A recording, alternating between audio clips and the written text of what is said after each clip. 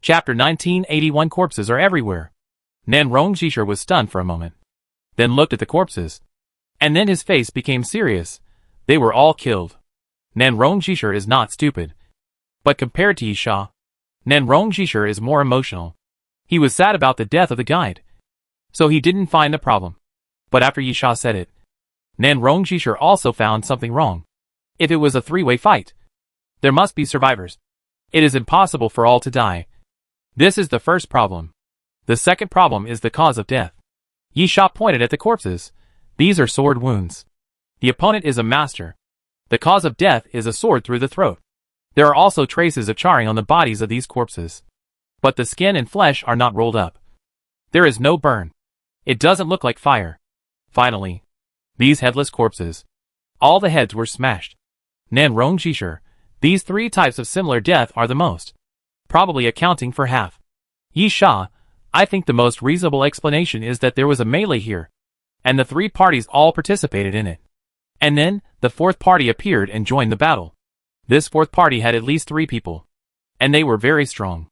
After joining the battle, the situation instantly became one-sided, and they killed everyone and left. Nan Rongjishir, was the guide killed by those people? Yisha, it is very likely. We still have to talk about the controlled Weiss guide.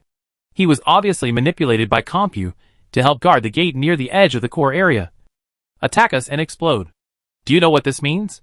Nan Rongjishir, Compu has a strong combat power? Yisha shook his head. Don't forget what Compu's most powerful point is. That is technological power. Nan Rongjishir looked puzzled. Yisha explained, the guide is very strong. But if Computech has studied the guide's light source life form and found some way to control them, it is not impossible. Right? Nan Rongjishir nodded. Then there is nothing else. Yisha, who knows how they can study the light source life form, let alone how to control it? Nan Rongjishir was angry. Are you talking nonsense? The brain is a good thing, but unfortunately you don't have it. Yisha, the key is control. A living guide is more useful than a dead guide. Do you understand? Nan Rongjishir's pupil shrank. What do you mean? Yisha, it's what you think. The light source life form of the guide is simply an energy body. If it can be controlled, even if it is used for self-detonation, it will be a terrifying power. In this case, if it can be controlled, why kill it? Nan Rongjishir, so? Do you think there is a fourth party? The one who controls Weiss guide is Compu. And the one who killed Carlo guide is another group of people? Yisha, yes. Nan Rongjishir, where does the fourth party come from? Yisha smiled. Our thinking is finally synchronized. Which is what I can't figure out. Calm. There is no need to say more about this. This is their base camp. Secondly, there is nothing much to say about Doomsday Train and Apostle Walk. They come here for different reasons. But they are here anyway. The most important point is that there are many forces in this Doomsday. And a human camp of survivors can be regarded as a force. And there are also people like Ming Hai who have once made their forces big. However, this kind of power is incomparable to Doomsday Train, Apostle Walk, and Compu. In Yisha's view, it is just for the sake of survival and the level of keeping warm together. It is amazing that Ming Hai could communicate with countless survivors in a human camp. But is it really amazing? When the people of Doomsday Train arrived, Ming Hai could only let people escape. The two are not of the same nature. So, the question now is not why there is a fourth party force, but where there is a fourth party force that is qualified to enter here, qualified to join this battle, and so powerful. Anyway, Yisha can't think of it. No, there are. Nan Rongjishir suddenly said, it's just that the number of people is a little confusing to me. Yisha raised his eyebrows and thought of a possible answer. He licked his lips. Apostle Noah. This is indeed the answer that is closest to the correct answer. If it is Apostle Noah, it is not surprising to kill all these people and the guide. Yisha, it is very likely that I guessed it right. As for the number of people, I am just guessing based on the cause of death. Apostle Noah has more than one ability. Isn't it okay for him to change the way of killing people? Yisha's speculation is reliable, but not reliable. After all, abilities are indeed like this.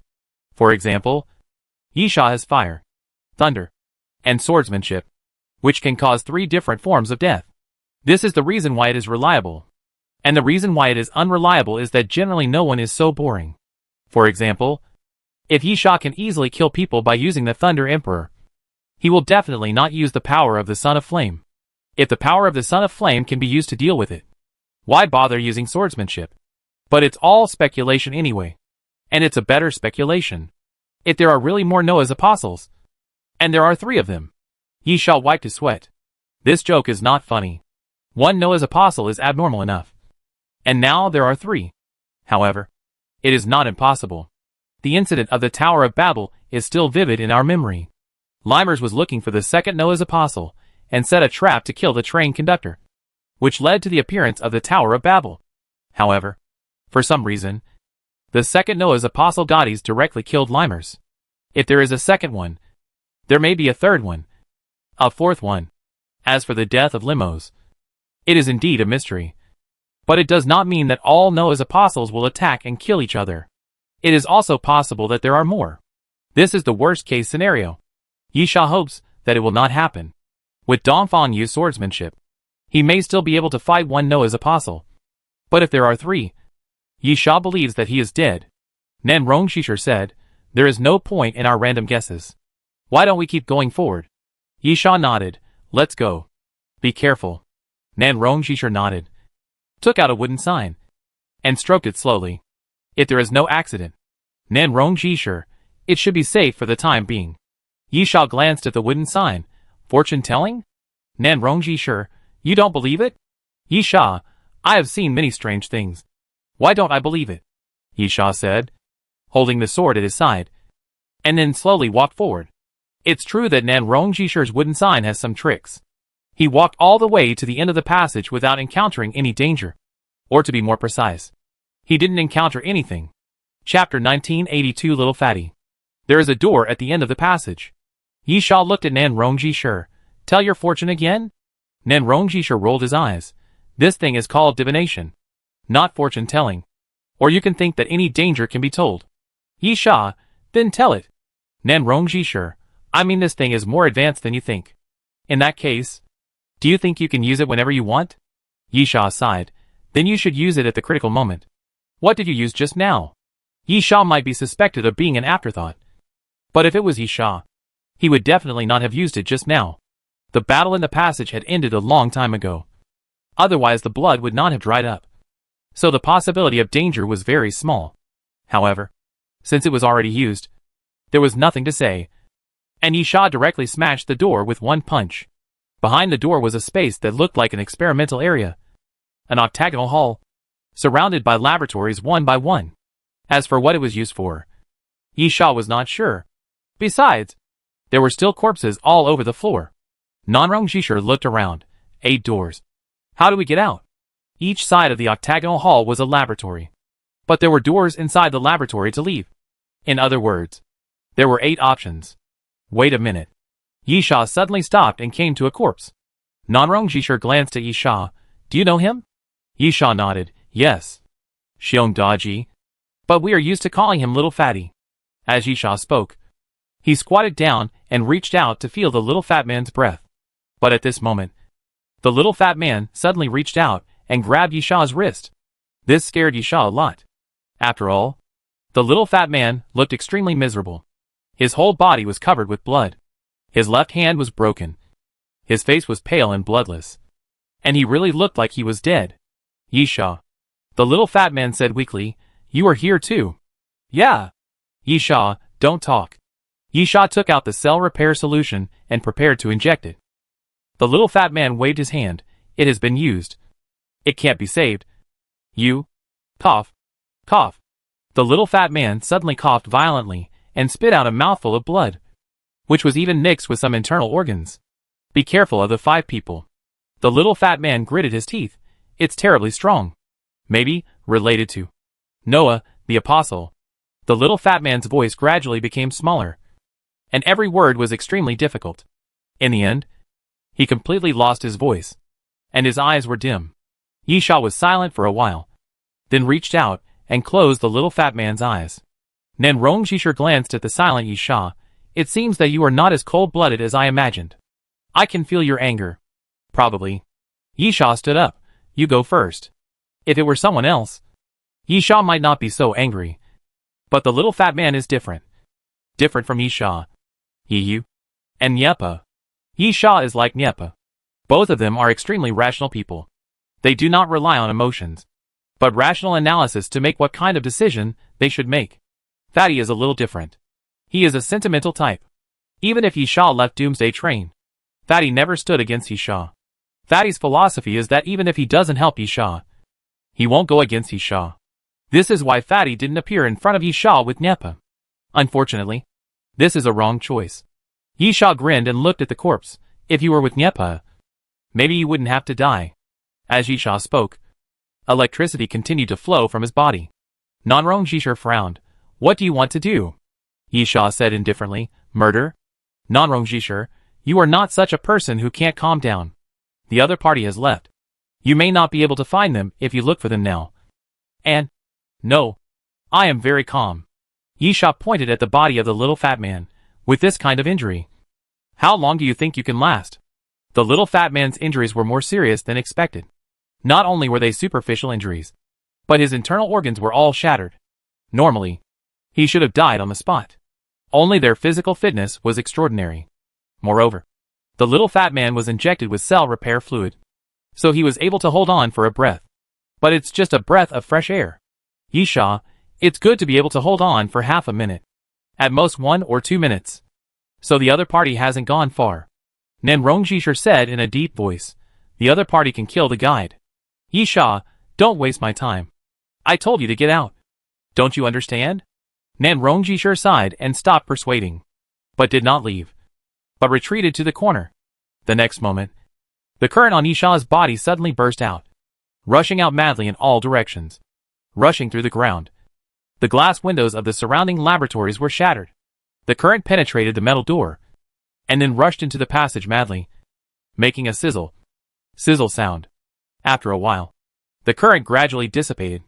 Yisha shouted, "Get out of here!" Behind the laboratory door in the southeast, a middle-aged man slowly walked out of the passage, entered the laboratory, and then came to the hall. The man looked to be in his early 40s, with brown curly hair, tall, about 1.9 meters tall, muscular, wearing a white robe, a bit like a priest's robe, with a huge wooden cross on his back, almost as tall as the man. Answer me 2 questions. Yisha, I can make your death a little easier. The middle-aged man showed a disdainful expression. What a big tone. Yisha, first question. Who are you? I am Silver Wolf. You can call me that. The middle-aged man said contemptuously. As for who I am, I don't think I need to explain too much to 2 dead people. Yisha then. The second question. Aren't there 5 of you? Silver Wolf. To deal with the 2 fish that slipped through the net. I think 1 person is enough. Yisha nodded. He made a noise to attract the other party back. But the other party obviously didn't care, or thought highly of himself. So he only sent 1 person back to check the situation. Yisha, very good. 2 questions are asked. You can die. Zila. Yisha stretched out his hand forward, and a current surged forward, quickly turning into a lightning column, bombarding the other party. A trivial trick. Silver Wolf stood still and stretched out his hand. Boom! The lightning column hit the palm of Silver Wolf, and then exploded, turning into countless arcs. It feels like the power of an apostle. Nanrongjishir, is this guy an apostle of Noah? Nanrongjishir used a question. Those who possess the power of an apostle are either the son of God or the apostle of Noah. But the other party does not seem to be an apostle of Noah, because the feeling of the apostle's power is very weak. Chapter 1983 Silver Wolf. Oh! Silver Wolf looked at the 2. You 2 seem to know a lot. Yisha, Gaddis is here too. Right? Silver Wolf raised his eyebrows, and then said in a low voice, Can you call the master's name directly? Yisha grinned. This sentence was considered an answer, because the other party's identity could be confirmed, and it was obvious that this guy was related to Gaddis. Silver Wolf took off the cross from his back. You will die because of your disrespect. Yisha sneered, Idiot. As Yisha spoke, the current surged through his body, and he rushed towards Silver Wolf again. I've even been a train conductor. Yisha shouted, What the hell is Gaddis? The current surged, and quickly reached Silver Wolf. Bang! Silver Wolf raised the cross, and smashed it hard on the ground. The will of the holy light. The moment Silver Wolf finished speaking, the cross emitted a white light, which collided with the current and continuously blocked the current. Nanrong Jishir was surprised. The power of the Son of Light. This is the power of Mashi's apostle. Yi Sha, everything must die. Yi Sha knew the reason why Nanrong Jishir was surprised. Because the apostles were not repeated. In theory, if Moshi got the power of the Son of Light, it would be impossible for others to get it. Unless Mashi died. Kill Mashi, and you can get the power of the Son of Light from Mashi. However, Yi Sha knew that this was not the case. If Dongfang Yu did not deceive him, Noah's apostle was actually a prisoner who escaped from the origin land and possessed the power of an apostle. As for the guy in front of him, he should not be Noah's apostle. The power of the Son of Light is mostly obtained from Gaudis, because the power of the apostle is very weak and not strong. Of course, this also explains why the other party can kill the guide. The power of the apostle is the nemesis of the guide, and can quickly consume the energy of the guide. At the same time, Yi Sha attacked again, and the current on his body continued to surge.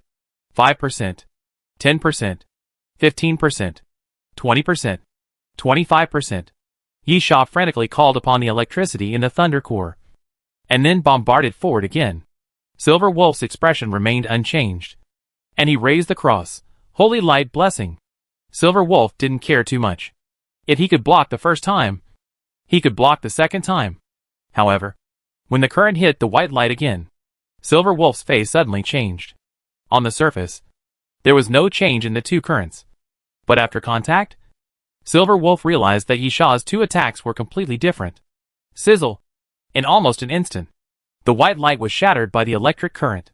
Then the electric current hit the Silver Wolf's body, wrapping up the whole body of the Silver Wolf. Ah! Ah! Ah! The Silver Wolf opened his arms and shouted loudly, and his body was cut open by the electric arc, and blood gradually seeped out. Then, the painful expression on the Silver Wolf's face suddenly disappeared, and he looked at Yi Sha teasingly. I'm lying to you. It doesn't hurt at all, because I don't feel pain. Yi Sha looked at the blood on the Silver Wolf. There was very little blood, dark red, and coagulated. At the same time, the wounds healed quickly after they appeared. I see. Yi Sha, you are a fusion zombie. Fusion zombies are Limer's specialty. But as a Noah apostle, it is not strange that Gaudis can also create fusion zombies. At the same time, the guy in front of him should be much more advanced than the fusion zombies Yi Sha has seen. After all, this guy in front of him doesn't look like a zombie at all. Of course, then again, the fusion zombies made by Limers are densely packed. If Gaddis only makes 5 with the same resources, then it is natural that they are powerful. Silver Wolf has a pious face and covers his chest with his hands. The great master has given us life and power. I will destroy all enemies for the master. You? Silver Wolf pointed at Yi Sha. Disrespect to the master. Silver Wolf, you must die. Yi Sha disdainfully, neither human nor ghost. Yi Sha didn't waste any words, and raised his hand again to slash out a lightning blade, which fell towards the head of the Silver Wolf. Fusion zombies are divided into different levels. The worst ones are fusion beasts. Things like corpse eggs, or monsters made of broken limbs. The human form is more advanced, and the Silver Wolf should be considered the most advanced among the advanced.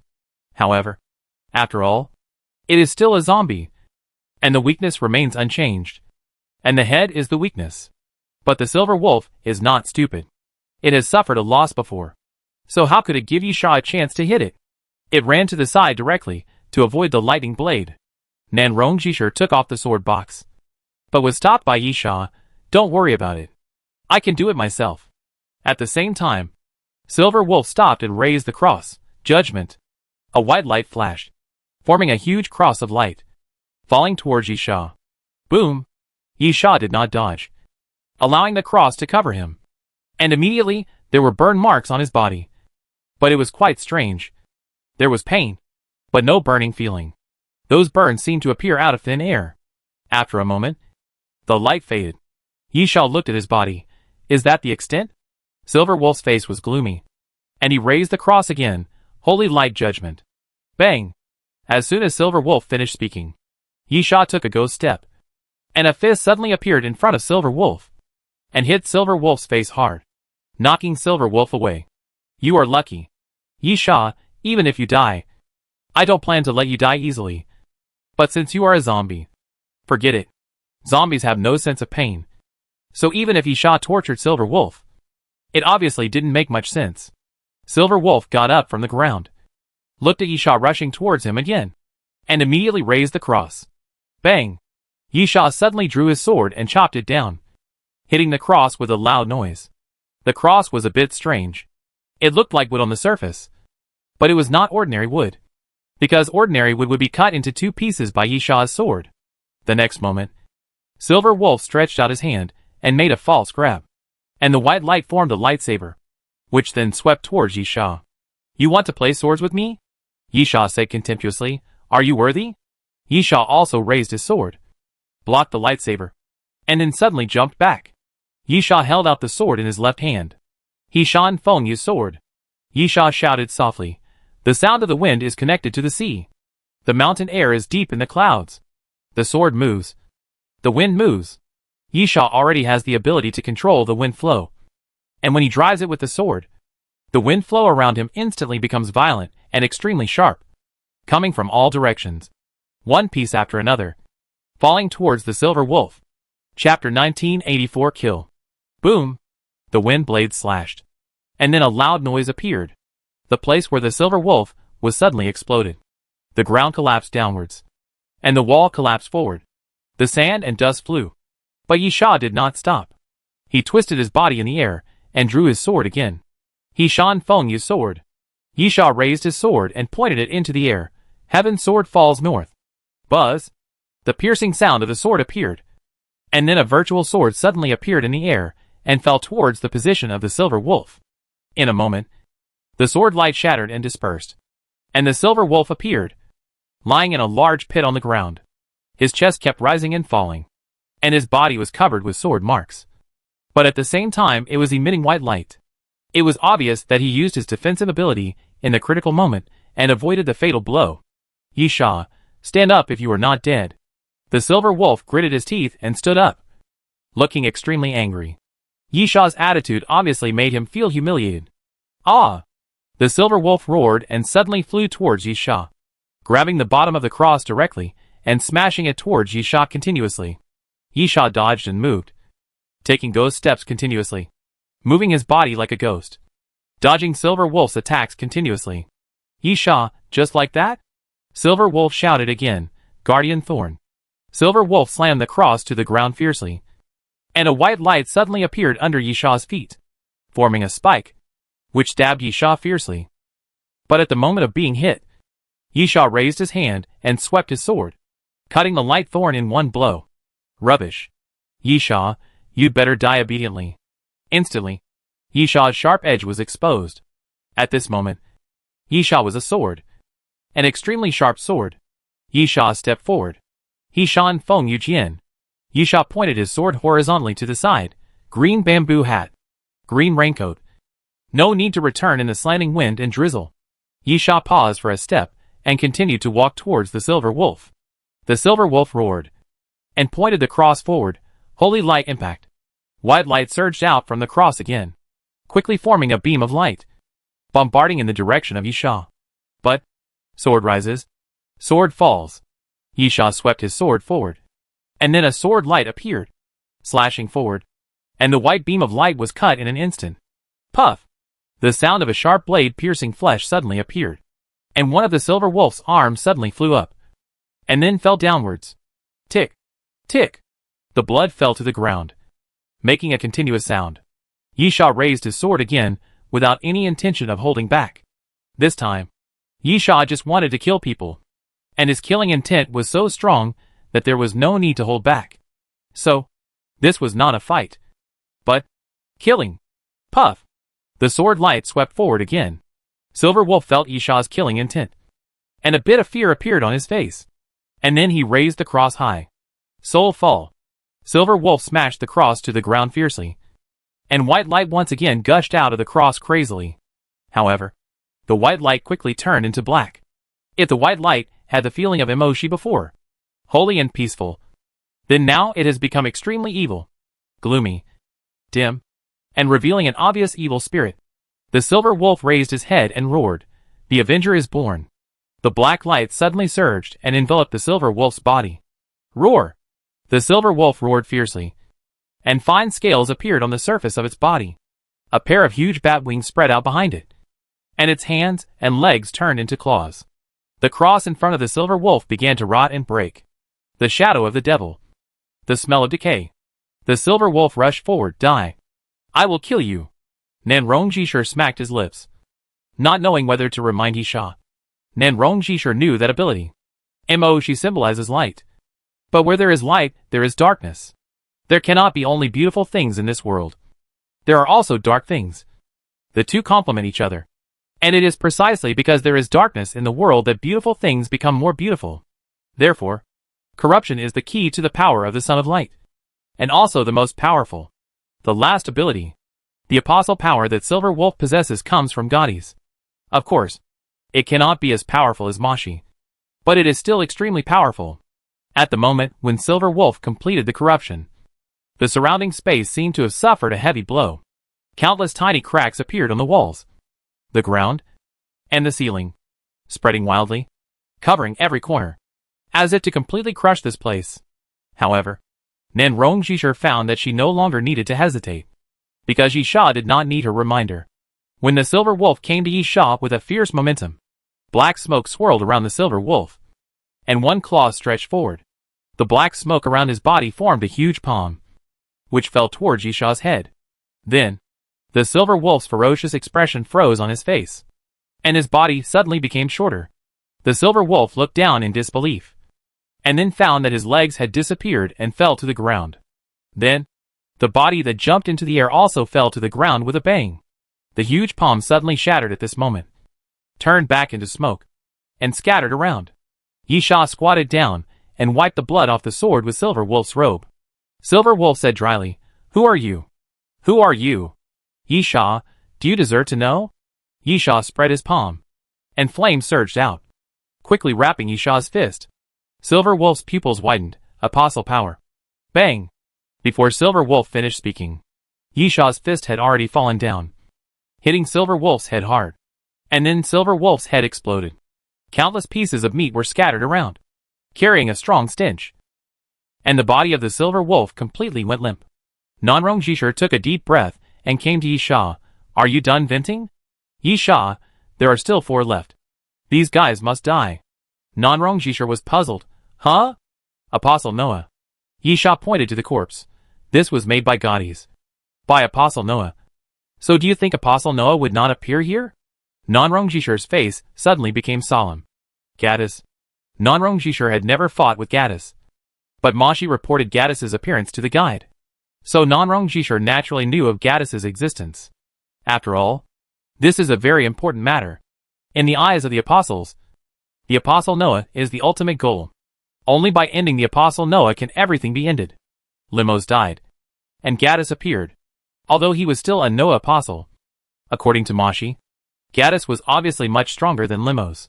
In fact, Gaddis was indeed much stronger than Limos. The appearance of Gaddis was obviously not good news. Chapter 1985 Core Area. Standing here, maybe it will be the end of everything soon. So, when all this comes, who can make Yisha feel like he is facing a great enemy? The train conductor is definitely one. And the second is of course Gaddis. If nothing unexpected happens, these two should be the most powerful guys. Yisha suddenly thought of Dongfang Yu. If Dongfang Yu can leave the origin land, can he fight these two guys? Speaking of which, this can be regarded as a killer. But Yisha is very troubled. Where is Dongfang Yu's other sword soldier clone? If you don't kill that guy, there is no way to get Dongfang Yu out of the origin land. Dongfang Yu, that bastard, was also unclear. Would he come to find me? Where is he? Where is he? Yisha really wanted to close the door and let the dog out, and get Dongfang Yu out. At present, there are only 3 people whose strength is unclear, namely Dongfang Yu, the train conductor, and Gaddis. It would be best if these 3 people fought to death and then died together, and the world would be quiet. However, Yisha just thought about it casually, and was not so naive. Moreover, according to the current situation, Dongfang Yu's plan was likely to fail, and he had no time to find Dongfang Yu's other sword soldier clone. In this case, we can only focus on the present. The train conductor and Gaudis are definitely the enemy. Train conductor. When thinking of the train conductor, Yisha felt a headache. No one knew what the train conductor was thinking. And no one knew when the train conductor would show up. So the train conductor could be left alone for now. As for Gaudis, it was clear that he was definitely an enemy. Although according to Dong Fengyu, killing Gaudis would be useless. The target should be the train conductor and Apostle Zero. But Yisha couldn't tell the truth from the false. Anyway, Yisha felt that if he told the apostles, they would definitely ignore him. They did so much just to kill Apostle Noah. Besides, who knows the result if they don't kill them? Therefore, Gaudis is definitely an enemy who must die. In this case, destroying the enemy's power is to strengthen one's own strength. Those guys created by Gaudis must be killed. Nanrong Jishir, can you get another one? Or get the remaining 4? Can you handle it? Yisha, are you stupid? Or are they stupid? Do you think they can come? Nanrong Jishir laughed dryly. This is true. If Yisha comes again, the other party will definitely know that their people are dead. And they will come together or not. Moreover, the latter possibility is definitely greater. If he puts himself in their shoes, if this happens to him, Nanrong Jishir thinks that even if he wants to take action, he will ambush, and will not be stupid enough to come again. Nanrong Jishir pointed to the side. That guy came out of this passage. Yisha nodded. Just go this way. Yisha and Nanrong Jishir entered the laboratory and walked along the passage. This passage was rare in that there were no traps. It was a very ordinary passage. I walked forward and didn't see any forks. Nanrong Jishir, if the other party wanted to ambush, it shouldn't be here. Except in the ventilation duct. Yisha nodded. Not in the ventilation duct. The ventilation duct is a good place for an ambush. But there can only be 1 or 2 people there at most.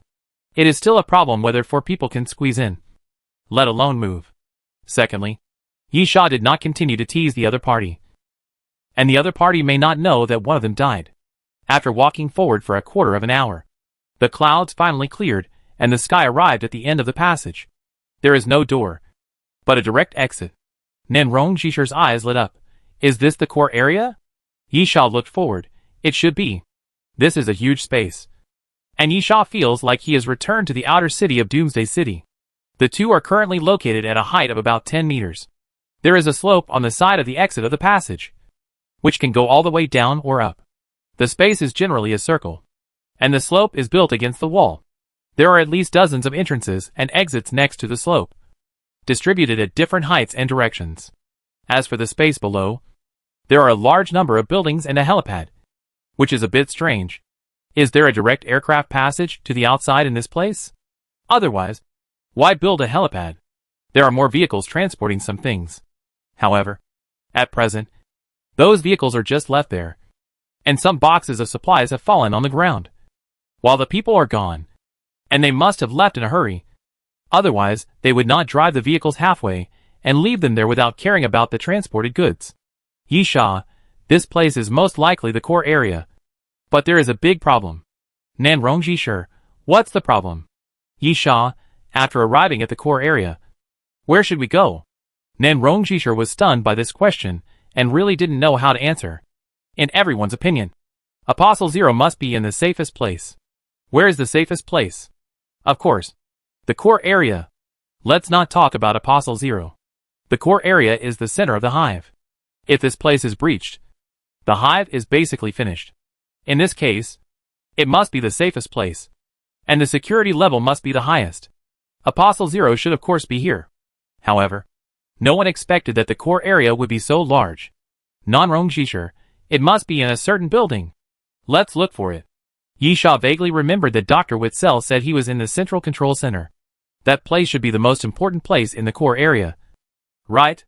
However, Yisha quickly smiled bitterly and shook his head. Even if he knew he had to find the Central Control Center, which building was the Central Control Center, he was still at a loss. Yisha, never mind. Let's go down and take a look first.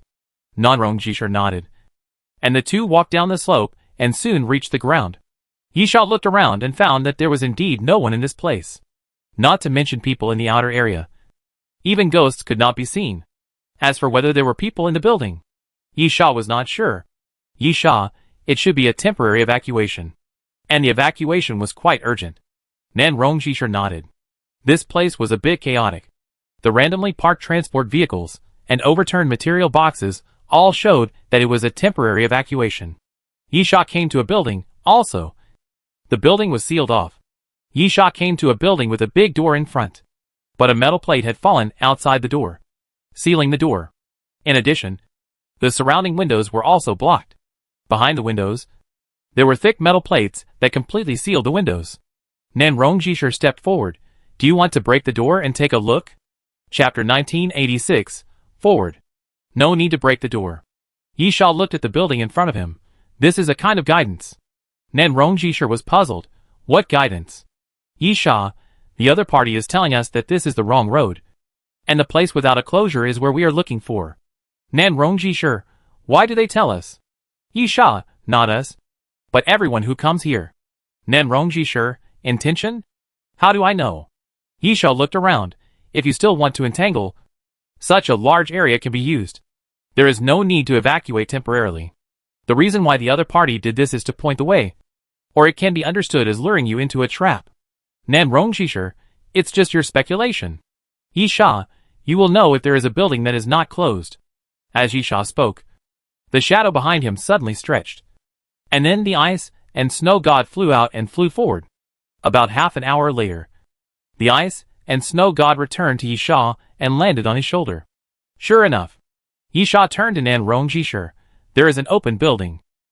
And it should be our target. Nan Rongjishir, then let's go and take a look. Yisha nodded. Let the ice and snow god lead the way. And then walk forward. Soon, Yisha and Nan Rongjishir saw the building. This is a white dome building with an entrance and exit in the east, northwest and north. The entrance and exit doors are open, and the lights are bright. Yisha and Nan Rongjishir came to the entrance. See? This means that the door is open for you to enter. Nan Rongjishir, be careful of fraud. Yisha, it's not a question of whether there is a fraud or not. Nan Rongjishir wondered, what is the question? Yisha, even if there is a fraud, won't you go in? Nan Rongjishir thought about it, and found that what Yisha said made sense. Even if you know there is danger, it seems that you have no choice but to go in. The conspiracy is to come secretly, and do something to you without your knowledge. The opposite is true for an open plot. Even if you know there is danger, you still have to force your way in. Yisha, so, don't think too much. When the enemy comes, we will fight back with our generals. When the water comes, we will block it with earth. Yisha said as he walked in. After entering the main gate, there is a passage, which is clean and tidy. Unlike other places, it seems that there are no traps and no traces of fighting. In the middle is a track, which is running and can send people to the front. Yisha and Nan Rongjishir stepped on the track and let it send them forward. An electronic voice soon sounded around. Welcome to the core of the hive. This place is built with the greatest technology. Located 2,870 meters underground, with more than 1,700 staff. We simulated the working environment on the ground, including sunlight and natural environment. Yisha was interested in listening at first, but later found that the electronic voice was completely nonsense, and it was just introducing the hive. Yisha said to Nan Rongjishir, do the people from Compu really think we are here for tourism? Nan Rongjishir explained, that's not the case. You thought the hive was built after the end of the world, so you have such an idea. In fact, the hive itself was built by Computech before the end of the world. It is the most magnificent research institute in the world. Yisha was puzzled. Oh? Nan Rongjishir, the hive plan came from about 20 years ago, earlier than the underground city we saw in the new third city. However, the technology was limited at that time, and only the framework was built sporadically. Moreover, although Computech was not small in scale at that time, it was not one of the best in the world, and its financial resources were not that strong. It was not until a few years before the end of the world that the technology was relatively mature, and the hive began to be officially invested in large-scale construction. However, I don't know if it was completed at that time, or it may be completed after the end of the world. Yisha, how do you know so much? Nan Rongjishir, I found out when I passed by the data room when I entered here. The underground city of the new third city was built based on the honeycomb. Of course, it is not completed yet.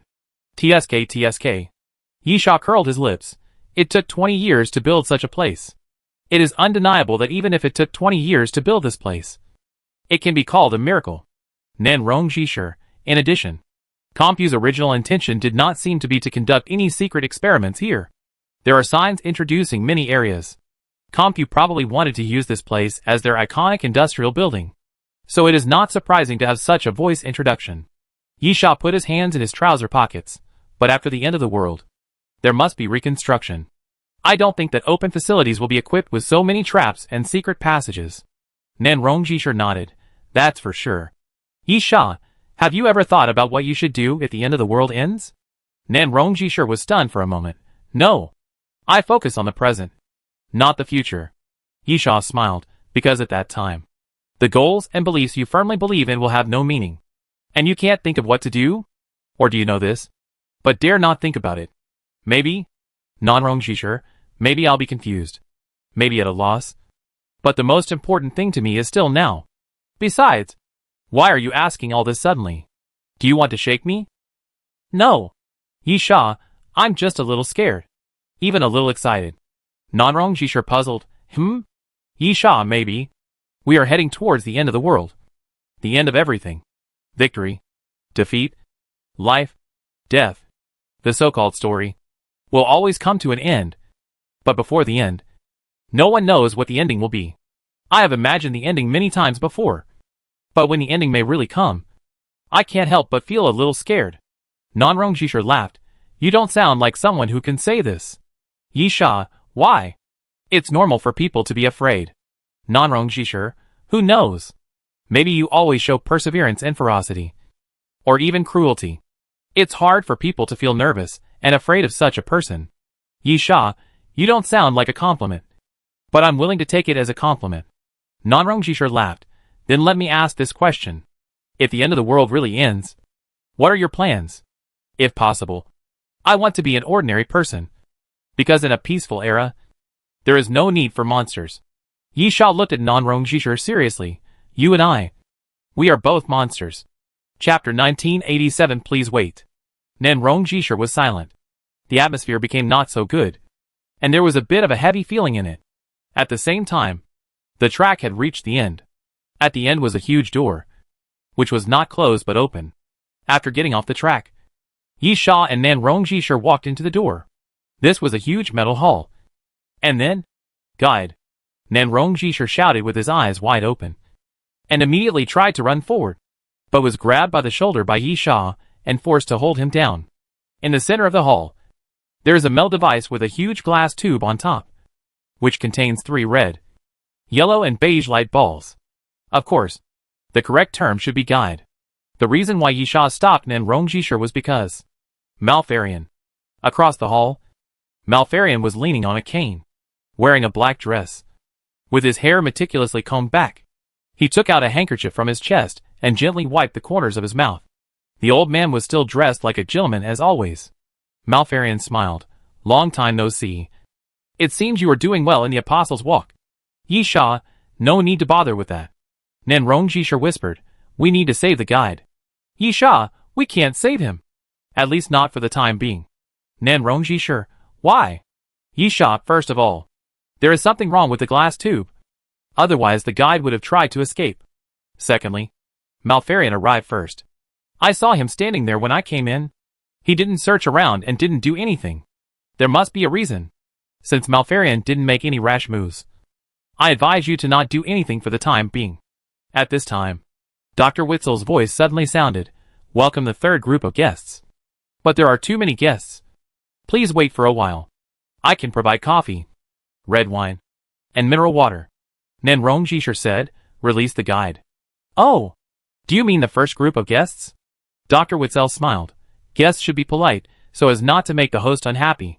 Unfortunately, they are bad guests and too unfriendly. So I can only take some extraordinary measures. By the way, little girl, I advise you not to learn from them. Nan Rongjishir wanted to say something, but was stopped by Yisha. And then said, don't you want me to come? Now that I'm here, why don't you come out? Dr. Witzel, I said. There are a lot of guests. Please be patient. On the other side, Malfarian suddenly snapped his fingers. Please give me a cup of coffee. Mantling without sugar. Dr. Witzel, no problem. Please wait. Yisha thought about it. sat down in the corner, and then took out energy drinks and energy bars, as well as a few packs of compressed biscuits. Nanrong Jishir sat down next to Yi Sha and rolled his eyes. Do you really have the time?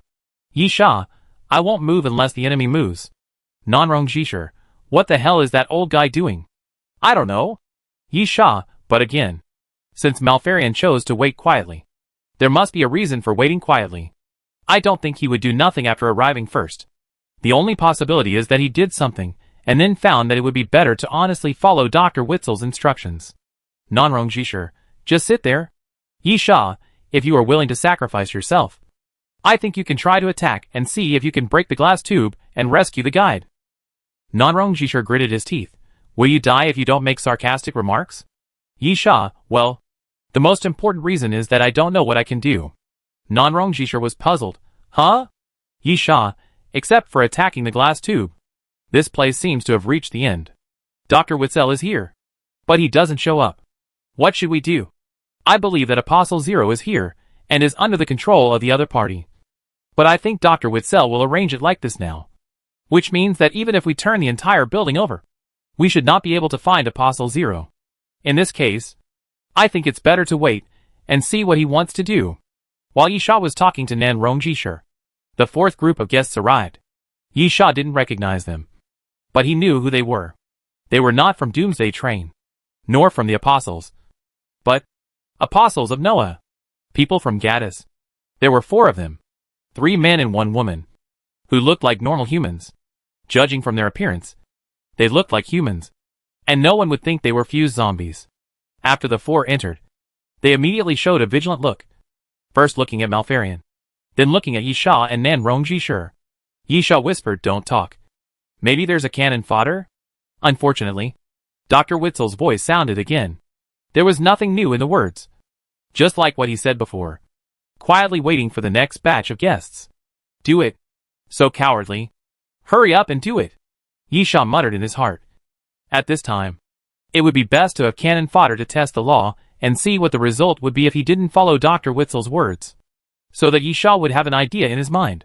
Then, one of the 4 men actually took action, but he had no intention of attacking the glass tube, nor did he respond to Dr. Witzel's words, but walked directly towards Yi Sha. Yi Sha cursed, actually looking for trouble with him. It was a tall and strong man, very strong, like an iron tower, more than 2 meters tall, came to the side of Yi Sha, because Yi Sha was sitting on the ground. It felt like he was blocking the sky and the sun, blocking all the light.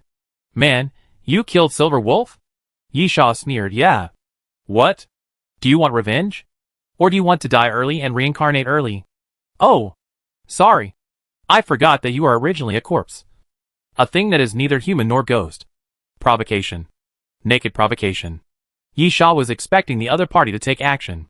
Once the other party took action, he could take action, and then take the opportunity to destroy this place, and then see what Dr. Witzel was doing. Unfortunately, the old man Witzel made trouble, and his voice sounded again. Dear guests, the banquet has not started yet. Please be patient. The sturdy man hesitated for a moment, then returned to his seat. Yi Sha whispered, I always feel that there is something we don't know. Nanrong Jishir, what do you mean? Yi Sha, otherwise they wouldn't be so honest. Nanrong Jishir, you are also very honest now. Yi Sha did not reply, but looked at Malfarian, and then looked at the 4 people on the other side. Chapter 1988 Apostle. Yi Sha felt strange at the moment. It should have been a life and death situation. But everyone stayed here quietly, and no one took action. Moreover, the 5th and 6th batches of guests arrived soon. Gonlin came gracefully, wearing a white long dress, looking like a white lotus, with a pure feeling. Of course, anyone who thought so would definitely die miserably. When Gonlin saw Yi Sha, she smiled and waved to Yi Sha, then gracefully came to Yi Sha, like an old friend. Long time no see. How are you doing? Yi Sha, not dead yet. What do you think? Gonlin smiled. You're right. It's good to be alive. After Gonlin finished speaking, he leaned against the wall not far from Yi Sha, waiting quietly. Yi Sha, you just watch? Gonlin, what else? Yi Sha, why don't you take action? Gonlin, who to take action against? This question really stumped Yi Sha. Even if he took action, Who should he take action against? However, Yi Sha quickly thought of a more direct question and continued to ask, "What are you waiting for?" Gan Lin, I don't know. Yi Sha was confused. Gan Lin, this is what the conductor meant. In the conductor's words, everything will end here. Hope or despair. Both are possible. But this world is already in ruins. So it's time to put an end to this world. Yi Sha, will the conductor come? Gan Lin, I don't know. I just know I have to come here. Yi Sha then? Gan Lin, then I don't know. Yi Sha cursed. What the hell is this? Yi Sha, what is the mission of Doomsday Train? Gan Lin, kill the apostles and survive. Yi Sha was stunned. This is no different from what Nyepa said. But it still can't explain the current situation. Gan Lin suddenly realized. Don't you know why everyone is waiting? Yi Sha nodded. Gan Lin, because this is the end. Yi Sha was puzzled. The end? Gan Lin, the second mission is to kill the apostles. All the apostles are the goal. The first mission is to survive. There are about 2.5 hours left. This place will be destroyed. If you want to survive, you must go to the end. And this is the end. Yi Sha, what will happen after reaching the destination? Gan Lin replied with 3 words that almost made Yi Sha vomit blood. I don't know. Gan Lin, because I don't know. I don't do anything. Besides, everyone is waiting. So I will wait too. I believe something will happen. This inference. It really makes sense. Yi Sha thought so. Since no one is moving, he won't move either. Then, the 6th group of guests arrived. Yi Sha was stunned for a moment and looked at the other party. How did you get here? The 6th group to arrive was Ming Hai. Ming Hai scratched his head. How did you get in? You just walked and got in. Yi Sha, how did you get out of the water? Ming Hai, the water receded after you left. You are such a heartless person. Didn't you ever think of saving me? Yi Sha, you can't die. Yi Sha was still in shock. Even if the water in that damn place receded, Ming Hai could have walked here. Yi Sha, where is the corpse flower? Ming Hai, I don't know. It doesn't listen to me. How do I know where it ran to? Don't know? Yi Sha hates hearing these 3 words the most now. Gan Lin and Ming Hai arrived.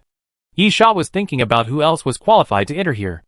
After thinking about it, there were only 2. The train conductor must be one of them, and the other should be Noah's apostle Gaudis. However, the 7th batch was not these 2 people, but 1,000 faces. Yi Sha was stunned. He really didn't know this person, although they were all saints.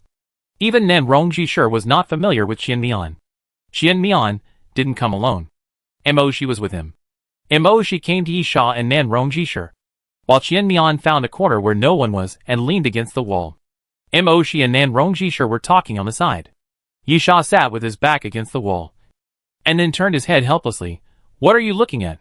Gan Lin squatted beside Yi Sha, holding his chin and smiled. Look at you. I haven't seen you for a long time. Look at you more. Yi Sha, can you stay away from me? Gan Lin looked aggrieved. When I need you, I'm Xiao Tian.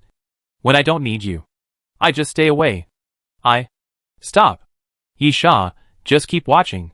Gan Lin smiled and sat next to Yi Sha, and then tried to lean her head on Yi Sha's shoulder. But Yi Sha avoided her. Yi Sha, Gadik shouldn't show up. Nan Rongjishir turned his head. Why? Yi Sha, after getting 4 cannon fodders, how could Gadik show up? So, the train conductor is still waiting? Suddenly, the lights around flickered, and the sound of mechanical rotation suddenly sounded, and Yi Sha stood up from the ground. There are 4 passages in the hall, corresponding to the 4 doors outside and the 4 doors inside. At this moment, accompanied by the sound of mechanical rotation, the 4 alloy doors closed at the same time. In the flickering lights, a projection suddenly projected down, forming the figure of Dr. Witzel. Hello everyone. Welcome everyone here. Dr. Witzel paced with a smile. First, please allow me to introduce myself. I am Witzel, the former Chief Research Officer of Comscope. At present, things are a bit complicated, but you can assume that I am the one in charge here. I know that everyone has their own reasons for coming here. Don't worry. I will satisfy you. Dr. Witzel raised his hand. First of all, this is what you are looking for, right? Dr. Witzel waved his hand, and the metal table in the glass tube suddenly began to sink. Nan Rongjishir wanted to speak, but was held back by Yi Sha. The guide disappeared as the metal platform fell. And soon, a new metal platform rose up. And inside was the apostle. It was a white apostle, whose flesh was like a sponge, soft and a bit like an inflatable toy that was not inflated. The head was an oval with 8 eyes on it. There were many wounds on the apostle's body, which were obviously caused by sampling. The wounds had healed, but the healed parts were very strange, like tumors one by one, all over the body. Dr. Witzel, this is what you were looking for, right? Yisha carefully observed the people around him.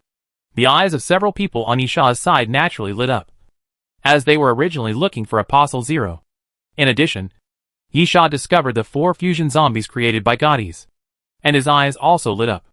However, Chapter 1989 The Will of the World. Gon Lin and Malfarian were indifferent.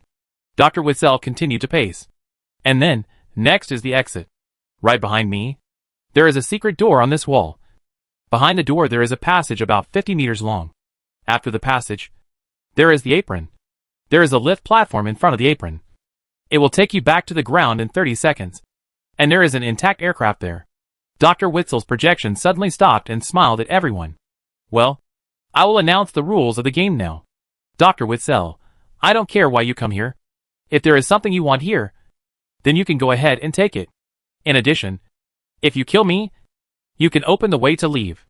After Dr. Witzel finished speaking, he stood with his hands behind his back. But no one moved. Nanrong Jisher and Mashi looked at Yisha together. At this time, Yisha was the type who had more ideas. Yisha wiped the cold sweat from his forehead and began to hurt his brain cells. The current situation is not easy to judge, mainly because the train conductor and Gaddis did not show up. These two are big guys, and their will is very important. Take Gaddis for example. The Apostle Walk has always believed that Noah's apostle is the target and the way to end the end of the world. If Gaddis appears, there is basically nothing to say. Nanrong Jisher and Mo she will find a way to kill each other even if they die. This has nothing to do with whether it is right or not, but that they have no way out. Kill Noah's apostle. This is the will that the guide has instilled in the Son of God. All the sons of God, except Yisha, are also working towards this goal. Therefore, no matter whether killing Gaudis can end the apocalypse, they will try without hesitation. Otherwise their persistence will become meaningless. The conductor. That's even more mysterious. The existence of the Doomsday train and the conductor have always been the most mysterious things. Moreover, everyone knows that the conductor knows a lot of things. So the conductor's will is very important. As long as they know what the conductor wants to do, they can judge what they should do. However, Gaudis did not show up, and 5 cannon fodders were thrown out, and one of them was killed by Yisha. The train conductor did not show up either. Everyone on the Doomsday train came, but it was meaningless. What was important was the train conductor and his will. What should I do? Yisha had cold sweat on his forehead. For the first time, he felt that his IQ was not enough. The current situation was quite difficult to judge. However, Yisha was still confused. But it did not mean that others had no clues. So, Malfarian took action. Malfarian didn't waste any words. He directly punched the wall that Dr. Witzel mentioned with a sword. And the black light between his fists was bright. Yisha was surprised. This old guy really wanted to run away. He had no interest in Apostle Zero? The next moment, the 4 fused zombies took action. Yisha cursed in a low voice. They were coming for him. But it was not right. Even if he killed one of them to get revenge, he should have distinguished the importance of the matter. Attacking himself at this time? Did he have no interest in Apostle Zero? Clang. Yisha didn't care what the other party was thinking. But since they were coming for him, he had to fight. And then, Yisha suddenly found that no one cared about him. The 4 fused zombies actually surrounded Ming Hai at the first time. At the same time, Malfarian suddenly turned around, and the fist that was originally blasted towards the wall suddenly came towards Ming Hai. At the same time, Gon Lin suddenly looked at Ming Hai. Crack, crack. Countless white bones appeared on the ground. Like creepers, quickly climbed onto Ming Hai's body and bound Ming Hai. Almost in an instant, Ming Hai was beaten to pieces. His legs were torn off by the bone hand. Malfarian punched Ming Hai's chest. Ming Hai's chest instantly caved in. 4 fused zombies attacked Ming Hai's head at the same time. Ming Hai's head exploded like a smashed watermelon. Yisha was a little confused. and then looked at Nan Rongjishir and Emoshi. Both of them were also confused. What does it mean? It's normal for people in this place to attack each other. But it's very abnormal to attack Ming Hai. That guy is almost an outsider. The next moment, Ming Hai's body recovered quickly. His immortal body was really abnormal. Even with this level of joint attack, he still had no problem. Ming Hai looked at the people around him. I didn't expect that the train conductor would join forces with Noah's apostle. But can you kill me? Malfarian, it's not necessary to kill you. Just keep you here. Ming Hai showed a look of realization. So that's it. This game was set up for me. Yisha frowned and looked at Ming Hai. You seem to know something I don't know? Gonlin smiled. I think you are the only one who doesn't know. Ming Hai sighed, then pointed to the glass jar. That is not Apostle Zero. It is just an ordinary apostle corpse. Yisha was puzzled. Huh? Ming Hai, if there is no accident, the train conductor and Apostle Noah should go to find the real Apostle Zero now. Yisha, who are you? Malfarian, he is the monitor, representing the will of the end of the world. No. Ming Hai said seriously, it is not the will of the end of the world, but the will of the world. Yisha became more and more confused as he listened. It was all a mess. However, will? Yisha raised his eyebrows. Dongfang, you seem to have said it. But it was not clear. Very mysterious. Ming Hai looked around. In fact, you think too much. There is no point in trapping me. I will not do anything. I am just a bystander. This world is not determined by me, but comes from your choice. If Ming Hai doesn't take action, the others won't take action. Because their goal is to trap Ming Hai, not to kill him. Of course, the most important reason is that Ming Hai cannot be killed. Ming Hai, the end of the world has nothing to do with me. And I won't take action against the train conductor and Noah's apostle. Of course, whether I take action or not, they will fail. Yisha repeated the previous question. Who are you? Ming Hai, me? I am me. I am Ming Hai. But the will of the world just happened to choose me to be the monitor. Yisha, is the coming of the end of the world the will of the world? Ming Hai suddenly laughed and looked at the people around him. Do you all think so? No. This is your own choice. Or rather, this is the choice of mankind. Malfarian put away his fist. I actually want to hear about this point.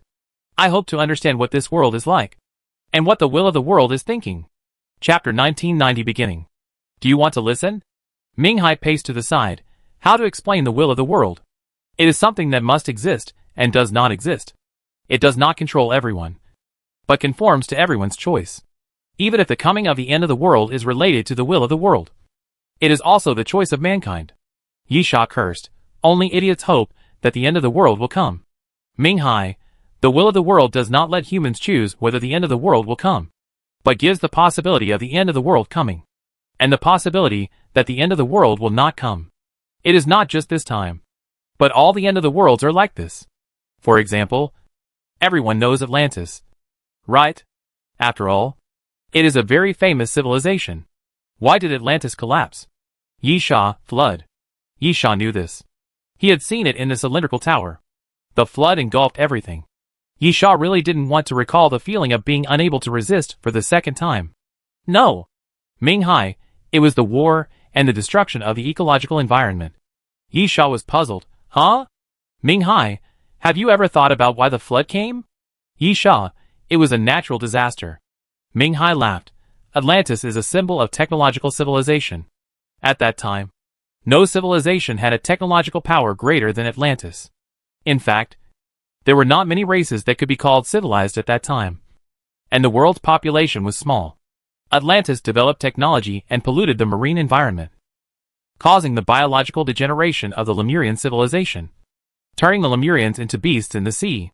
After that, the war broke out. The underwater volcanic environment was destroyed, and a tsunami appeared. Atlantis and Lemuria were destroyed at the same time. Yisha frowned, not knowing what to say. Rebut? Yisha didn't know how to refute. He only saw the tsunami. But who knows how the tsunami came from? Ming Hai, why don't we take a look at this time? Dr. Witzel. Right? Dr. Witzel smiled. Yes. Ming Hai, before the end of the world. Comp, you got this apostle. Right? Dr. Witzel, at that time, this secret was only in the hands of a few people, and I happen to be one of them. My answer is that it is true. About 5 years ago, an archaeological team invested by the company discovered an ancient ruins and found this apostle in the ruins. Ming Hai, 5 years ago. Hee. If I remember correctly, it was at that time that Compu developed rapidly. Of course, before that, Compu was a world-renowned company. But it was not the world's top company. It could only be said to be first class. After that, Compu developed rapidly. Why?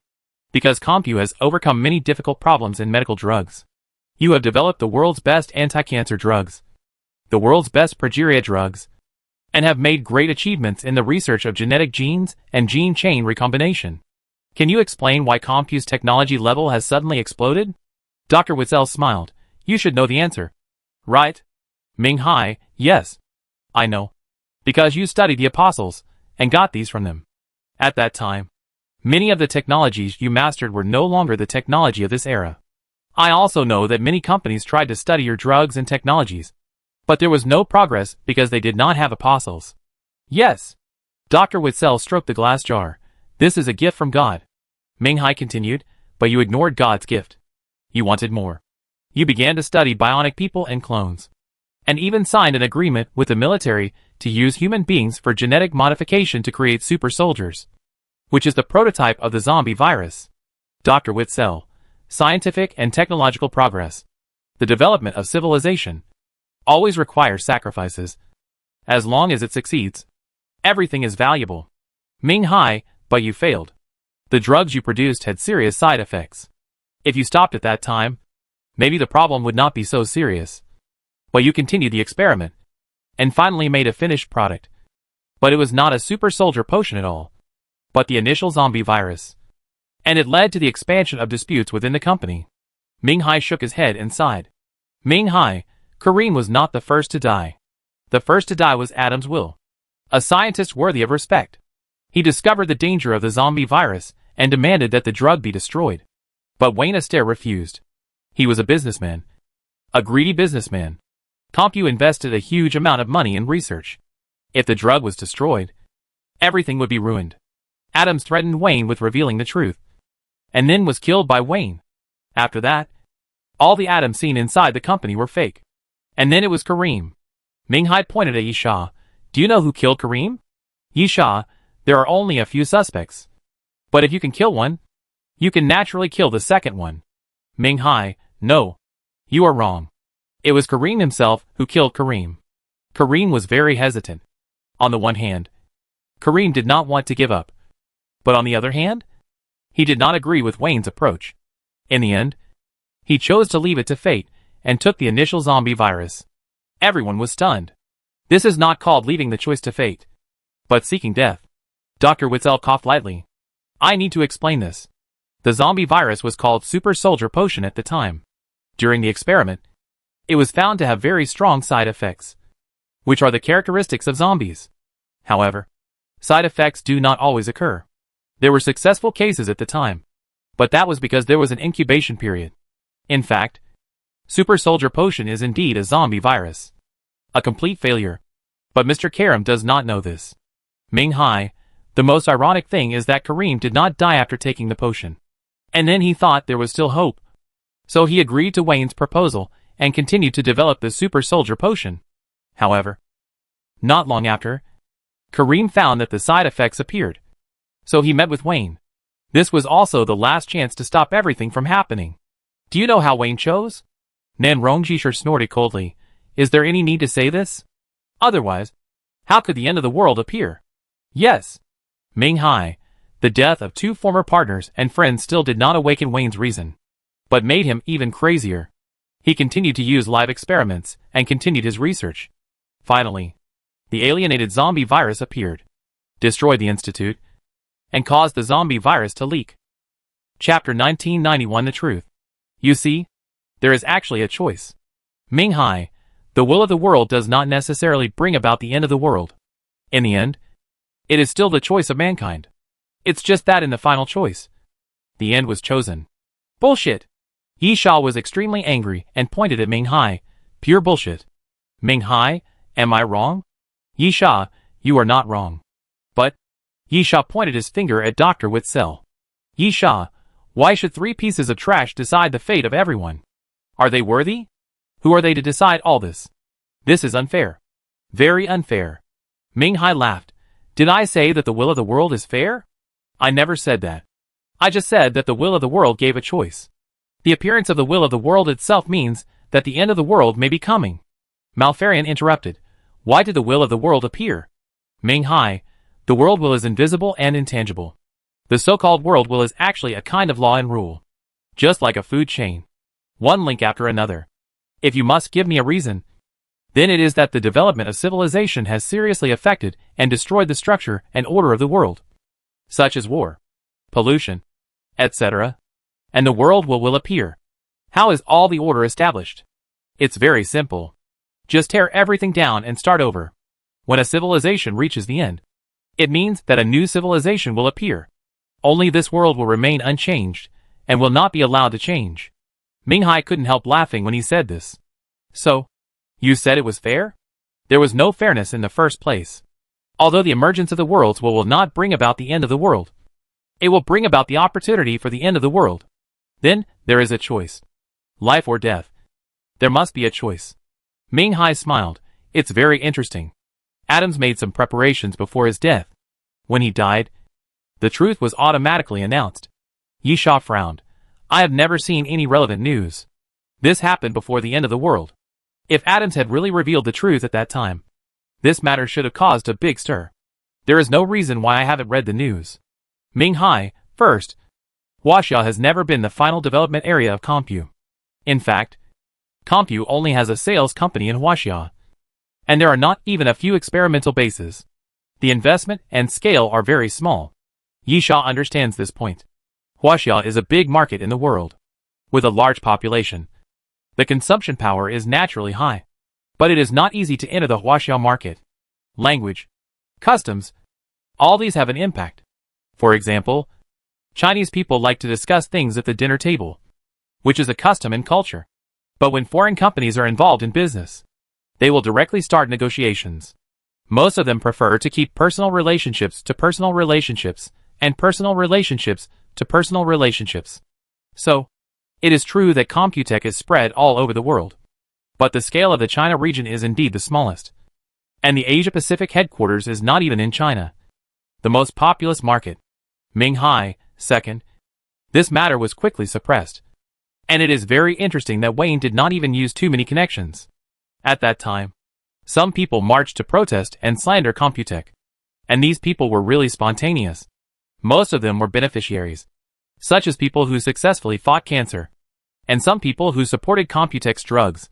They firmly believed that Computech could not do such a thing because Computech was their benefactor. Then Computech took the opportunity to clarify, and used a little relationship to easily suppress the matter. This is not an interesting thing, but an irony. Yi Sha understood Ming Hai's meaning, although Yi Sha didn't know about this matter, and it had nothing to do with the Chinese. But in fact, at that time in Europe and the United States, the impact on Compu's main sales battlefield was still relatively large. Many people participated in it, but they came and went quickly. Compu used their connections to suppress it, and this matter did not become international news. At the same time, because Compu had no bad record in the past, most people thought it was slander, and Compu used his connections to suppress the news.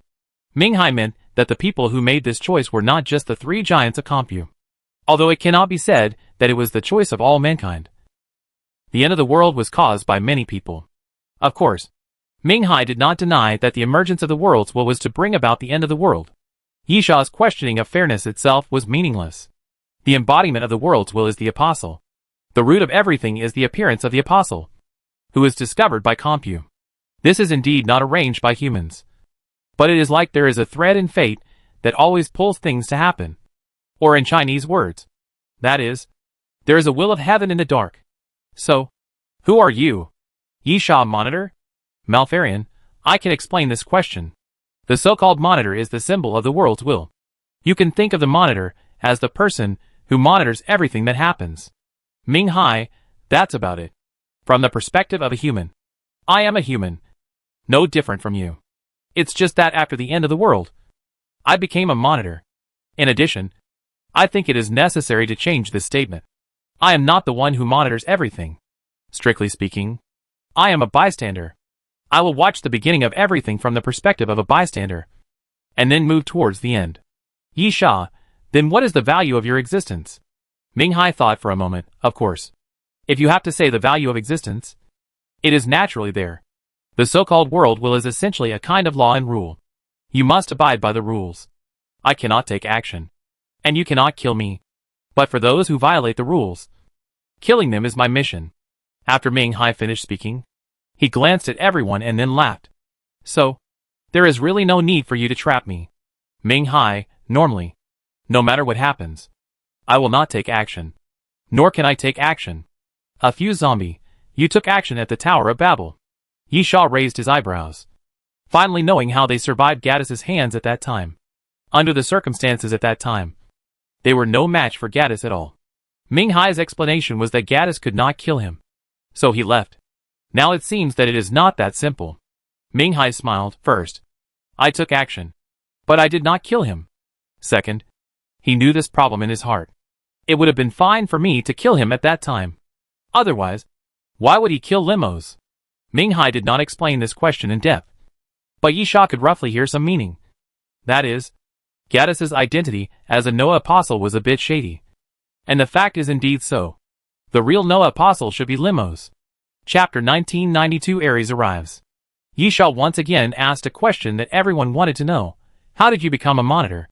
Ming Hai narrowed his eyes and smiled. Sorry. I can't answer this. Besides, this has nothing to do with you. You can't become a monitor because there is only one monitor. Secondly, I am really just a bystander. It's really meaningless for you to think about dealing with me. Finally, other people don't know. But you should know. Ming Hai said the last sentence while looking at Yi Sha. Which shocked Yi Sha. Why did he know it when others didn't? Thinking about it again. Ming Hai was originally an ordinary person, and became a monitor after the end of the world. Thinking about it again. It seems that he and Ming Hai have only one secret in common. Yi Sha almost cursed. Is there any need to say this answer? Gashapon machine. Then Ming Hai is a monitor. And there can only be one monitor. So what is he? Yi Sha's heart was in turmoil. But he had to pretend to be expressionless. This secret must be kept to himself. At least until he asked Ming Hai about it. And the current situation was obviously not suitable for asking Ming Hai directly. So, Yi Sha was silent. Moshi, since there is a choice, how can we end the end of the world? Ming Hai smiled bitterly. Beauty. I admit that I am a little special. I can be the representative of the world's will in the world. It is indeed a sin to be handsome. I am too popular. But I am not an encyclopedia. Moshi, then please at least tell me. Is there really a choice in all this? Yes. Ming Hai pondered for a moment. Then said, since everything has a beginning, it will certainly have an end. And no one knows the answer until the ending of the story comes out. Ming Hai's words are rather obscure. But the information revealed is good information. Because the meaning of this sentence is a bit ambiguous. And the unknown answer is not necessarily a good answer. But since the answer is unknown, it means there is still a glimmer of hope. Apostle 0. And the final apostle. Yi Sha pondered for a moment. And suddenly said, let's go. Yi Sha left as soon as he said it. According to the information revealed by Ming Hai, Yi Sha was sure that Apostle 0 and the final apostle must have meaning.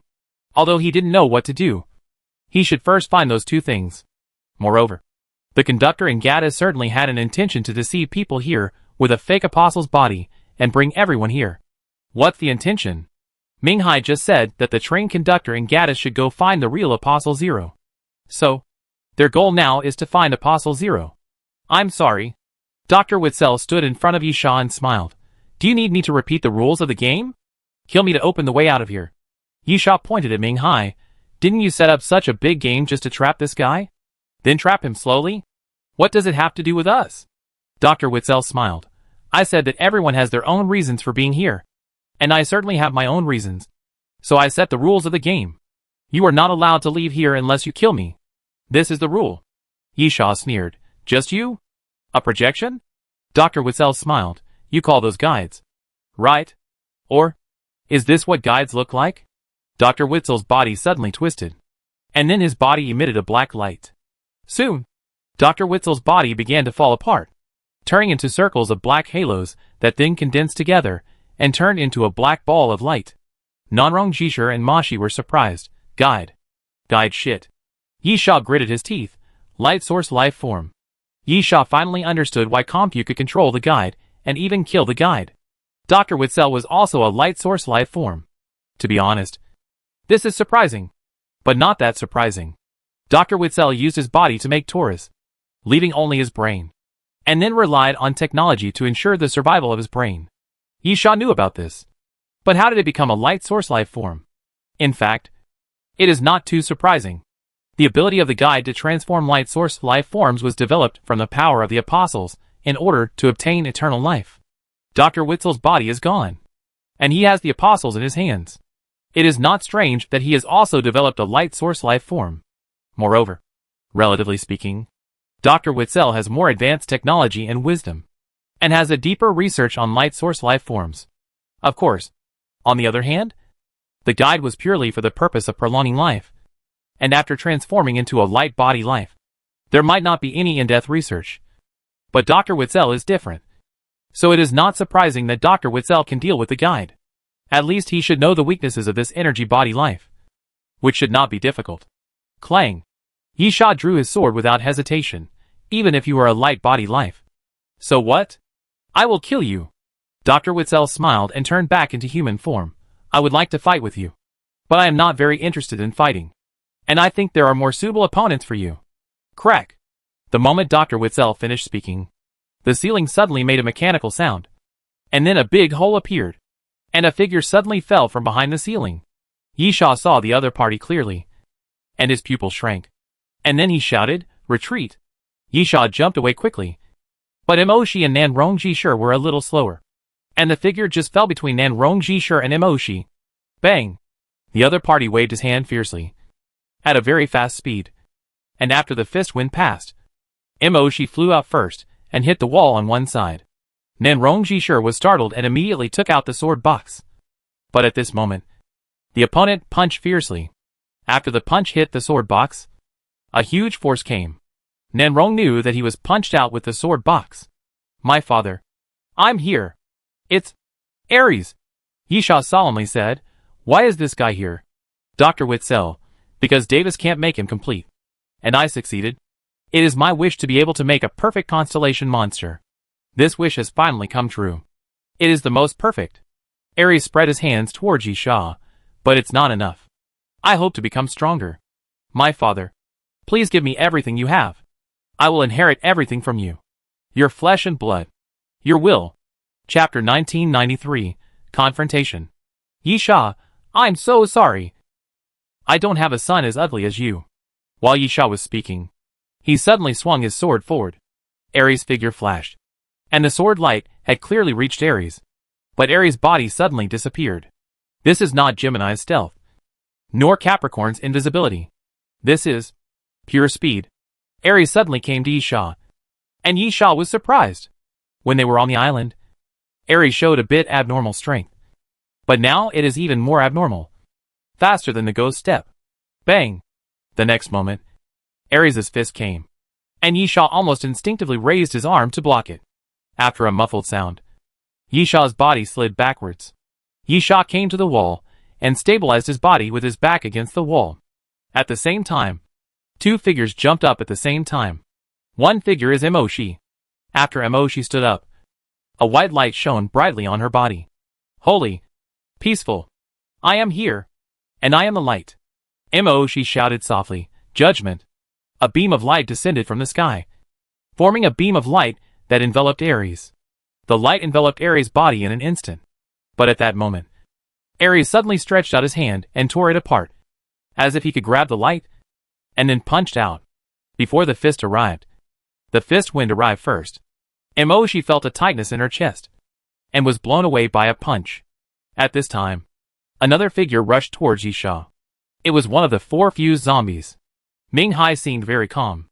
As he said, he was just a spectator, a bystander. Even though the game of the Doomsday City was actually set up for Ming Hai had no intention of taking action. All Ming Hai had to do was watch. From the beginning of everything to the end of everything.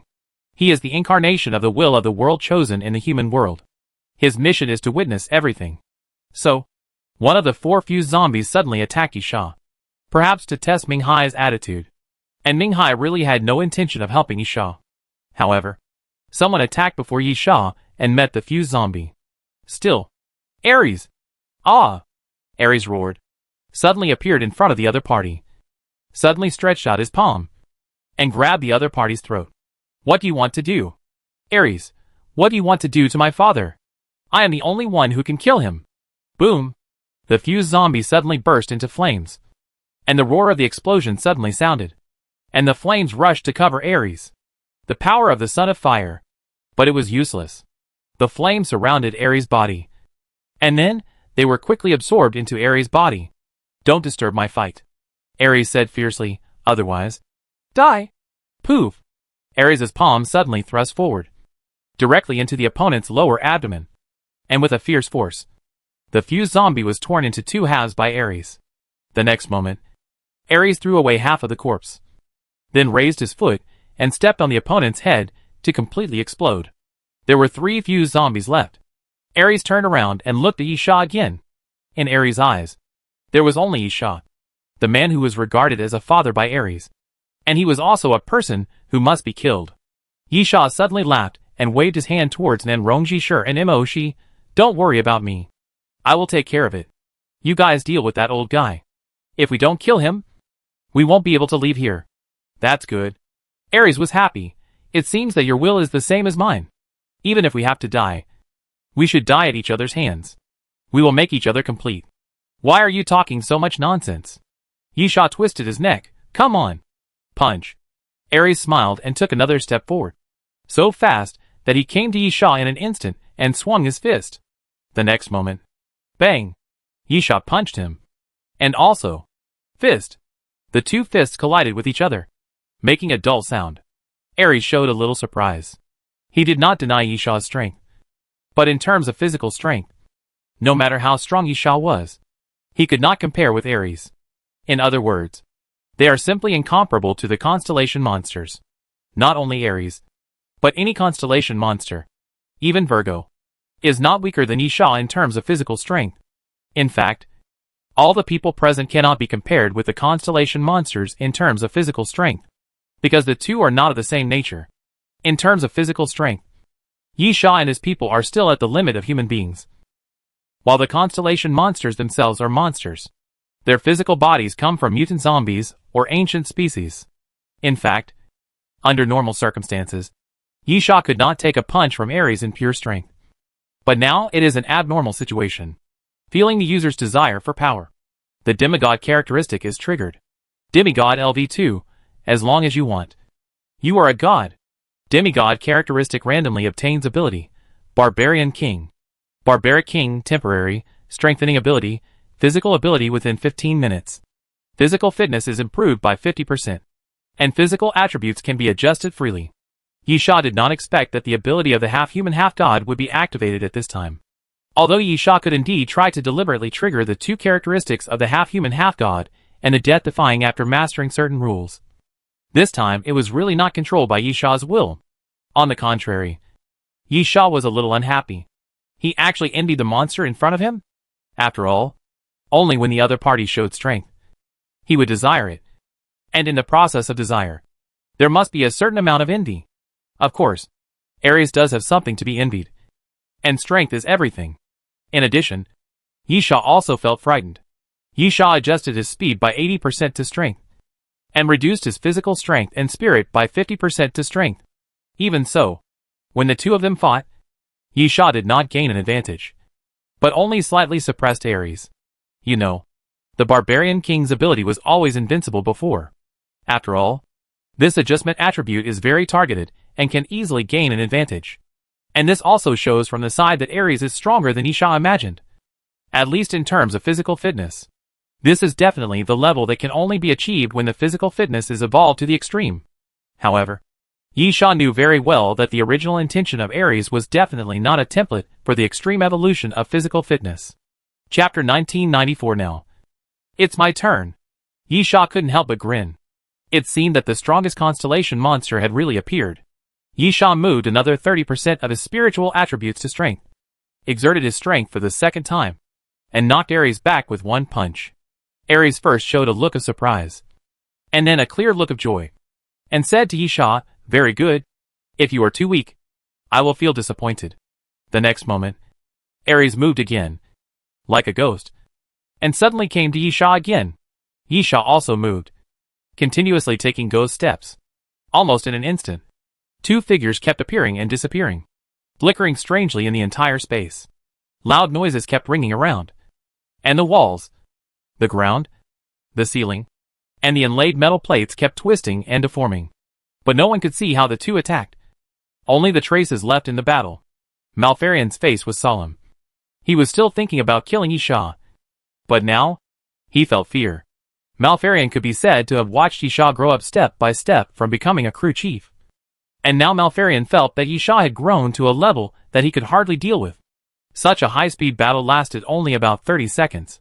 But in just half a minute, Yisha and Ares had fought at least a dozen rounds. However, Ares' speed came from Ares itself, while Yisha's speed came from Ghost Step. And Ghost Step had a limit on the number of times it could be used. But it is not a big problem for Yisha. Without the Ghost Step, as long as he is within the time limit of the Barbarian King ability, Yisha can constantly adjust the attributes to ensure that he is not weaker than Ares in some aspects. For example, when moving, he uses the agility attribute, and the attack immediately switches to strength. This is actually still difficult, mainly depending on the reaction ability. If he is a little slower, Yisha may be finished. Fortunately, the Barbarian King ability has appeared several times, and Yisha can use it easily. However, such a battle cannot determine the winner. Even if Yisha has the Barbarian King ability to adjust the attributes, he is just about the same as Ares, maintaining his physical fitness at a similar level. However, this is a battle that does not need to decide the winner. Rather, it is a battle that must decide life and death. Suddenly, the temperature around began to rise, and the air became scorching. The power of the Son of Flame. Yisha made a move, punching forward, and then a flame rushed, and then it turned into a fire dragon with its fangs and claws bared, heading towards Ares. Yisha's power as the Son of Flame is not comparable to that of the previous fake fusion zombie. But Ares still chose to take it head-on. And roar! Ares suddenly opened his mouth and roared, his body trembling constantly, and then a mouthful of flame spurted out, colliding with Yisha's fire dragon. Boom! The two flames entangled for a moment, and then a huge explosion sounded, and the flames exploded, turning into fist-sized balls, scattered around. Yisha showed a look of surprise. Ares actually used the power of the Son of Fire. Dr. Witzel looked at Yisha's expression and was very satisfied. With a bit of pride, he is not a semi-finished product made by Davis. After my experimental transformation, the result is not bad. Right? I am the best. Even Davis can't compare with me. Yisha ignored Dr. Witzel. That old man was a nuisance. Mo-Shi and Nan Rongjishir were attacking Dr. Witzel together, but they couldn't defeat him for a while.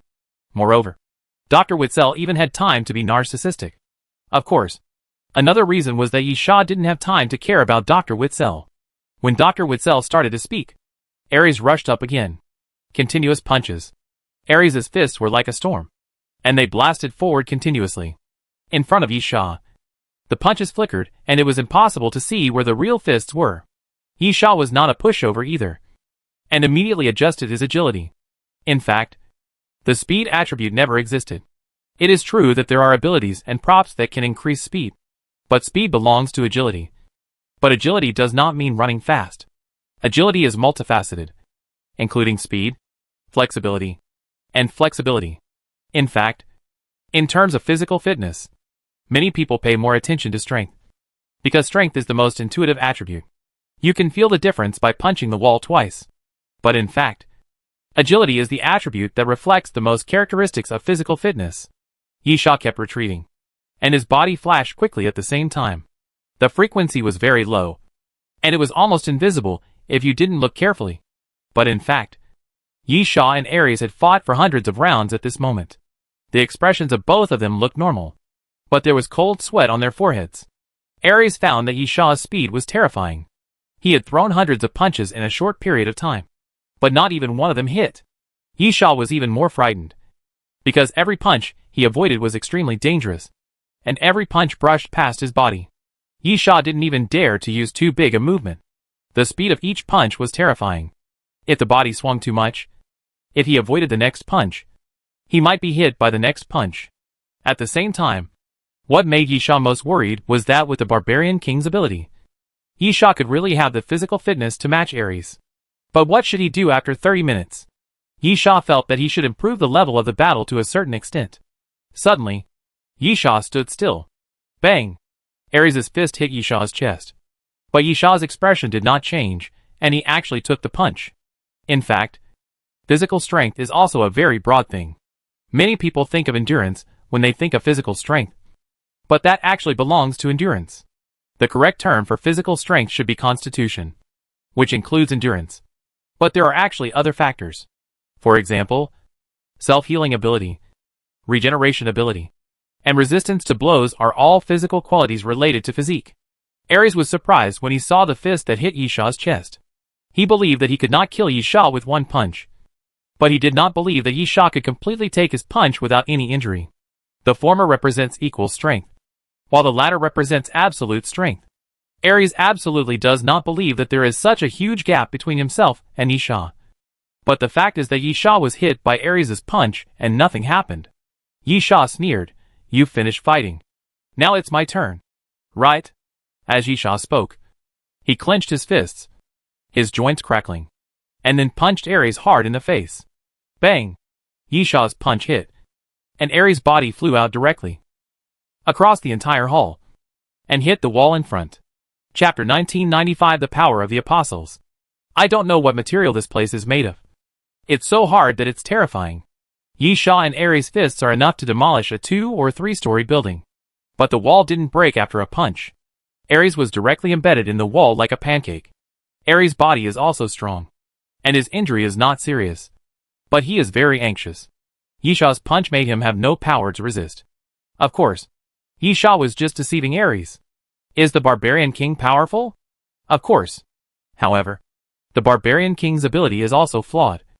And the flaws are very obvious. The overall attributes of physical fitness are unchanged, which is an unchangeable fact. The Barbarian King's ability can only change the attributes. This is also the reason why Yi Sha did not attack when he dodged Ares' fist before, and was even extremely nervous, not even daring to let Ares hit him with one punch, because Yi Sha's strength was pitifully low at that time. That punch was probably not even enough to tickle. At most it was just like hitting someone with cotton. In this case, why fight back? Even if there was a chance to fight back, Yi Sha would not punch. Anyway, it would not cause any damage. The reason for the nervousness was the same, with the physical defense brought by Yi Sha's physique at that time. If Ares hit Yi Sha with one punch, Yi Sha would probably be useless. And it is very likely that he would be resurrected on the spot. Even if he didn't die, he would probably be half disabled. Similarly, Yi Sha's physical fitness was extremely strong in the last second, and he took Ares' punch head-on, and nothing happened. However, his punch speed was really slow, and it could even be said to be a tortoise's crawl. It was because Ares didn't think that Yi Sha could knock him out with one punch that he stupidly took Yi Sha's punch head-on. If it was a normal battle, Yi Sha's punch would hit him 100 times, and he probably wouldn't hit him once. Yi Sha was just using extreme adjustment attributes to deceive Ares, creating the impression that his physical fitness was stronger than Ares. Yi Sha adjusted the attributes again, and with a tiptoe, he instantly came to Ares again. Ares glared, and did not confront Yi Sha head-on.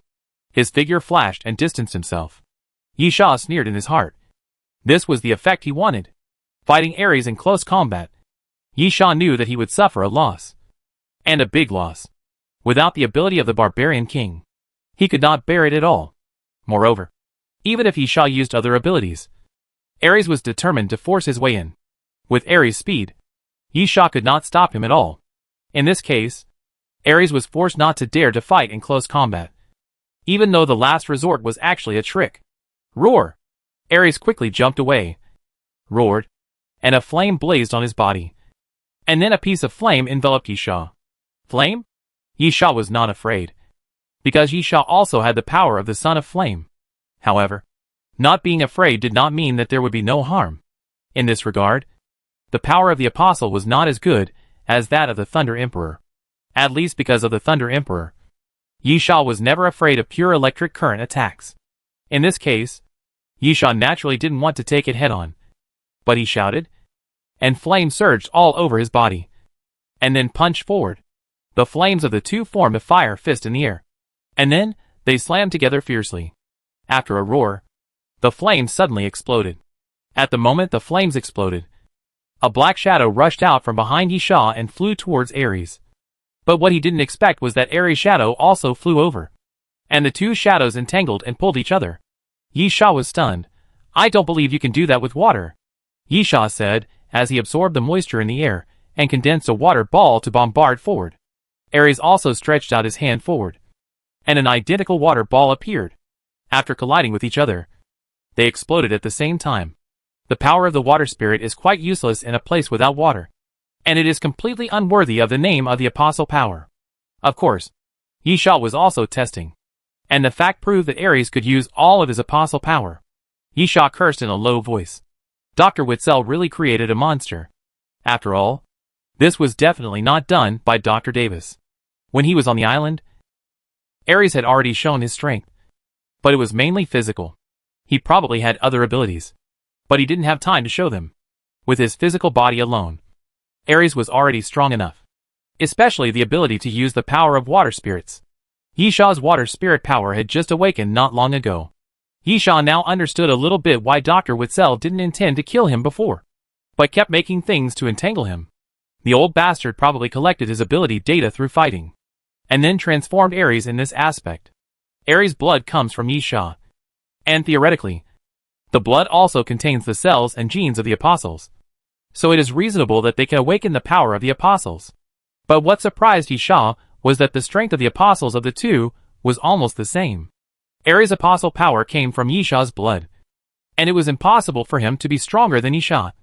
But it was not much different. Yisha ran to the side, raising his hand continuously to release fireballs. And Ares took it without hesitation. But the moment he took the fireball, two flame clones appeared and quickly wrapped Ares. Boom! Boom! The explosion sounded suddenly, and the flames completely enveloped Ares. However, a moment later, Ares walked out of the flames with his hands behind his back. Although there were some charred marks on his body, he was fine. Yisha cursed in a low voice. His apostle power was obviously useless. The three apostle powers would not have much effect on Ares, because Ares also had the same power. Of course, this kind of thing is relative. The apostle power of the same attribute, when used by Ares, would not have much effect on Yisha. There would be no result if they continued to fight like this. But Yisha thought that they could use up some time. After all, Ares was not strong. Ares seemed to know what Yisha was thinking, and smiled. "My body has become complete. Dr. Witzel helped me transform my blood circulation function. Even if I don't need to draw blood from your body, I can always maintain a normal state." Yisha was stunned for a moment, and then cursed in his heart. "Ares' biggest weakness is gone? Then why are you pestering me?" Yisha wanted to ask, but knew it was nonsense. Even if the weakness was gone, his flesh and blood would still be a huge tonic for Ares, and it could even greatly improve his strength. Yisha took a deep breath. Since it didn't work, he could only change his tactics. Sizzle! Yisha raised his arm, and the current immediately surged. The arcs were like little snakes, entwining Yisha's arms. The next moment, Yisha stepped forward and punched Ares. Chapter 1996, War of Destruction. Ares snorted coldly and stretched out his hand. Suddenly, a large amount of dust appeared in the air and drifted around. Yisha was stunned, then took a breath of cold air and quickly retreated to the back. Boom! Boom! The next moment, the sound of explosion sounded continuously, and a large amount of dust drifted around. Dust explosion. Yisha ran early and left the dust-covered area in advance. As for how he guessed that it was a dust explosion, Ares' body parts were almost all obtained by Yisha, so he naturally knew what abilities Ares might have. This dust explosion is the specialty of the Great Bomb Dragon. You will suffer for your own sins. Yisha cursed. I should have stuck you on the wall. Ares chuckled and waved his hand again, and a large cloud of dust appeared again. This time Yisha didn't curse, but others did. Ares obviously didn't care about the others at all. The dust covered a large area, almost wrapping everyone in it. Ares shouted, "Explode!" The dust explosion appeared again. But at this moment, a wall of bone suddenly rose up around it, forming a circle and blocking the dust explosion. Amid the roar of the explosion, the bone wall was constantly shattered. But the power of the dust explosion was always compressed in a space and never spread to the surroundings. Dawn Lin stretched out her hand to sweep the hem of her skirt and smiled. "Don't look at me like that. Look over there." Ares turned his head sharply. But at this moment, the sword flashed. Heavenly sword. Yisha jumped forward, shouted, and then a virtual sword appeared and stabbed down at Ares. "Ah!" Ares roared, grabbed the virtual sword with both hands, and tore it hard, tearing it into pieces. Yisha landed, holding the sword in his hand, and stabbed forward. The sword light was cold. 24 bridges on a moonlit night. The sword was out. The sword light was brilliant, and 24 sword lights went towards Ares. Ares did not retreat, and walked directly into the sword light. Puff, puff, puff. Ares' blood splashed, dyeing his body red, and several sword marks appeared. But in the next moment, Ares suddenly stretched out his hand and grabbed Yisha's sword in his palm. Ares looked at Yisha and smiled. "I know all your tricks." While speaking, the wounds on Ares' body were healing quickly. Yisha's face was solemn, although it seemed that there were many wounds. Ares had obviously avoided the vital parts. The wounds were all insignificant. With Ares' regeneration ability, this level was not worth mentioning. Yisha cursed in his heart. It seemed that Dr. Witzel's transformation of Ares was not just to use his own blood to activate the apostle power for Ares. More importantly, through the battle, Dr. Witzel should have obtained considerable data. By analyzing these battle data and implanting them into Ares' brain, Ares will be able to understand Yisha's every move. As for the Barbarian King, this was an accident. Whether the demigod can be activated depends on Yisha's luck. There is no possibility of collecting data. Besides, even if Yisha deliberately controls and triggers the demigod, the problem is that the ability that appears each time is almost different. Ha! At the same time, Ares shouted, ignoring the injury in his palm, and suddenly exerted force, ready to break the sword. But the sword in Yisha's hand was almost bit into a U-shape, but it was still very strong and intact. Yisha sneered, "If you can destroy this sword, I should call you daddy. This sword was made by Dongfang Yu. How could it be destroyed so easily?" Bang! Yisha raised his foot fiercely, hit Ares' chest, kicked Ares away, and raised the sword again. The sword of wind and rain from other mountains. Yisha shook out a sword flower. The sword light of a lifetime illuminates the universe. Yisha swept the sword forward, and as the sword swept, the sword flickered and the sword light was bright, covering the sky and the earth and heading towards Ares. Ha! Ares opened his mouth suddenly, and finally sprayed a large piece of flame forward, meeting the flying sword light and constantly entangled with it. The flame devoured the sword light, and the sword light was madly cutting the flame. At the same time, Yisha suddenly leaped over, passed through the flames, and came to Ares again. "For Sea's sword!" Yisha shouted, swept across the 4 seas to wipe out all evil.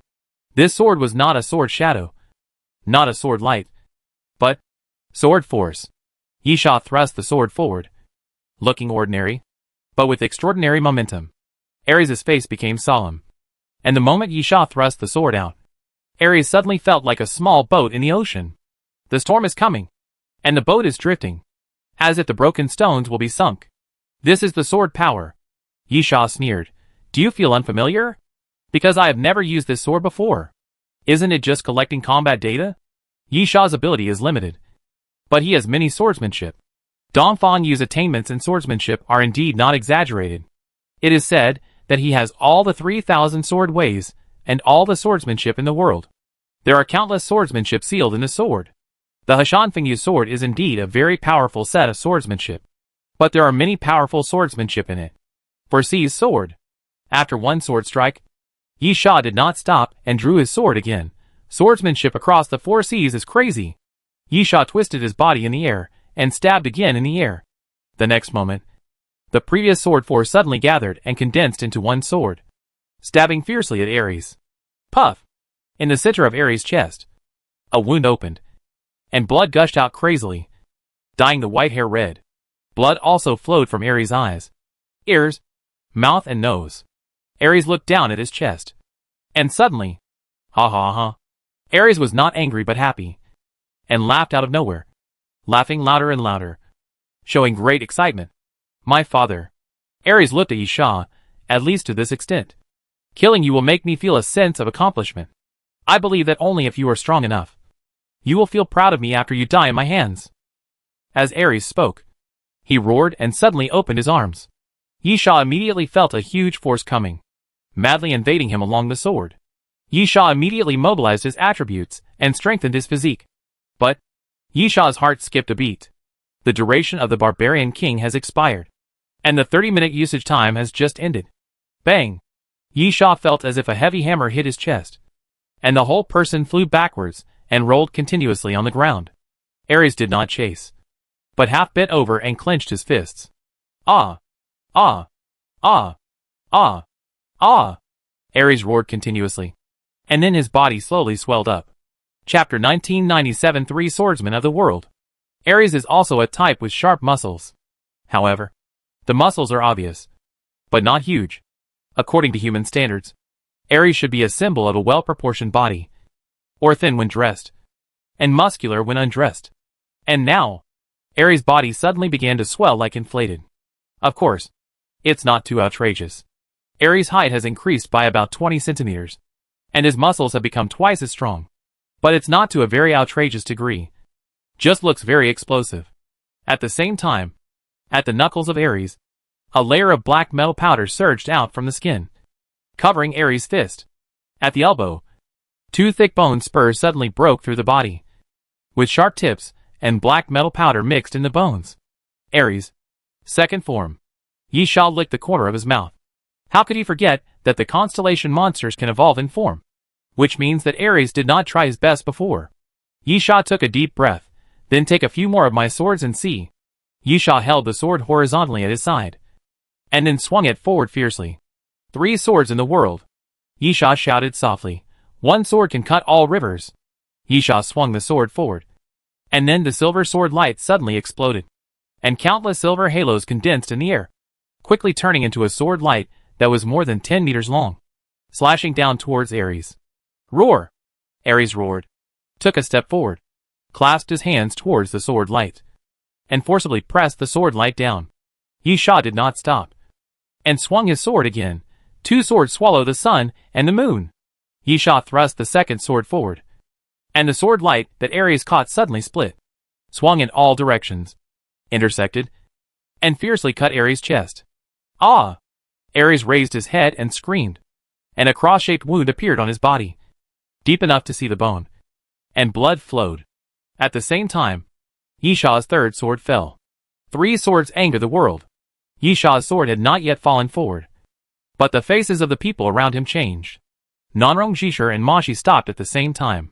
Nanrong Jishur slapped the sword box, and 7 swords flew out of the sword box and hung beside Nanrong Jishur, protecting his body. Mashi said nothing, and a holy light fell, forming a light column that enveloped Mashi's body and hid Mashi in the holy light. Dr. Witzel's body floated into the air, directly penetrated the ceiling, and disappeared in it. Malfarian clasped his hands together, and the black light in front of him became stronger and faster. It condensed and formed a barrier to block him. The 3 fused zombies quickly gathered together, ready to fight. As if facing a formidable enemy, Xianyan covered his face with a mask, expressionless, slowly retreated, and suddenly disappeared without a trace. As for Gan Lin, the water of the sticks suddenly emerged under his feet. Countless bone hands stretched out, waving continuously, and Gan Lin's body slowly sank into the sticks. The next moment, Yisha's third sword arrived. Before the sword came out, the surroundings were already filled with roars. Boom! Boom! Boom! The walls around him kept exploding. The metal plates embedded in the walls flew across, and the lights around him kept flickering, sometimes bright and sometimes dim. Then, a circle of sword lights suddenly spread out, and the broken walls around him seemed to be cut open, and then collapsed, raising countless dust. Puff! Nanrong Jishur spat out a mouthful of blood, and the 7 swords protecting him were all shaken away. The light column shrouded Mo. She was directly torn open under Mo. She's stunned eyes. And then, the holy light was completely extinguished. Malfarion shouted and pushed the black light barrier in front of him out. As a result, when it collided with the sword light, Malfarion felt a huge force coming. And at the same time, there was an extremely sharp feeling, which cut the black light barrier into pieces. Then Malfarion flew backwards, smashed the already broken wall, and fell outside, Minghai at this time. But his head was cut off. When the sword light swept past, Minghai's head was cut off. And Minghai also cut off the heads of 2 fused zombies. Blood instantly formed a pool on the ground. However, the fused zombie was dead. Minghai bent down, picked up the head again, and pressed it back on his neck. This was a killing sword move. Even if Yisha's target was not everyone, the power was already terrifying just by affecting it. Then, what about Ares? Boom! Under the rubble of a collapsed wall, a huge roar sounded, and then the rubble exploded, and Ares stood up again with his body shaking. Ares looked extremely miserable, with hundreds of wounds on his body. The flesh of his right leg was almost cut off, leaving only bones. His left hand was completely useless, and the empty hand was completely chopped into pieces. The blood had completely dyed Ares' body red. However, Ares is still alive after all. Yisha grinned. He is not dead yet. He is really tough. Yisha looked relaxed, but he was also shocked. Kill Ares? Yisha was not so naive. The 3 swords of the world were indeed terrifying. It was expected that Ares would be severely injured, but killing Ares was not good enough. Yisha's goal was to force Ares into the 3rd form. Only when he entered the 3rd form would Ares enter the state of full-scale fighting. The most important thing is that the morphological evolution is not that simple.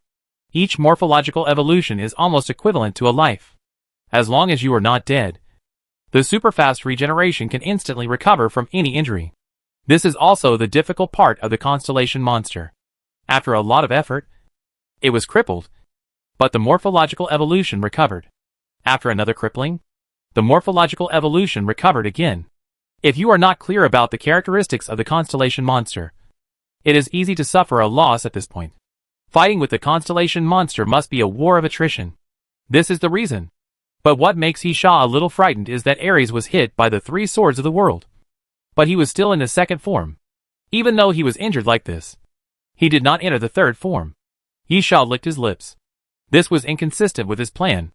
Yisha's current goal was not to kill Ares, but to let Ares enter the 3rd form first. Of course, Ares would be stronger after entering the 3rd form. But it was also true that only after entering the 3rd form could he have a chance to kill Ares. At the same time, Ares' chest rose and fell, and he kept gasping for breath. After Yisha was stunned for a while, he rushed towards Ares again without any hesitation. Yisha still knew the principle of taking advantage of your weakness. Although he did not enter the 3rd form, Ares was beaten half crippled. This level of injury, even with the regeneration ability of the constellation monster, it would not be recovered in a short time. Chapter 1998 Patience. 6 dragons flying. Yisha took a step forward and raised his sword to chop.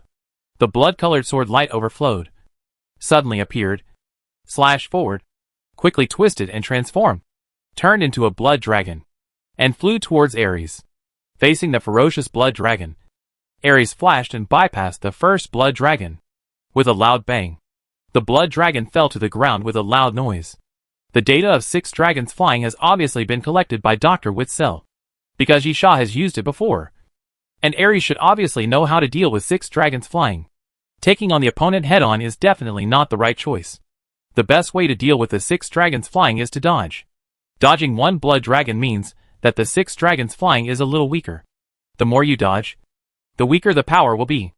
Yisha also knew this, but he didn't expect that Ares could still be so fast even though he was so injured. Boom, boom, boom. The blood dragons landed continuously, making a loud noise. And then Ares' body suddenly came to Yisha as if it had changed its position. Ares looked at Yisha. Have you had enough? It's my turn. When Ares said this, his muscles suddenly tightened, and even some blood beads overflowed from his pores. Oops. It's patience. Yisha cursed in his heart and immediately dodged and wanted to retreat. Yisha knew very well what materials Ares' body was made of. Maybe Dr. Witzel added some materials when he modified it. And maybe Dr. Davis added some of his own materials and technological products when he made it. However, Most of the materials for Ares' body were collected by Yi Sha. Patience. This is an ability possessed by an ancient species called the Green Feather Dragon. The Green Feather Dragon is between the peak of the king level and the early stage of the extraordinary level. Whether it can cross that threshold depends on the individual. Yi Sha once hunted a Green Feather Dragon at the peak of the king level, and then threw all the materials to Dr. Davis. Because it is the king level, it is not the highest level of material in the manufacture of Ares, but it can be used. If it weren't for seeing the changes in Ares and thinking of endurance, Yi Sha wouldn't have remembered the Green Feather Dragon. The Green Feather Dragon's most powerful ability is defense.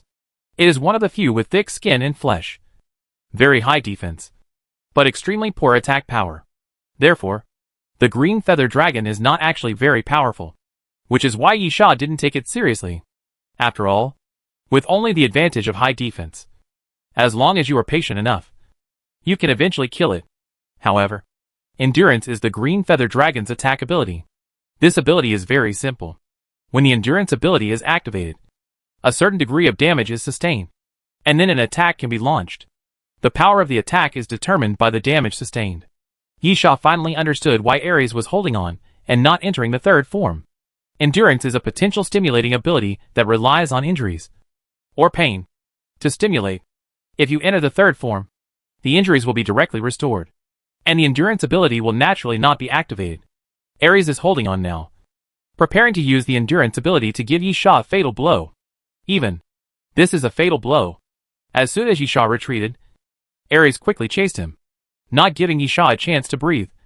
And the time limit of the Barbarian King's ability had ended. One chasing and one fleeing. Yi Sha and Ares ran quickly. Their figures kept flashing. But without the Barbarian King's ability, the number of times the ghost step could be used had not been restored, and Yi Sha could not outrun Ares at all.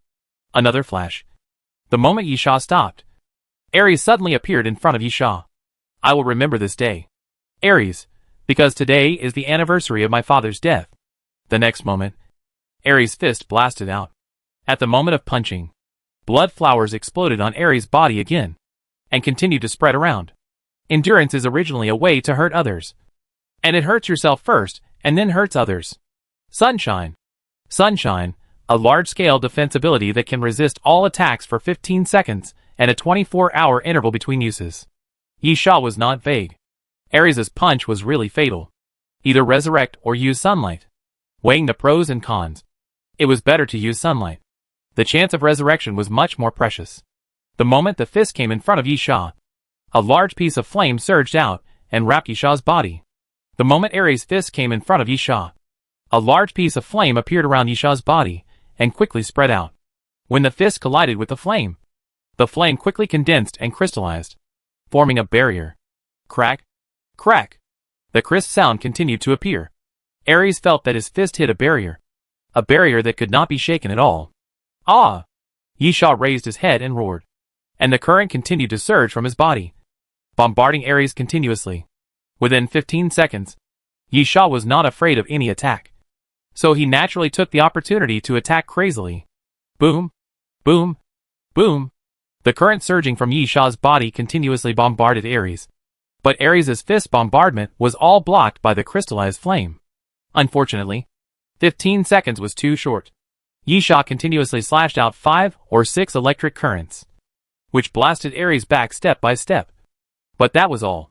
However, it was not a bad thing. The endurance that Ares had activated by severely injuring himself had been used up, and Ares had also returned to normal. The injuries on his body began to heal rapidly. If he wanted to activate endurance again, Ares had to be beaten up by Yi Sha again. After a back and forth, both sides returned to their original state. But at this moment, a river of the underworld came from the sky. Hundreds of ghosts cried out. Countless white ghosts suddenly appeared in the sky, like smoke, fog and water, constantly surging, and the outline of their bodies could not be seen. But there were hideous faces that would appear from time to time. The next moment, accompanied by the sound of ghosts crying, the shadow of the river of the underworld appeared in the air, and a huge bone hand grabbed Ares and fell. Boom! As Ares dodged, the ground continued to shake. Yi Sha glanced at Gan Lin. What are you doing? Although Ares is indeed difficult to deal with, Yi Sha did not expect others to help. This battle belongs to him. Gan Lin did not waste words and said directly, I don't want to disturb you. But there is no time. Yisha looked at the sticks. And it was not specifically for Ares. The huge bone hand grabbed out again, but went straight to Dr. Witzel. At the same time, even Malfarion moved, condensed a black lightsaber in his hand, and slashed towards Dr. Witzel. Chapter 1999, Not Enough Time. Yisha was stunned at first, but soon understood. Gan Lin said that the first mission of the Doomsday train is to survive. There are about 2.5 hours left before this place will be destroyed. If you want to survive, you must go to the end. And this is the end. Now, there are only about 25 minutes left in the 2.5 hours, Gan Lin said. Yisha is not very clear about the meaning of destruction. Of course, not very clear does not mean that he does not know the meaning of the word destruction, but that he does not know how to destroy. However, Yisha was once a member of the Doomsday train, and he knew very well what the mission represented. The mission represented the rules of the Doomsday train, and even the train conductor could not violate the rules set by the Doomsday train. Since Mission 1 stated that this place would be destroyed after the specified time, then, this place would definitely be destroyed. So, Gan Lin took action. And Malfarion also took action. They were also members of the Doomsday train, so they also understood that the mission was the mission. And it was absolutely true. Previously, they could wait and watch the battle, but now it was no longer possible. And they had to leave here. Ha ha ha. Dr. Witzel laughed. The way out is just ahead. If you want to leave, just try to kill me.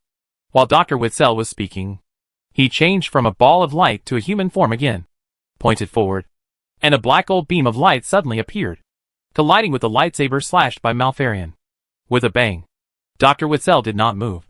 But surprisingly, Malfarion actually took a half step back. And it's not over yet. Behind Malfarion, Gemini suddenly appeared, forearms dancing, and the black knife in his hand slashed towards Malfarion. Malfarion's reaction was extremely fast.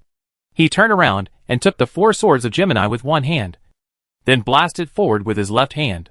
A ball of light quickly condensed in front of Malfarion, hit Gemini's body, and blasted Gemini away. On the other side, a figure suddenly appeared on the top of the already broken ceiling. It was Capricorn. Capricorn was moving very fast, swimming quickly on the ceiling, and with a flick of the tail, the fish tail fell towards Gan Lin. Gan Lin stood still, and a huge bone hand stretched out from the sticks, grabbed Capricorn's tail, and smashed Capricorn to the ground. At the same time, roar! With an angry roar, Ares pushed away the rubble pressing on him, and stood up again. Get out of here. All of you. Ares only had Yisha in his eyes. He didn't care that Gan Lin and Malfarion wanted to leave. He only cared that they interfered with his battle. He walked forward with big strides. Just as Capricorn stood up from the ground, Ares stretched out his hand and grabbed Capricorn's head. Capricorn had no power to resist, and was thrown out by Ares.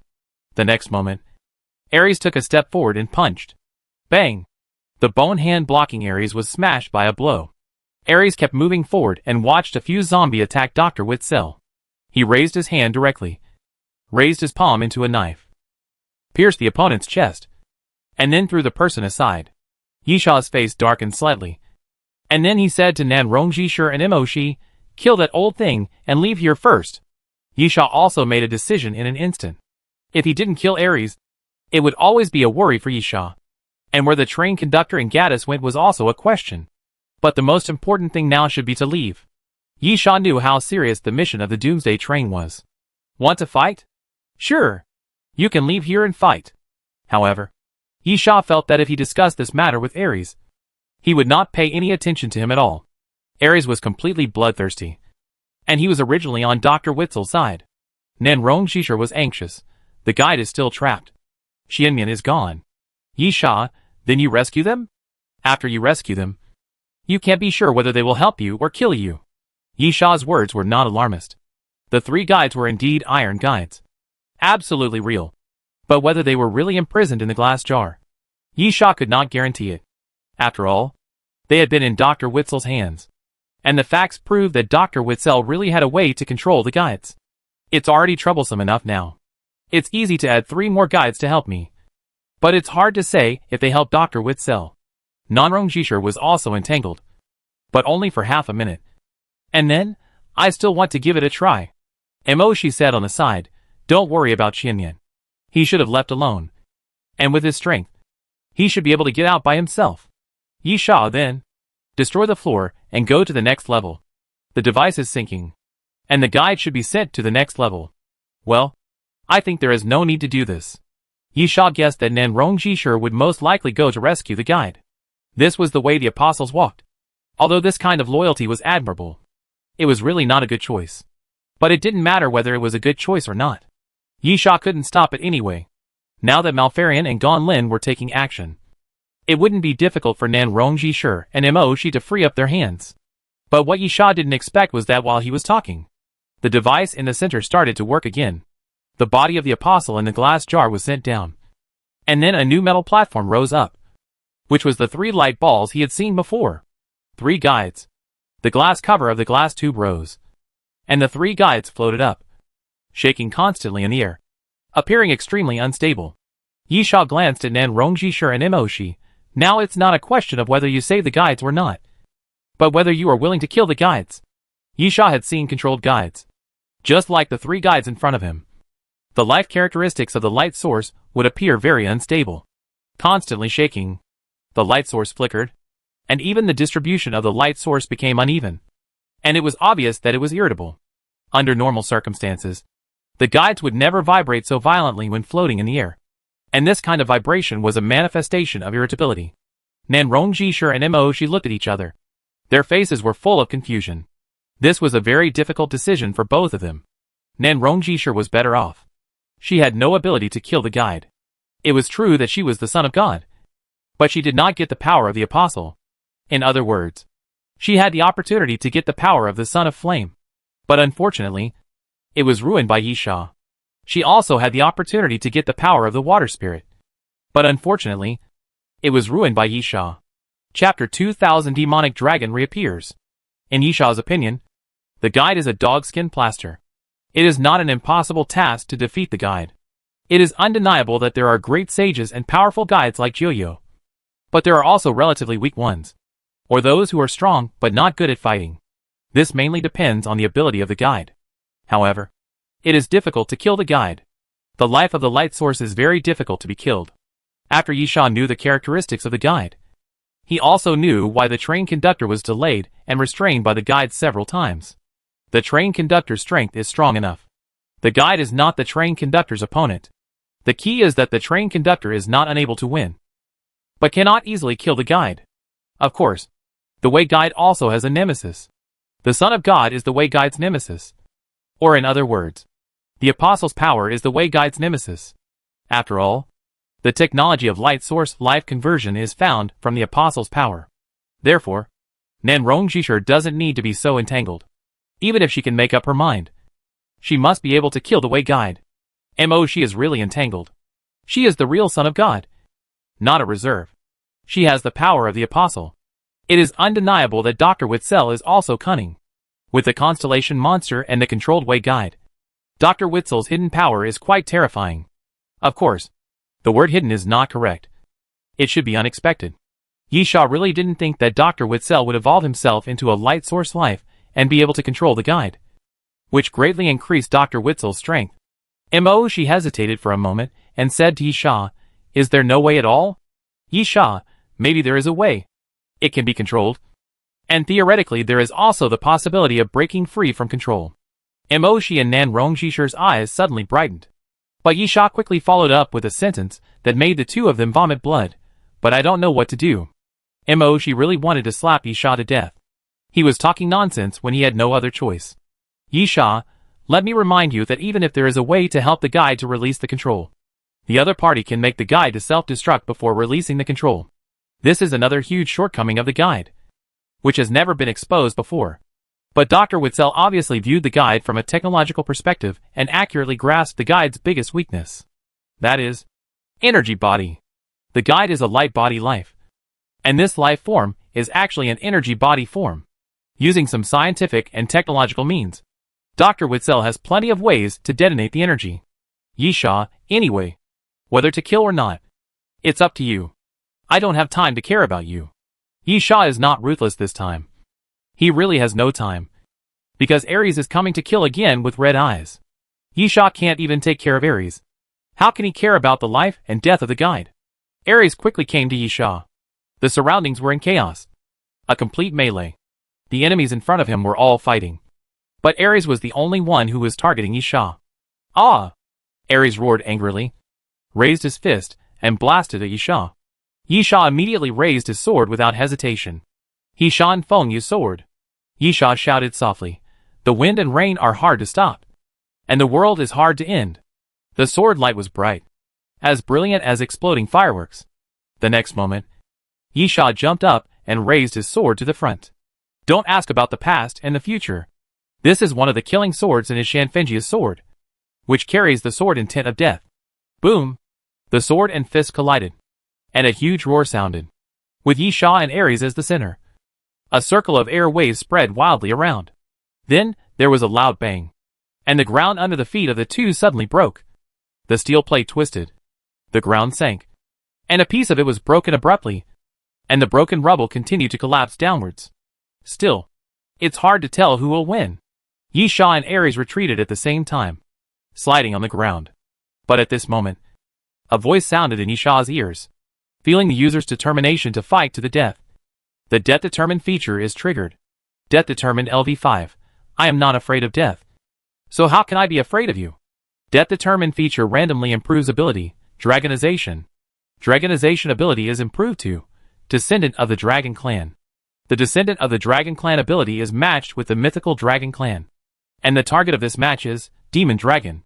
The death-defying effect was triggered at this time, which made Yisha feel happy. There were two reasons for this joy. The first reason was that Yisha found a method that could 100% trigger the death-defying ability. The sword intent of the sword just now was the sword intent of death-defying. Simply put, to use that sword, you must have the determination to kill the opponent, or be killed by the opponent. And this is also the will that must be possessed to trigger the death-defying feature. In this way, can I trigger the death-defying effect synchronously as long as I use similar sword intent? Of course. It is a pity that the death-defying characteristic cannot trigger the ability of the weapon. Otherwise it can trigger the Dongfang Yu sword moves in the sword, such as triggering the Shanfenjiu sword. Yisha would laugh when he thought about it. However, this method of deliberately triggering the death-defying characteristic is indeed worth a try. The second good thing is that Yisha has never dared to have physical contact with Ares. In terms of physical fitness, Ares is too strong. Yisha believes that he is not an opponent. Even if Yisha now has Dongfang Yu's swordsmanship, he dare not let Ares fight with him in close combat. Otherwise he will suffer a great loss. So great that it will determine his life or death. It was only because of the barbarian king's ability that Yisha fought Ares for a while. But now it's different. Dragon transformation improves physical fitness. The descendant of the dragon clan triggers the demon dragon to improve again. It may not be stronger than Ares, but at least it has the capital to fight Ares. Of course, it's mainly the ability of the demon dragon.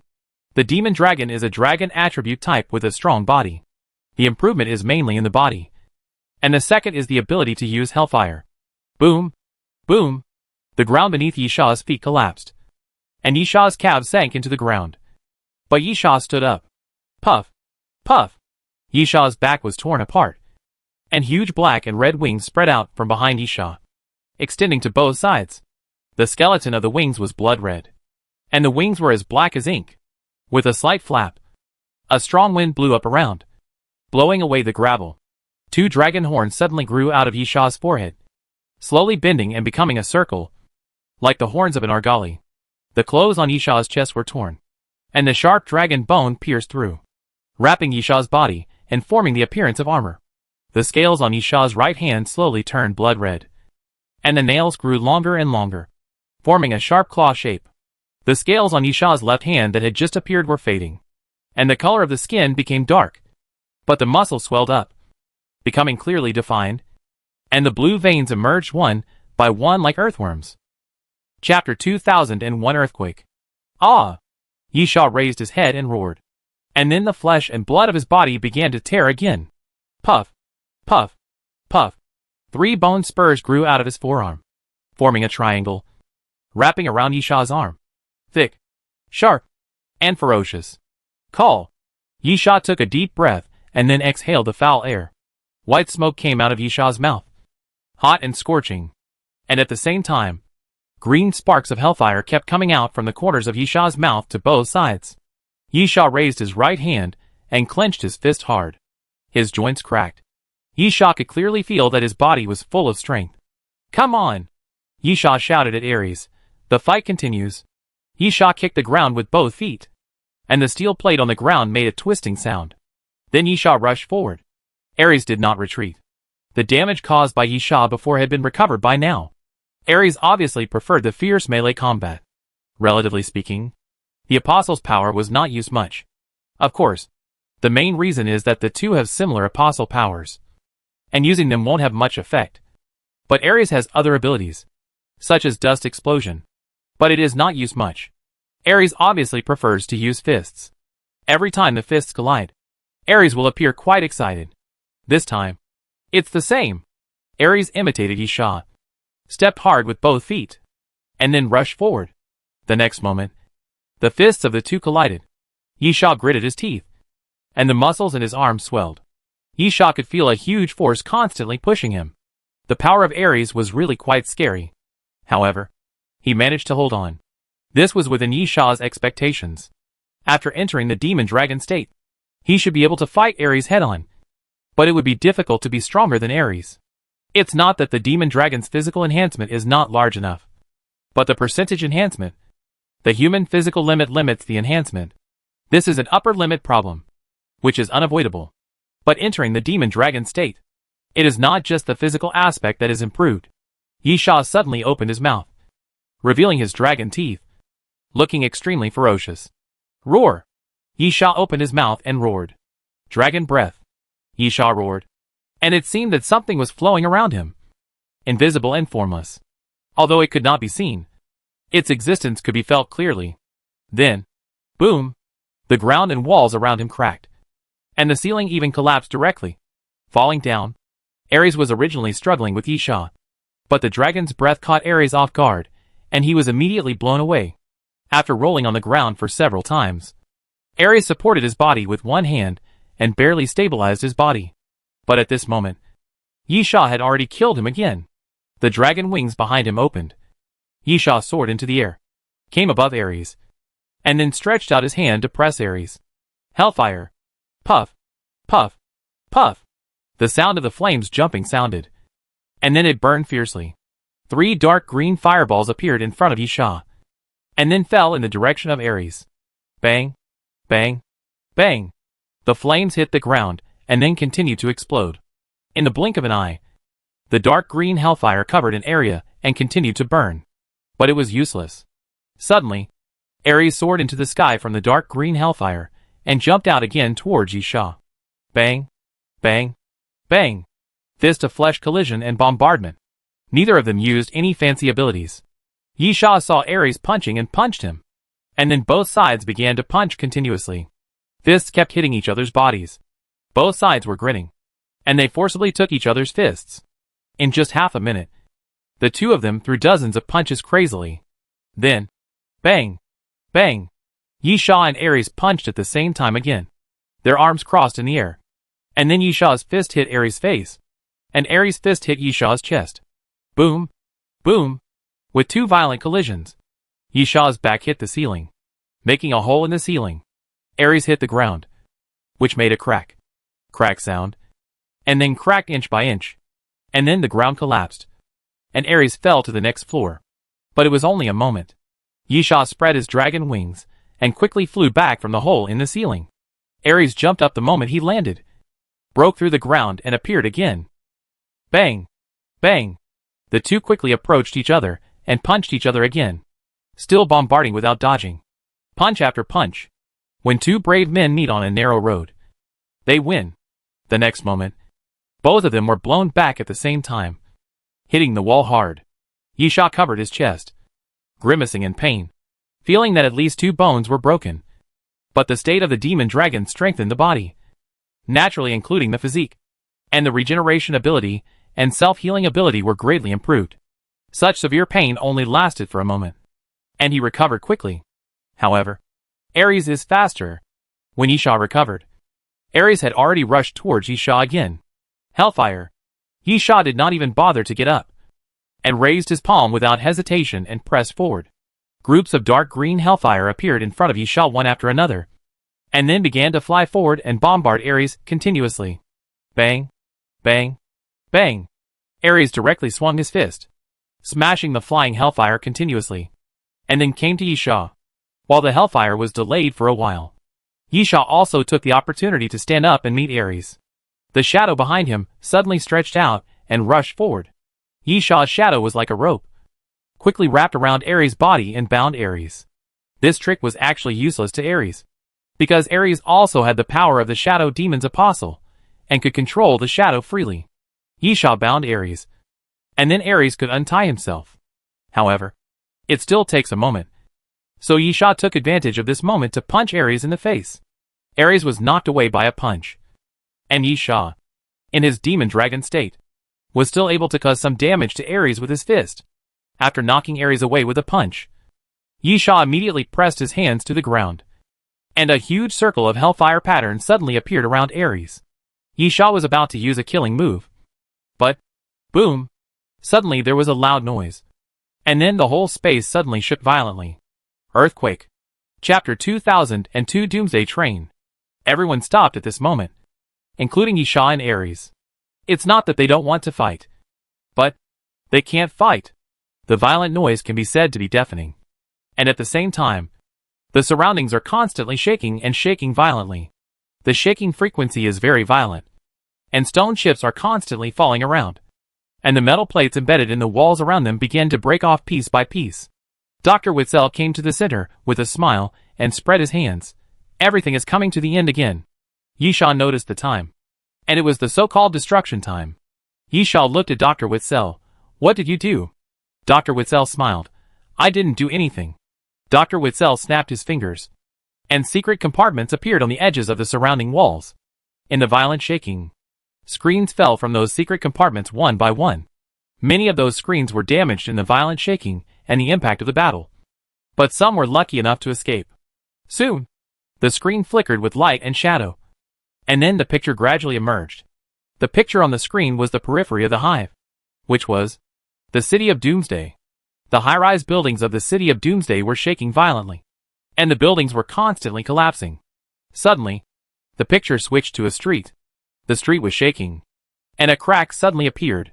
The crack spread wildly, directly penetrating the entire street, and then the ground moved to both sides, and earthquakes continued to occur. Suddenly, Nan Rongjishir was the first to exclaim, "Doomsday train?" No one paid attention to Nan Rongjishir, but focused their attention on the screen, because the screen switched to the location of the Doomsday train. Unbelievably, the Doomsday train actually moved. Yisha had entered the Doomsday train when he was in the Doomsday city. The Doomsday train was completely damaged, and even many carriages were tilted. However, the Doomsday train was moving now, like a snake, slowly crawling along the ground. After hitting the building on the side, the building was easily cracked as if it was made of paper. And then countless cracks appeared on the wall, and it began to collapse and fall continuously. Slowly, the Doomsday train floated up bit by bit, and the shell of the carriage began to deform, no longer rectangular, and gradually became round. Then, swish, swish, swish, the windows of the Doomsday train continued to shatter, and countless glass fragments fell to the ground like rain. At the bottom of the Doomsday train, the windows, and the gaps between the carriages, countless rotten flesh and blood kept drilling out, filling the gaps in the blink of an eye. Fire. Puff. Puff. Puff. On both sides of the flesh and blood under the car, metal-like insect legs continued to grow out, densely packed and countless. The carriage of the Doomsday train turned into something like a shell, shining with a unique luster. It was like a giant centipede. Yes, the Doomsday train suddenly became like a giant centipede, twisting and twisting, so huge that you couldn't see the head and tail at all. Then, the Doomsday train hit the surrounding buildings. No matter how tall and solid those buildings were, they seemed vulnerable in front of the Doomsday train and were easily smashed to pieces. The huge car body fell from the sky to the ground.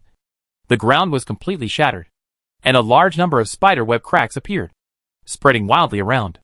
Now even an idiot knows what the Doomsday train is going to do. which is obviously to destroy this place. Obviously. This is the so-called destruction in the mission. As for why the Doomsday train suddenly became like this, Yi Sha has no time to care now. And he can't care. Anyway, Ming Hai is here. And Yi Sha believes that he will get the answer afterwards. And now, of course, run, Yi Sha said in a low voice, retreat. Based on the speed at which the Doomsday train destroys everything, Yi Sha dares to bet that within half an hour, if they don't return to the ground or the Doomsday City, they will definitely all die. Because the hive will definitely be completely destroyed. Ares, where do you want to go? Get out of here. Yi Sha angrily, I don't have time to play with you. Yi Sha seemed a little anxious, which could be seen from the fact that he started to curse instead of cursing in his heart. Swearing can be understood as morality and quality, or as an emotional response. Yi Sha also curses, but most of the time it is a deliberate provocation or criticism. He rarely curses directly. Cursing does not mean your fears. It will only make people lose their class. Yi Sha blurted out at the moment, which means that Yi Sha's emotions have been affected and he is no longer in the mood to think about these things. In fact, not only Yi Sha, but everyone else is a little anxious. Of course, Ares and Dr. Witzel, two crazy people, cannot be counted. Capricorn and Gemini do not have such things as feelings, so naturally they will not show anxiety. Facing Ares, Yi Sha raised his fist and punched again. Bang! The two exchanged fists again, and Yi Sha was knocked back continuously. But in the process of retreating, he suddenly attacked forward. Hellfire! Yi Sha stretched out his hand forward, and dark green fireballs appeared continuously, blasting forward. Bang! Bang! Bang! The hellfire continuously hit Ares' body, knocking Ares out. Ah! Ares retreated several steps, and then appeared extremely violent, pounding his chest, and came towards Yi Sha again. But, at this moment, gulp, gulp, under Ares' feet, a large amount of Styx water suddenly appeared, bubbling continuously, and then the Styx water became like a swamp, and Ares' body began to sink continuously. Yi Sha glanced at Gan Lin, and Gan Lin smiled. This time, Yi Sha did not say that Gan Lin was meddling in other people's business. At present, both parties had the same goal, which was to leave here. Yi Sha glanced to the side, and the surroundings were still shaking, but the beehive was being destroyed continuously. However, the exit behind Dr. Witzel was not ordinary solid, and it had not collapsed yet. To pass through the entrance, you must kill Dr. Witzel, and 2 constellation monsters, 3 guides. Yi Sha shouted, I'll lead the way. Yi Sha suddenly raised his fist and slammed it down to the ground. Bang! As Yi Sha's fist landed, the pattern of hellfire appeared again. Suddenly, the ground began to burn, and the dark green flames rushed wildly. The next moment, the flames condensed and suddenly formed a dark green pillar of fire. Boom! The dark green pillar of fire suddenly rushed upwards, and the moment it hit the ceiling, it immediately blasted a big hole in the ceiling, and then continued to surge upwards. Chapter 2003 Chase. In the flames, the sound of ghosts crying continued to sound, as if countless ghosts were burning and screaming in pain. In the flames, countless bone hands stretched out and waved constantly, which was very scary. Hellfire is the specialty of the demon dragon, and hellfire is very interesting. Hellfire is not a fire attribute. It is neither cold nor hot, but it can burn everything, and can use the power of the Son of Flame to stack power. Although this move did not kill Limers at the beginning, Yi Sha was not strong enough at that time, especially the power of the Son of Flame. Now it is different.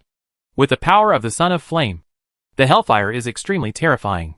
Layer after layer, burning in succession. Yi Sha's intention was obvious. He intended to use the characteristic of hellfire to burn everything and forcefully break through the honeycomb.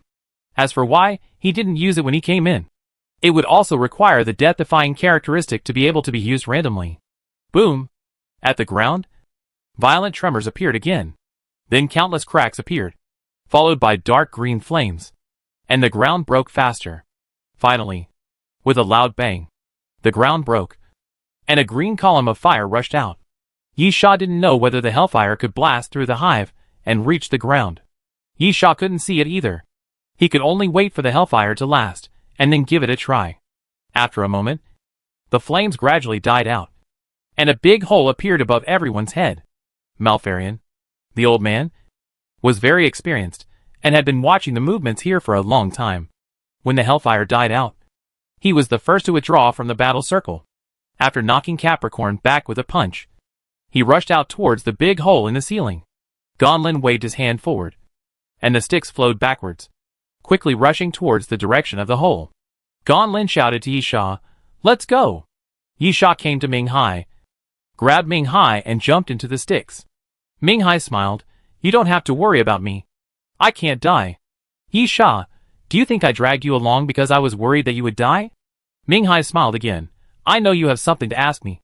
Don't worry. I can't die. And I won't run away. You should concentrate on your work first." Yisha nodded without further ado. Gonlin's sticks is very magical. It can hold people up, and it flows backwards like a waterfall, sending people up continuously. Gonlin came to Yisha's side, and put her head on Yisha's shoulder with a smile. "Yisha, you still feel like playing at this time?" Gonlin smiled and said, "The ones behind can't catch up for the time being." Yisha did not deny this point. This Styx River is really special. Yisha, Gonlin and Ming Hai can step on the Styx River and go upstream. However, the people behind are not so well treated. Once the Styx River water is contaminated, it will have a corrosive effect. Yisha and the other two are fine, but it does not mean that others are fine. After all, the reason why Yisha and the other two are fine is that the Styx River is controlled by Gonlin. Secondly, it is difficult to go up without using the sticks.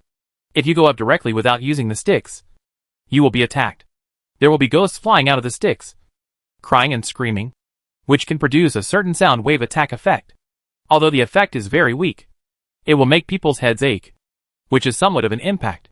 Then, a large number of bone hands will emerge from the sticks, constantly scratching and restraining. On the surface, those bone hands seem to be easy to deal with. And in fact, they are easy to deal with. They can be killed and broken by almost launching an attack. But the problem is that the bone hands in the sticks are endless. No matter how many you can kill, those bone hands will appear to entangle you. Of course, if Gonlin is ruthless, there will probably be more than just bone hands in the sticks. Nan Rongjishir and Mo Shi were tricked. They were entangled by bone hands as soon as they rushed up. They could only struggle to break free and move upwards, which made them very embarrassed. Gonlin blinked. "Who let them stay close to you?" "Yisha, you are so boring." Gonlin was just teasing Yisha. She was not targeting Nan Rongjishir and Mo Shi, but everyone, except for the old guy Malfarion, who was very smart and rushed out first. Everyone behind him had to suffer the harassment of the sticks. In this way, they can ensure that they will rush out of the hive first. Secondly, in the process of rushing out, there may not be no fighting, using the sticks to hold everyone back. Even if a fight occurs, it will not affect them. "But?" Yisha looked down and said, "It seems that your sticks can't hold everyone back." Yisha looked down and saw someone leaping over the sticks, approaching at high speed. Judging from the strength, it should be Ares. However, the fact is that the person who appeared in front of them was Dr. Witzel. Yisha looked down and knew the reason. Looking at Gonlin, "Your sticks doesn't seem to have much effect on the life of the light source body. The bone hands in the sticks are mainly entangled, countless, and can appear immediately after being broken. However, it is another matter if you can't catch it." Those bone hands grabbed onto Dr. Witzel's body, as if they had grabbed onto a transparent nothingness, and penetrated through it directly. So naturally they could not restrain Dr. Witzel. "Gonlin, it should be some kind of ability." Yisha nodded to indicate his approval of Gonlin's analysis. "If you can't grab the life of the light source, doesn't it mean that physical attacks are invalid?" But this is not the case. Yisha has come into contact with the guide, and the life of the light source can be touched. Secondly, Dr. Witzel had not experienced such a situation when he fought with Nan Rongjishir and Mo Shi before. So Dr. Witzel should have used some ability temporarily. The most likely possibility is a limited immunity to physical attacks. Gonlin smiled. "You'll know if you try." Gonlin stretched out her hand and waved it backwards. Suddenly, there was a loud noise in the sticks, and then the river water suddenly exploded. Countless sticks water rolled towards Dr. Witzel. Dr. Witzel did not dare to take it head-on. He suddenly turned into a human form. An energy wave appeared in front of him, like a ripple, pushing forward. Boom! The roar of the explosion suddenly sounded, and the sticks and the energy wave exploded at the same time. Gan Lin, it seems that physical attacks are only temporarily ignored. Yi Sha nodded. I'll go. Because the sticks was flowing upstream. Yi Sha loosened his feet and fell directly downward after leaving the river's surface. Downward, naturally, was the direction of Dr. Witzel. When he fell in front of Dr. Witzel, Yi Sha twisted his body violently, and at the same time, he pointed his sword and went towards Dr. Witzel. Dr. Witzel did not want to dodge at first, but when the sword came in front of him, a sword light suddenly exploded. Chapter 2004 Doubts. The sword is definitely a physical attack, but the sword light is not. Dr. Witzel is a wise man. Otherwise he would not have dodged. After Yi Sha struck with the sword, he flipped in the air and landed back on the sticks. Yi Sha looked at Dr. Witzel. Are you going to fight to the death? Dr. Witzel smiled. I don't have such plans for the time being. And you are an Aries. I don't think he would like me to take his prey. Yi Sha, if that's the case, why did you catch up? Or, to stop us from leaving. Do you plan to die here? Dr. Witzel, death is really not a terrible thing for me. Look at me now. I seem to look pretty good. I have great strength and can get almost eternal life. Dr. Witzel stretched out his finger and shook it gently. Everything has its pros and cons. Dr. Witzel, in addition to research, I also love food. Even before the end of the world, I was a Michelin 3-star taster. Enjoying food after work is my greatest pleasure. But, look at me now. I can't even taste the taste of sugar and salt. Even if you put canned herring in front of me, I won't feel sick. Because I can no longer enjoy any food. I can't drink any drinks. And even I don't even have a sense of touch. I touch my wife's cheek, just like touching sandpaper. I hold my daughter's body, but I can't feel any weight. So, I killed them because I really don't want to experience that feeling of nothingness. Yi Sha, this is your own choice. Dr. Witzel, yes. So I don't regret it. This world is very fair. You get what you give. However, many people are like me. They are extremely eager before getting it, but feel extremely empty after getting it. Therefore, death is nothing to me. I am tired of everything about myself. So, who did you die for? Yi Sha narrowed his eyes. The conductor?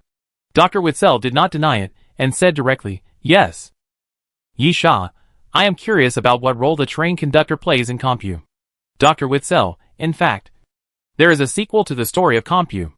Before the end of the world, Wayne was the only one left of the 3 giants of Compu. Adams and Kareen were already dead. To be honest, in my opinion, Wayne is really an incompetent guy. This guy's assets all come from his father's will. At the same time, his father also left a complete team of consultants to help him manage these things, including the investment in Compu. Yi Sha, at least he knows how to use people well.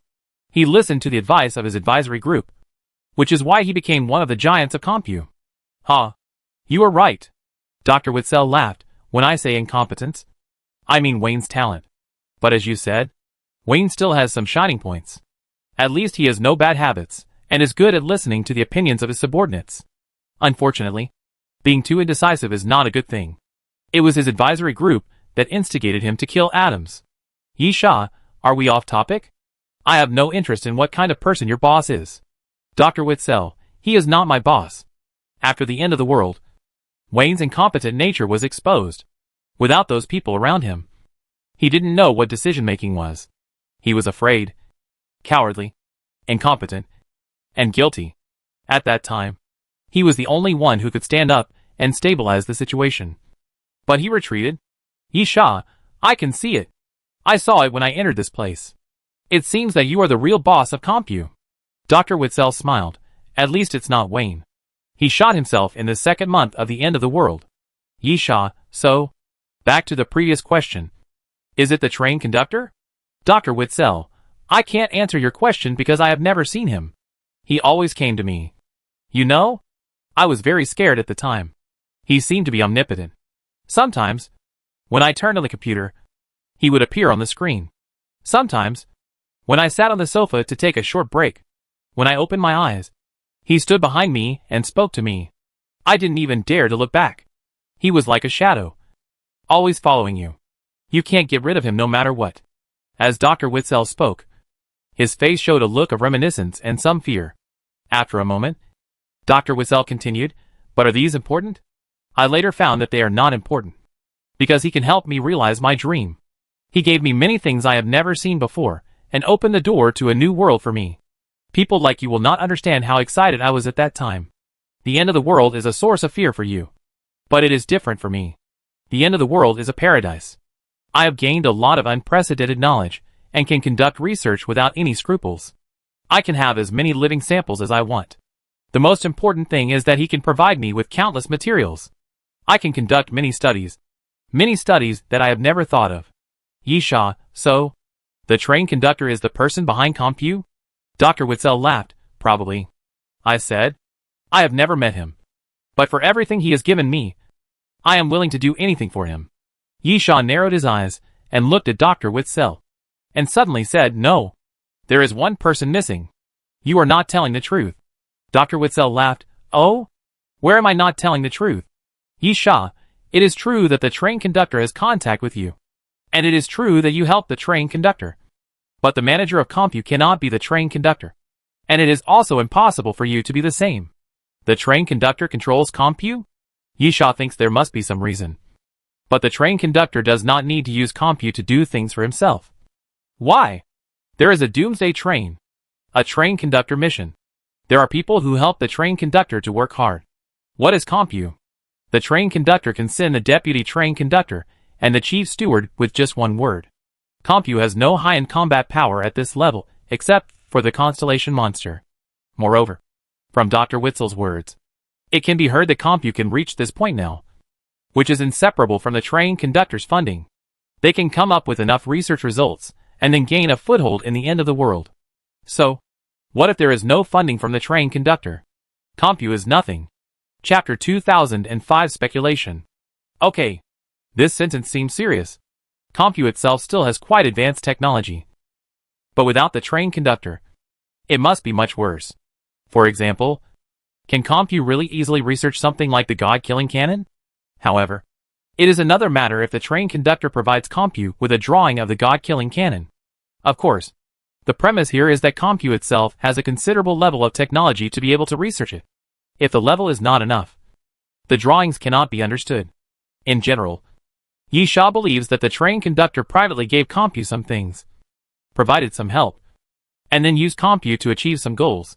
However, Yisha does not believe that the train conductor manages Compu and becomes the master behind the scenes, unless the train conductor is idle. The second is Dr. Witzel. This old guy seems to have a private contact with the train conductor. After the death of the three giants, it is very likely that Dr. Witzel will take over Compu under a false name. And Dr. Witzel has an innate advantage to do all this.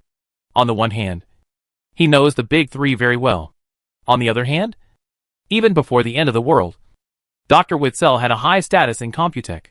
He was one of the few scientists that Computech would keep in the company even if they offered him shares. Therefore, Dr. Witzel has a lot of say in Computech and has a very high status. In many cases, Wayne does not need to show up. Dr. Witzel issues orders on behalf of Wayne, and no one thinks there is anything wrong with that. However, Yisha believes that Dr. Witzel is still not the behind-the-scenes controller of Computech, because Dr. Witzel is a madman. Dr. Witzel has led many studies, including the study of constellation monsters and the improvement of Ares. Dr. Witzel is excited and proud of these studies. Just look at Ares. Ares doesn't listen to Dr. Witzel at all. He only has Yisha in his eyes. Dr. Witzel doesn't help when he is attacked, and doesn't follow Dr. Witzel's command to fight. So what is the meaning of transforming Ares for Dr. Witzel? The strongest constellation monster. This is what it means to Dr. Witzel. Or, this is Dr. Witzel's sense of accomplishment. People like Yisha are indeed incomprehensible. But such people are not uncommon. Dr. Davis is also of this type. Dr. Davis only wants to make constellation monsters, and doesn't care who they belong to.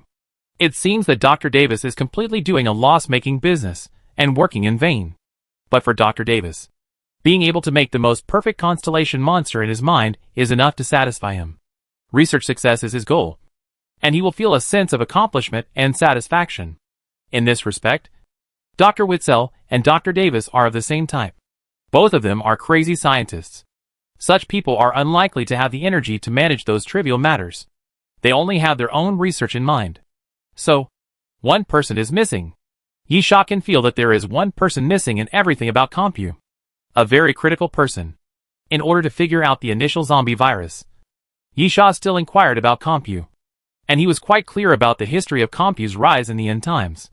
First of all, Compu has a very favorable prerequisite. That is, it knows that the zombie virus is going to break out, and the end of the world is coming. This is very important. If Compu does not know in advance that the zombie virus is going to break out, it will definitely suffer a heavy blow when the end of the world comes. This is an absolute fact. The most intuitive point is that before the end of the world, Compu is indeed a first-class large company. But there are companies in the world that can reach the scale of Compu. There are also biological companies, technology companies, etc., and even some with official backgrounds, whose armed forces are stronger than Compu. Why did all those companies go bankrupt? Only Compu preserved a lot of strength and stockpiled a lot of supplies? It was because of foresight. Secondly, Compu made a lot of preparations to deal with the end of the world. Stockpiling supplies and weapons are the most basic. And there are also the basic researchers who rise. Before the end of the world, Compu conducted physical examinations on a large number of researchers. After confirming that they were not infected with the zombie virus, they collectively transferred these researchers away. This is also the reason why Compu can continue research in the end of the world and rely on these studies to fight against zombies and rise. In addition, when the apocalypse comes, it is also crucial for Compu to make orderly arrangements. First, bases are built in various regions. Armed forces are assembled. And 3 dragon warriors are developed. Then zombie samples from various places, research institute data, etc. are collected. It can be said that Compu has a complete general direction strategy, both before and after the apocalypse. Before the apocalypse, it is mainly resource reserves, personnel assembly, etc., so that Compu has enough capital to survive after the apocalypse. After the apocalypse, the main thing is to improve combat strength. Compu also has a clear strategy and ideas. In a short period of time, it has a very good armed force. Then, through the exploration of the post-apocalyptic world and research related to combat strength, it accumulates little by little and begins to grow like a snowball. Then, the question is, if Wayne is really as unbearable as Dr. Witzel said. He lost the will to live after the apocalypse, and even committed suicide by shooting himself about a month after the apocalypse. Who arranged all this? Let's not talk about the fact that Dr. Witzel himself is not a decision maker. At that time, the train conductor may not have had any contact with Dr. Witzel. But this kind of general strategy and planning must be carried out by someone. And it cannot be completed in a short period of time. It requires a complete set of plans. Therefore, there must be a commander behind Compu, who is responsible for everything. Suddenly, Yi Sha remembered the apostle in the glass jar. And a photo of the apostle in the glass jar. So that's it. Yi Sha's eyes widened, and a flash of inspiration came to his mind. It felt like some tangled threads were untangled. Yi Sha looked at Dr. Witzel, Martha Miller. Right? Karam's lover. After the end of the world, the real person in charge of Computech is Martha Miller. The so-called split is a scam. Computech has never split. Or it only looks split on the surface. But Martha has secretly controlled Computech by using the name of the Big Three. Chapter 2006. Guess right. Guessed right. Yi Sha looked at Dr. Witzel. Although Dr. Witzel's expression did not seem to change. There was a slight twitch in the corner of his eye, and a slight tremor in his apple muscle. It can be seen that Dr. Witzel was surprised. But he restrained himself. In fact, the so-called poker face does not exist. No matter who is emotionally unstable, there will be some changes in expression. For some calm and self-controlled people, such expressions are very weak. But they still show so-called micro-expressions. In psychology, micro-expressions are a course that can effectively read people's psychology. In fact, this course has been used in criminal investigation and interrogation. Yi Sha is certainly not a professional. Nor is he that good. But he can still basically judge whether the other party has micro-expressions. And as long as there is a change in expression, it means that Dr. Witzel's emotions are changing. So, if Yi Sha guessed wrong, Dr. Witzel would not have any emotional changes. Only if he guessed right, Dr. Witzel's emotions would fluctuate. Yi Sha recalled the situation when he met Martha and recalled his conversation with Martha. Some of the questions were indeed correct. Karam had the initial zombie virus, which was a correct guess. Martha said that when Sessions knew that Karam was ready to retreat, he wanted to poison Karam. But when Sessions went to the villa to implement the plan, Karam was already dead. Karam's death became an unsolved case. Yisha speculated that the other two of the big three were Sessions and Martha. After Sessions died, Yisha suspected that Sessions and Martha were in collusion based on clues. Martha did not deny that she had the intention to kill. But Karam died early. Now the mystery has been solved. Because Karam's zombie virus broke out at that time. And Karam did die. But he died in her own hands. Martha actually didn't know the cause of Karam's death. She only suspected that it was done by the other two of the big three. Here comes the problem. If Martha actually took over comp at that time, would she be afraid that Wayne and Adams would not tell the truth? The reason why Martha didn't know was because Wayne and Adams were also dead. And the dead would not speak. So Martha didn't know that Karam had taken the zombie virus. The second question was the source of the zombie virus. Martha showed Yisha the photo at that time, which was the apostle in the glass jar, and briefly introduced the cause of the initial zombie virus, and the important role played by the apostle's body in it. And basically all of them matched. Finally, about the source of the zombie virus, Martha may be telling the truth. She gave the initial zombie virus to Sessions. It may be a lie, but it is meaningless. Why doesn't Martha care about telling Yisha these? Because the body of the apostle is actually in her hands. Why does she still care about the initial zombie virus? And these are summed up. It is the biggest problem. Martha knew everything to Yisha at the time, and she didn't mean to hide anything. But the problem lies here.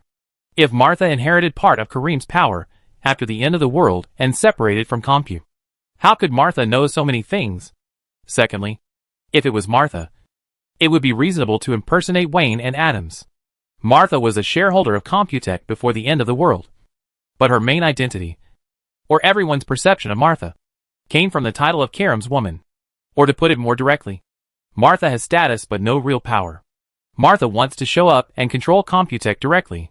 With the death of the three giants, there is no problem with control. But it is hard to say how many people will resist and split. Therefore, Martha wants to borrow the names of Wayne and Adams and split herself directly to ensure that no one will find out. However, Yisha is also a little confused. If this analysis is made, Dr. Witzel knows about this matter. Of course, it is normal to know. And it is strange not to know. Martha must need an executor to manipulate behind the scenes. So this executor must be Dr. Witzel. In this case, which side is Dr. Witzel on? Does this guy listen to Martha? Or the conductor?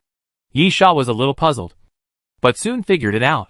No matter how capable Martha is, she can't bring the Doomsday train to this place.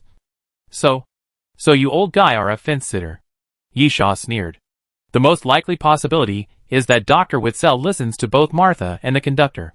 He listens to Martha because after Martha took control of Computech, she can provide Dr. Witzel with all the research environment he wants. The reason for listening to the conductor was that the conductor could give Dr. Witzel something, including some things that Dr. Witzel had never seen before, which could arouse Dr. Witzel's desire to study. At the same time, Yisha also thought of the most critical thing. Neither the conductor nor Gaddis appeared, according to the intentions of Malfarian, Gon Lin and the fusion zombies.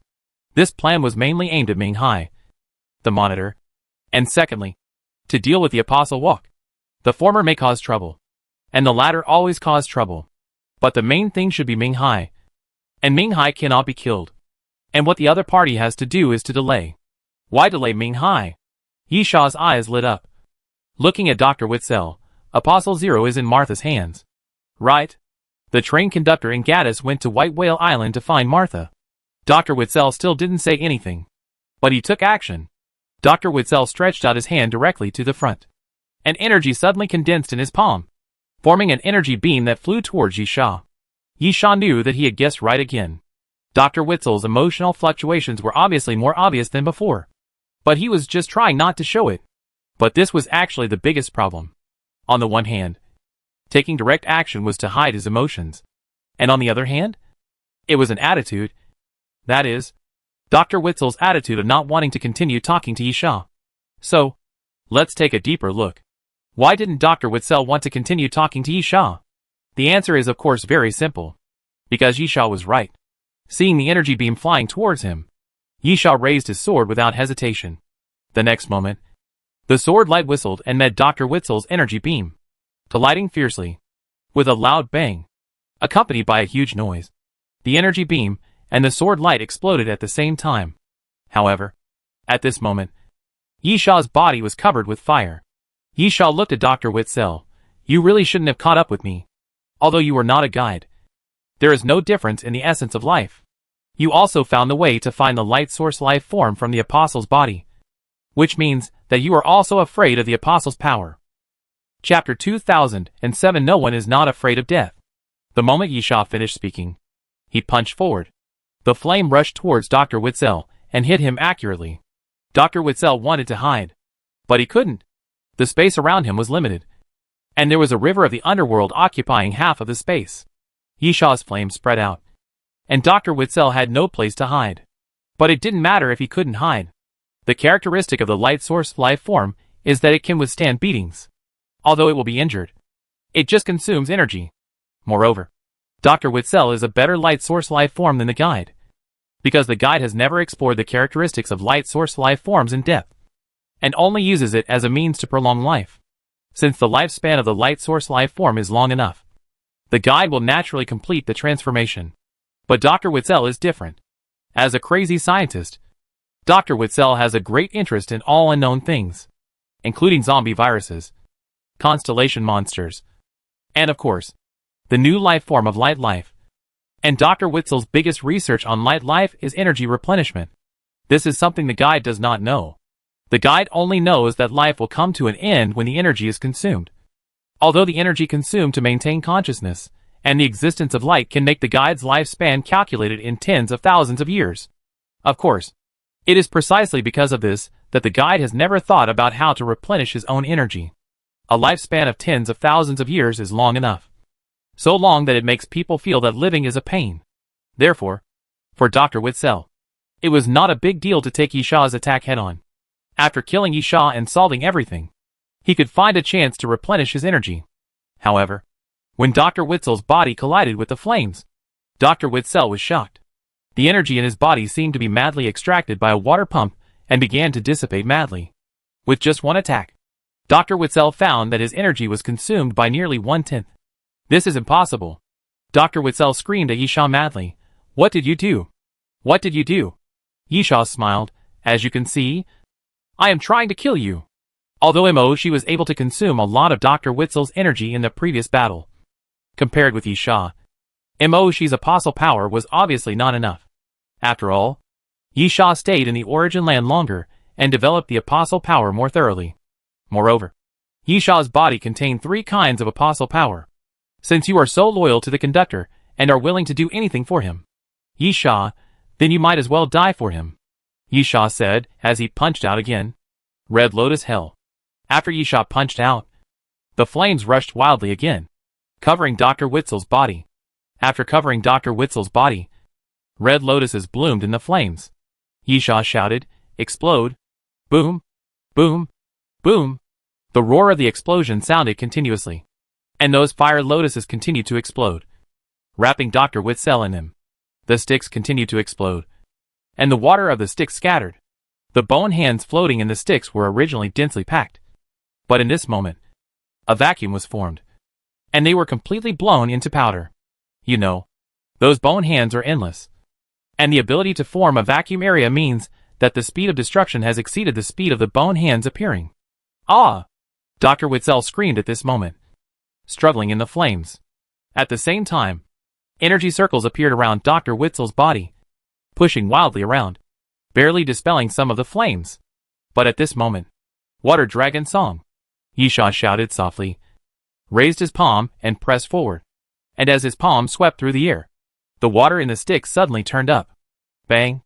Bang! The surface of the stick suddenly exploded, and 2 water columns shot up into the sky. Almost instantly, the 2 water columns twisted and deformed, turning into 2 water dragons, entangled with each other, and crashed towards Dr. Witzel. The power of the water spirit. Dr. Witzel quickly raised his hand, and an energy beam appeared again, colliding with a water dragon. Boom! After the energy beam hit the water dragon, it blew it to pieces. and countless water splashes scattered around. However, the second water dragon also hit Dr. Witzel's body hard at this moment. Dr. Witzel felt like he was hit hard by a giant hammer. The huge impact force was beyond Dr. Witzel's ability to resist. He kept rolling and crashed into the sticks. In fact, the light source life form is not particularly afraid of any type of attack. This is also the reason why the light source life form is so powerful. Anyway, any attack can be absorbed by the light source life form, but it will consume energy while absorbing it. Although the heavy blow of the impact force directly blasted Dr. Witzel away, there was actually no substantial damage. However, the energy consumed by the absorbed damage was too huge. This had nothing to do with the intensity of the attack, but was the weakness of the guide. Absorbing the power of the apostle required a lot of energy. Dr. Witzel could clearly feel that his body was getting weaker, and the sequelae of excessive energy consumption had already appeared. Puff!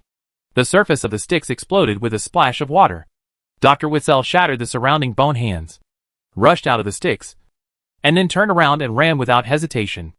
However, at this moment, countless wrong souls flew from above the sticks. Gonlin sneered, and the surface of the sticks suddenly exploded. A huge bone hand stretched out and firmly grasped Dr. Witzel. "Let go!" Dr. Witzel roared. "Let me go." Dr. Witzel's voice was filled with anger and fear. Yi Sha teased. "Didn't you say that you don't care about life and death?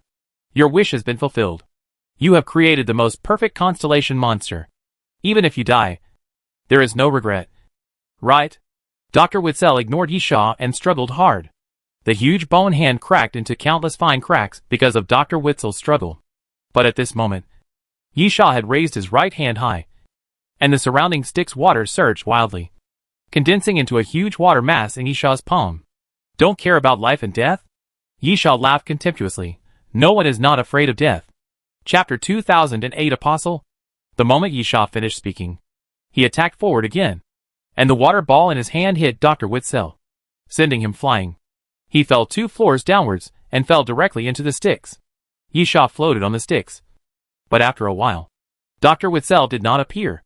Dead? Yi Sha was slightly stunned. Not really? The previous attack was indeed fierce enough, and the water of the sticks was corrosive, but it would not kill Dr. Witzel, unless the guy suddenly became useless, or suddenly became powerful. Besides, the mysterious voice's prompt didn't seem to appear. He's forcing his way into the sticks. At this time, Gonlin's voice suddenly sounded. Laughing, he wants to break through the sticks and leave from below.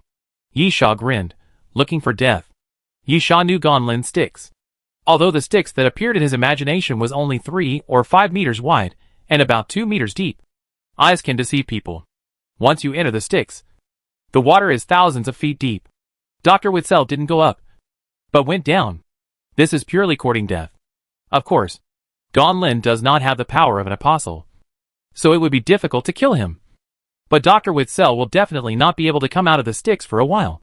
Moreover, the sticks is not all Gonlin's ability. He is the lord of the underworld. The space here is too small, and he can only imagine the sticks. If there is enough space, Gonlin can still trap Dr. Witzel in the underworld. Of course, it is also a problem if he cannot be killed. He will come out again sooner or later. But it doesn't matter. He will be killed again after he comes out. In the past, when he fought with the guide, he didn't know that the guide was afraid of the power of the apostles. Yi Sha couldn't see that he was holding on. But then again, Yi Sha didn't fight with the guide much. Only twice. One of which was a melee. And he besieged Limers after 2 moves. But now that he knows the weakness, Yi Sha is least afraid of the light source life. And Dr. Witzel can't pose any threat to Yi Sha. At this time, Gonlin suddenly said, "I'm going out." Looking up, he has reached the top of the hive. Yi Sha didn't expect the hellfire to be so powerful that it actually broke through the hive with one blow. But it's a good thing after all. The next moment, the sticks rushed out of the hive, and sent Yi Sha and the other 2 back to the city of Doom. Looking up, the first thing he felt was shock. The Doomsday train was like a giant centipede, hovering in the air. It was at least 10,000 meters long, covering the sky and giving the feeling of covering the sky and the sun. What the Doomsday train was doing was destruction, constantly destroying the Doomsday city. In addition, Yi Sha also saw a lot of people. Yi Sha was surprised. Are there other people coming out? The beehive is a big maze. Easy to get in but difficult to get out. If everyone is wandering around the edge, it is understandable to rush out. But most people have been in the beehive for a week. Even if they are trapped in it, they are generally in the middle area. How can it be so easy to get out? Even if it was violent destruction. If Yisha didn't have the attribute of hellfire that burns everything in the world, and if the death attribute didn't happen to trigger the demon dragon, he wouldn't be able to get out for a while. Gonlin explained, it's normal. 1/3 of the hive is on the ground. There are many people in this area.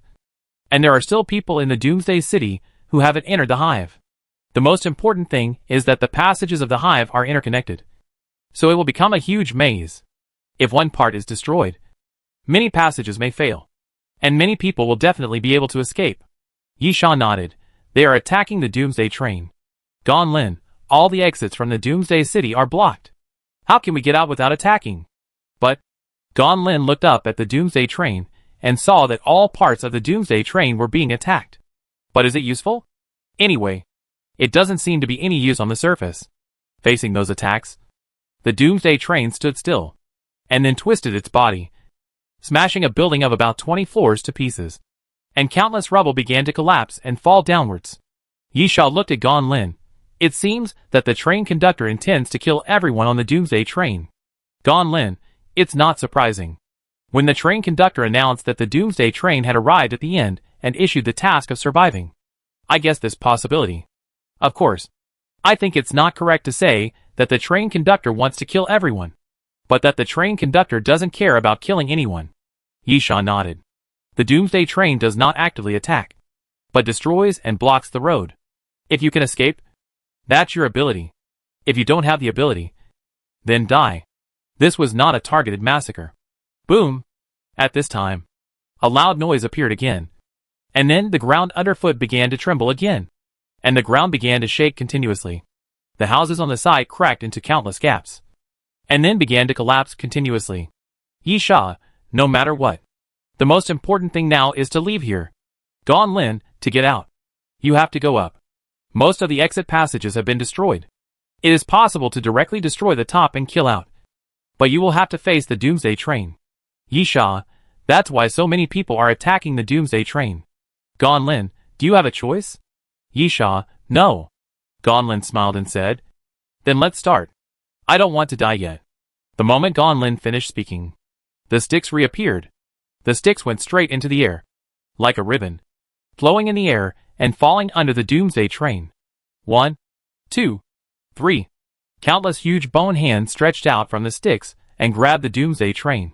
But just as they grabbed the Doomsday train, as the Doomsday train twisted in the air, those bone hands were shattered. Yisha was not in a hurry to attack, but looked at Ming Hai. What exactly is Doomsday train? Ming Hai, probably an apostle? Yisha raised his eyebrows. What do you mean by probably? Is it a complete form? Generally, growing apostles are not that strong. Ming Hai shook his head. It's hard to say. Yisha, what do you mean? Ming Hai, before today, I didn't know what Doomsday train was. I know you must want to ask who the conductor is. Yisha, well, then, who is the conductor? Ming Hai, I don't know. I don't know who the conductor is. And I didn't know about the Doomsday train. But now I know that the Doomsday train is probably an apostle. And it's not an apostle of this era. Yisha was stunned for a moment. Then, you mean the past? Yes. Ming Hai, 3 reasons. First, this apostle is a complete body. Second, as a monitor, I know all the apostles. And the Doomsday train is not the apostle that appears in this Doomsday. And third, no apostle looks like this. Chapter 2009 Familiar Feeling. Yisha, I can understand the first and second. But what does the third mean? The sense of oppression displayed by Doomsday train is definitely not the feeling of an ordinary apostle. In fact, with Yisha's current strength, he doesn't care about the apostles who are not perfect. There is only one possibility. That is, he is a perfect one. Yisha can also understand Ming Hai's second reason. He now roughly understands Ming Hai's identity. Then, as a monitor, it is normal for him to know all the apostles. Only the third reason made Yisha feel strange. Yisha, what do you mean there are no such apostles? If there are no such apostles, how do you judge that Doomsday train is an apostle? Ming Hai looked disdainful. You have the power of an apostle yourself. Can't you feel that it is an apostle? This. Yi Sha was stunned for a moment. And then honestly said, I feel it. Ming Hai, that's it. Yi Sha, the key point of my question is what is meant by there are no such apostles. Ming Hai, among all the types of apostles, there are no apostles that look like this. Yi Sha, but the problem is the feeling of the apostles. You represent the will of the world. It is impossible for you to not know the apostles. Or, are you actually a fake? Ming Hai rolled his eyes. You are a fake. Yi Sha, then give me an explanation? Ming Hai, first, I have explained that the monitor is not as great as you think. I am just the spokesperson of the will of the world. My responsibility is just to watch everything and prevent things that violate the rules from appearing. In essence, I am actually a human. Yi Sha interrupted. Humans can be killed. Ming Hai was mad. Rubbing his hair. Anyway, let me put it this way. Don't think of me as omniscient and omnipotent. The will of the world is invisible and intangible. But it does exist. But if it wants to appear, it needs a carrier. I am just that carrier. Or you can understand it as borrowing my body. The meaning of my existence is that you can think of me as a referee. The referee is responsible for judging the winners and losers, not for explaining the rules. Yi Sha, but at least the referee knows the rules. Ming Hai spread his hands. There is no way to explain it. Anyway, I don't know what the Doomsday train is. Wait a minute. There is another possibility. Ming Hai suddenly frowned and fell into deep thought. Yi Sha, go ahead. Ming Hai, Apostle Zero. Or the last apostle. Yi Sha, you can't even tell the difference between Apostle Zero and the last apostle? You are a ghost monitor. Ming Hai, I'm talking about the past. Yi Sha, what do Apostle Zero and the final apostle represent? Ming Hai, the origin is the end. An era is coming to an end, and a new era is beginning. Besides, why are you asking so many questions? After you figure out what this thing is, don't you have to fight it? This? Yi Sha was stunned for a moment. As if it was meaningless. Ming Hai, I advise you to think less about it. You might as well kill it quickly. This guy obviously wants to destroy this place. By then, except for me, all of you will be finished. Yi Sha looked up at Ming Hai, and then said nothing more. Yi Sha actually wanted to ask about the Gashapon machine, but the current situation did not seem to be suitable for small talk, and he should deal with the Doomsday train first. Huh? Yi Sha exhaled. 3 swords in the world. Clang. Yi Sha suddenly drew his sword. As the sword came out, the dragon wings spread out behind Yi Sha. The demon dragon state could still be maintained for 5 or 6 minutes. After the dragon wings spread out, Yi Sha jumped into the air. One sword cuts off the rivers. Yi Sha went towards the Doomsday train, raised his sword and stabbed it. In an instant, the sword light scattered in all directions, and after connecting into one piece, it formed a sword river, and fiercely crashed into the direction of the Doomsday train. Boom! The sword river condensed by the sword light was hundreds of meters long. After colliding with the Doomsday train swimming in the air was not crooked, and the shell that the carriage had turned into suddenly shattered, revealing countless rotten flesh and blood. Suddenly, the pincers at the bottom of the carriage flew out at a very fast speed, heading towards Yi Sha. Yi Sha's pupil shrank, and he immediately stretched out his hand and pressed it. Hellfire appeared in front of Yi Sha, and flew forward continuously, knocking down those pincers. The next moment, Yi Sha drew his sword again. 2 swords swallow the sun and the moon. Yi Sha slashed forward again, and the sword light surrounding the Doomsday train quickly spun, like a huge ball of light, spinning wildly around the Doomsday train. The sound of metal collision continued to ring out, and after a moment, the sword light dissipated, and the shell that was transformed from the carriage was completely shattered. However, Yi Sha was not happy for too long. The rotten flesh and blood continued to wriggle, and then one by one, the new shell quickly grew out from the gaps. What a strong regeneration ability! Yi Sha showed a look of surprise. This regeneration speed was too fast, almost catching up with the regeneration speed of the constellation monster when switching forms. However, the 2 swords had been drawn, so there was no reason to stop at this moment. 3 swords anger heaven and earth, Yi Sha shouted, and the dragon wings behind him spread out. Yi Sha quickly flew upwards and came directly to the top of the Doomsday train. Yi Sha drew his sword again. Buzz! Swords chime. When Yisha raised his sword and stabbed it downwards, the sound of swords chime suddenly rang out all around. And at the same time, the sword intent on Yisha's body was fierce. The next moment, Yisha stabbed downwards with a sword, and the sword intents around gathered. Sword intent is something that can only be understood but not described.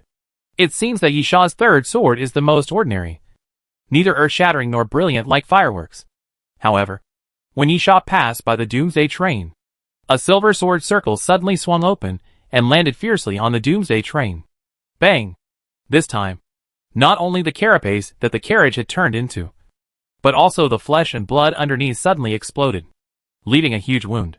Countless foul blood with a fishy smell fell downward, continuously hitting the ground, and then splashed. There were exclamations all around. Many people were attacking the Doomsday train, but the fact was that they could hardly cause any damage to it. Yisha's attack was the most obvious damage to it. However, Yisha himself was not very satisfied. The three swords of the world is one of the killer moves in the Eastern Jade sword art, and its power is quite terrifying. But it is only this level. Taking a deep breath, Yisha rushed towards the Doomsday train again, holding the sword in his hand horizontally. But at this moment, a black light flashed at the location of the Doomsday train. Yisha was stunned. This feeling, so familiar. Chapter 2010 Battle. The next moment, the black light spot suddenly turned into a black beam, blasting towards Yisha. Damn! Yisha couldn't help but curse, finally knowing why it looked familiar. The power of the spirit apostle. Yisha quickly dodged. The black beam almost brushed past Yisha, and then slammed hard on the ground.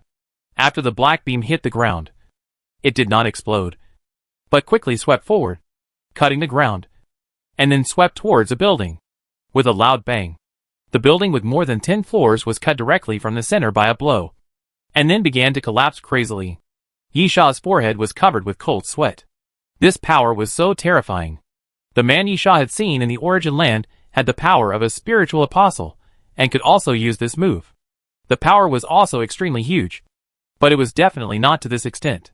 And in the next moment, the black light spot appeared again. Yisha bared his teeth. It seemed that the Doomsday train was targeting him. Although others also attacked Doomsday train, Doomsday train basically ignored it. Or rather, did not actively attack, but continued to destroy it. Of course, there were fearless people who dared to stand in front of Doomsday train, and Doomsday train did not care about knocking people down. But now it was the first time that it took the initiative to counterattack. It was obvious that Yisha had pissed off Doomsday train. The next moment, the black beam flew out again, obviously faster than before. Yisha quickly raised the altitude, trying to avoid the black beam. Then, puff! The black beam of light arrived and hit Yisha's open dragon wing, piercing a hole in the dragon wing directly. And then half of the dragon wing was torn apart, and Yisha fell from the air. Yisha's body kept tumbling in the air. But at this time, the sticks fell down, came to the bottom of Yisha, and caught Yisha. An eagle cry sounded. Gonlin sat on the back of the red fire eagle, flew over Yisha, and then jumped down and landed on the sticks. Gonlin, can't get out. Yisha, why? Gonlin, this thing usually doesn't attack actively, but when it reaches a height above the Doomsday train and wants to get out, it will attack. Yisha, in other words, the Doomsday train is preventing everyone from leaving? Gonlin, that's what I mean. Yisha, trouble. At the same time, while Yisha was talking to Gonlin, the third black light spot appeared again, quickly forming a beam of light, and shot down again in the direction of Yisha. Gonlin shouted softly, stretched out his hand and wiped forward, and the water of the stick suddenly rolled back and rushed into the air. Bang! The black beam collided with the water of the sticks, followed by a loud bang, and the water of the sticks suddenly exploded, and the entire sticks trembled. The black beam shrank a little and continued to move towards Yisha. He shone Fengyu's sword. Yisha shouted softly and jumped up again. Heaven Sword Bei Luo. The virtual sword appeared in the air, and then suddenly fell towards the black beam. Boom!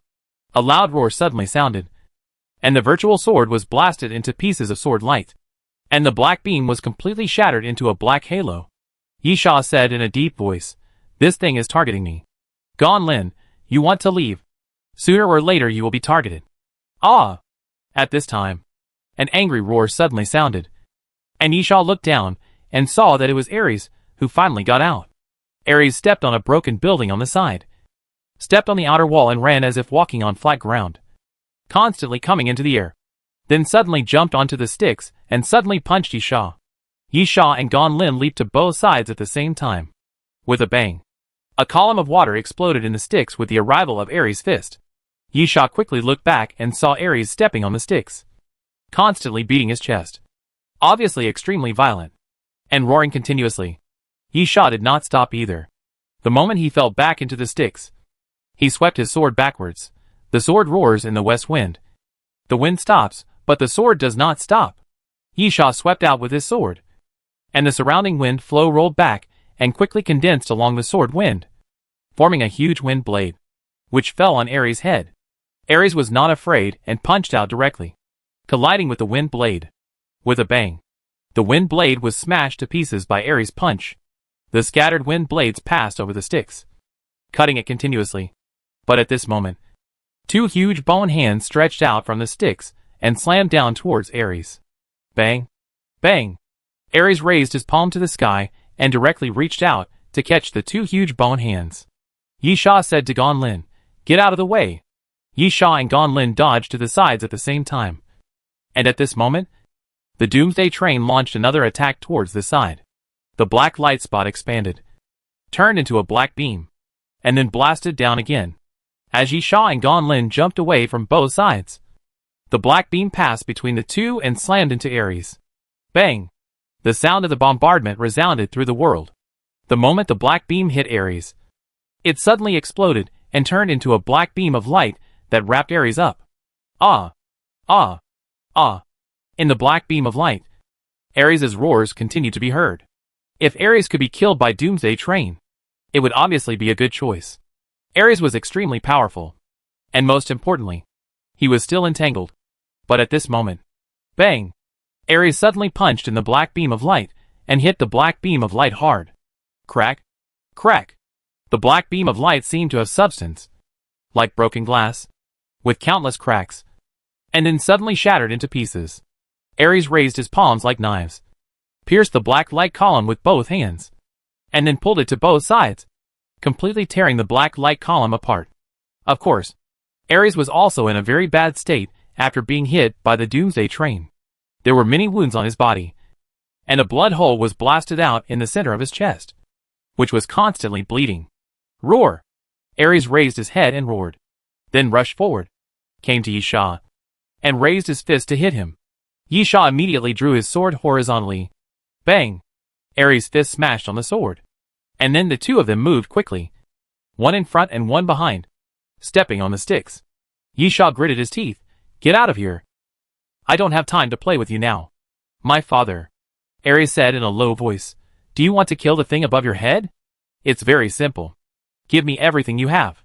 When I inherit everything from you, I will complete the final evolution and become the strongest. I can inherit your legacy and help you kill anything you want to kill." Chapter 2011 Ancient Savage Warrior. Yisha sneered, "I prefer to solve problems myself." As Yisha said this, he punched forward, and the hellfire suddenly surged out. But at this moment, the dark green flame began to dissipate. Yisha cursed in his heart. The time limit of the demon dragon has expired. The demon dragon's physical fitness bonus disappeared, and Yisha could not resist the power of Ares and began to retreat continuously. However, Yisha was not depressed. He could try to see if he could trigger the death-defying feature through the sword intent without limit. He shone Feng's sword. Yisha shouted softly, "The wind and rain are hard to stop, and the world is hard to end." Yisha pressed the sword against Ares' fist, and the sword light suddenly became bright, spreading around, passing through Ares' body, cutting wounds one after another. "Don't ask me about the past and the future." Yisha exerted force violently, pushed Ares' fist away a little, jumped up, raised the sword and swept forward. As Yisha slashed out with his sword, a circle of sword light swung forward, carrying the momentum to cut through everything. "Ah!" Ares shouted in a low voice, and clasped his hands fiercely, and unexpectedly stepped into the white blade with his bare hands, and forcibly caught the swung sword circle. However, Ares' body also kept retreating backwards. At the same time, Yisha's face was filled with joy. It worked! feeling the user's determination to fight to the death. The decisive feature is triggered. Death decisive level 5. I am not afraid of death. So why should I be afraid of you? Death decisive feature randomly increases ability. Berserker. Berserker ability starts matching. Matching ability. Ancient Savage Warrior. When Yisha saw the ability increased by death decisive ability, he immediately cursed in his heart. How could so many abilities be matched to Berserker ability? Is Berserker ability strong? It is quite strong. Berserker ability directly increases physical fitness by 150%. And it is an all-round improvement. Not worse than Demon Dragon. Especially this is not the end. Berserker has 2 branch abilities. Namely, more courageous and crazy killing. The more you fight, the braver you become. Every time you are hurt, you can reduce your pain. When the pain reaches the critical point, you can increase your physical fitness by 30%. Crazy killing. Let's not talk about this. Crazy killing means that every time you kill a target, your mental state will decrease by 5% and your strength will increase by 5%. Yisha doesn't care about the decline in mental state. Anyway, Ares is not a superhuman type and has no mental attack ability. It's just that his sanity will be reduced and the battle will become crazy. It's worth it to exchange it for a strength increase. But the key is where can I find a target to kill? This is a melee ability. Of course, the more you fight, the braver you are. But this bastard ability has side effects. After the use time is over, your physical fitness will be reduced by 50%. If you can't kill Ares and enter a weak state, you will be looking for death. Since it is an ability improved by the Berserker, it will naturally have similar side effects. This means that the improvement of the decisive characteristic this time is meaningless. Yisha can't look for death himself. However, after looking at the effect of the Ancient Savage Warrior, it did have side effects. But Yisha felt that it was not unacceptable. Ancient Savage Warrior, enhanced ability, physical ability enter the Ancient Savage Warrior state. Physical fitness is increased by 220%. Other physical fitness enhancement abilities cannot be superimposed. When using heavy weapons, strength is increased by an additional 50%. Super speed regeneration ability is obtained. Gladiator ability is obtained. Blood battle ability is obtained. And rampage ability is obtained. Gladiator, designate a target. And when fighting with the target, physical fitness is enhanced by an additional 50%. Pain disappears. And each time you are hurt, you can definitely counterattack.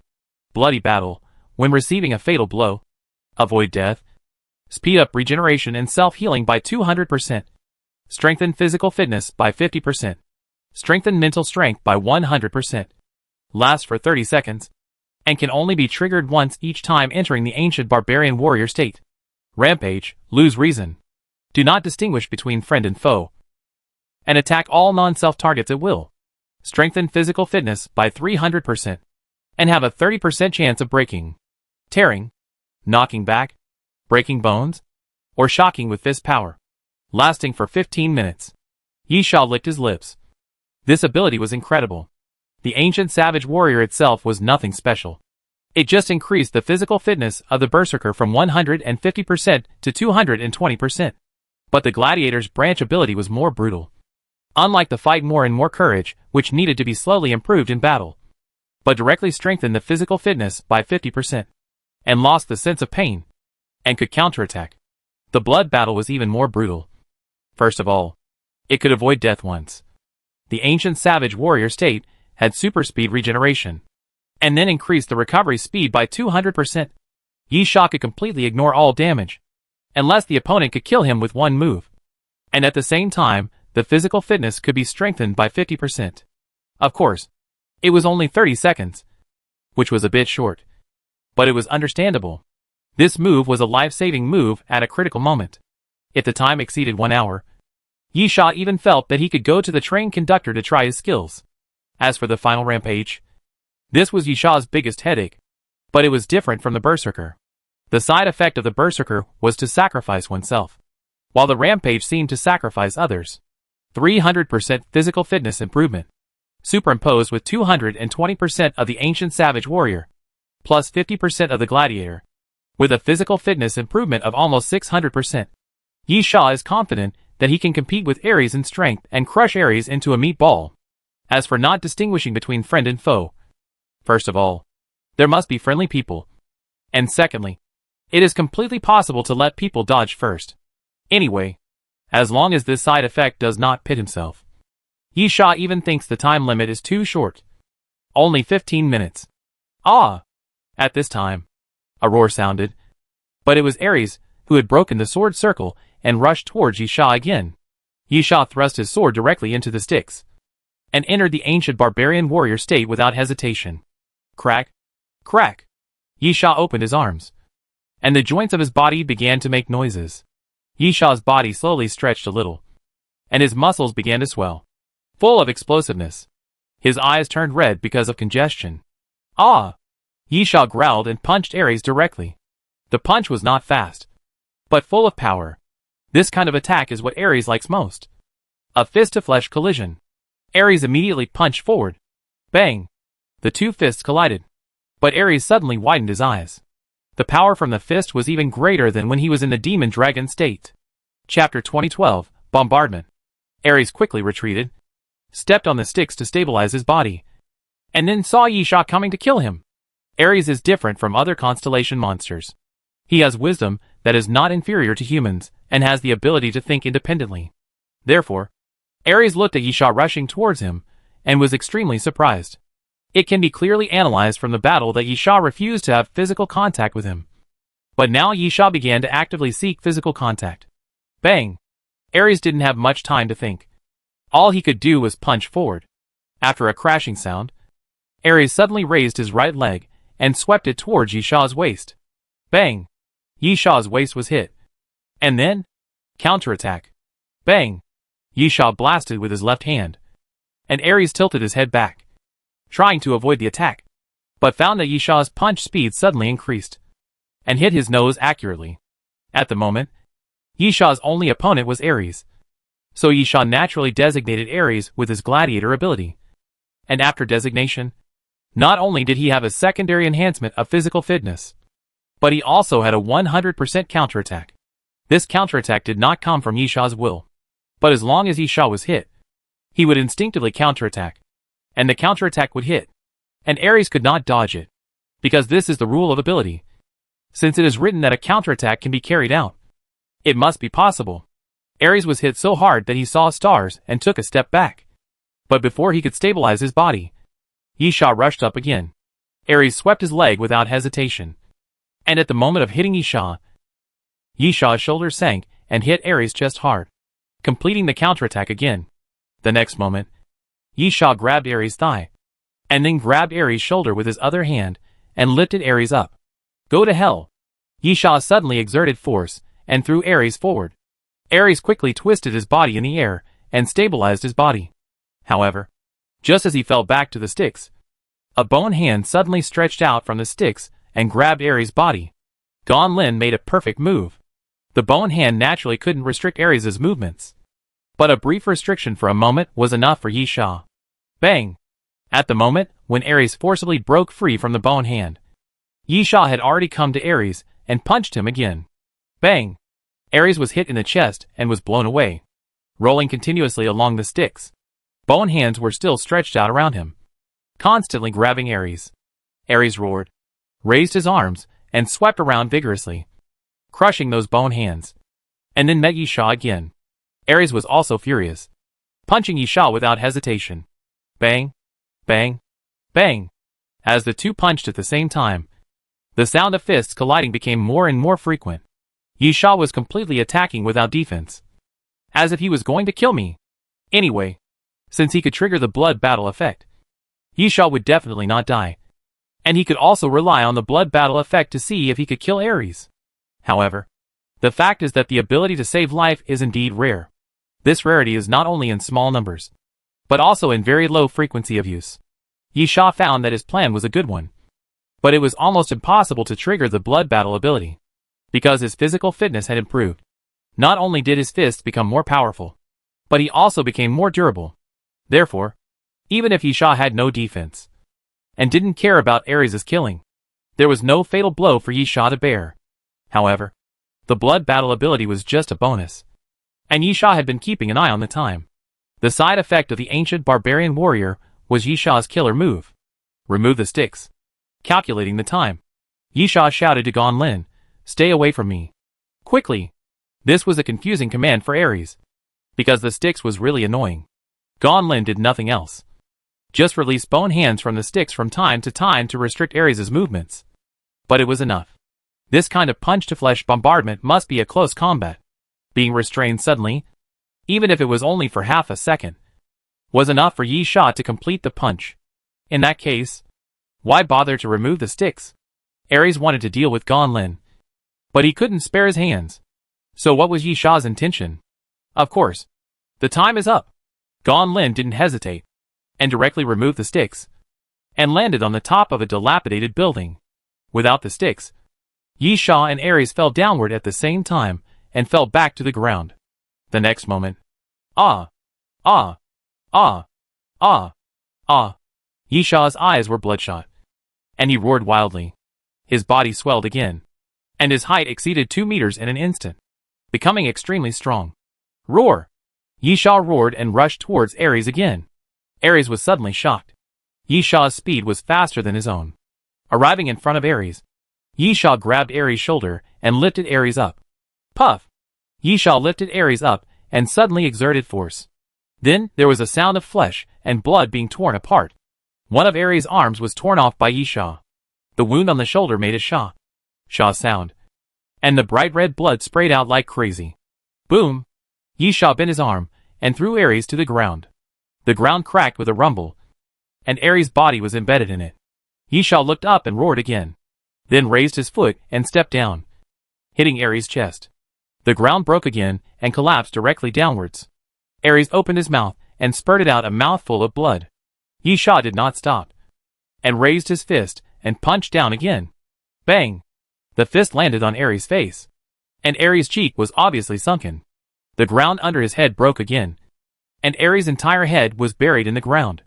Ares' body gradually lost its voice, and his raised arms fell down.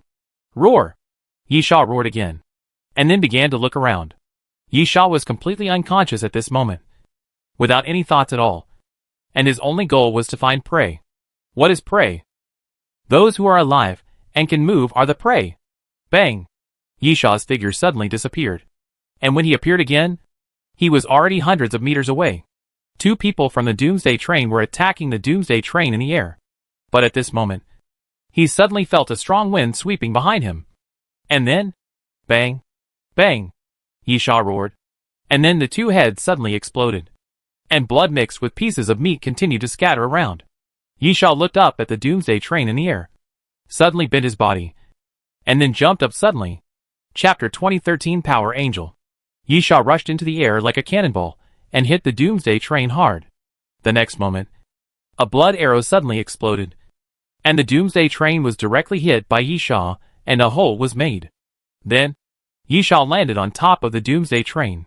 The black light spot appeared again, and quickly transformed into a beam of light, and bombarded Yisha. This time, the black beam of light was obviously mixed with mental power. Yisha is now completely unconscious and irrational. He has no consciousness or thinking ability. He fights by instinct and attacks whoever he catches. Naturally, mental shock is ineffective. Or we can think that the more intelligent a creature is, the more affected it is by mental shock. But relatively speaking, the more intelligent a creature is, the stronger its will may be, and the greater its resistance to mental shock. This is a relative problem. But what if mental shock is used on a stone? Stone certainly can't resist mental shocks. But mental shocks have no effect either. As for the black beam, ah! Yisha roared, and rushed forward without caring about anything, and then punched the black beam. Bang! Yisha's fist collided with the black beam, and the huge impact force pushed Yisha backwards, sliding against the shell of the Doomsday train. And the shell kept making a harsh metal twisting sound and constantly deforming. After a moment, Yisha attacked with his left fist, punching hard, piercing both hands into the black beam, and then tearing it to pieces with force. Yisha's chest rose and fell, and he kept gasping for breath, and then punched hard, hitting the Doomsday train. If there is any shortcoming of the Doomsday train at the moment, it is that it is too huge. Standing on top of the Doomsday train, no matter where you are pushed, you can just hit the ground under your feet. Bang! As Yisha's fist fell, the carapace was shattered again. Yisha's fist slammed into the rotten flesh below. With a puff, the rotten flesh was torn apart by a punch. And then a column of blood shot up into the sky. Then, suddenly, a column of fire surged out from the shattered place, hitting Yisha's body fiercely. And then the flames swirled around, wrapping Yisha layer by layer. At the same time, the splashing blood was suspended in the air as if frozen, and then quickly turned into water arrows, hanging upside down in the air, and stabbed down towards Yisha. Yisha was unconscious now, and didn't care about any attacks. But Gonlin below was shocked. It was the power of the water spirit and the son of flame. This Doomsday train could actually use 3 kinds of apostle power? And the fact is, it's not just that. Yisha raised his foot and stepped down. Then a circle of air appeared and spread out in all directions, blowing away the flames. Then he faced the water arrows formed by blood and water. Yisha opened his arms and let those water arrows hit his body. Yisha's body kept making muffled sounds, but he was not hurt at all. The water arrows could only leave some shallow marks on his body. In the rampage state, Yisha's physical fitness was already very strong. Of course, more importantly, in an environment without a lot of water, the power of the water spirit was really average. It relied on some blood as a medium to attack, and it was at most able to exert 20% to 30% of its power. However, at this moment, under the broken shell, the rotten flesh slowly squirmed. And then the rotten flesh slowly condensed into shape and stood up from the back of the Doomsday train. Power Angel? Minghai looked at the human figure formed by the rotten flesh and showed astonishment. The condensed human figure only had the outline of a body. Only some basic outlines of a human body. Without fingers, toes and the like. The hands and feet were just an arc. And there were no eyes, ears, mouth, nose, and other facial features on the round head. The only thing worth mentioning is that the hands and feet are particularly thick and extremely flexible, as if they were boneless creatures. And the arms can swing in waves. This is the form of the Apostle Power Angel. Minghai could not have seen it wrong. And this was the 4th Apostle Power used by Doomsday Train. And Minghai knew very well that the Power Angel did not appear in this world in this Doomsday. What the hell? Minghai looked at Doomsday Train and murmured, "What the hell is this?" While Minghai was wondering, Yisha had already collided with the Power Angel. Yisha's fist directly bombarded forward, without any fancy. Simple, direct, and violent. In the state of losing his mind and running wild. Yisha could not use any skills. The only thing left was bombing. As Yisha's fist blasted forward, the strange arm of the Power Angel suddenly moved, swinging in the air, forming a wave, and then slammed into Yisha's fist. Bang! As the fists on both sides collided, a circle of air waves suddenly spread out in all directions. And after hitting the surrounding buildings, those buildings immediately made a loud noise.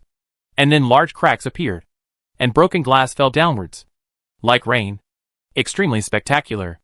Then, Yisha was blasted out, like a cannonball ejected close to the ground. Yisha's body kept hitting the shell of the Doomsday train, then bounced up, fell down, bounced up again, and fell down again.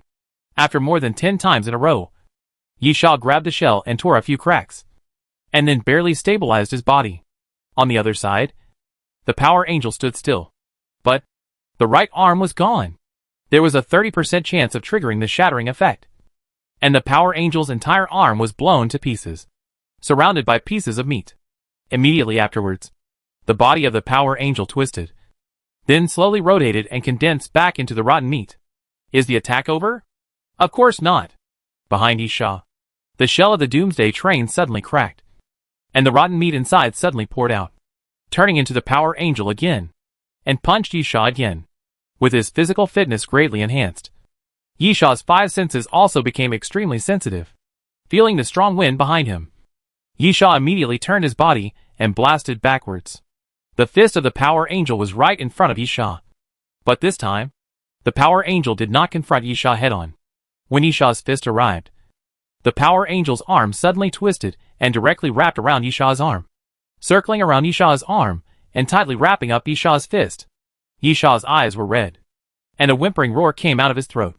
He wanted to pull his arm out, but found that no matter how hard he tried, the Power Angel's arm, which was twisted like a snake, did not move at all, and completely bound Yisha. Chapter 2014, Fight Again. The arm of the Power Angel suddenly swung, and Yishaw's body was thrown up, and then continued to fall. Bang, bang, bang. The continuous collisions made the shell of the carriage of the Doomsday train dented. But just when the Power Angel was about to hit it for the fourth time, puff! The soft and boneless arm of the Power Angel was suddenly cut off and fell to the ground. With blood all over the ground, Yishaw broke free from the restraints. But it was not Yishaw who took action, but Ares. Ares is on the Doomsday train. Third form. Ares' body changed again and entered the third form. Ares' size did not change much, but the number of horns increased to 8. Except for the hair on the thighs, head and back. The hair on other parts of the body has all receded, revealing sharp muscles. On the arm, from the wrist to the elbow, a layer of fine black dragon scales appeared. The dragon scales of the great boom dragon.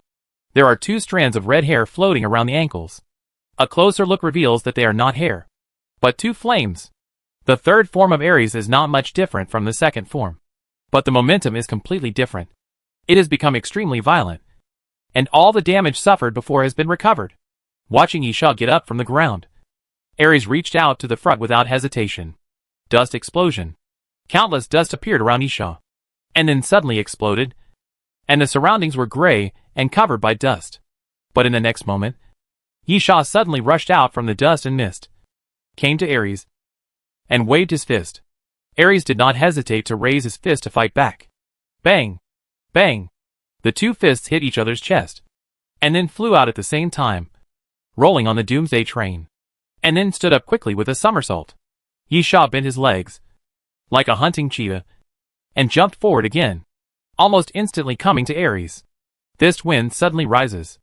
Yishaw kept roaring, making a beast-like roar from his throat, and raised his fist to hit Ares continuously. Ares' physical fitness has also been greatly improved after entering the third form, not only in strength, but also in speed and agility. With his toes lightly tapping, Ares kept moving his body and continuously dodged Yishaw's fists. Compared with the previous situation, the battle situation seemed to have suddenly changed. Before, Ares was seeking physical contact, appearing extremely crazy and irritable, and constantly bombarding, while Yishaw was more inclined to use skills to defend and attack. Now, Yishaw started to attack frantically, not caring about any attacks on himself. Just punching frantically. Ares began to dodge carefully, counterattack, and began to fight with skills. It is undeniable that the physical fitness enhancement brought to Yishaw by the Rampage state is really terrifying. Even if he enters the third form, Ares can only barely compete in terms of physical strength. However, Yishaw and Ares seem to have overlooked a real master. Bang! Bang! Yishaw and Ares charged again, at a very fast speed, rushing towards each other. But at this moment, 2 soft and boneless things suddenly came close to the ground and directly entangled the ankles of Yishaw and Ares. The arm of the Power Angel. Bang! Bang! After the arm of the Power Angel wrapped around Yishaw and Ares, it immediately swung, throwing Yishaw and Ares into the air, and then slapped them down with force. The sound of collisions continued to sound, and with several collisions, the shell of the Doomsday train cracked with a huge gap, and Yishaw and Ares fell directly into the carriage of the Doomsday train. The carriage was still the same carriage, but the space inside was completely different, as if falling into the belly of a giant beast. The space inside the carriage was slowly covered with rotten flesh all around, covering the entire interior space of the carriage. The rotten flesh was like alive, constantly wriggling, and there were things like meridians between the rotten flesh, constantly beating there, and blood flowed from time to time. "Get out of here!" Ares roared first, and the moment he turned over from the ground, he directly grabbed the arm of the Angel of Power, and pulled it hard, tearing the arm of the Angel of Power directly. But, at this moment, the Power Angel on the roof slowly melted. Its body turned into rotten meat, and then merged into the rotten meat on the roof. Then, in the car, countless tentacles, like the Power Angel's arm, suddenly shot out and kept flying towards Ares. Ares' fists danced continuously, waving around continuously, breaking those tentacles continuously. Then, a strong wind suddenly rose. Ares turned around suddenly, and it was Yishaw who suddenly came to him.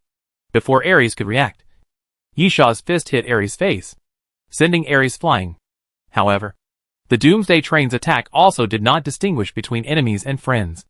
Or rather, it was all about enemies, but not friends. After Yisha punched Ares flying, the tentacles abandoned Ares and went after Yisha. Countless tentacles emerged from various locations in the carriage, quickly came around Yisha, quickly wrapped around Yisha's body, and bound him tightly. Ah! Ah! Ah! Ah! Ah! Yisha raised his head, shook his body constantly, roared angrily, and then, puff! Yisha swung his arm violently, tearing off several tentacles, followed by the legs. As Yisha moved forward, the tentacles stretched straight, and then broke one by one. Ares turned over from the ground. Blood appeared at the corner of his mouth. The punch just now was really heavy. Dust explosion. Ares raised his hand again, and a large piece of dust appeared around him, spreading wildly along the sides of the carriage. From the density of the dust, it can be seen that this dust explosion must be much more powerful than the previous one. At the same time, the more sealed and narrow the space, the greater the power of the dust explosion. Roar!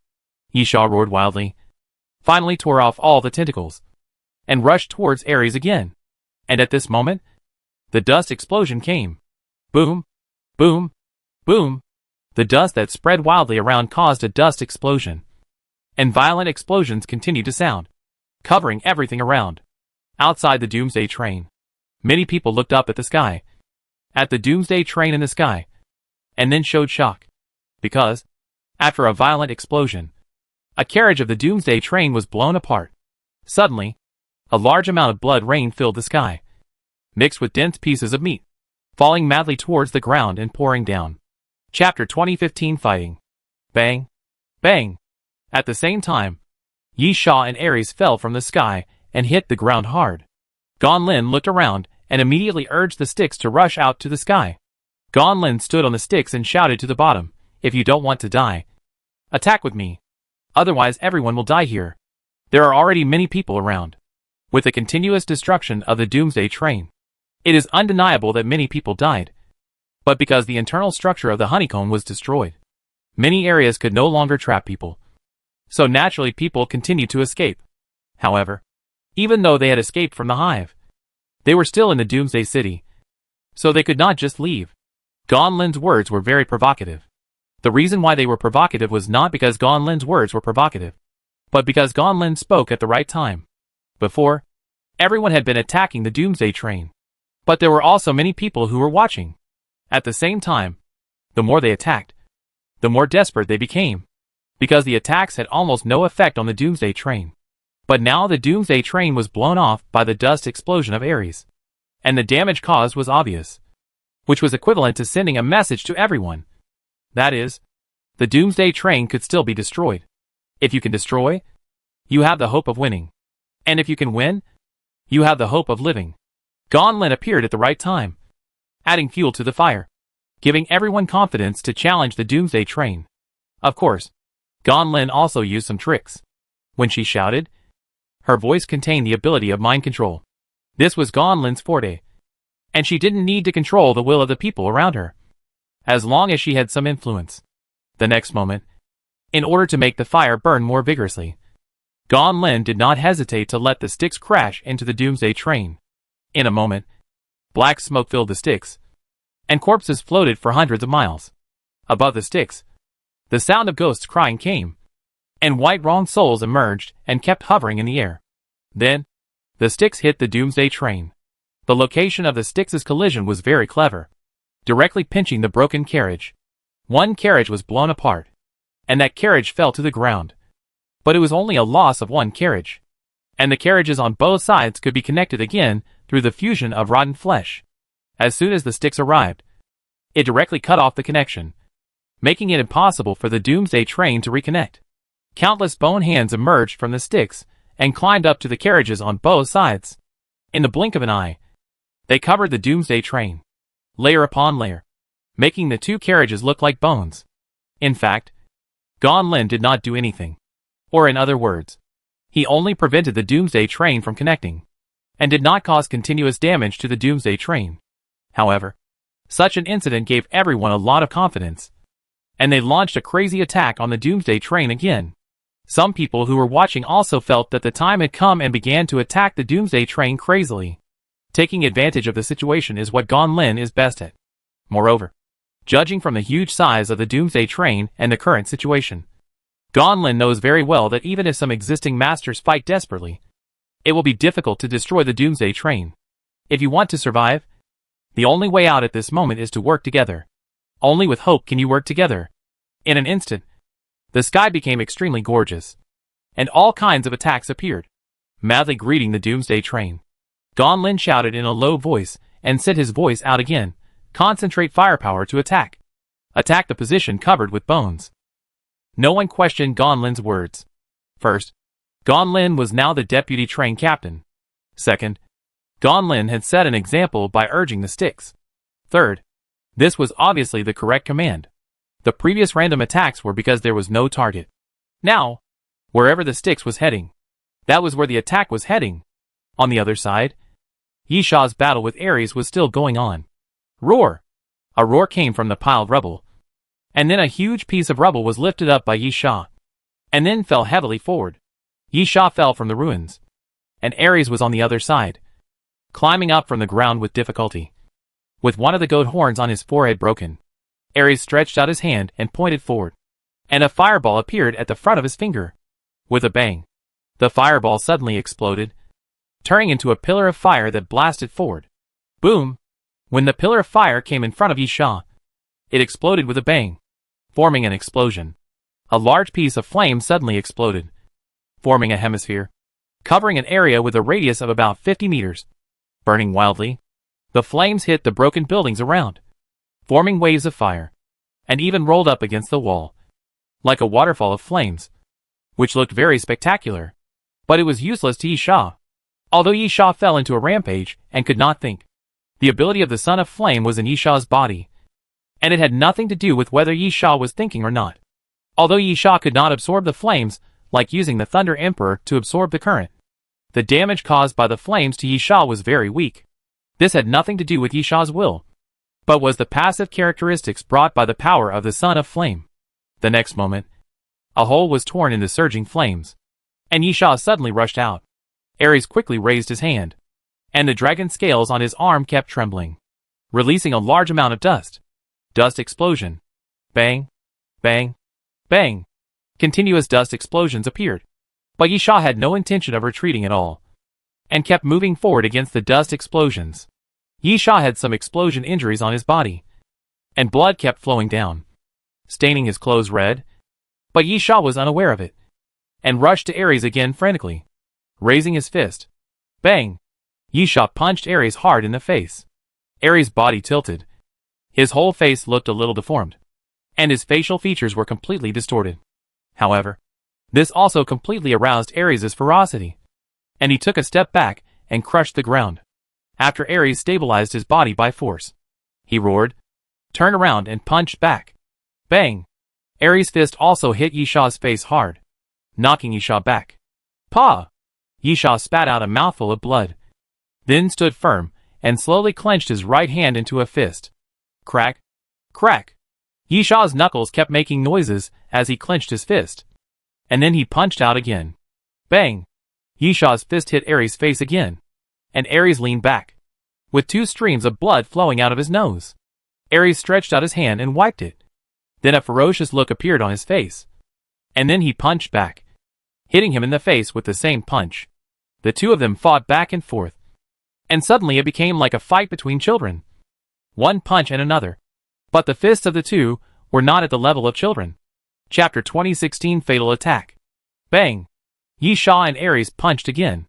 Ares' fist hit Yisha's lower abdomen, and Yisha's fist hit Ares' face. Ares flew out 10 meters, then fell to the ground and gasped, while Yisha was blasted into a building, groaning continuously. It hurt so much. Yisha groaned, pushed away the stone pressing on his body, and felt pain in all the bones in his body. The rampage state is lifted. Yisha felt nothing in the rampage state, but when he got out of it, he felt as if all the bones in his body were broken. Fortunately, it was just a hard injury, and it would heal after a while. Moreover, strengthening physical fitness also strengthens the degree of resistance and regeneration ability. The injury came quickly and went away quickly. All that was left on Yisha's body were some wounds that had not yet regenerated. Climbing out of the building, Yisha saw Ares crawling up from the ground and was surprised. This guy is not dead yet? Yisha was unconscious in the rampage state, so he naturally didn't know whether Ares was dead or alive. But now it seemed that Ares was more durable than he thought. And he was still alive. Of course, Ares looked miserable, with one of his horns broken, and his left arm was half disabled. A huge cut was made, deep enough to see the bone, and a large piece of dragon scales on his arm was peeled off. In addition, Ares had countless wounds of varying sizes. Of course, these wounds were not worth mentioning, and with Ares' regenerative ability, they would heal quickly. Then, Yisha looked up at the Doomsday train in the sky, and then said in a deep voice, "You are determined not to get out, right?" Ares smiled. "Except for you. Everything else is not important to me." "Yisha, aren't you afraid of death? You will die if you stay here. I will die with or without that thing." "Ares, Dr. Witzel transformed me. Removed the sequelae left by Dr. Davis when he created me, and created artificial blood for me. But you should know that artificial blood cannot solve the most fundamental problem. Artificial blood is not real blood after all." Crack. Crack. Ares slowly clenched his fists, and his eyes showed a variety of emotions, including desire, excitement, and expectation. Ares looked at Yisha seriously. "What I want is real strength." Yisha understood that although Ares' weakness was cured by Dr. Witzel, if he wanted to become stronger, he still needed Yisha's blood. This is the basis of the battle between the two, and it is inevitable. At the same time, Ares is also using this to express his attitude. If Ares can't get truly powerful, he would rather die here. In this case, Ares doesn't care about the Doomsday train. Ares only cares about Yisha. "Yisha, then you go and die." Yisha twisted his body, and then black liquid continued to emerge from his body. In the blink of an eye, the black liquid wrapped Yisha's whole body. Fatal attack. "Yisha, kill him." Fatal, understood. The next moment, Yisha suddenly rushed forward, and while running, he suddenly bent his body and became a four-limbed appearance. Like a beast. "Ha!" Ares roared, and then punched out. A strong wind suddenly rose, and Ares' fist was directly at Yisha's face. But at this moment, Yisha opened his arms. Yisha neither dodged nor went straight to meet him, but a piece of black liquid appeared between his open arms. Then, Ares' fist punched into the black liquid. The black liquid was very elastic, and it was hit by Ares' punch, and it was stretched very long. But it did not break. Bang! The black liquid suddenly tightened, and Ares felt the recoil force coming towards him. And then, he was ejected and rolled on the ground. With one hand pressing the ground, Ares was ready to get up. But Yisha had already come to Ares, flicked his finger, and continuously ejected black liquid, landing on Ares' hands and feet. Ares immediately struggled hard, but could only stretch the black liquid, but could not break it. Ares was shocked. "What the hell is this?" Bang! At this time, Yisha fell from the air. His feet directly stepped on Ares' back, and the black liquid appeared in his hand again, strangling Ares' neck directly. The black liquid kept tightening, and the strangulation marks could be clearly seen on Ares' neck. Ares kept exerting force, trying to struggle out. But the deadly black liquid had a sense of using a little force to move a lot of pounds. No matter how hard Ares tried, the liquid kept stretching, and even had a feeling of unlimited extension. In this case, it was impossible to break it by brute force. Secondly, the black liquid has a very good viscosity. No matter how hard Ares tries, the black liquid always sticks to the ground, thus forming a bondage for Ares. At the same time, Yisha is still exerting force, constantly tightening the black liquid. Ares can feel the pain in his neck, and the feeling of suffocation also begins to invade. "Ah!" Suddenly, Ares roared and punched the ground directly. With a click, the ground cracked into a large gap. Ares directly smashed a piece of the ground, and then dug up the stone sticking with black liquid to break free from the bondage. The next moment, Ares turned his body back and elbowed Yisha's head. However, just when he was about to die, Yisha opened his hands again, and a piece of black liquid appeared, blocking Ares' elbow. So annoying. Ares seemed to be extremely uncomfortable with deadly means of attack. Ares was not afraid of Yisha's fist-to-fist fight with him. In fact, Ares also preferred such a fight. As for the deadly strange liquid, Ares seemed a little helpless. With another roar, Ares' right hook punch attacked Yisha from the other side. But at the moment of his life, Yisha leaped up. With a flick of his wrist in midair, the black liquid stuck to Ares' body was thrown out. And Ares was thrown to the side at the same time. Bang! Ares still relied on brute force. Stepped hard on the ground. Crushed the ground.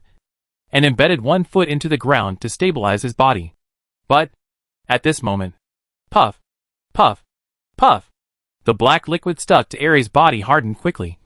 Then condensed and deformed, turning into long black thorns, all piercing into Ares' body. Ah! Ares' body was pierced like a hedgehog, roaring continuously, then grabbed the black thorns, pulled them out one by one, and threw them on the ground. Yisha did not chase him, but rolled in the air and landed steadily on the ground. Chapter 2017 Fighting. After pulling out the black thorn, Ares stretched out his hand forward. The dragon scales on his arm trembled. Countless powders appeared, and drifted away with the wind. Dust explosion. Yisha did not dare to neglect it. The power of Ares' dust explosion was still very fierce. Although this ability came from the Great Boom Dragon, Ares' dust explosion was more fierce than the Great Boom Dragon. Yisha quickly moved back. And then a black liquid shot out from behind, directly sticking to a broken building behind. And then the black liquid contracted and directly pulled Yisha over. The best way to avoid dust explosions is to get away from dust-covered areas. With one hand pressed on the wall of the building, Yisha's body hung there like a spider. And then he opened his hand, and the black liquid on his body kept surging, and then turned into black spikes again, stabbing downwards. In a moment, the dust gradually dissipated. The ground was blown up, with cracks everywhere, and black spikes stuck in the ground, densely packed. But Ares disappeared. Suddenly, boom! The wall made a loud noise, and a fist suddenly burst out from the wall, almost brushing Yisha's cheek. Ares didn't know when he had slipped into the building. Yisha let go without hesitation, and his body fell downwards. Ares followed closely behind, and the two landed one after the other. The moment Yisha landed, he tapped his toes lightly, and his body flew out along the ground. When it was Ares' turn, he suddenly found that he couldn't move at the moment he landed. Looking down, the ground was covered with black liquid. When Ares landed, the black liquid stuck to his feet. Ares kept lifting his legs, trying to break free, but found himself in the same predicament as before. Unable to break free from the black liquid, Ares punched the ground again, smashing it to pieces before breaking free. But at this moment, a huge hammer suddenly flew over, still made of black liquid. Ares immediately raised his fist. But at the moment when Ares' fist collided with the black giant hammer, Ares felt that his fist was empty, as if he had hit cotton. Or to be more precise, it felt like he had swung it into nothingness. Because, at the moment when the black giant hammer collided with Ares, it suddenly exploded and turned into a large pool of liquid, which directly stuck to Ares' body. Ares immediately struggled again, constantly yelling and cursing, pulling the black liquid hard. But he could only stretch the black liquid continuously, and could not get out at all. The next moment, the giant hammer formed by the black liquid appeared again, hitting Ares' chest and knocking him out again. Asshole, asshole, asshole. Ares kept cursing, and the black liquid wrapped around his body made Ares very annoyed. Even if he stretched his arms as wide as possible, the black liquid still stuck to his body, and could not be torn off. Of course, Ares could ignore the black liquid, which could not completely restrain Ares' actions. But every time he moved, he would feel resistance, making Ares very uncomfortable. At the same time, Yisha came to Ares again. Yisha opened his arms, and the black liquid on his arms surged. This time, it turned into a pair of swords, slashing towards Ares from the left and right. Ah! Ares roared, raised his arms, and swung them forward. Puff! Puff! At the moment when the fist and the sword collided, the black sword broke into liquid again and stuck to Ares' body. Then Yisha pulled it hard, and the black liquid stretched, throwing Ares out again. Ah! Ares roared again, and whispered to Yisha, "Fight me well." Yisha's voice sounded, with a bit of teasing, "I am fighting you well. Right?" Puff! Puff! Puff! As Yisha's voice fell, the black liquid hardened again, turning into countless black thorns. directly piercing Ares' body. This made Ares less afraid. It was difficult to kill Ares with this level of damage. And after the black liquid hardened, Ares' fist could smash the black liquid. But just when Ares was about to do that, the black thorns melted quickly and turned into black liquid again, sticking firmly to Ares' body. Ah! Ah! Ah! Ah! Ah! Ares was already a little hysterical because of the black liquid, and kept yelling, then punched the outer wall of the building behind him, knocking down a piece of the wall. However, no matter what Ares did, he couldn't get rid of the black liquid sticking to his body. Not only am I fighting you, but... Yisha opened his mouth, revealing a row of jagged teeth. I'm about to kill you. Ares ignored Yisha and just struggled desperately. Is he dying? Ares didn't believe it at all, and just thought it was Yisha's provocation. Although the deadly black liquid was very sticky, it was just sticky, making Ares extremely uncomfortable. And it was not to the point where it could kill Ares. But, puff! Suddenly, Ares felt a tightness in his chest, and a mouthful of blood suddenly spit out from his mouth and fell to the ground. Ares looked at Yisha in disbelief. What did you do? Yisha smiled. Let me introduce it. Pop! Yisha snapped his fingers, and then the black liquid on his head dispersed, revealing Yisha's face. But the black liquid did not disappear, but surged in Yisha's hand, and soon turned into a deadly head. Yisha, this is fatal. I won't tell you how it came about. Simply put, he and I are symbiotic. Two life forms, using this body at the same time. Of course, I am the leader, and he only appears when we need to fight. In theory, Fatal exists in every inch of my body, including internal organs, bones, meridians, and also... Yisha suddenly laughed teasingly. After a pause, Yisha continued, blood. Do you understand now? Ares should understand even if he is an idiot. Ares has Yisha's blood in his body. Or in other words, the key for Ares to activate his body is Yisha's blood. Unlike other constellation monsters, which come from the Apostle in the hands of Compu, Ares' Apostle gene comes from Yisha's blood. Therefore, Fatal has always existed in Ares' body. But Fatal listens to Yisha and not Ares, and will not show up in front of Ares or compete for Ares' body. However, if Yisha gives an order, it will be another matter. Chapter 2018 finally. Goodbye. Huh? Ares exhaled. He is destroying my body. Right? Yisha, yes. So, you can't beat me at all. Do you have a way to stop the fatal destruction of your body's structure? Can you still attack your own body to force him out? You can't. So you are dead. Ares, then why fight me? You can kill me at the beginning. I have no chance of winning at all.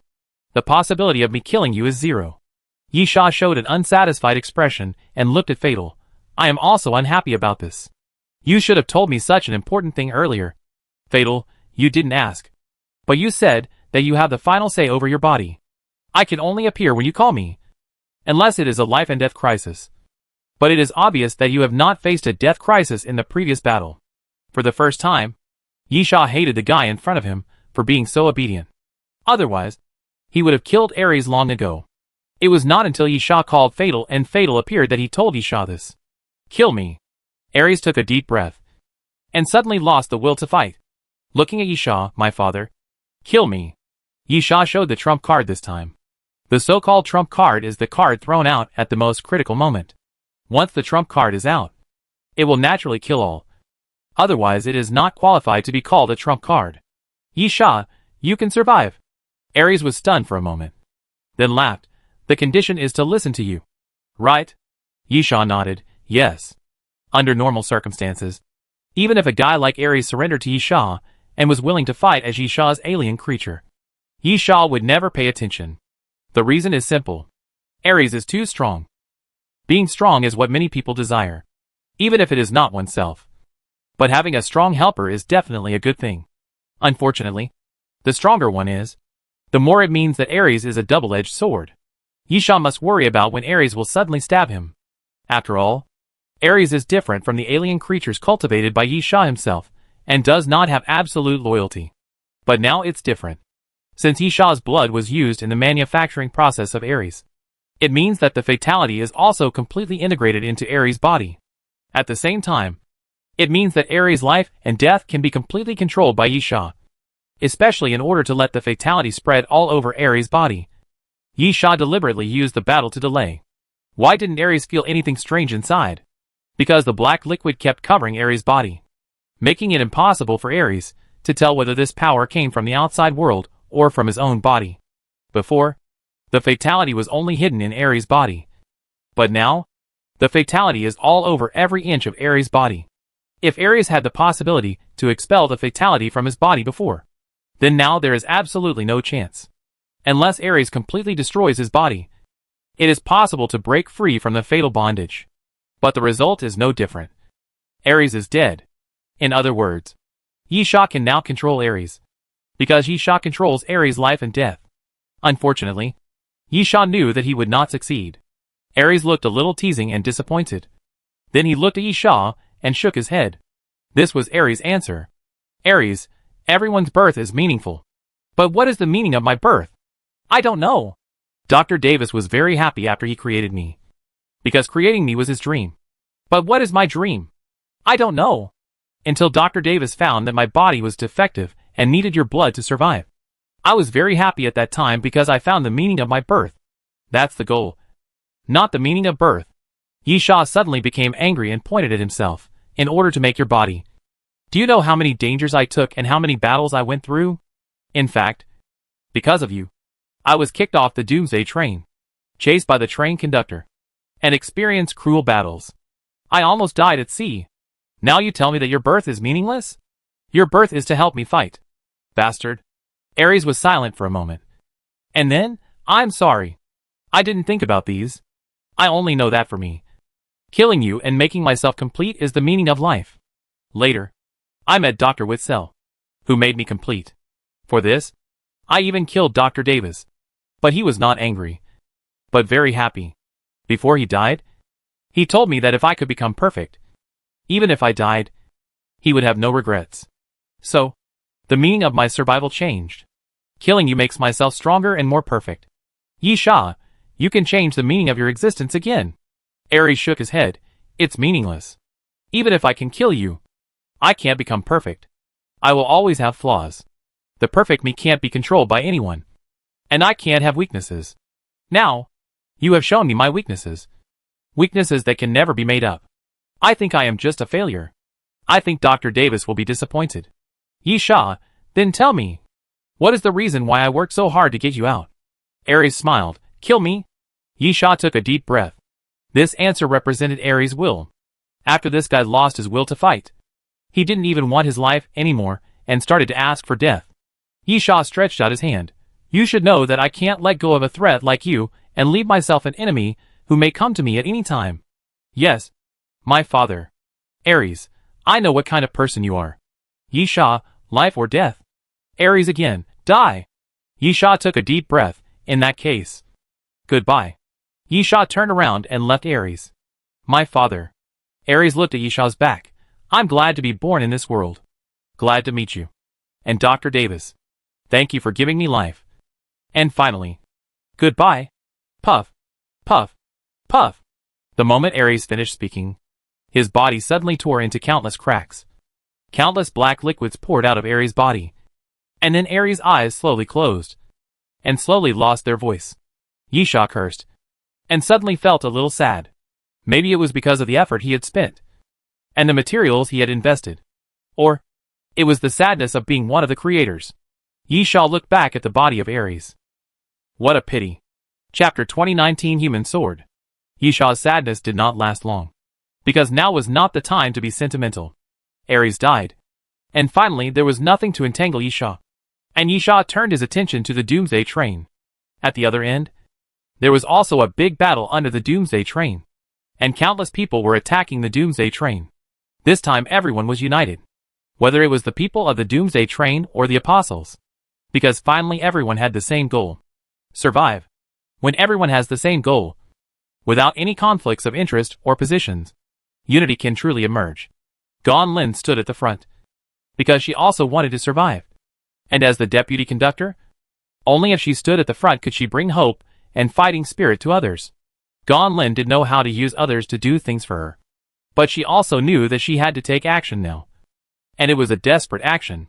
She had too many reasons to take action. Boom!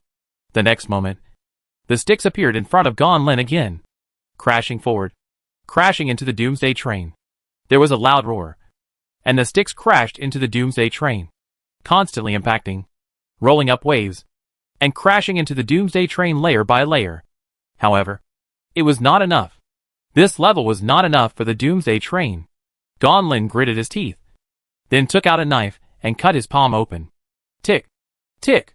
Blood dripped and merged into the sticks. I am here, watching you, painted with the night sky. You and I, shining together, like two flames, illuminating each other. I once knew your name. I once remembered your face. And I was intoxicated by your voice. Year after year, I feel your call. Even if I sink into the sticks, let the flame never go out. I no longer accept your embrace. No longer enjoy your love. No longer sink into your glory. I can only give my soul to you. I am the Lord of the Underworld. The 3,000 miles of the Underworld are all under my call. My will is the direction of your blades. Start charging. My warriors. Warriors from the Underworld. Feel my will. Obey my call. And let this world be free of living things. Gan Lin murmured in a low voice. And along with Gan Lin's murmur, the sticks suddenly began to churn violently, rolling up layers of waves and splashing water. The next moment, gulp, gurgle, bubbles kept rising from the surface of the sticks. And then one by one, the Hades warriors stood up from the sticks, stepped forward, and rushed towards the Doomsday train. Using the sticks, the Hades warriors could directly come to the front of the Doomsday train and then continuously launch attacks. However, at this moment, a black light spot flashed, and then a black beam appeared again, bombarding the front. Boom! A huge roar sounded, accompanied by a black beam passing by.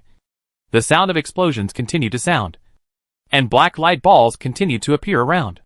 The Hades warrior was enveloped by a black ball of light, roaring constantly, his body cracking and finally turning into ashes.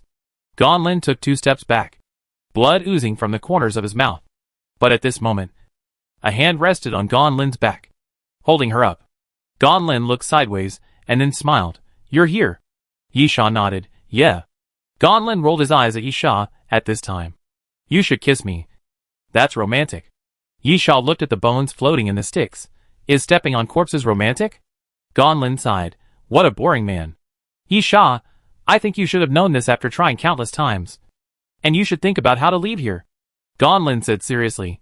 This thing is not easy to kill. Yi Sha, I have to kill it even if it is not easy. I have come to this point. I don't want to fail. I already know where the conductor went. Yi Sha said as he drew his sword.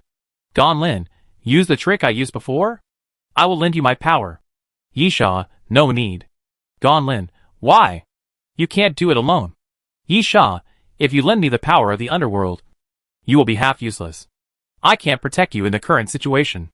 Gan Lin suddenly laughed. This is the happiest thing I have heard recently. Yi Sha curled his lips. When we fight together, I will protect anyone. Gan Lin, this is the most unpleasant thing I have heard recently. Yi Sha rolled his eyes. And then, send me over. As Yi Sha spoke, he leaped up.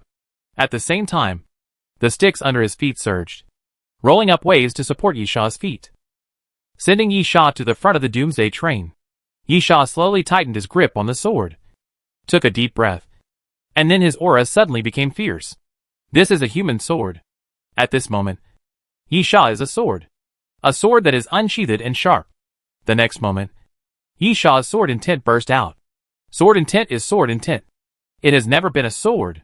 Therefore, the sword intent can never be used directly in battle, and usually can only show pressure or make the sword more powerful. However, the sword intent that Yi Sha exuded at this moment was extremely sharp.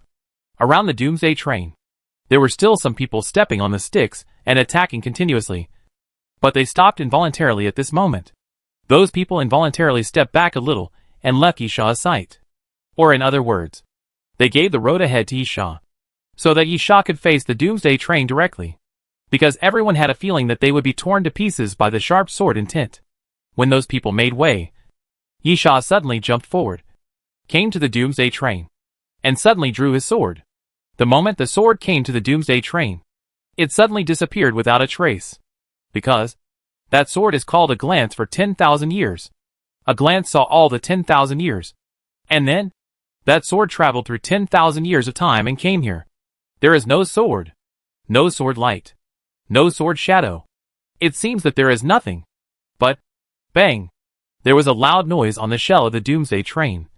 And then a crack suddenly appeared on the shell. The crack slowly spread to both ends. And continued to grow. Finally, the car suddenly split into two pieces. Seeing another car breaking, Yisha could hear cheers from the surroundings. But Yisha frowned and did not feel surprised by this sword. The three sword intentions of heaven, earth, and man are the most important things in Dongfang Yu's swordsmanship. It can even be said that they are the core and foundation of Dongfang Yu's swordsmanship. The sword of man has been drawn, and with the 10,000 years of one glance, it only caused this level of damage. Yisha was not happy, but felt disappointed. And fear. Fear of the power of the Doomsday train. Chapter 2081. Boom. Boom. When Yisha fell into silence, a violent roar sounded. Looking sideways, it was the sticks coming. Gonlin drove the sticks and continued to hit the Doomsday train. The next moment, the water of the sticks continued to hit the carriages of the Doomsday train. At the same time, with the invasion of the water of the sticks, countless white bones once again rushed towards the Doomsday train, sealing the position where the Doomsday train was cut off by Yisha, preventing the Doomsday train from reconnecting. Gonlin's voice rang in Yisha's ears. If the Doomsday train was so easy to deal with, the train conductor would not have let the Doomsday train destroy this place. Yeah. Yisha nodded. Don't worry. I haven't lost my will to fight. I'm just thinking about how to deal with the Doomsday train. Gonlin, have you thought of it? Yisha, not yet. It's just a little strange. Gonlin, what's strange about it? Yisha, I always thought that the Doomsday train and the train conductor have two wills, because the rules on the Doomsday train also apply to the train conductor. How did the train conductor let the Doomsday train destroy this place? Gonlin, mission. Yisha raised his eyebrows. You mean it's not the train conductor's order at all? Rather, this is indeed the terminal of the Doomsday train. And the Doomsday train issued the mission itself? Gonlin, probably. This is the only possible explanation. If you want to explore all the mysteries, you should fight now, and then find the train conductor. Yisha nodded. You are right. Send me over again. I want to go to the top of the Doomsday train. Gonlin nodded, without any nonsense, and waved his hand directly to the front. And the water of the stick surged again, and waves rose one after another, carrying Yisha forward. The moment he arrived around the Doomsday train, a column of water suddenly gushed out from the sticks, sending Yisha to the top of the Doomsday train. Almost the moment Yisha appeared above the Doomsday train, the tentacle-like arms of the Power Angel suddenly surged out from above the Doomsday train, and rolled towards Yisha frantically. Yisha drew his sword in the air. The sword light danced, and after continuously chopped off the Power Angel's arms, he fell on the carriage of the Doomsday train. The next moment, Yisha started running, stepping on the carriage of the Doomsday train. Yisha kept moving forward. In Yisha's opinion, it was very difficult to destroy the Doomsday train, and the current situation was simply not possible. The length of the Doomsday train was beyond imagination, covering the entire sky. In fact, it was not stretched straight, but constantly twisted and twisted, covering the entire sky, at least several thousand meters. In this case, is it meaningful to destroy one or two carriages of the Doomsday train? Obviously, it doesn't make much sense. You spend 10 minutes destroying a carriage, and by the time you finish destroying it, this place has long been destroyed by the Doomsday train, and everyone is buried underground. Gonlin actually knew this truth, and even many people probably knew it. However, some things are seen through but not spoken out, telling everyone now that attacking the carriages is useless, and everyone is working in vain. The fighting spirit that was finally aroused is gone. Yisha is now looking for the weakness of the Doomsday train. Yisha doesn't know if the Doomsday train has a weakness, but it would be better if there is one. If you have to rely on destroying the Doomsday train one carriage at a time, then just wait for death. There is almost no chance of survival. As for the weakness of the Doomsday train, the only possibility that Yisha could think of was the front of the train. But at this moment, the carapace on both sides of the carriage cracked again, and countless half-curved spikes suddenly grew out, like a guillotine, slashing down in the direction of Yisha. Yisha leaped up and passed through the gap between the spikes. But before Yisha landed, the arm of the Power Angel appeared again, grabbed Yisha's ankle, and pulled Yisha down. Bang! Yisha's body hit the carriage, making a loud noise. The surrounding spikes rose again and stabbed towards Yisha's position. Yisha took a deep breath and immediately raised his hand to slap the shell of the carriage. And then a hot flame surged from his palm. Boom! Along with the explosion of flames, a hole was blown open on the top of the carriage, and Yisha fell directly down, avoiding the attack of those spikes. Entering the carriage. The carriage was still densely covered with rotten meat, and it looked like entering the body of some giant beast. At the same time, the moment Yisha landed, the rotten flesh covering the front and back ends began to condense and deform. And soon, the human figure of the Power Angel emerged, and his hands kept swinging, drawing a wave shape. Suddenly, the two Power Angels stretched out their arms, and 4 arms came towards Yisha at the same time. Yisha drew out the sword and quickly swept forward. Hishan Feng Yu's sword. Yisha shouted softly, "The sword light of a lifetime illuminates the world." Yisha swept the sword forward, and as the sword body swept, the sword film and the sword light were bright, and it covered the sky and went towards the Power Angel. The exploding sword light was extremely brilliant, sweeping forward and cutting off the arm of the Power Angel. But this trick only treats the symptoms, not the root cause, and the severed arm can grow back. What's more tragic is that the Power Angel is not a real Power Angel, but a Doomsday train made of rotten meat. Even if it is killed by Yisha, the Doomsday train can still be made. The only solution is to destroy the carriage. But this goes back to the original problem. Yisha does have the ability to destroy the carriage, and Gonlin also has it. But there are not many people who can destroy the carriage. If they destroy one section at a time, they may die of exhaustion before all the carriages are destroyed. So, Yisha chose. Run. Running is not shameful. But knowing that you will be entangled and killed but not running is shameful. Because it looks stupid, Yisha quickly ran to one end, and the arm that the Power Angel had grown again surged again, stabbing towards Yisha at a high speed. Yisha twisted his body, leaped forward, passed through the gap between the arms, and then came to the end. Ah! Yisha shouted, raised his sword forward, stabbed the Power Angel's head with one sword, and then twisted it hard. And the Power Angel's head was crushed by Yisha and exploded directly. The next moment, Yisha raised his sword and slashed the rotten meat again, and the door of the carriage appeared in front of Yisha. He kicked the door hard, kicked it open, entered the carriage in front, and continued to run forward. But at this moment, the rotten meat around him suddenly squirmed, then stretched out in an interlaced manner, blocking Yisha, forming a wall of flesh. Chapter 2021. It seems you need help.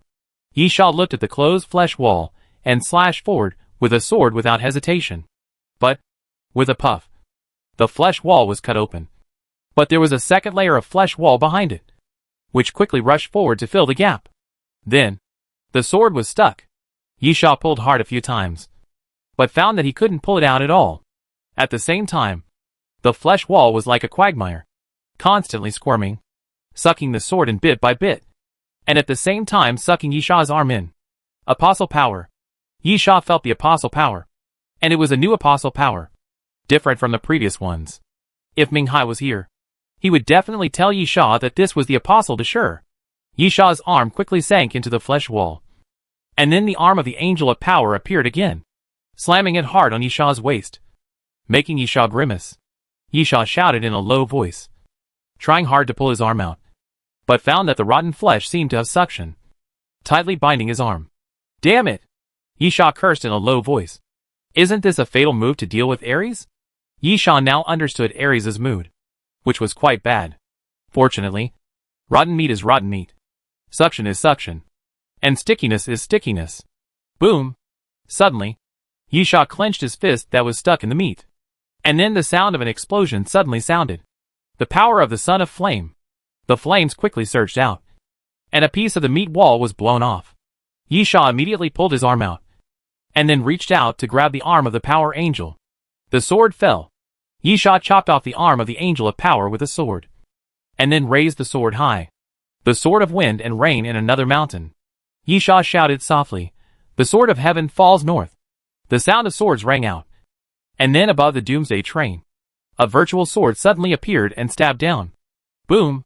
The virtual sword fell and hit the carriage of the Doomsday train hard, blasting a hole in the top of the carriage. Those flesh walls were very entangled, and it was impossible to pass through the carriage. In this case, let's go back to the roof. Yisha leaped up, got out of the carriage, and came to the top of the carriage again, then continued to run forward. At the edge of the carriage, the rotten meat rushed out like mud and covered Yisha's direction. At the same time, the arm of the Power Angel grew out again and lashed in the direction of Yisha. Yisha's ankle twisted, and his body turned as if it was falling off. As soon as the arm of the Power Angel came to Yisha, circles of sword light appeared around Yisha. When the arm of the Power Angel came around, it was constantly cut by the sword light. However, the rotten flesh on both sides rose up at this moment, forming two flesh walls again, and then collapsed towards Yisha. Yisha's eyes were stern. It was difficult to get out of the flesh wall just by the arm. If the whole person was trapped in the flesh wall, the end could be imagined. Yisha retreated quickly, unable to move forward, and could only dodge backwards. But at this moment, boom, boom, boom, suddenly, artillery fire roared. Yisha showed a bit of surprise, and then looked around. The tops of the ruined buildings around them, the ground and the walls twisted and deformed, and actually formed a series of artillery platforms, and then bombarded Yisha. The rising flesh wall was immediately shattered by the continuous bombardment, and a way out immediately appeared in front of Yisha. Yisha had no hesitation, and immediately jumped forward and jumped onto the next carriage. While running, he looked to the side, and on a rooftop artillery platform, Nyepa stood there, smiling and waving at Yisha. It seems that you need help, right? Yisha gave Nyepa a middle finger, then ran forward like crazy, increasing his speed to the fastest. Of course, this fastest speed is also limited. The Doomsday train cannot allow Yisha to speed up recklessly and run fast on the carriage. Those annoying meat walls rose up again, constantly blocking the road. But Nyepa's war area covered a large area. Boom, boom, boom. When the meat wall rose, the surrounding artillery fire again, bombarding the direction of the meat wall, smashing the meat wall to pieces. Nyepa's bombardment can help Yisha clear the way, but it can't continue forever. The key reason lies in the scope of the domain. Nyepa's domain is not mobile, but fixed within a certain area. It can change the structure of any object and create a turret. There is no so-called center point. When using it, Nyepa's standing position is used as the center, and then the area extends to the surrounding areas. Therefore, Nyepa's support is limited. And Yisha is also thinking about how to deal with the meat wall. But Yisha soon finds that he doesn't need to think. Under Nyepa's concentrated fire attack, the meat wall could not block anything, and the Doomsday train directly changed its attack method. Buzz! A sharp noise suddenly sounded beside Yisha's ears, and then he stopped and covered his head with a look of pain. It turned out to be a sonic attack plus a mental shock. What on earth can't this bastard Doomsday train do? Yisha quickly changed his weapon and held the twin serrated swords. Lead the charge, big sword, double swords fight with this sword. Ignore the effects of knockback, and oppression. Reduce the impact of brain ability by 35%, and improve the mental state by 25%. The twin serrated swords can be said to be the nemesis of mental attacks, but they are effective, but only to an affected degree. Yisha still felt the pain of his head being torn apart, but this pain was somewhat relieved compared to before, from unbearable to barely bearable. But in the next moment, mental shock. Yisha felt the power of the second mental shock, but it was not directed at him, but directly helped Yisha resist the mental shock of the Doomsday train. Yisha's pain was relieved instantly. Looking around, although Yisha didn't see anyone, he knew who was coming. Since Nyepa appeared, Yiyu naturally came too. Yiyu withstood the mental impact of the Doomsday train, but it was hard to say how long she could withstand it. Yiyu was capable, but not that capable. All Yisha could do was move forward, and keep moving forward. The Doomsday train's attack was not over. The flesh wall was destroyed. The mental attack was blocked, and the black light spot appeared again in front of Yisha. Yisha breathed a sigh of relief and stretched out his hand directly forward. Electricity surged. Electricity wrapped around Yisha's arm, and with a crackling sound, a lightning column blasted forward. The next moment, A black beam of light appeared and collided fiercely with the lightning column. A loud roar appeared, and the lightning arc and black halo spread out in all directions. Chapter 2022 Sky King. Yi Sha is not afraid of the Doomsday train coming hard. If the Doomsday train comes hard, it means Yi Sha can also come hard. Isn't it just a head-on confrontation? This method is easier to deal with. What Yi Sha is afraid of is mental shock and things like meat walls. Although he won't be killed, it is difficult to get rid of and very annoying. After destroying the black beam, Yi Sha ran forward quickly, but he still couldn't run far. After about 3 or 4 carriages, Yi Sha stopped. In front of Yi Sha, a shadow appeared in the air. The shadow was translucent, and then slowly solidified. It was a number of warriors wearing green armor. Even their heads were covered, and only a pair of red eyes were exposed. There were 4 open green metal pieces behind them, and between the metal pieces, there were thin wings like insect wings forming wings. The opponent's weapons were a golden sword and a golden shield, emitting light. Yi Sha recognized this thing. Apostle. Sky King. There is no Sky King in this apocalypse. But Yi Sha has heard from the great sage that this guy is one of the most frequently appearing apostles. The Sky King will appear when the apocalypse comes many times. Secondly, Yi Sha has seen many people using the Sky King's ability in the origin land. Of course, high frequency of appearance does not mean weakness. The two are not equal concepts. The Sky King is not weak. According to the information collected by the apostles, the Sky King is similar to the Son of Flame, and the strength of the Water Spirit is still lower than that of the Sky King. The main reason is the environment. Water spirits are not very powerful in places without a lot of water. They are unworthy of the name of apostles. Yi Sha has the power of water spirits, but it is not as good as Thunder Emperor. However, Sky King is an apostle that Yi Sha is not afraid of at all, because the power symbolized by Sky King is the element, and it is wind. There are 5 Sky Kings in total. When Yi Sha came to the front, the 5 Sky Kings attacked at the same time, and the golden swords in their hands fell towards Yi Sha. The wind suddenly rose in all directions, and 5 huge wind blades quickly formed and fell towards Yi Sha. Yi Sha did not dodge or evade, and let the wind blades come to him. Yi Sha stretched out his hands to push away from both sides. Wind and rain from all directions. Those wind blades did not hit Yi Sha at all, and suddenly scattered, breaking into wind streams, passing by Yi Sha's body. The wind blades could not hurt Yi Sha. But if Yi Sha used the wind blades to counterattack, he would definitely not be able to cause any damage to the Sky King. But there is still something to be worried about. How much apostle power does Doomsday Train have? Although the materialized Sky King is definitely not comparable to the real Sky King, it at least means that Doomsday Train can use the apostle power of the Sky King, adding the apostle power used before. It is really a bit too much. Some of them appeared in this Doomsday, and some did not. At the same time, the wind blade is ineffective against Yi Sha, and those Sky Kings no longer drive the wind flow, but directly flap their wings and fall from the air to Yi Sha. Close combat. The Sky King is not only good at controlling the wind. However, Yi Sha is not afraid of close combat either.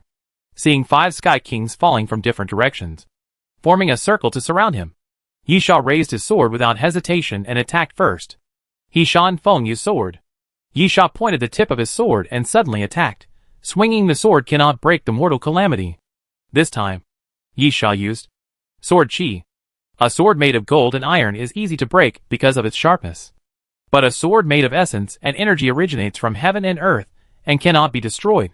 A sword came out, and the sword energy was everywhere. Yi Sha raised his sword and stabbed forward. There was no flash of sword light, and it looked like just an ordinary sword. But at the moment when Yi Sha landed and put away the sword, something seemed to flow through the air. Then, puff, puff, puff, the 5 Sky Kings' bodies suddenly exploded, and countless sword wounds appeared on their bodies out of thin air, densely covering their bodies. Golden blood continued to flow out of the Sky King's body. Yi Sha did not hesitate and attacked again. Zila! A sharp electric current sound suddenly sounded, and then the electric current rushed out from under Yi Sha's feet, forming an electric net on the carcass of the Doomsday Train, hitting the chest of the Sky King fiercely, and blasting 5 Sky Kings away at the same time, falling from the Doomsday Train. Those Sky Kings were purely materialized by the Doomsday Train using the power of the Apostles. They were not real Sky Kings, and naturally they could not really die. Therefore, After falling from the Doomsday train, those Sky Kings disappeared. But the loss of Sky King was obviously nothing to the Doomsday train. Yisha crossed a carriage. And then at the other end of the carriage, the shell of the carriage suddenly cracked. And the rotten flesh kept wriggling, turning into an egg shape. The next moment, the egg formed by the rotten flesh suddenly cracked. And a humanoid creature stood out. This guy in front of him was also familiar. After all, Emoshi followed Yisha when she had nothing to do. And she always watched her use related abilities. Son of Light. The Son of Light was very similar to the Apostle in the glass jar of Compu Company. His whole body was pure white, like a rag doll filled with cotton, with only a human outline, without even fingers and toes. There were some changes in the facial contour. The Son of Light had proper facial features, but they looked like they were painted with watercolor pens. At the same time, there was a golden halo on his head, just like an angel in the legend. The next moment, the Son of Light stretched out his hand forward, and then a white beam of light suddenly fell on Yisha's head. Holy, peaceful. However, Yisha ignored it. It was just a divine punishment. She had seen it used many times. The best way to deal with this kind of thing was to avoid being enveloped by the light and entering the range. Yisha dodged quickly, and after 2 ghost steps, he left the range of the light column. Because of Emoshi, Yisha was very familiar with the attack mode of the Son of Light. The Son of Light was considered to be a very powerful apostle among the apostles. If we only consider the destructive power, he could probably be among the top 3 of all the apostles. However, we need to pay attention to the destructive power, not the attack power. The destructive power and the attack power complement each other.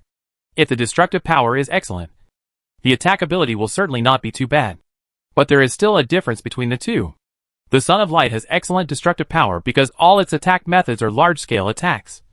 Just like the previous light column, which does not even attack a single area intensively, but directly covers the entire area with a light column. As long as it is within the area, there is no possibility of dodging, which is quite brutal. The attack ability of the Son of Light is almost of this type, so it has excellent destructive power. However, Yisha clearly knows the attack mode of the Son of Light, so it is naturally easy to deal with it. Just leave the attack range and advance. Speed happens to be something Yisha is very good at. Chapter 2023 Water of the Styx. Yisha's continuous ghost steps. His figure flashed continuously, and the white light continued to cover and hit the death carriage. But it was meaningless if it could not cover Yisha. Attacks must hit to cause damage. After a moment, Yisha came to the Son of Light, and the Son of Light stretched out his hand to push forward, and the light in the air quickly formed a cross and fell. But it did not come towards Yisha, but fell towards the Son of Light. Bang! Yisha's fist landed on the cross, and was directly blocked. Then he raised his sword and swept it across, cutting the cross of light. The Son of Light showed up. But at this moment, a beam of light suddenly appeared. But it was no longer falling from the air, but shot out from the chest of the Son of Light. This was quite unexpected for Yisha, who had never seen Emoshi use such an attack. Caught off guard, Yisha was blasted out directly, rolling continuously on the top of the carriage. And then he raised his sword and stabbed it towards the top of the carriage. Only then did Yisha stabilize his body. As soon as he looked up, a beam of light fell from the sky again. Yisha quickly used his ghostly steps to dodge again, avoiding the range covered by the beam of light. Continue to move forward. The Son of Light has no melee ability, at least in Yisha's impression. Emoshi has never used any melee ability, and the Son of Light probably has none either. Therefore, as long as he gets close to the Son of Light, he can end the battle. However, the Son of Light will obviously not let Yisha do what he wants. If the melee ability is the Son of Light's weakness, then, without a doubt, the Son of Light will definitely try every means to make up for his weakness. A large piece of light appeared again. This time, the light did not condense into anything, but appeared in front of the Son of Light, layer by layer like a wave, attacking Yisha. Yisha cursed. This move was also easy to dodge. The light probably covered a horizontal position of 5 or 6 meters, but the key was to dodge horizontally for 5 or 6 meters. Yisha fell off the Doomsday train, but Yisha also had a way to deal with it. Since he couldn't run, he would fly. Yisha wanted to use the paper god's power to make paper wings. But at this moment, the sound of rushing river water. Yisha was stunned by this.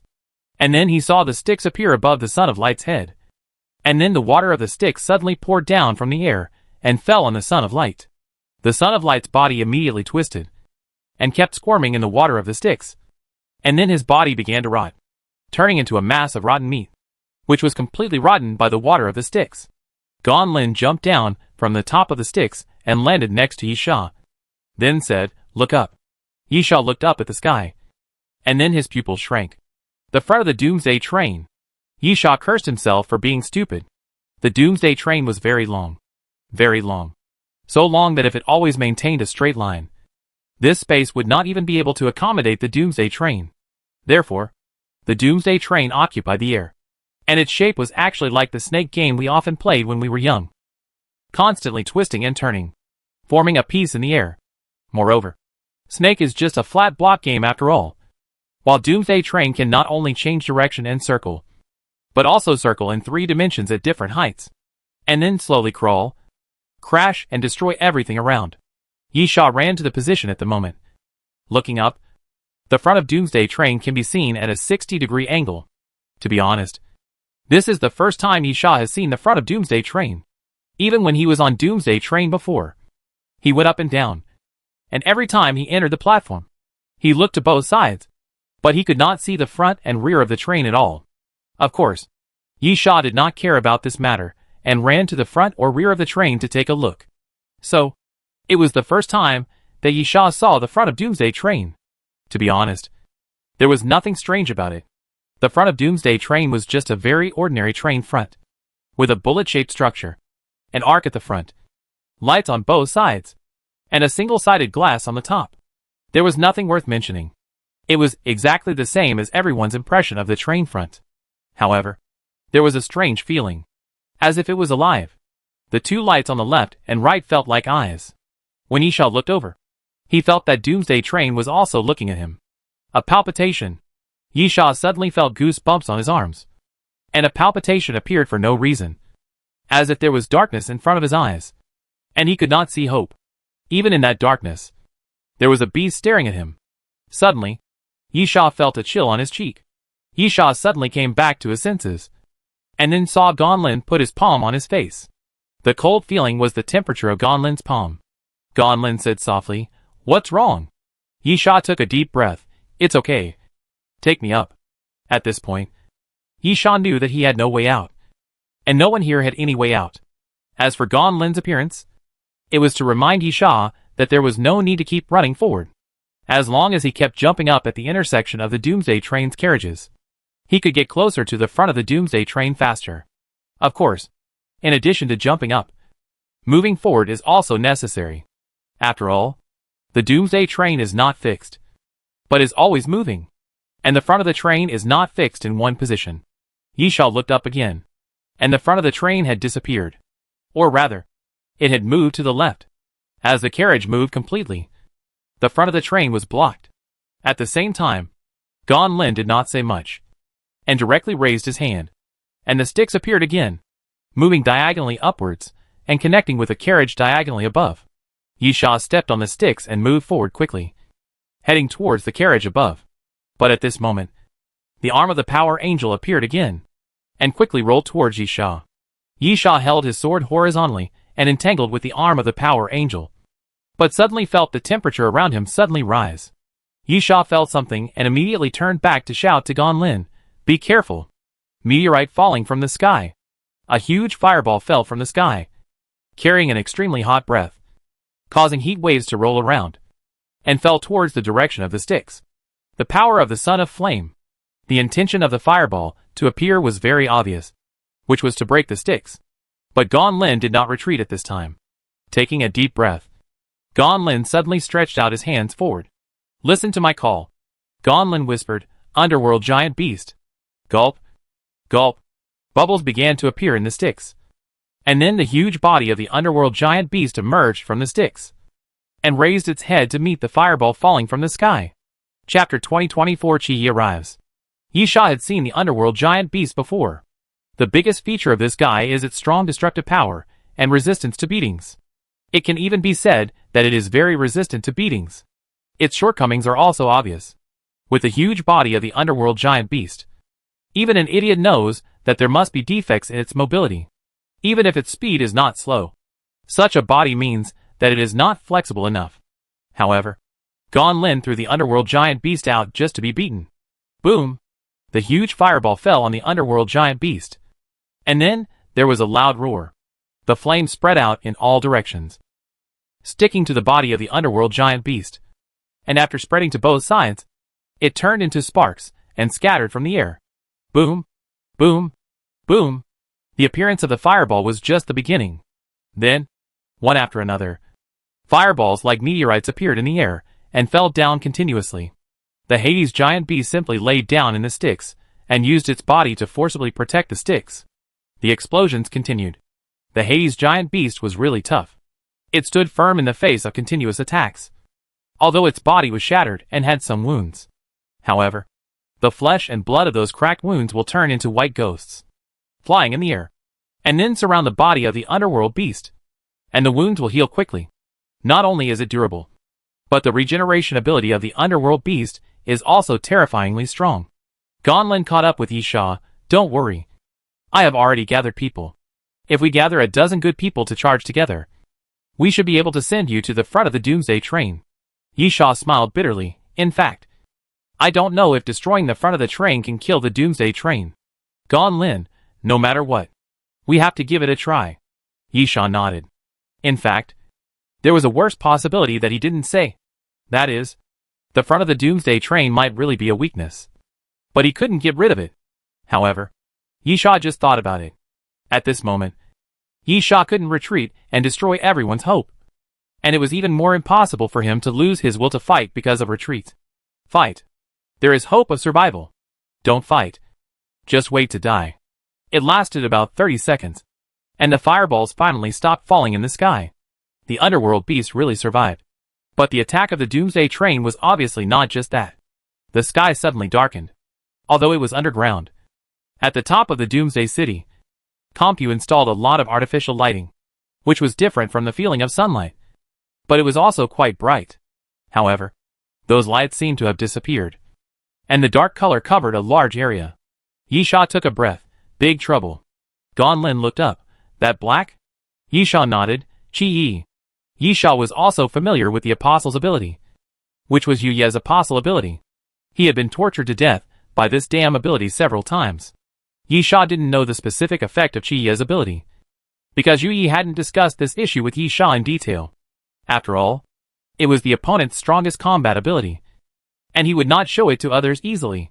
Just like Yi Sha would not tell others how many abilities he had inexplicably while chatting. However, because he had fought before, he was generally clear about it. First of all, it was the deprivation of the five senses. When Qi Yi was shrouded, vision was definitely completely deprived. Touch, hearing, taste, and smell still existed, but they would be disturbed. Among them, the senses of touch, smell, and taste are okay. But the key is that the hearing is disturbed, which is very troublesome. When the vision is lost, the sound heard by the ears may not be real, which greatly affects the battle. Secondly, the dark night is like a maze, or a ghost wall. Although the dark night only covers an area, even if there are no obstacles in this area, it is not easy to get out. Just like a ghost wall, it keeps spinning in a very small area. Finally, it is cold. The temperature will continue to drop. It is different from the ability of ice, but it is similar to the moon wheel in the sky. It does not directly release ice or cold waves, causing the temperature to drop, but lowers the temperature, resulting in ice and cold waves. This may sound contradictory, but it is not. The latter can be broken, and the source of cold can be destroyed. For example, defeating the cold wave can prevent the temperature from dropping. However, the former is unstoppable. You can destroy the cold wave, but you cannot prevent the temperature from dropping, because the temperature drop is the source, and the cold wave occurs because of the temperature drop. The primary and secondary relationships between the two are different, and the results are completely different. The most troublesome thing is that the arrival of the dark night is unstoppable. When Qi Yi appears, no matter how you attack, it is useless. You cannot stop Qi Yi from coming, and you will definitely be covered by Qi Yi. However, Qi Yi also has weaknesses. You will either be covered and killed, or escape. Moreover, Once you escape once, Qi will not be able to cover you again in a short period of time. Therefore, in the origin land, the power of Yu Yi is recognized, and the power of the apostle ability of Qi He is also recognized. In fact, Qi Yi rarely descends as an apostle, and is a very rare apostle. Although the apostles who appear frequently do not mean they are weak, the apostles who appear less frequently usually mean they are strong. However, after all, I have fought 2 games with you, and we are familiar with each other, and I have some experience in how to deal with Qi. At this time, the underworld giant beast cannot be relied on. Qi is not a pure physical attack, and there is no way to rely on the underworld giant beast to withstand the attack. Yi Sha stepped forward and spread his hands to the left and right. The sun and the moon are in the sky. The sun and the moon appeared in Yi Sha's palm, and then floated into the sky. The moon is definitely useless. The effect of the moon in the sky is similar to that of Qi Yi. But Qi Yi is obviously stronger than the moon. But the little sun is still somewhat useful. The blazing light spreads around, making the originally dark surroundings brighter. However, it only lasts for a moment. The light of the little sun is soon shrouded by darkness, first becoming dim, and finally completely losing its brilliance. This is irreversible. Qi Yi's ability is to cover everything in the area with darkness. Even the real sun cannot penetrate Qi Yi. However, although the light of the little sun is gone, it still continues to emit temperature to resist the cold. For this, Yi Sha is very fortunate. The ability of Qi Yi on Doomsday Train seems to be worse than that of Yu Yi. Yi Sha found that the sun and the moon in the sky actually held up, but it only resisted the cold. After about half a minute, Yi Sha couldn't see his hand in front of him. Even though Yi Sha knew Gan Lin was standing next to him, he couldn't see anything. Of course, the same is true for Gan Lin. Chapter 2025 The Light Arrives.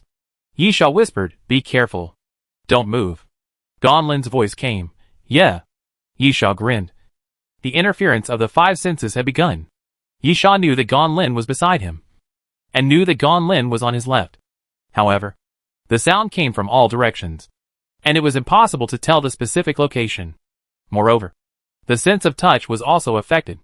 Even if Yi Sha grabbed Gan Lin's hand now, he couldn't feel it. In addition, Yi Sha was very curious about how the Doomsday Train's attack would come. Qi Yi actually had no ability to attack directly, but it had a huge impact on the battle, including the cold brought by the sudden drop in temperature.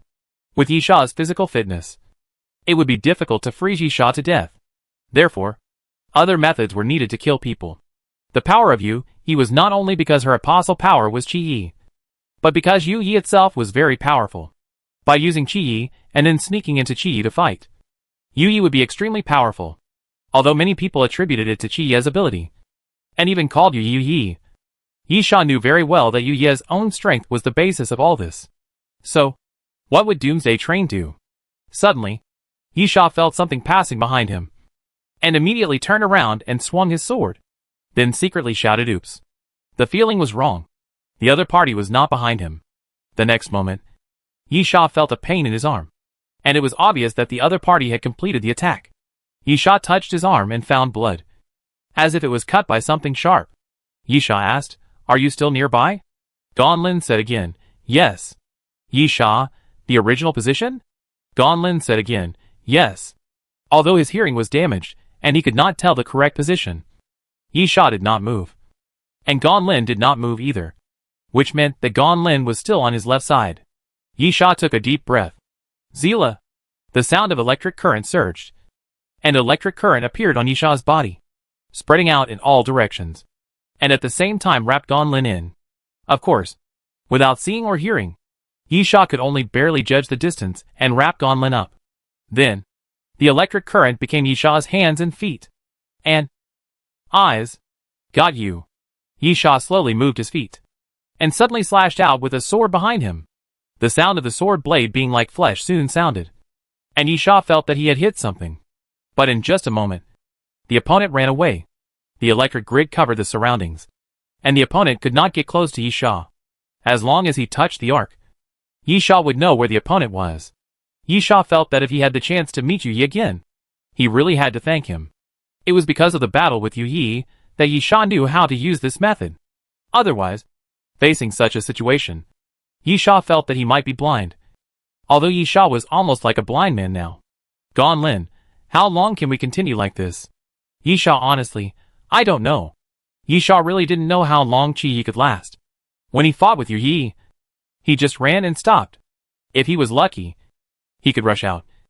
And then Chi-Yi couldn't cover Yisha for a short time. After chasing for a certain period of time, Chi-Yi came again, and it repeated over and over again. Firstly, it was true that Yu-Yi was stronger than Yisha at that time, and Yisha also admitted this. But it was not easy for Yu-Yi to kill Yisha.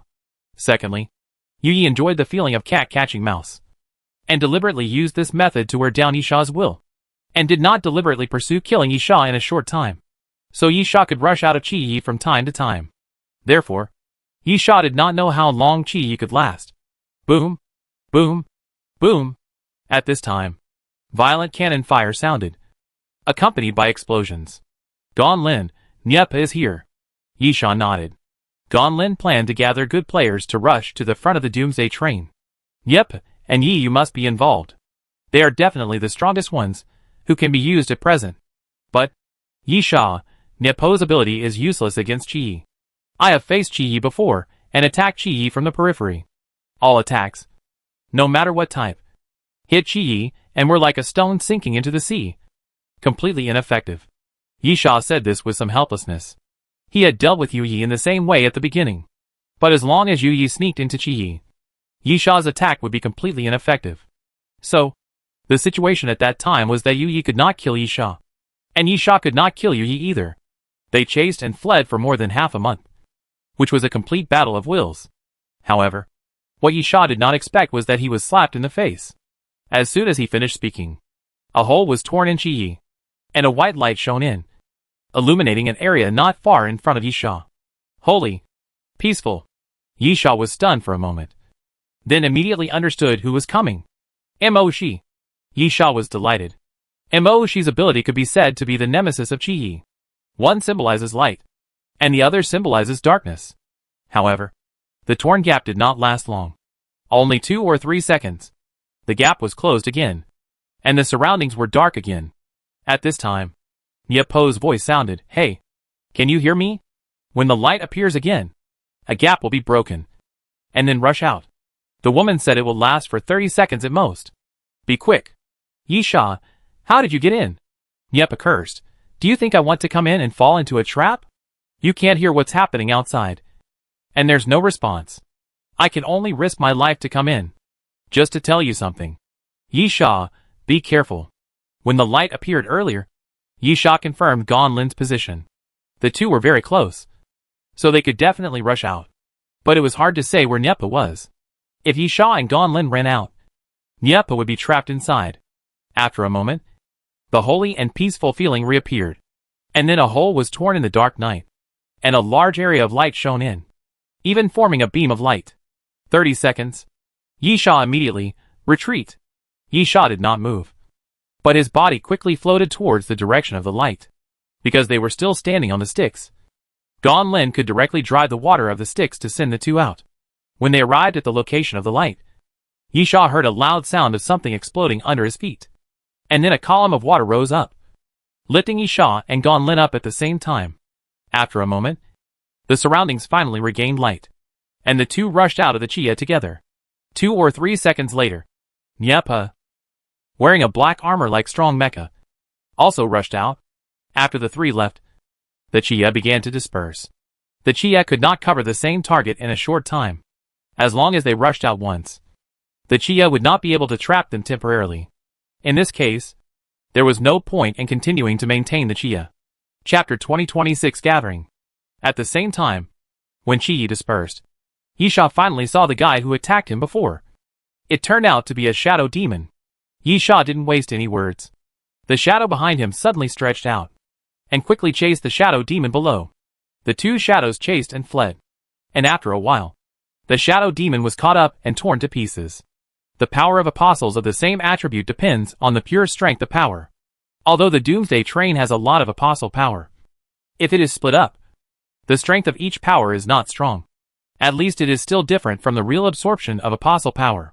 However, Yisha does not think that Doomsday train is weak. Or rather, Yisha does not think that Doomsday train has shown its true strength. It feels like a thief comes to your house and is discovered. Even if you have a gun, you will only drive him away and shout him away, instead of shooting him directly. It can also be understood that Doomsday Train is only thinking about how to destroy this place, instead of making time to deal with Yi Sha and his little bastards. After dealing with the Shadow Demon, Yep, and Yi Yu also came to Yi Sha's side, and Imoshi fell from the air a step later. Yi Yu sensed it, and pointed to the southeast, towards the front of the train. Gon Lin, wait! There should be more people coming. Yi Yu, if you are not strong enough, it is useless for them to come. Gon Lin, you should think the other way around.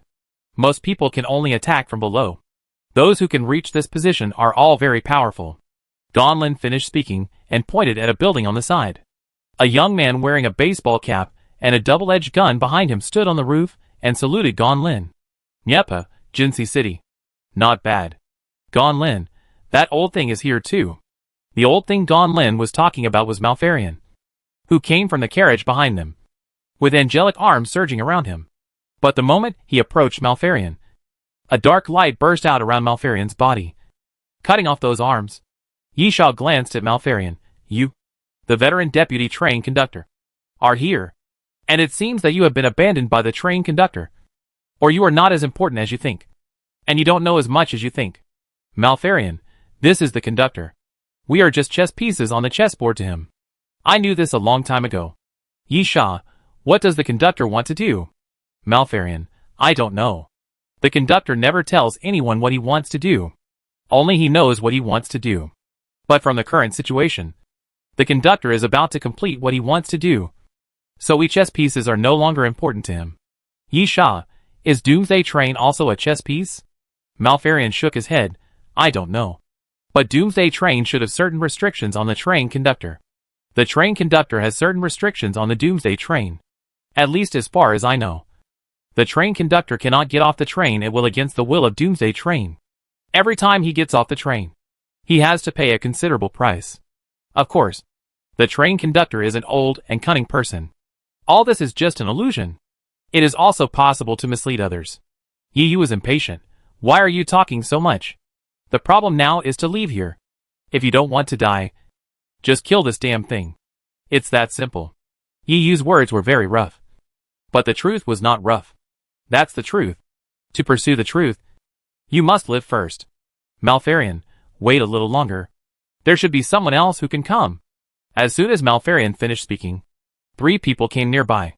One was Yi Sha's old acquaintance, the Super Beast Besta. The other 2 Yi Sha didn't know. One was a woman in her 30s wearing a small suit, and the other was a burly man. However, Yi Sha didn't know them, but the others did. They were all train attendants. However, the train attendants, who were known by the chief train attendant and the deputy train conductor, must not be simple characters. Yi Sha, it seems that there are many more characters after I left Doomsday Train. These are obviously the characters who rose after Yi Sha left. Otherwise it is impossible for Yi Sha to not know them at all, and even heard of them. Malfarion, not many. Almost all the names that can be called are here. At this time, Moshi suddenly grabbed Yi Sha's arm and bit her lip. Yi Sha glanced at Moshi, not quite understanding her expression. She seemed a little excited, but also a little worried, with mixed feelings. Moshi, the great sage is here. Oh! Yi Sha, where? Moshi, nearby. I can feel it. Yi Sha nodded. The great sage is definitely the strongest among the guides. The title of the oldest guide is not just for show. The best way to improve strength is to accumulate. Therefore, living longer is obviously an advantage. Secondly, the great sage has a high status in the apostles, and the same is true among the guides. It is definitely not just because of living longer. Strength is obviously the key. However, the great sage once fought with the train conductor and his strength was greatly weakened. Therefore, when Yi Sha heard that the great sage was coming, he was not too excited. It is hard to say how much help the great sage can provide at present. Thinking of this, Yi Sha showed a look of realization. No wonder Imoshi was nervous, excited, and a little worried. The great sage is definitely one of the spiritual pillars of the apostles' walk. The appearance of the great sage is a booster for Moshi. But Moshi is also very clear about the great sage's physical condition. In fact, it was Moshi who told Yi Sha about the great sage. So naturally he had such a tangled expression. Yi Sha, Don't be too nervous. The great sage should know what's going on. Mashi nodded. Yeah. Yisha, I'm very curious. Even the great sage has shown up. But there's another guy who should have shown up. But he didn't. Who are you talking about? Mo, she asked, and then suddenly realized, Qianyan? Yisha nodded. This Qianyan is a bit mysterious and magical. The people in the Apostle Walk are very impressed by Qianyan's strength. But at the same time, they say that this guy is quite difficult to get along with. Lonely. And solitary. No one has even seen Qianyan's true appearance. And no one knows his name, or even his gender. But no matter what, there is no problem with his strength. Although Yisha has never seen Qianyan take action, he has only heard about it from hearsay. And he has only seen him a few times. However, the fact that the other party can go deep into the core area of the hive shows that he is very powerful. After the hive is destroyed, he should also be able to break out. It is quite surprising that he did not show up at the moment. Chapter 2027 Attack. Yisha, he's not the only one left. Let's do it. Malfarian smiled. I think I should be the least trusted one. So, Old Vanguard? Yisha held out his hand. Please. Malfarian knew his own limitations. And Yisha was not hypocritical. Because it was a fact. Malfarian was definitely the least trusted one. Distrust was due to many factors. And from Yisha's point of view, anyone who had ever fought a war was on the list of those who were not trusted. Of course, trust or not is not important. They can cooperate when necessary. But Yisha will be very vigilant. Especially because Yisha was tricked by the old man Malfarian, and was taken off the Doomsday train. He was really miserable that time. Secondly, Malfarian was the deputy train captain. Of course, Gon Lin is also now. But the nature is different. Gon Lin took over after Yisha left the Doomsday train, and Dong Fengyu, the sword soldier clone of the deputy train captain, died, leaving the position of deputy train captain vacant. Gon Lin's path to becoming the deputy train conductor is traceable. But Malfarian is different. This old guy has always been the deputy train conductor in everyone's perception. And it is hard to say what his relationship with the train conductor is like. Even if it seems that he has been abandoned by the train conductor now. Who knows what the situation is? Maybe Malfarian stayed to monitor everything being destroyed smoothly. Or just to do something to everyone in a critical moment. Therefore, Malfarian is not only untrustworthy in Yisha's eyes, but also untrustworthy in the eyes of everyone. Since he was not trusted, Malfarian would most likely be the cannon fodder. Anyway, he had no say in whether to be the cannon fodder or not. In that case, it would be better for him to take the initiative to take the responsibility. Malfarian was self-aware of this. The two sides formed a tacit understanding. And Malfarian did not say anything nonsense. And stepped directly on the sticks to go upwards. The Doomsday train's attack never stopped. But there were many people gathered. And everyone took turns to attack. And they were able to resist the Doomsday train's attack. So they had the leisure to talk here. Malfarian took the lead and stepped on the sticks to go up. Just as he reached the upper carriage, the arms of the Angel of Power appeared again. There were more than a dozen of them, which kept extending and falling in the direction of Malfarian. The arms of the Angel of Power are the most commonly used attack method of the Doomsday train, because they are easy to use and can be entangled endlessly. Malfarian said nothing and raised his palm. A black ball of light appeared in his palm and was thrown forward. The black ball of light fell and exploded. The arms of the Angel of Power around were instantly shattered. But in the next moment, more Power Angel's arms bypassed the place where the black light ball exploded, came from all directions, and approached Malfarian again. Yepa shouted softly and jumped into the air. Dreadlord. Yepa opened his arms to both sides, and the armor like strong mecha he was wearing quickly dismembered into pieces. The surface of his body appeared the metallic color of nanometal. And then new metal quickly appeared, covering Yepo's body layer by layer. It was a black and white armored mecha. The main body was white, but with black lines embellished. There was a huge metal ring on the back, directly embedded in the back. The next moment, Yepa flew straight into the air, and the ring behind him opened a cover, and countless micro-missiles were fired forward, smashing all the tentacles rushing towards Malfarian. All the way forward. Yisha calculated in his mind that if the Doomsday train still maintained the previous attack, it would be impossible to stop everyone. So far, the Doomsday train's attack is mainly entanglement. It is difficult for one person to rush out, but it is much easier with more people. The Doomsday train cannot stop so many people from moving forward. and mutual assistance can help those who are entangled. So, what should the Doomsday Train do? Everyone gave the answer. And now it is the Doomsday Train's turn to ask a new question. After rushing through the sticks, they came to the upper carriage. And Yi Yu pointed to the side, there. Gan Lin immediately urged the sticks again. The sticks was like a dim ribbon, crossing between the carriages of the Doomsday Train and heading towards the direction of the train head. The rotten flesh on the edge of the carriages kept wriggling. And then the worm-like pincers on the edge kept shooting out, like spears, flying continuously. At that moment, a rumbling sound suddenly came from all around. The man named Jean Chensi stood on the edge of the building, holding up the back of his hand, on which lay a hedgehog that was about the size of a baby's fist. "I'll do it," Jean Chensi said in the direction of the sticks, then stretched out his hand forward, and the hedgehog rushed forward. Almost instantly, the hedgehog's body turned into black smoke and rolled forward. After the flying spikes were caught in the black smoke, they all hung in the air as if time had stopped. Jean Chensi reached out to the top of his head, yellow Qilin seal. Above the Doomsday Train, a golden Qilin phantom appeared, quickly passed through the air, and then turned into a square golden seal, falling downward. With a bang, the yellow Qilin seal hit the carriage of the Doomsday Train, and the carriage made a loud noise. And then it was blown into two pieces. Jean Chensi reached out again, and a green dragon pattern suddenly appeared on his left arm, wrapping around his left arm. Green dragon seal. Jean Chensi punched forward, and a green dragon seal suddenly appeared on a carriage of the Doomsday Train in front of him. The green dragon seal seemed to be alive, constantly tightening its body. And then the carriage twisted, constantly making creaking sounds, and completely twisted. Yi Sha was amazed. This strength is quite good. You know, destroying a carriage is not a simple matter. It only takes 10,000 years for his own sword to cut a carriage into two. Jean Chensi's strength can be said to be quite impressive. And at the same time, he lamented that there are indeed many strong people hidden on the Doomsday Train. This can also be regarded as a way of survival on the Doomsday Train. Some people are not weak in themselves, but they are very low-key, do not stand out, and silently perform tasks. Any tasks with public rankings will be deliberately abandoned to conceal their strength.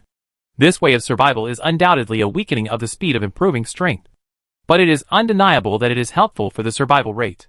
Moreover, living long is also a way to improve strength, accumulating everything through time, and finally accumulating a lot. Jean Chensi obviously belongs to this type. Jean Chensi not only resolved the attack, but also opened a way. Yi Sha did not waste words and waved his hand directly. Go! Chapter 2028 Joining Forces. Following the sticks, we went up again and arrived at the next carriage. But at this moment, the Doomsday Train suddenly stopped moving. The Doomsday Train was not moving very fast, and it did not seem to have much impact. But even if it was pushed slowly, the surrounding buildings could not withstand the push of the Doomsday Train. However, even if the speed was not fast, there was still a clear feeling. And now, the Doomsday Train suddenly stopped, and everyone could clearly feel that the carriage under their feet did not continue to move forward. Suddenly, Yi Yu was the first to be startled. Because of her brain ability, Yi Yu was much more sensitive than others. She shivered suddenly, looked up, and then trembled. The front of the train. Everyone looked over and saw that the front of the Doomsday Train slowly turned around, facing their direction, and gradually approached. Only a few dozen carriages near the front of the train were moving. The Doomsday Train was like a giant dragon with its head lowered, slowly approaching them. Yi Sha, does this mean that we don't need to look for it anymore? It will come to us on its own? Gan Lin decisively, get ready for battle. The front of the Doomsday Train slowly turned around, approached about a few dozen meters away, and suddenly stopped. Everyone immediately became alert. Buzz! Suddenly, everyone felt a headache, as if their heads were torn apart. Mental power shock. Almost everyone gnashed their teeth in an instant. And this mental power shock was several times more severe than before. Yi Yu shouted in a low voice, and also met the attack with mental force. To deal with mental force attack, in addition to one's own will and mental force, one can only rely on superhumans. When mental force attacks collide with each other, they will cancel each other out. The next moment, everyone clearly felt that the pain in their heads quickly subsided. But Yi Yu opened his mouth and spit out a mouthful of blood. His face was as pale as gold paper, and soon became pale again, without any blood color. Yi Yu gritted his teeth. If you want to fight, fight quickly. And then launch a mental force attack later. I can only hold on for 3 or 4 times at most. Yisha glanced at Malfarion, who understood that it was time for him, the vanguard, to take action. If he didn't, the others would definitely not take action, and would definitely be on guard against him. Malfarion didn't say anything either. If he had any second thoughts, he would have shirked his responsibility at this time. If he had no second thoughts, he would have to take action first, even if it was to unite everyone to deal with the Doomsday train. With a light shout, Malfarion walked quickly forward, waving his arms violently to both sides, and black light surged from his palms, which quickly stretched and turned into 2 black cross lightsabers. Death breath. Malfarion came to the front and slashed forward with his sword. The next moment, a large amount of black smoke appeared from the black lightsaber and rushed towards the Doomsday train. The black smoke kept rising and falling, forming waves like waves. Then, in the black smoke, countless headless knights riding black war horses, holding long spears, wearing black armor, but without heads appeared and charged towards the Doomsday train. Seeing the attack coming, suddenly, the lights of the Doomsday train flashed, and then the metal plates on both sides of the front of the train suddenly opened, like a giant beast opening its eyes. Boom! A huge sound appeared, and the black smoke exploded directly. The headless knight in the black smoke was torn apart and shattered in an instant, and completely disappeared without a trace. After resolving Malfarion's attack, countless rotten meats poured out from both sides of the Doomsday train, and then wrapped around the front of the train. Even the rear end of the roof grew barbs after being wrapped in rotten meat, and fine scales appeared in front. And this was just the beginning. As the front of the train changed, the rotten flesh began to surge between the gaps in the carriages. Originally, it only filled the gaps between the carriages, but now, the rotten flesh turned from the inside out and quickly wrapped each carriage. If the Doomsday train still looked like a train before, but just became like a huge monster, then now the Doomsday train has really become a monster.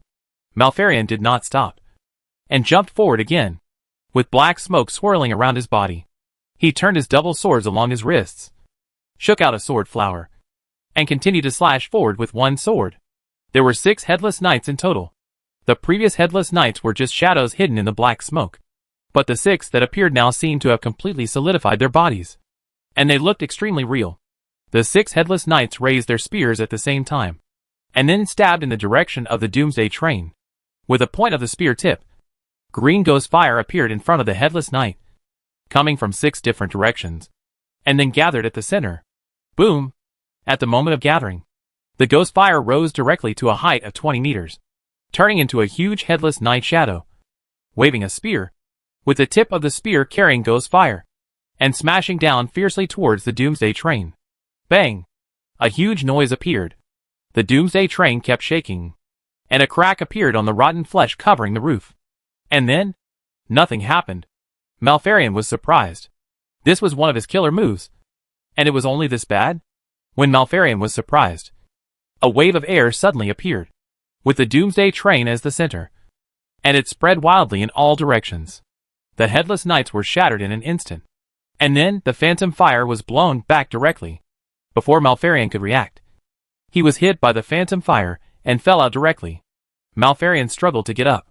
His clothes were completely burned, revealing a big hole. His chest skin was rolled up, and the smell of burning filled the air. Yisha, let's go together. The injury was real. Malfarion was severely injured by the Doomsday train. In this case, Yisha had no reason to continue to doubt Malfarion. Nyepa attacked first, his body floating in the air. Full fire. Shoulders, thighs, waist and abdomen. The weapon compartment on Nyepo's body kept popping open, revealing the missile launcher. At the same time, a large piece of golden energy suddenly appeared in the metal ring behind Nyepa, gathering in the center of the ring, and then forming a golden beam of light that blasted forward. Gonlin stretched out his hand forward, and the water of the sticks suddenly churned. A huge bone hand stretched out from the sticks and grabbed the front of the Doomsday train. I am the light. She pointed to the air. Judgment. A huge beam of light appeared, blasting down from above, landing fiercely on the Doomsday train. Everyone attacked at this moment, attacking the front of the Doomsday train at the same time. Yisha took a deep breath, then took a step forward and pulled out the sword. 3 swords in the world. Yisha shouted softly. One sword can destroy all rivers. Chapter 2029 Injured. Yisha thrust his sword forward. The sword light continued, and he slashed at the Doomsday train in layers. After one sword strike, Yisha did not stop, and leaped up again. 2 swords swallow the sun and the moon. This time, the sword light that Yisha slashed out with his sword was only one, no longer in layers. The moment the sword was struck, the sword light was magnificent and extremely dazzling, comparable to the brilliance of the sun. Yisha fell back into the sticks, took a deep breath, and jumped up again, thrusting the sword in his hand forward again. 3 swords anger heaven and earth. The third sword thrust out, extremely sharp, but turned into a mighty sword in tint. Although it looked ordinary, the moment it was slashed out, it had an unimaginable momentum, as if it could cut the heaven and earth in half with one sword. At this time, Malfarion finally came to his senses, and the previous heavy injury eased slightly. He anxiously said to the people besieging the Doomsday train, "Run!" As soon as Malfarion finished speaking, Jean Chincy flew out first. The huge yellow unicorn seal suddenly appeared above Jean Chincy's head at the moment of hitting the Doomsday train, and smashed down fiercely. After hitting Jean Chincy was blown away and fell far away. At the same time, Nyepa looked around him in surprise. Countless fireballs appeared around him, and then those fireballs suddenly became huge. Boom! Boom! Boom! The sound of explosion suddenly sounded, and the flames pushed out to the surroundings, quickly covering Nyepa. Then, a piercing sound appeared, and a golden beam of light passed through the air, breaking through the flames and hitting Nyepa's chest, knocking Nyepa down from the air. And with a plop, he crashed directly into the sticks. Moshi watched the white beam of light hit the Doomsday train, but under the cover of the white beam of light, the Doomsday train did not move at all. Moshi's face suddenly showed astonishment. Countless white halos appeared around Moshi, and then, the same white beam of light suddenly appeared and enveloped Moshi. Moshi groaned and knelt on the ground. However, compared with others, Moshi's injury was the lightest. The apostle power contained in the white beam of light was the same as Moshi's own apostle power, and the damage it could cause to Moshi was very weak. Gon Lin seemed to have seen something, and immediately stretched out his hand and waved forward. Gulp! Gulp! Countless bubbles emerged from the sticks, and then a new giant bone hand stretched out. Sure enough, the previous bone hand grabbed the Doomsday train, and then was shattered by the shock, and flew back to Gon Lin.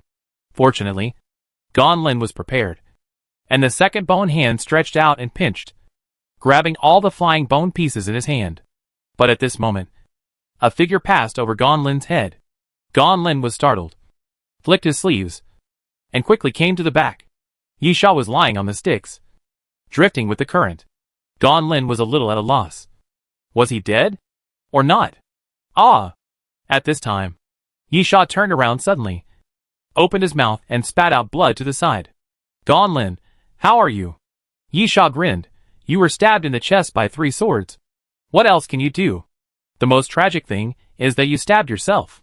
Yisha's clothes on his chest were torn, and there were 3 more sword wounds, which kept oozing blood. Malfarion stood up with his knees supported, coughing continuously while covering his mouth. And then, it can use any attack we have used before. Yisha gritted his teeth. You should have said it earlier. I just realized that you were too quick. Malfarion smiled bitterly. But it's not a rebound, but a copy. Rebound means rebounding their attack, while copying means copying their attack and then using it once. Compared to this is a good news among the bad news. Rebound means that their attack cannot cause any damage to Doomsday train, while copying means that the attack is copied after causing damage. Gon Lin raised her hand and took out the needle gun to inject Yisha. Soon, the 3 sword wounds on Yisha's chest began to heal. Yisha showed a little surprise. Gon Lin said, it's a special cell repair agent, but there is only 1 tube. Yisha nodded, didn't say much, and then looked up. Nyepa was not in big trouble. He was just bombed once. His armor-style strong mecha had excellent defense, and he took it hard. Moshi was also fine.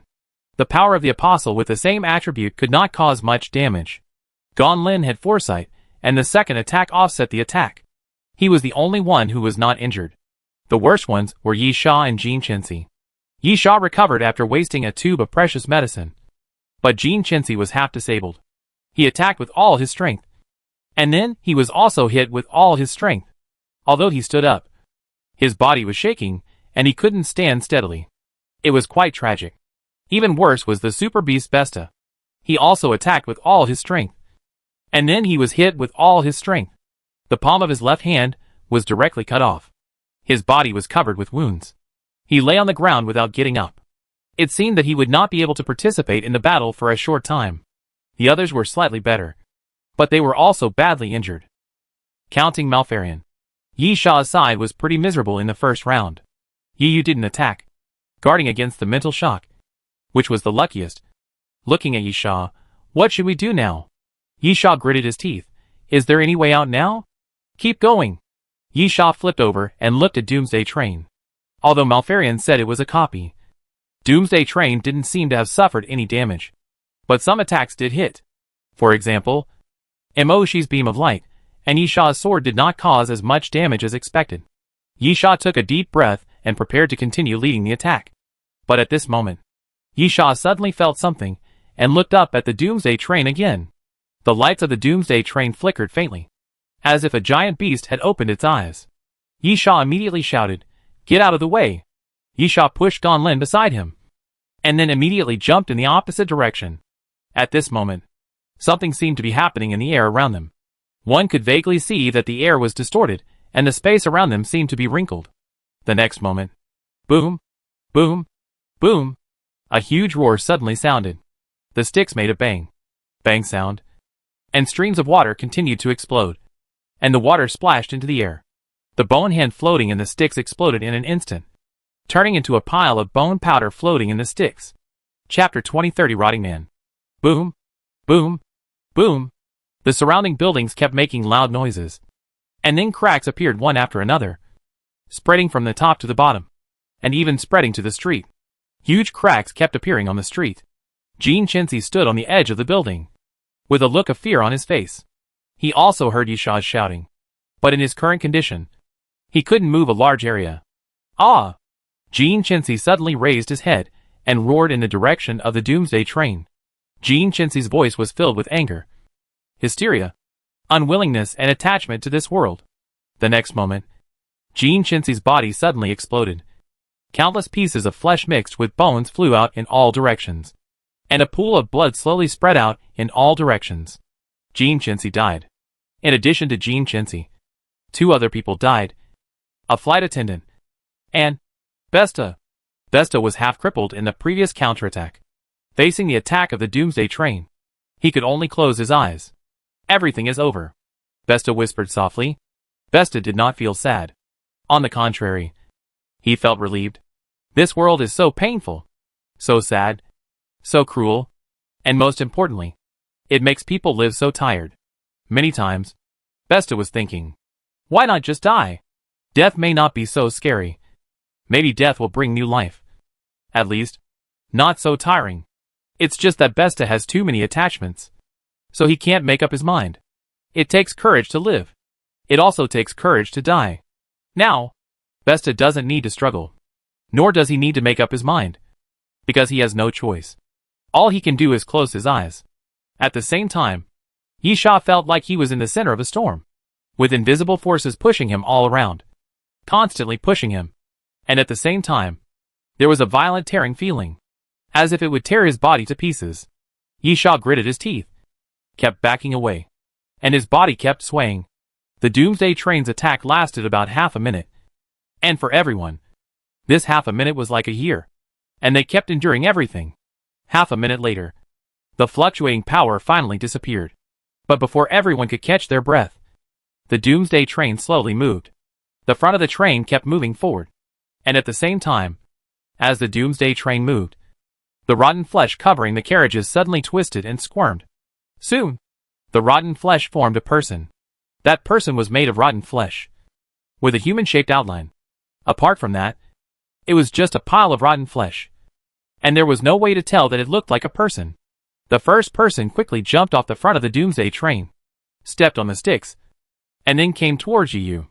Yi Yu was shocked. Yi Yu was indeed not weak, but there were many people stronger than Yi Yu here. Yi Yu was the strongest superhuman on the Doomsday Train. but not the strongest. Why did he have to attack himself first? Do you have to pick on the weak? Word spirit technique. Yi stretched out her hand forward. Slash! The mouth of the rotten man moved. And then he stretched out his hand forward just like Yi. Bang! A wind blade appeared in front of Yi and slashed at the opponent. But just when it was about to hit, the wind blade suddenly exploded. Yi was stunned. If her feeling was correct, the opponent also used the word spirit technique. But it was the broken word spirit, which directly shattered her wind blade. Yi no longer used the word spirit technique, but mental power attack. Sure enough, just as Yi launched a mental attack, the opponent also launched one suddenly. The two mental attacks collided and then cancelled each other out. At the same time, the second rotten flesh man appeared. This time, it was Nyepa who came after him. Without saying a word, Nyepa took off the metal ring on his back and threw it at the rotten flesh man. The metal ring kept rotating and was extremely sharp. As long as the opponent hit it, it would definitely cut the person directly. However, at this moment, countless metal armor pieces appeared on the rotten flesh man's body and quickly covered his body. Armored strong mecha. And the sound is exactly the same as the one on Nyepa. Clang! The metal ring hit the opponent's chest, leaving a mark on the armor plate on the opponent's chest. And then it was bounced off. The rotten man stretched out his hand forward, and the position of his forearm bounced off the weapon compartment. Two missiles suddenly flew out and exploded in front of Nyepa. Then, the third rotten man appeared and jumped onto the sticks. Malfarian's eyes twitched. The third rotten man was coming towards him. He ran quickly, then stretched out his hands to both sides and made a fist. And then two black lightsabers appeared. Malfarian always looked like an old gentleman. Of course, he was a real gentleman. Before the end of the world, he was a nobleman with a hereditary title. Even so, Malfarian had the urge to curse. Malfarian had seen through the sinister intentions of Doomsday Train. Under normal circumstances, if Doomsday Train created an opponent exactly like them, it would not be that difficult to deal with. Although the abilities and physical qualities may be exactly the same. If the other party knows you, it means that you also know the other party. Because no one knows oneself better than oneself. At this time, combat experience and wisdom will play a decisive role. Malfarian does not think that he will be inferior to a clone dummy. However, they have been attacked by Doomsday Train twice, and almost everyone is injured. Facing an identical self again, that is another matter. Even more ferocious is coming. The second sticks appeared. Gonlin's face was extremely solemn. The second sticks appeared and crossed with her sticks, forming a cross. The next moment, bubbles kept gushing out of the sticks, and a rotten man rose from the sticks, with his left arm raised. The rotten flesh turned into the appearance of a red fire eagle again, and the rotten flesh at his feet turned into the appearance of a wolf of the underworld. Then, it was Yisha's turn. Yisha looked at the rotten flesh men who appeared in front of everyone, and was wondering if he could survive the disaster when the fifth rotten flesh man appeared. The rotten flesh man was also not polite, and he opened his mouth and roared silently. And then fine dragon patterns began to appear on his body, and a pair of huge dragon wings spread out from his back, and he directly entered the dragon state. Damn! Yisha had just time to curse when the rotten man punched him. Zila! A sharp sound of electric current surged, and then a current appeared in front of the rotten man's fist, flying towards Yisha. Yisha gritted his teeth and punched out as well. Boom! The two currents collided with each other, and immediately a huge explosion sounded. Chapter 2031, Change of Position. The two currents collided with each other, making a loud noise, and then bursting at the same time. Yisha was stunned for a moment. Then he moved his throat. The power of the currents on both sides was about the same. This was not a good sign, since the power and damage caused by using the Thunder Emperor's ability were equivalent. Then other abilities would obviously be the same. Doomsday Train really copied itself perfectly. At the same time, the rotten flesh man raised his hand again. Halong Yinpa. A fire dragon suddenly appeared, dancing up and down, and rushed towards Yisha. Yisha did not take it head on, but quickly moved to the side. After all, they were all abilities that he knew, so Yisha was naturally very familiar with them. Halong Yinpa looked mighty, but it was a direct distance attack, and he could easily dodge it by moving sideways. Secondly, the Thunder Emperor's ability must not be used, because there is a thunder core. If he blasted an electric current here, it would be absorbed by the opponent, and if the opponent blasted an electric current, it would be absorbed by him. Then the lightning cores on both sides always maintain 100% status, starting an infinite dead loop, which makes people feel painful just thinking about it. Of course, they can still fight. Both sides have the same ability. Yi Sha is not injured. It is not easy to kill an identical self, but it is not very difficult to kill a rotten man with the same ability. They understand each other, but their wisdom is not on the same level. The rotten man looks very mechanical. The Doomsday train gave them abilities, but not too much wisdom. And Yi Sha looked at the rotten man who wanted to attack, but suddenly stopped. And suddenly laughed. Do you have too many abilities, and don't know what to use all of a sudden? Yi Sha said while raising his sword and slashing forward. 6 dragons flying. Yi Sha slashed with his sword, and a blood-colored sword light appeared, which quickly turned into a blood dragon and rushed forward. The rotten man was honest. He used whatever Yi Sha used. At least, he didn't suffer any loss. However, this is the time to show wisdom. 6 flying dragons is a sword move that attacks in a straight line. But Yi Sha's 6 flying dragons is not in a straight line. The technique is very simple. Using the shaking of the wrist to make the sword body shake when the sword is out, so that the sword body will have a very small arc at the moment of the sword out. The blood dragon still goes out in a straight line. But because of this small sword arc, there will be a certain deviation when advancing, and finally form a fan shape. The farther the distance is advanced, the more obvious the fan shape will be. The blood dragon swung by the rotten meat man were just straight lines. The result was that the first blood dragon collided and cancelled out. And then Yi Sha moved sideways to dodge 5 blood dragons, while the rotten meat man still had to face the attacks of 5 blood dragons. Yi Sha moved quickly at the same time and rushed towards the rotten meat man. But at this moment, a person suddenly appeared beside Yi Sha and said to Yi Sha, "Do you need help?" Yi Sha was almost scared to death. Now they were all fighting against their own rotten meat men. How could a person suddenly appear? After a closer look, it turned out to be Emoshi. Yi Sha was surprised. You did it? In theory, it is the most difficult to determine the winner when Emoshi fights against the same kind of rotten flesh man as herself. Emoshi's main ability is the power of the apostle. In addition, there are some other means, but they are few and most of them are useless. They focus on defense and movement, and the means of attack is the power of the apostle. Therefore, it is conceivable that both sides will bombard with holy light together. Neither side is afraid of such an attack. And then, the world will be broken, and the mountains will be gone before they dare to determine the winner. But Mashi appeared beside Yi Sha, without even a scratch on her body. Mashi spread her hands. The Doomsday train didn't hurt my clone. Ah? Yi Sha was stunned again, and looked around. Everyone had theirs, but not Mashi's. Yi Sha's eyes lit up. Mashi was the only apostle walking. Yi Sha immediately understood and shouted around. Those rotten people are not copies of us, but can use the same abilities as us. Gonlin wondered, is there any difference? Yi Sha choked up. He didn't mean that. But there was something wrong with the wording. It felt like there was no difference between the two. Yi Sha had to explain. Our abilities came from Doomsday Train. So Doomsday Train created the Carrion Man, and then gave the Carrion Man the same abilities. Therefore, Emoshi's Carrion Man couldn't be created, because Emoshi's abilities didn't come from Doomsday Train. Similarly, as long as I use abilities that weren't obtained from Doomsday Train, the Carrion Man will be at a loss. As Yi Sha spoke, he leaped up and swung his sword forward. The sword of wind and rain in other mountains. Yi Sha shouted softly. The sword light of a lifetime illuminates the universe. Yi Sha thrust out his sword, and the sword light filled the air. Sure enough, the rotten flesh man's movements were obviously a little slow, or it could be said that he was stagnant for a moment. As a result, when the sword light arrived, dense blood holes appeared on the rotten flesh man's body. The sword of 4 seas, Yi Sha shouted softly, swept across the 4 seas to wipe out all evil. Yi Sha's sword did not stop, and he thrust out again. Yi Sha's aura instantly became sharp, and his sword intent was high. The rotten flesh man kept retreating, and he had not yet reacted. With a puff, one of the rotten flesh man's arms flew into the air and fell to the ground. Yi Sha, look!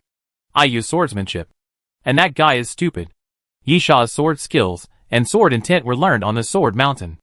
The sword moves came from this sword, which was sealed by Dongfangyu. The rotten flesh man had no way to stop it, and could not do it at all. Gonlin sighed. What you said makes sense, but it's useless. Yi Sha was puzzled. Huh? Gan Lin, you are an apostle. A traitor of Doomsday Train. Of course you have abilities that are not obtained on Doomsday Train. What should we do? How can we have abilities that are not obtained on Doomsday Train? Gan Lin's words are the truth. And Yi Sha also feels that he has thought things too simply. So he said that Gan Lin's abilities did not originally come from Doomsday Train, but from finding the relics left in the underworld. Just like some ancient antiques. Mysterious powers will appear after the end of the world. However, completing the mission of Doomsday Train and getting the title of Lord of the Underworld is related to Doomsday Train. So the Carrion Man can also use the sticks. The situation of other people is similar. Their strength almost entirely comes from Doomsday Train. Even if they have some items they found themselves, they can't compare with the things and abilities they got on Doomsday Train. Take Yi Sha for example. If he hadn't got Dongfang Yu's swordsmanship, he would not be able to use anything he got from the guide at the moment. Yi Sha frowned and thought for a while. Then slapped his head, changed positions. Everyone changed positions. Chapter 2032, Mijan. Everyone didn't understand what Yi Sha meant, but they soon understood. Yi Sha moved directly to Gan Lin's front and slashed with a sword, cutting a section of the sticks in front of him. Gan Lin immediately understood and dodged to Yi Sha's rotten flesh man. The sticks rolled back and rushed towards Yi Sha's rotten flesh man. She quickly came to Malfarian's position. Even if Malfarian was stupid, he understood it and immediately rushed towards the rotten flesh men of others. Aren't they just the same abilities? After changing positions, Yi Sha should know the weaknesses of the rotten man. And he still knows them all. But it's hard to say if the rotten man changes his opponent. Secondly, you can play Tianji horse racing. If Yi Sha swaps with Gan Lin, there is not much difference. But if She swaps with Malfarian, She's holy light restrains Malfarian's death power, and naturally restrains the rotten man. Malfarian swaps with other weaker ones, and the strong defeats the weak, and the one who is replaced can swap with an even weaker one, or directly help others to fight 2 against 1, and continue to defeat the weak with the strong. Anyway, without She's rotten man, they always have one more person on their side. Yi Sha has brought the saying moving a tree can save a dead person to its extreme. With just a change of position, everyone is alive. Moreover, by killing one rotten flesh man and immediately supporting others, layer by layer, the rotten flesh man can be well contained.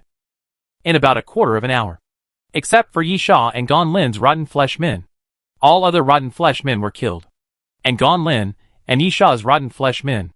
It's really hard to deal with. Niepa cursed, fired missiles continuously to the front, and then angrily said to Yi Sha, "Why do you have so many abilities and weapons? Can you use them?" Yi Sha's rotten flesh man is difficult to deal with because he has too many abilities and too many weapons. And this is also the reason why Yi Sha is omnipotent. He can fight in close combat, long-range combat, medium-range combat, bombing attack, defense skills, and dodge ability. This means that Yi Sha is not particularly afraid of anything. Anyway, he can play a few tricks on everything, and is not afraid of any attack. It is particularly difficult to kill him. Yi Sha spread his hands. "What's the point of you telling me this now? Kill him quickly." Niepa sighed and complained. What else can he do? As Niepa spoke, he took off the metal ring from his back, and was about to throw it at Yi Sha's rotten man. But at this moment, boom! A river of sticks flowed from below, and then a huge water column rushed up to the sky, hitting Niepa hard and knocking him down from midair. Malfarian quickly took action, and the black lightsaber in his hand cut the water column apart. But at this moment, a huge bone hand stretched out from the split water column and grabbed Malfarian. Niepa sighed again. Yi Sha was troublesome enough. And there was a woman who was even more troublesome. It was hard to tell what Gan Lin's type was. It was hard to say whether she was a melee type or a range type. Her ability was similar to that of a puppeteer. In fact, she was indeed a puppeteer. She had the title of puppeteer, and had alien creatures from the underworld under her command. But this was not Gan Lin's only ability. Just like Yi Sha did not rely on alien creatures for a living, Gan Lin did not rely on this for a living either. Moreover, rather than relying on alien creatures, it would be better to say that Gan Lin relied on summoning. Bones, wronged souls, and underworld warriors were all summoning abilities. But this is still not all of Gan Lin's abilities. She also has the sticks, the underworld, and the underworld realm. Gan Lin even has the ability to manipulate the mind. According to Nyepa, this woman and Yisha are really a pair of accomplices. Gan Lin's abilities are not like Yisha's miscellaneous abilities, which are a headache to look at. Her abilities mainly come from the power of the underworld and the resurrection of the dead, and she also has some auxiliary abilities. However, the result is the same. Gan Lin is as versatile as Yisha. Her abilities can be divided into many types. They can be used for long range, close combat, medium range, and regional coverage. Close combat is the only obvious weakness. But there are alien creatures to escort her. And she can also summon a bunch of Styx warriors from the Styx. Like a small army. In terms of the degree of trouble, Gan Lin is still better than Yisha. When dealing with Yisha's rotten flesh man, at least he can get close to him. When dealing with Gan Lin's rotten flesh man, he knows that the opponent is not good at close combat. But he can't even get close to him. In fact, Gan Lin's rotten flesh man is indeed stronger than Yisha's. Yisha's rotten flesh man is the combat power when Yisha left the Doomsday train. It is not equal to Yisha's own strength. Gan Lin's is different. After cursing countless times in his mind, Nyepa winked at Yisha. After thinking about it, he still had to rely on close combat to make a fuss. Yisha and Nyepa had worked together many times, so he immediately understood and rushed forward. Fire at full power, Nyepa shouted. And then, the weapon compartments in various parts of his body ejected at the same time, revealing the missile launcher. And the metal ring behind him began to accumulate energy, ready to launch an energy beam. Nyepa planned to bomb with all his strength once to open a gap for Yisha, so that Yisha could kill Gan Lin's rotten flesh man and engage in close combat. But, at this moment, a golden Qilin shadow appeared, quickly passed over Nyepa's head, and then turned into a square golden seal, falling downwards. Jin Chenxi's yellow Qilin seal. Nyepa looked forward, and then saw Gan Lin summon Jin Chenxi from the Styx. However, Jin Chenxi did not have the breath of a living creature. His eyes were dull, his skin was rotten, and he looked like a zombie, summoning the dead. Although he was a dead person summoned from the Styx, Jin Chenxi's strength was not compromised. Facing the falling Huang Qi seal, Nyepa was extremely conflicted. Should he change his target to resist Huang Qi seal, or take the blow and continue to help Yisha open a gap? Fortunately, Nyepa didn't hesitate for too long, because they also have the Styx. Gan Lin waved her hand unwillingly, and countless bubbles appeared in her Styx. Then, the identical Jin Chenxi appeared, with a blue dragon pattern on his arm, and punched into the air. Blue dragon seal. The two seals collided in the air, and the surrounding space seemed to begin to tremble violently. At the same time, boom, boom, boom, Nyepa could finally attack with confidence. Micro-missiles were fired continuously, blasting a gap in the skeleton group in front. Those skeletons would heal quickly, but at least there was a gap for a moment, which was enough for Yisha. Yisha shuttled through the scattered flames, came to Gan Lin's rotten flesh man, raised his sword and chopped it down with force. Yisha's rotten flesh man wanted to come to rescue, but was entangled by Malfarian and Emoshi, and had no chance to get close at all, and was completely suppressed. Chapter 2033 Meet Wings. Yisha came to Gan Lin's rotten flesh man, and slashed with his sword without hesitation. The sword light was cold. 24 bridges on a moonlit night. This was a sword that was sure to win. Gan Lin had no melee ability. It was not hidden, but really had no ability. It was easy to confirm this. Just ask Gan Lin directly. At this time, it was obviously meaningless to hide it. Besides, was there any need to hide it? If the rotten flesh man used melee ability, everyone would know. But Yisha's face showed surprise. His sword that was determined to win did not miss. But it did not hit Gan Lin. It hit a wolf of the underworld formed by rotten flesh. Yisha almost spit out a curse. He knew what ability Gan Lin used, because Yisha also had this ability. The title ability of the puppeteer can exchange positions with the alien creatures under his command. This ability is actually very ordinary. It is just to get the alien creatures out as cannon fodder. In terms of cost effectiveness, it might save lives, but it might lose a different species, which is actually not worth it. Of course, if the different species is strong enough, that's another matter. But in general, it's still not cost effective. But no matter how rubbish your ability is, there will always be a chance to shine. For example, now, the underworld wolf made of rotten meat was cut into several pieces by Yisha with one sword. and turned into a pile of rotten meat on the ground. But at least it resisted an attack. Yisha immediately looked for Gonlin's rotten meat man, and then almost vomited blood. And it turned out to be on the back of the red fire eagle. This is totally a rip-off. Yisha can fly, but he can't reach the height of the red fire eagle. The only ones who can catch up are Nyepa or long-range attacks. Of course, there is also the red fire eagle itself. An eagle cry suddenly sounded in the sky, and the red fire eagle appeared, turning into a huge ball of fire, smashing the red fire eagle made of rotten meat, and knocking it down. It depends on Gonlin himself to deal with Gonlin. Obviously, the red fire eagle has been lying in ambush for a long time. Seeing Gonlin's rotten meat man falling from the sky, Yisha did not hesitate to strike another sword, the wind and rain sword of other mountains. Yisha shouted softly, "The heavenly sword falls north." The virtual sword appeared and fell after Gonlin's rotten flesh man. But at this moment, the Styx below was churning, obviously still wanting to rescue him. But at this moment, Gonlin also urged the Styx, and the two Styxes collided fiercely. At the same time, the virtual sword fell and pierced Gonlin's rotten flesh man with one sword. Gonlin's physical fitness and melee ability were indeed not very good. He seized the opportunity to stab Gonlin's rotten flesh man with one sword, and Gonlin's rotten flesh man was half dead. Yisha added 2 more swords and quickly killed him.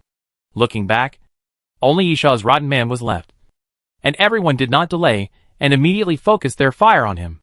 Yisha's rotten man was also difficult to deal with, but he could not handle it alone, so he was quickly killed.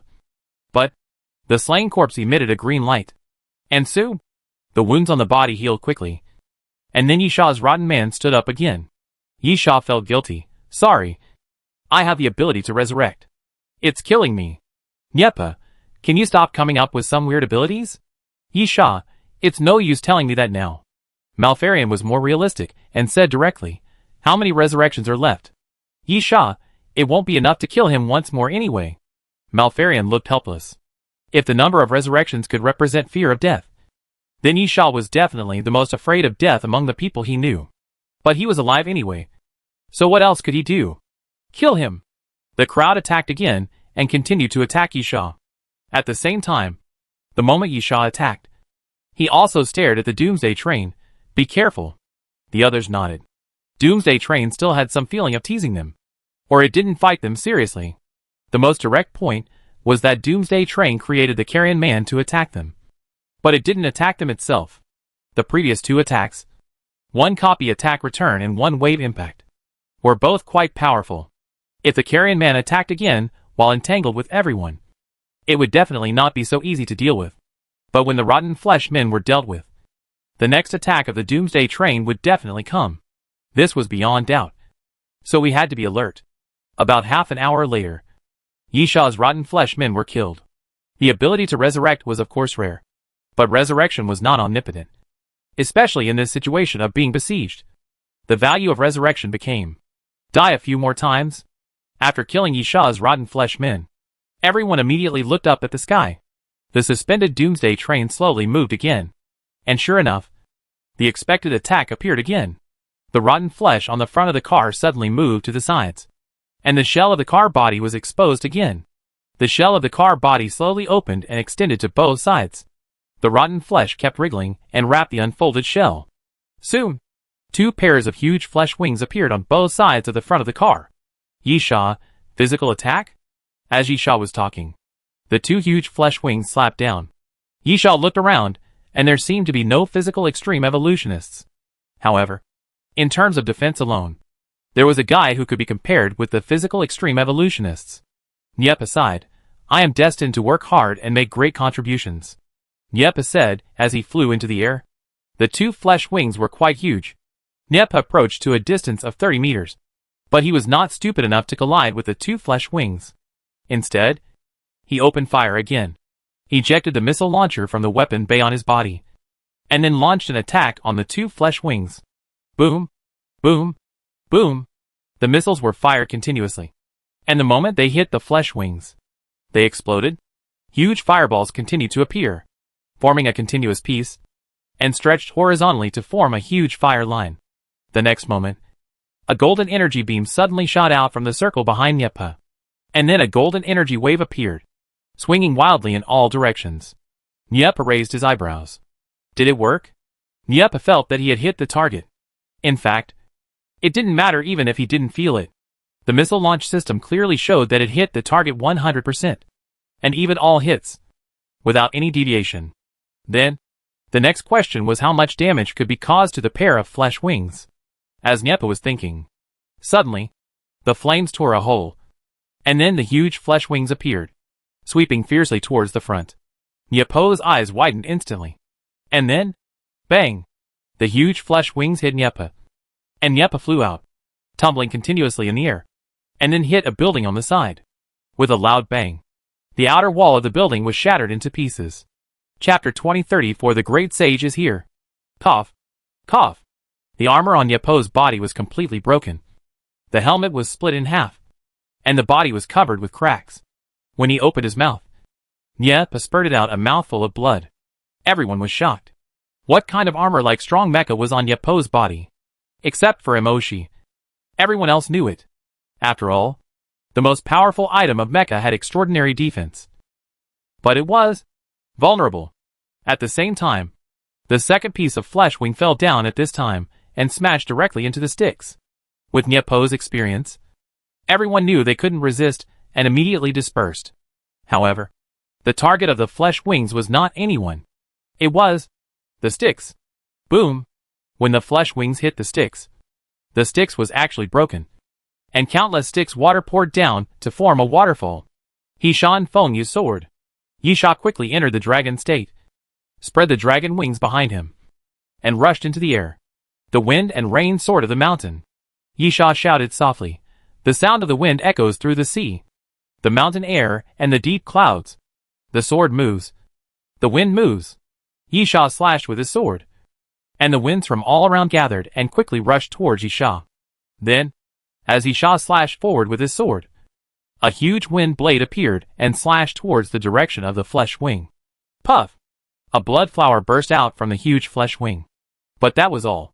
The huge flesh wing even completely ignored the damage and continued to fall towards Yisha. Sunshine. Sunshine, large-scale defense capability. Can resist all attacks. Lasts for 15 seconds. And the interval between uses is 24 hours. Yisha entered the state of absolute defense without hesitation. Looking at Nyepa's appearance, he knew what the price of taking an attack was. In terms of pure defense, Yisha was not as good as Nyepa wearing an armored mecha. Bang! The next moment, the flesh wings hit Yisha's body. Although there was no damage, the terrifying impact still made Yisha's nerves tense. Then, Yisha was directly blasted down, falling continuously from the air, and hit the ground hard. After a loud rumbling sound, the ground cracked open, and a large spider web crack appeared, and a piece of it collapsed directly downward. I am here, and there is light. Emoshi shouted in a low voice, raised her hand and swept forward. Judgment. A huge column of light fell, and Emoshi also frantically urged the power of the apostle. The light in the column continued to emit light, and it surged wildly. In fact, the light had become a little dazzling. However, in the next moment, the two flesh wings suddenly closed together and crushed the light column into pieces. Malfarion roared and rushed towards the meat wing with the rest of the people. Black smoke suddenly rose from Malfarion's body, and then a black armor appeared on Malfarion's body. Behind Malfarion, a death knight holding a sickle suddenly stood up. Although it was just a phantom, it was lifelike.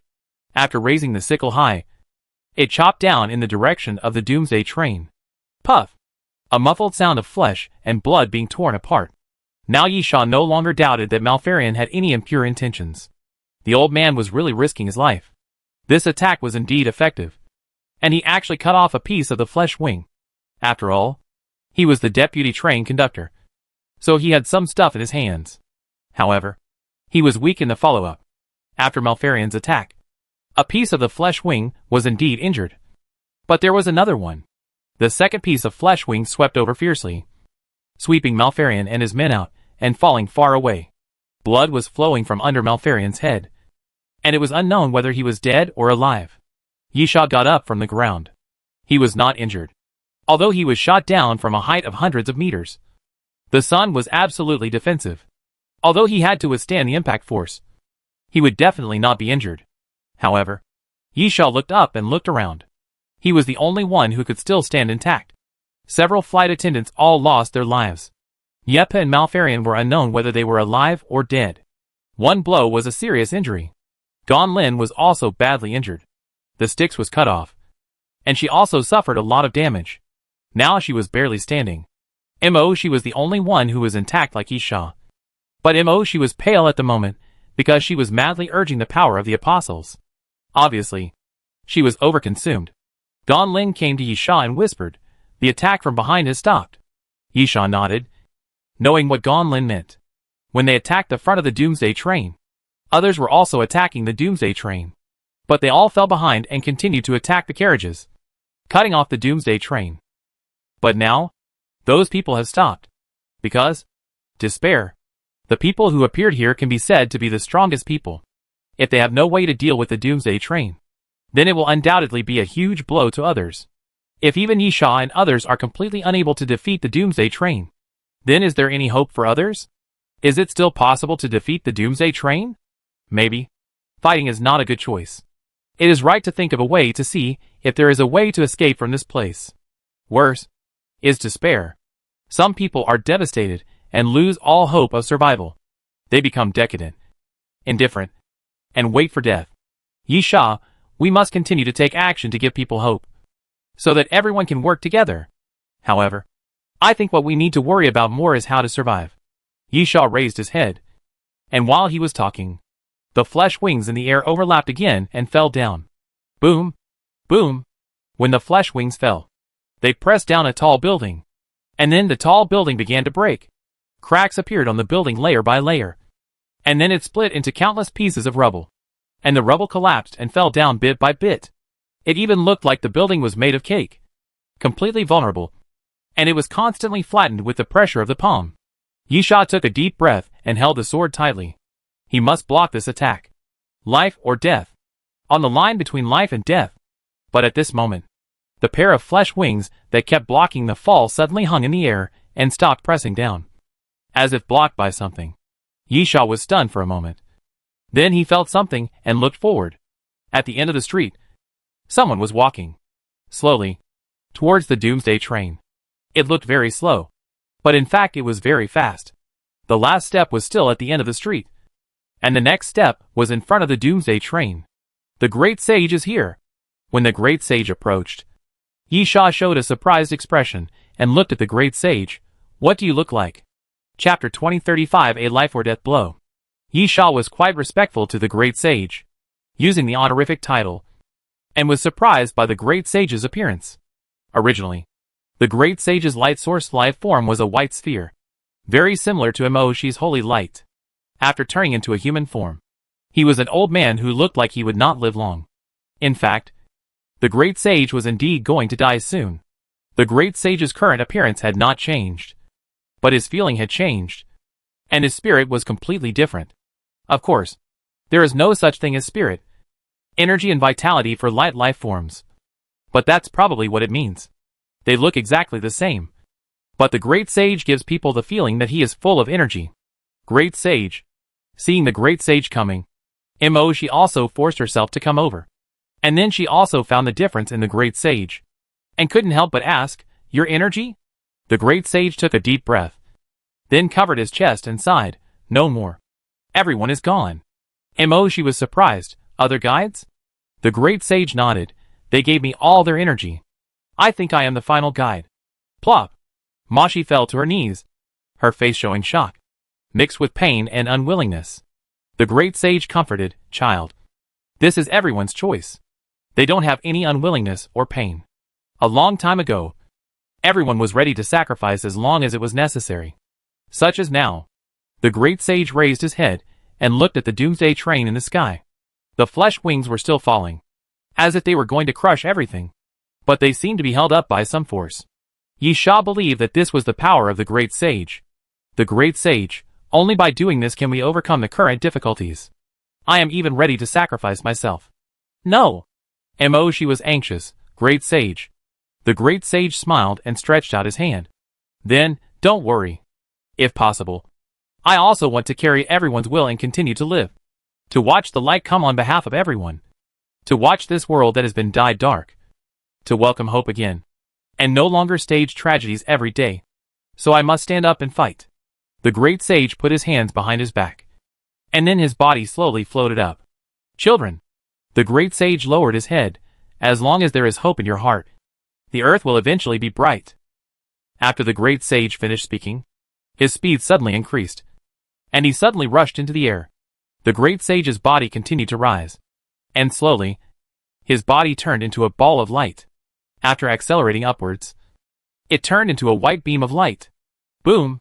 The great sage hit the two huge flesh wings above, and then directly knocked a huge hole through the flesh wings, and then went straight through. The next moment, a huge explosion sounded, and the two huge wings suddenly exploded. Yi Sha couldn't help but shrink his body, and put his hands over his head. The air became slightly cooler, because it started to rain. A bloody rain. The two giant wings of the Doomsday train exploded completely, and then the meat mixed with blood continued to fall downwards, like a heavy rain, and the blood kept hitting the ground. The strong smell of blood was everywhere. At the same time, after the great sage smashed the two huge flesh wings with one blow, he continued to charge upward without any pause, and came to the front of the Doomsday train. Let's end everything, the great sage shouted, and then hit the Doomsday train. But it was blocked. The white beam hit the Doomsday train, and the front of the Doomsday train suddenly dented. Snap! Snap! The lights on both sides of the front of the train burst at the same time, and broken glass kept falling on both sides of the Doomsday train's front. The rotten flesh continued to explode. The carapace of the carriage suddenly exploded, peeled off, and blood flowed. However, the Doomsday train was still crawling, slowly moving forward. Bit by bit, the beam of light that the great sage had transformed into was being pushed back bit by bit. The voice of the great sage sounded again. I will definitely end everything here. Almost instantly, the white beam of light that the great sage had transformed into suddenly cracked after hitting the Doomsday train. White light exploded in the sky, extremely dazzling and blinding, like a wave, quickly rolling around and covering the sky. Yi Sha felt a sting in his eyes, and closed them involuntarily. She knelt on the ground and shouted painfully to the sky, Great Sage. The great sage was using his own life to kill the Doomsday train. Or rather, the lives of all the guides. The great sage self-exploded. The white light enveloped everything, as if the whole world had become peaceful at this moment. She covered her face and knelt on the ground crying. Even though this was a sacrifice, this was the fate that the apostles had long assumed. And it was also the ending that the guides had long thought about. In the long years, perhaps all guides were prepared for this. However, when the end came, it was still so painful. Peaceful? No. It must not be peaceful. This damn world is always full of pain. Yi Sha put his hand on Moshi's shoulder and patted it gently to comfort her. Yi Sha, for me, staying alive is always the most important thing. Survival is more important than life. I have always lived this way. But for the great sage, there seem to be things that he cares about more. The value of those things even exceeds life. So, if he can get what he wants by giving his life, it may not be a bad thing. Moshi did not answer, but nodded while crying. But at this moment, Gonlin suddenly said, what if he still gets nothing after giving his life? Gonlin's voice was a little dry. His throat moved. He swallowed his saliva, and his eyes turned to the sky with fear. The light in the sky began to fade away, no longer so dazzling that people could not open their eyes, but became softer. This was all the great sage left for everyone. Then, Doomsday train. Yi Sha's expression soon became the same as Gonlin's, with a look of fear on his face. The front of the Doomsday train had completely lost its original appearance and turned into a long strip of rotten meat mixed with a lot of metal. It seems that the last blow of the great sage succeeded. But it's crawling. The Doomsday train is still crawling. Even though it has become like that, the Doomsday train is still crawling slowly. Crawling little by little. The front of the train began to shake. And then the connected carriages began to be dragged and slowly continued to move forward. This means the Doomsday train is still there. After a moment of distraction, Yi Sha was the first to come to his senses. The dragon wings behind him suddenly spread out, and Yi Sha rushed into the sky without hesitation. Chapter 2036 Ming Hai is coming. 3 swords in the world. Yisha roared. One sword can cut all rivers. Sword light surged from the sword, constantly wrapping Yisha's body, forming a sword shape around Yisha's body. At this moment, Yisha was a sword. The sharpest sword in the world. The last sword. It must be the last sword. Yisha looked up at the sky. The Doomsday train had been destroyed to this extent, and it could not withstand his sword no matter what. This is the last sword. Perhaps it was a belief. Or perhaps it was to strengthen his confidence. Yisha kept shouting in his heart, and then fiercely crashed into the front of the Doomsday train. Bang! The next moment, Yisha crashed into the Doomsday train, which was equivalent to the sword light wrapped around Yisha hitting the Doomsday train. With a puff, the front of the Doomsday train made a loud noise, and a hole was punched through by Yisha. Yisha went straight through the carriage and punched the front of the train. Two swords swallowed the sun and the moon. The sword light surrounding Yisha's body quickly dissipated.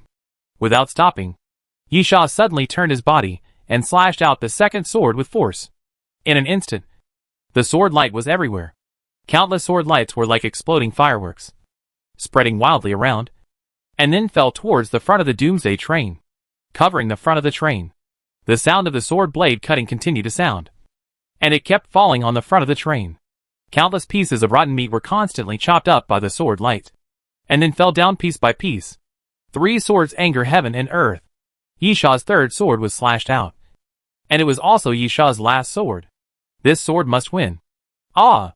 Yisha raised his head and roared, raised his sword to the sky, and a sword light of dozens of meters suddenly appeared, and then slashed forward, fiercely slashing at the front of the Doomsday train. However, at this moment, the rotten flesh that was almost torn suddenly squirmed violently, and then the cracks quickly healed, and after being connected into one piece, it rushed towards the direction of the sword light. Boom! After one strike of the sword, the rotten flesh that was on the way was completely chopped into pieces, and turned into countless pieces of flesh that fell to the ground. But it was blocked. Yisha's last sword was blocked. Puff! Suddenly, from the rotten flesh on the front of the car, an arm of a power angel pierced into the air, and while Yisha was in shock, it hit Yisha's dragon wing. Puff! A hole was directly punched through Yisha's waist. Blood splattered, and then Yisha fell from the air, falling rapidly towards the ground. Finished. Yisha didn't care that he was going to crash into the ground. There was only one thought in his mind. That was finished. The great sage tried his best to severely damage the Doomsday train. Although it didn't destroy the Doomsday train, the self-explosion was still valuable. At least it gave Yisha a chance to destroy the Doomsday train. Unfortunately, it was a step slower. The Doomsday train didn't resist the first two swords, or it could not resist. But the last sword was blocked. The rotten flesh squirmed and began to heal, and the Doomsday train began to recover. Super strong regeneration ability. Yisha lost the chance to kill the Doomsday train. When the Doomsday train recovers, who else can destroy it? Is he counting on another great sage to appear? No. There is still a chance. Yisha is gradually losing his spirit, suddenly became firm again. He is not lost yet. And there is one last chance. It is less than 15 minutes before the great sage severely damages the Doomsday train. He still has another chance. Yisha took a deep breath and reached out to touch his chest. At that position, bang! At this time, a muffled sound appeared, and then Yisha felt that he was caught. Looking up, Yisha was stunned for a moment. Ming Hai? Ming Hai was suspended in the air and caught Yisha. Ming Hai, can you still fly? Yisha looked at his dragon wings, and the pierced holes had begun to heal. After nodding, he opened his dragon wings and hung in the air with Ming Hai. At the same time, hundreds of Power Angels' arms suddenly fell from the air and fell towards Yisha and Ming Hai. Ming Hai took a deep breath and then punched into the air. Bang, bang, bang. The sound of explosions continued, and then the arm of the Power Angel continued to explode. It was just one punch, and the arm of the Power Angel was completely shattered by the wind of the fist. The next moment, the wave that appeared before appeared again. Boom, boom, boom. The ruined buildings around began to collapse, and were constantly crushed in the wave, and countless rubble fell downwards. Ming Hai raised his arm again without any hesitation. Still, fist. Ming Hai punched into the air again, and then the wave that was pushing out to the surroundings was forcibly stopped. Crack! The sound of something breaking was heard in the air. And then the wave suddenly shattered and dissipated, and was destroyed by Ming Hai's punch. Yisha looked at Ming Hai in astonishment, as a monitor. Can't you take action? Yes. Ming Hai, that's the theory. So I've been watching the battle. Even if you all die, I won't take action. But I've been thinking about a very important question. And until just now, I finally figured it out. So I rushed over. Yisha was stunned. What did you figure out? Ming Hai, it's basically certain that the Doomsday City was set up for me. Right? Yisha nodded. Yes. There is no doubt about this. It is true. Although the Doomsday train appeared and was ready to destroy this place. And it seemed to be ready to kill everyone. However, the advanced fusion zombies created by Gaddis, as well as Yisha and Gonlin, did not deny this. Maybe the tasks of other members on the Doomsday train had nothing to do with Ming Hai. But Malfarian and Gonlin, as deputy train captains, must have something to do with it. Maybe it was not the mission of the Doomsday train, but the mission of the train captain. Besides, Dr. Witzel admitted that their goal was to hold Ming Hai back. Because I can't be killed. Killing me means killing the world. Therefore, they use the word hold me back. Ming Hai, but in fact, I can't do anything. I don't care about the end of the world. The value of my existence is to witness the annihilation of a civilization and the emergence of a new civilization. In this case, why do they hold me back? I'm just a spectator. Yisha, then you should find the train conductor and Noah's apostle and ask them. No, there is no need to ask. Because I have figured it out. Ming Hai, I explained before that the appearance of the end of the world is a law. A rule that cannot be broken. Whether the end of the world will come is a choice. Just like where two roads lead to. Full of uncertainty. Is it to go to the end of the world? Or to reject the end of the world? No one can be sure. But if a choice is made, it means that everything is certain to happen and cannot be changed. The only situation in which I can take action is one. That someone intends to play this game without following the rules, and wants to break this law and rule. Yisha suddenly had an idea. Why should I hold you back? If you can't take action and just be a spectator, there is no need to hold you back. Since I want to hold you back, it means that you can actually take action. Chapter 2037 Waiting. Ming Hai nodded, yes. Ming Hai himself didn't know why he could make a move. Anyway, thinking in reverse. If I can't make a move, you don't have to drag me. Since you drag me, I will definitely be able to make a move. Ming Hai, so I came here to try it. And it really works. Yisha sighed. It's really hard for you. You figured out this problem in almost 2 hours. Ming Hai murmured. Why don't I feel like you are praising me? Nonsense. Yisha angrily. What do you think? Ming Hai dissatisfied. I'm helping you out of friendship. Not obligation. Yisha, helping you when you can't is friendship. Now it's obligation. Being able to help means that this matter is also related to you. Ming Hai, you're right. Yisha, then fight. What are you talking about? Ming Hai, hey. I'm a monitor after all. You didn't know before. But now at least be polite. I'm very powerful. Yisha, can you kill me? Can you attack me? Have I violated your bullshit rules and laws? Ming Hai choked. I thought about it. We are so familiar with each other. Why bother so much? We should deal with the thing above our heads first. While speaking, Ming Hai rushed into the air and directly met the Doomsday train. Die! Ming Hai came to the Doomsday train and punched forward. Bang! Ming Hai's fist did not hit the Doomsday train directly, but hit it from a distance. In front of the Doomsday train, the air suddenly twisted, and circles of air waves spread out in all directions. Puff! Puff! Puff! The rotten flesh covering the shell of the Doomsday train exploded continuously, and blood with a fishy smell flowed out, quickly covering the entire front of the train. Then, Ming Hai was suddenly stunned. And then the arm of the Power Angel that was broken before grew out again, swept through the air, and swung towards Ming Hai fiercely. Bang! Ming Hai was hit hard, and his body flew backwards, hitting a building, smashing the outer wall of the building, and fell directly into it. Yisha spread his dragon wings on his back, and came to the edge of the broken hole. Ming Hai pushed away the gravel pressing on him. It's troublesome. Yisha, just one punch. Keep going. Ming Hai said in a deep voice. It's not a matter of how many punches I throw. But when I throw a punch, it represents the will of the world. If I say that one punch can kill the opponent, it is impossible to need 2 punches. Conversely, if I can't kill the opponent with 1 punch, it means that the opponent can resist the will of the world. Damn it. Who is the conductor? Yi Sha, congratulations. You asked a question I've always wanted to ask. Ming Hai stood up, floated out of the building, and looked at the Doomsday train. Yi Sha, does this mean that you can't do it? I told you. It's not about whether it can be done or not. Ming Hai, the will of the world is something that exists and does not exist. It is a kind of law and rule.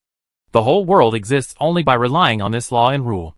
Therefore, as long as you violate this law and rule, I can directly wipe out the other party. Yi Sha pondered. It's similar to the rules of Doomsday Train. Ming Hai, what do you mean? Yi Sha, for example, no fighting is allowed on Doomsday Train. No boarding is allowed without completing the mission, etc. There are many rules on Doomsday Train that need to be followed absolutely. If you break the rules, you will die. No matter how strong you are, you will not be spared. Your head will fall off directly. This is not a rule. This is a law. Rules can be broken. Only laws are absolute. Ming Hai was surprised. Doomsday Train actually mastered some kind of law? Yi Sha, can you think about these questions after the fight? Ming Hai, okay. I'll find out the guy's weakness first. Ming Hai stopped talking nonsense, jumped up, and rushed towards the sky again. Ming Hai didn't punch this time. The Great Sage definitely brought heavy damage to Doomsday Train. Even though Doomsday Train recovered very quickly, it still hasn't fully recovered. But it already has the ability to attack. 5-fold attack. The arm of the Power Angel grew out again, and kept falling towards Ming Hai. At the same time, the top of the arm cracked, and kept spewing out flames towards Ming Hai. The air around him suddenly twisted at this time, and the fluctuations that appeared before appeared again, bombarding Ming Hai continuously. On both sides of the carapace, the rotten flesh squirmed and gathered together again, turning into meat wings again. But it was more than half the size of the previous one. But the power was still not to be underestimated. And there were violent mental fluctuations. And it was obvious that the Doomsday Train was still attacking Ming Hai's mental power. Finally, the front of the Doomsday Train suddenly cracked, and the sky gradually became dark, and the light around seemed to disappear in an instant. Dark night fell. It can be seen that the Doomsday Train was also serious. If these 5 attacks had appeared at the same time before, Yi Sha and his group would probably have died long ago. But it was useless. For Ming Hai, all attacks were useless. Ming Hai quickly flew into the air, completely ignoring the Doomsday Train's attack. The arm of the Power Angel cut off Ming Hai's arm. But the next second, a new arm appeared on Ming Hai's body. The flames spread out in all directions, forming a sea of fire. Ming Hai passed through directly. Even though his body was burned to charcoal, the outermost layer of skin began to peel off. Just like a snake shedding its skin, the charred skin fell off, and Ming Hai returned to his original state. Boom! The 2 huge flesh wings came together, like 2 huge palms slapping fiercely. The air was quiet for a while. And then, puff! A big hole appeared between the 2 flesh wings. Ming Hai pierced through the flesh wings and rushed out again, finally facing the dark night. Ming Hai was enveloped by the dark night, and it seemed that everything fell into silence. But it was only for a moment. A hole was torn in the dark night, and then Ming Hai rushed out again, and then crashed into the Doomsday Train. Bang! Ming Hai collided with the front of the Doomsday Train, and then knocked a huge hole in the front of the train, and crashed into the front of the Doomsday Train. The Doomsday Train, which was slowly moving, suddenly stopped and hung in the air, as if it was still. Yi Sha took a deep breath and looked at the Doomsday Train in the sky. The surroundings suddenly became quiet, and it could even be said to be terrifyingly quiet. Everyone just stared at the sky, waiting for the result. This felt terrible. Yi Sha never liked his fate being controlled by others, even those who stood on his side, because this feeling of powerlessness of just waiting made people feel too uncomfortable. Unfortunately, they could do nothing but wait. Chapter 2038 Leaving. Many people now understand how the phrase days are like years came about, because many people now have this feeling. Suddenly, Yi Sha heard cheers coming from behind. Yi Sha couldn't help but look back. And then, Yi Sha's eyes lit up. The carriages of the Doomsday Train began to collapse. And one by one, the carriages kept falling from the sky and hitting the ground heavily. The most important thing is that this time it was not just 1 or 2 carriages, but all the carriages were constantly falling, one after another, and constantly hitting the ground. Did it work? Yi Sha looked up at the front of the Doomsday train. Obviously, this was the key. Otherwise, no matter how many carriages fell, it would not play a decisive role. However, the collapse of the carriages was definitely a good thing. At least it meant that the Doomsday train had fallen behind in this battle, and was no longer able to support so many carriages. Now, what was waiting was the final result. Boom! Suddenly, there was a loud noise at the front of the train. And then the front of the train kept shaking. At the top, a huge crack suddenly appeared. And then the front of the Doomsday train began to fall downwards. At the same time, a red sphere suddenly emerged from the crack. The red sphere was transparent, like glass or crystal. It was unclear what material it was made of. And there was a red glow flowing inside. On the edge of the sphere, there was a layer of mucous membrane, on which there was rotten flesh. At the bottom, some tentacles like beards hung there. When the red sphere appeared, Ming Hai also rushed out from the crack in the front of the car and chased after the sphere. At this time, the Doomsday train was completely damaged, including the front of the train, and all fell downwards. The falling process was very spectacular. Each carriage made a loud noise when it hit the ground, and the surrounding buildings continued to collapse and were smashed to pieces. Yi Sha didn't care about these, but looked up at the sky. Ming Hai was chasing the red light ball. It seemed that he was annoyed by being chased. The red light ball suddenly turned over and rushed towards Ming Hai. With a high-speed movement, the red light ball instantly turned into a red light. Ming Hai was not afraid and went straight to meet it. Boom! A huge crash sounded. The world shook. The whole space shook wildly at this moment. Ming Hai crossed paths with a red ball of light and then hung in the air. Time seemed to stand still again. Only the violent vibrations around indicated that time was still going on. Suddenly, crack! The surface of the red ball of light suddenly cracked and quickly spread throughout the sphere, finally completely shattering. It's over. Yi Sha could feel the breath of Doomsday train, which completely disappeared in an instant. Retreat! Ming Hai shouted in the air. This place is going to collapse. Yi Sha looked around, and this place was indeed about to collapse. The Doomsday train had destroyed most of the area, and many walls and pillars supporting the space had collapsed. Now that the Doomsday train was completely destroyed and countless carriages were smashed, it was only a matter of time before this place collapsed. This side, Gan Lin shouted to Yi Sha, and then a river of sticks appeared in the air, spreading from the ground to the top. Yi Sha and Mo Shi quickly stepped onto the river of sticks and followed it all the way up.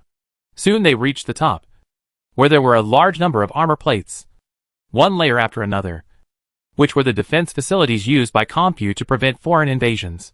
Now they were also beginning to collapse. 6 dragons flying.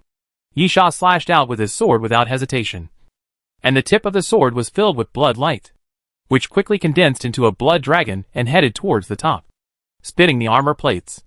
Gan Lin and Mo Shi also used all their strength to attack upwards. After a moment, a bright light finally appeared on the top, and a gap was finally punched through the armor plates. The next moment, the sticks rushed out of the gap, and everyone returned to the ground. Let's go. Leave. Yi Sha, the town will also collapse. Returning to the ruined town on the ground that looked like it had been ravaged by war. The 3 of them did not hesitate at all and quickly evacuated the town. The ground was hollow, and the armor plates not only served as defense, but also supported the ground. Now that the space below was destroyed, the armor plates would sooner or later all fall downwards, and the ground would naturally be destroyed. Quickly left the town and came to a place 1 kilometer outside the town. Standing on a bare rocky mountain, Yi Sha looked towards the direction of the town. Then, the town collapsed. A large amount of sand and dust rolled up and flew all over the sky. Like a sandstorm, the ground of the town collapsed at a speed visible to the naked eye, and everything began to sink.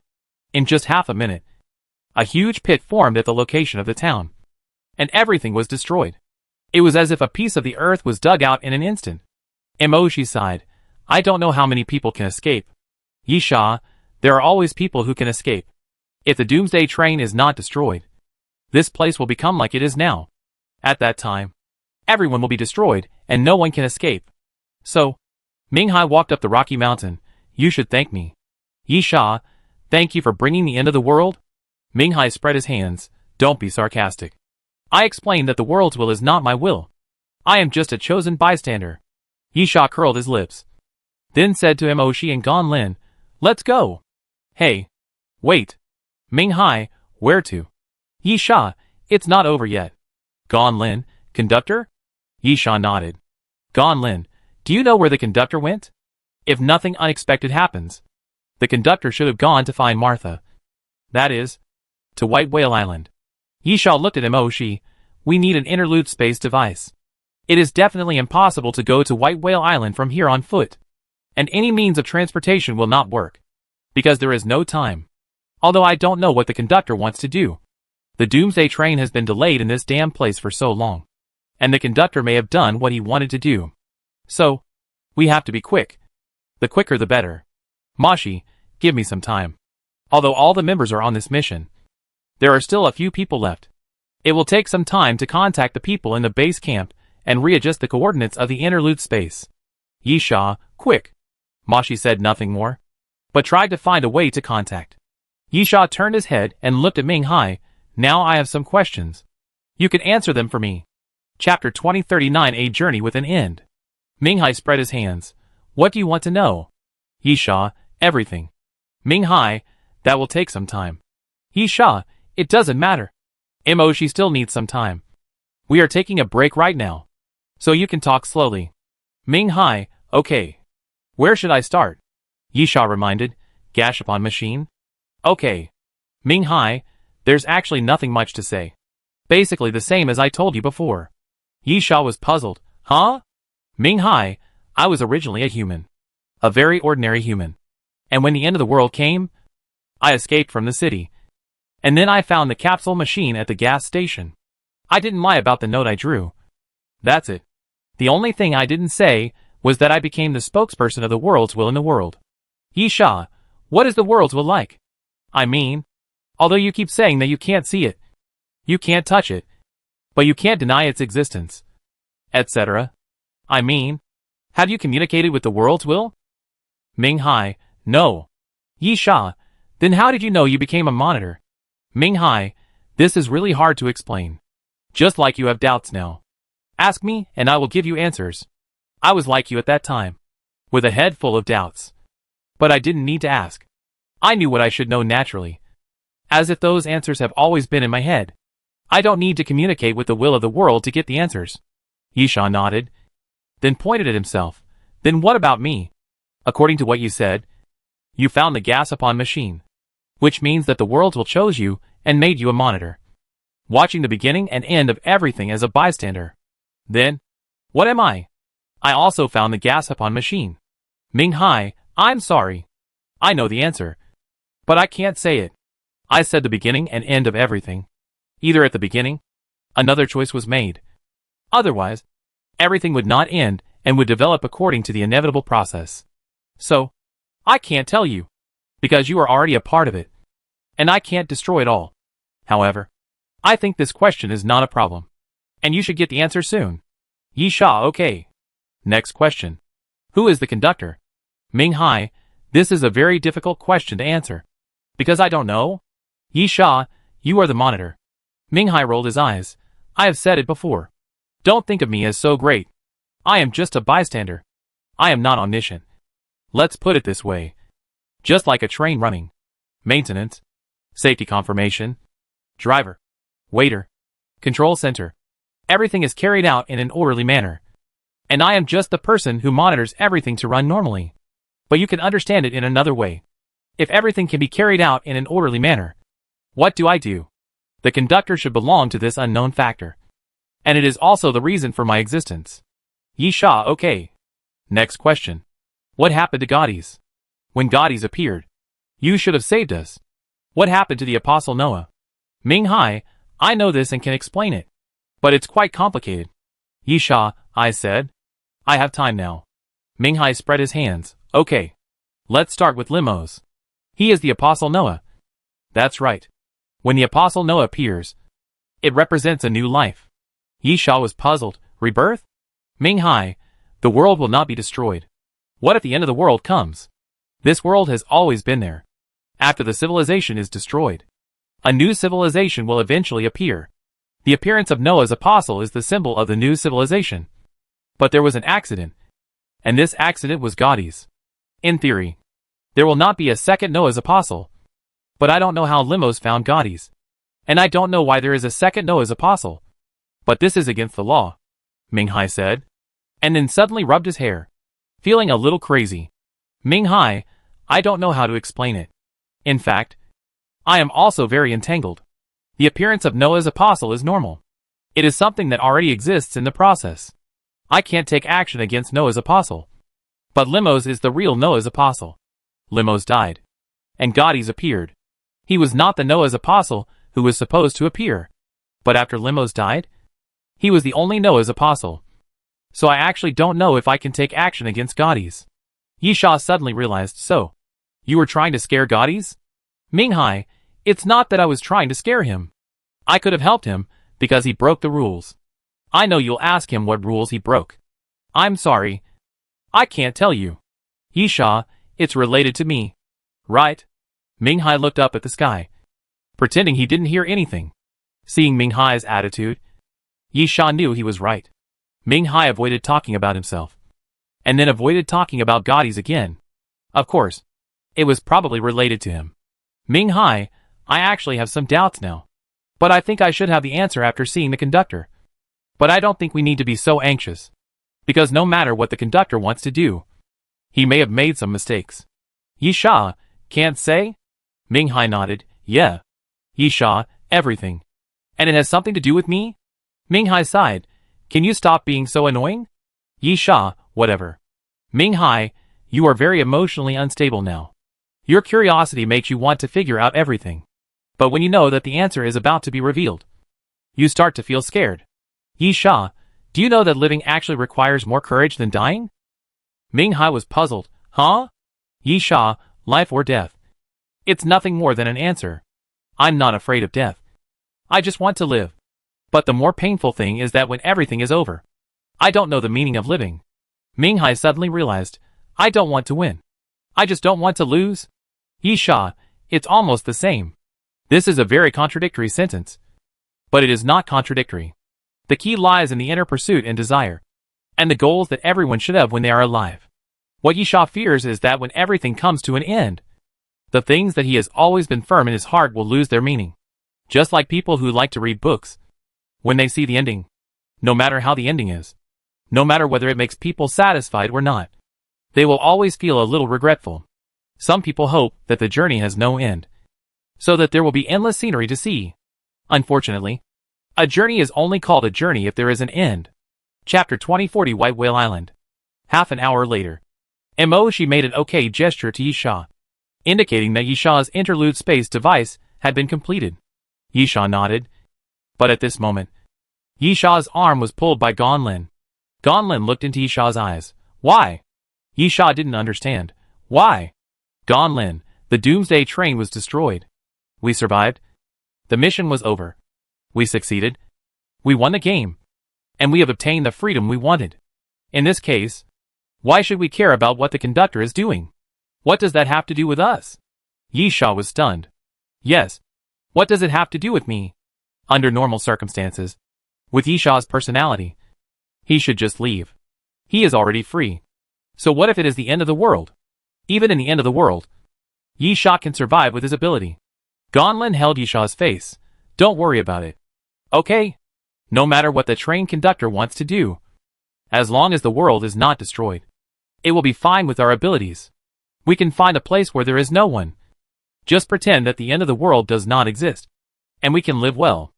Emoshi showed an angry look. You are too selfish. Ming Hai reached out to stop Emoshi. Life is a road, constantly moving forward, forward, and forward again. But on the road ahead, there must be countless forks, which are choices. These choices may be right or wrong, but they are always your own decisions. No matter what the result is, you have to bear it yourself. Yisha was silent. Gonlin, if it were you in the past, you would definitely agree without hesitation. Why are you silent? Yisha laughed at himself. Maybe I have changed. Gonlin, you can change back. Yisha sighed. I can't change back. Because I want to know the answer. Yisha turned around and said to Moshi, "Let's go." Moshi nodded and pointed in the direction of the rocky mountain. "Jump down," Moshi said as she jumped down and disappeared without a trace. Yisha followed and then disappeared. Gan Lin shrugged helplessly and walked towards the edge of the rocky mountain. "Ming Hai, don't you want to go?" "Gan Lin, it's all a choice, isn't it?" Ming Hai shrugged, "As long as you are happy." After falling from the rocky mountain, Yisha looked around. This was a golden beach with a forest in front and a sign outside the forest. White Whale Island is not a deserted island. It is located near Vanuatu in the South Pacific. The world of the rich is like this. Buying land and houses can no longer meet their needs. So they start to pursue private islands. Before the end of the world, all the islands near White Whale Island had been sold out. The two islands not far away belong to a Hollywood star and a football star. In fact, there are not many people living on these islands every year. But they are taken care of by special people. Therefore, it is impossible to get lost on these islands. Although they are lush and full of trees, there are actually roads built in the forests and signs. Of course, this beach is not a designated landing point. Yisha walked over and saw that it said, "Private Island. Do not trespass." "Moshi, we can only locate the coordinates of the island.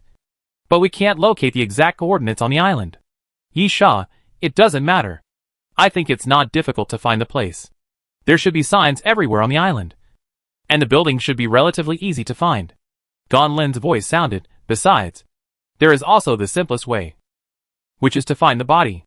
Yisha looked back at Gan Lin, unable to express his emotions at the moment, and just nodded. There can't be only Martha on the island. There must be staff and researchers. Correspondingly, there must be armed personnel. If the train conductor went to the island, these people must have died. Gan Lin smiled. "I'll do it."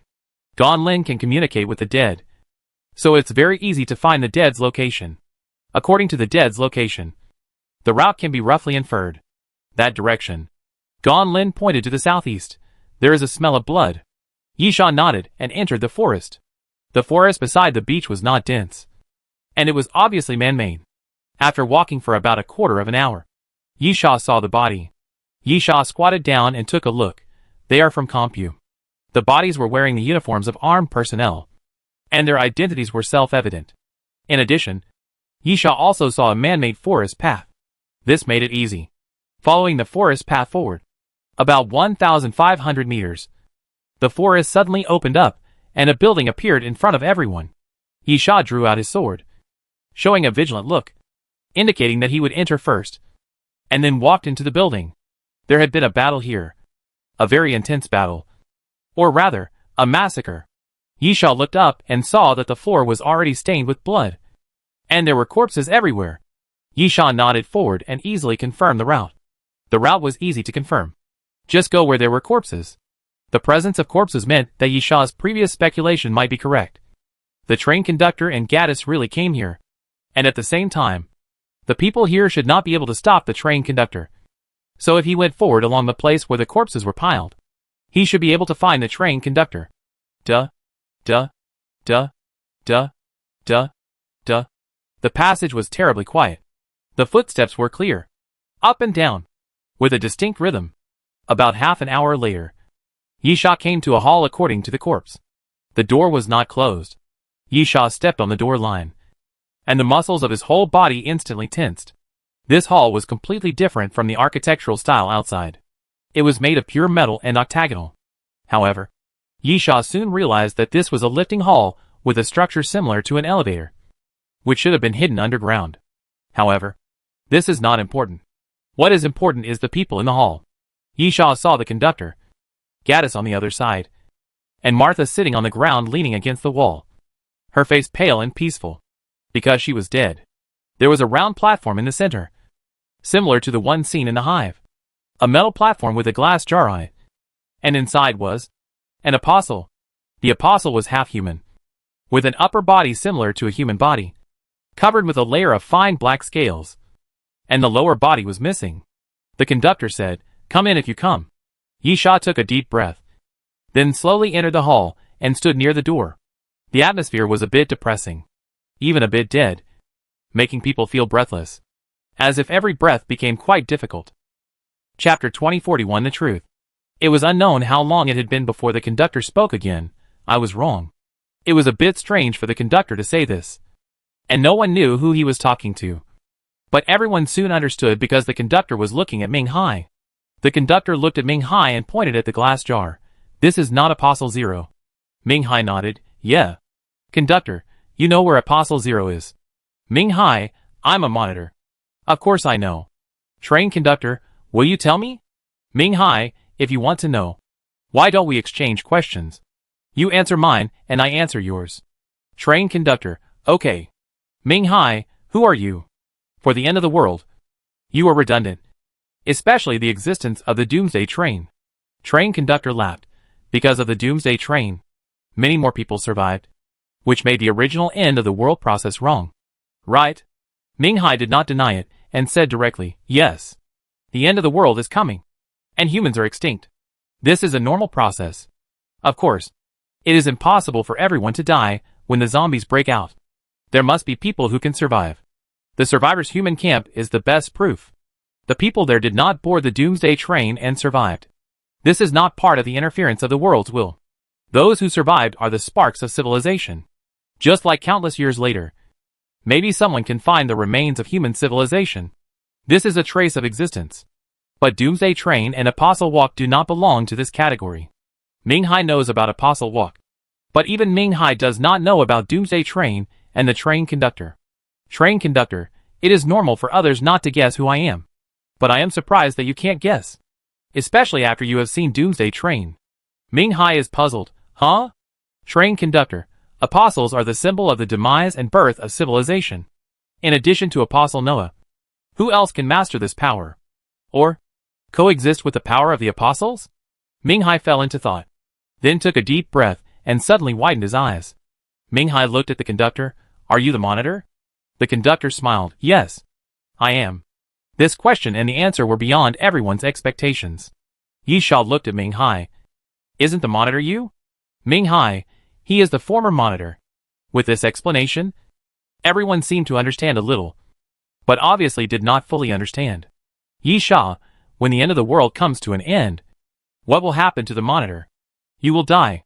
It was not Ming Hai who answered Yi Sha, but the train conductor, but not after the end of the world. Monitors have a very long lifespan. Maybe you can understand it as a benefit given by the will of the world.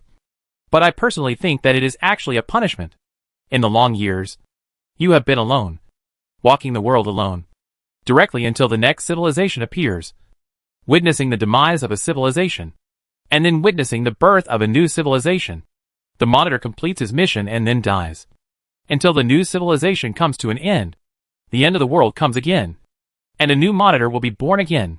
Ming Hai, the question is, why didn't you die? If the train conductor was the previous monitor, then when Ming Hai appeared, the train conductor should have died. The train conductor laughed. I didn't say I was the previous one. Ming Hai was even more surprised. If it was from a longer time ago, it would be even more incredible. Ming Hai couldn't help but, how did you do it? The train conductor laughed.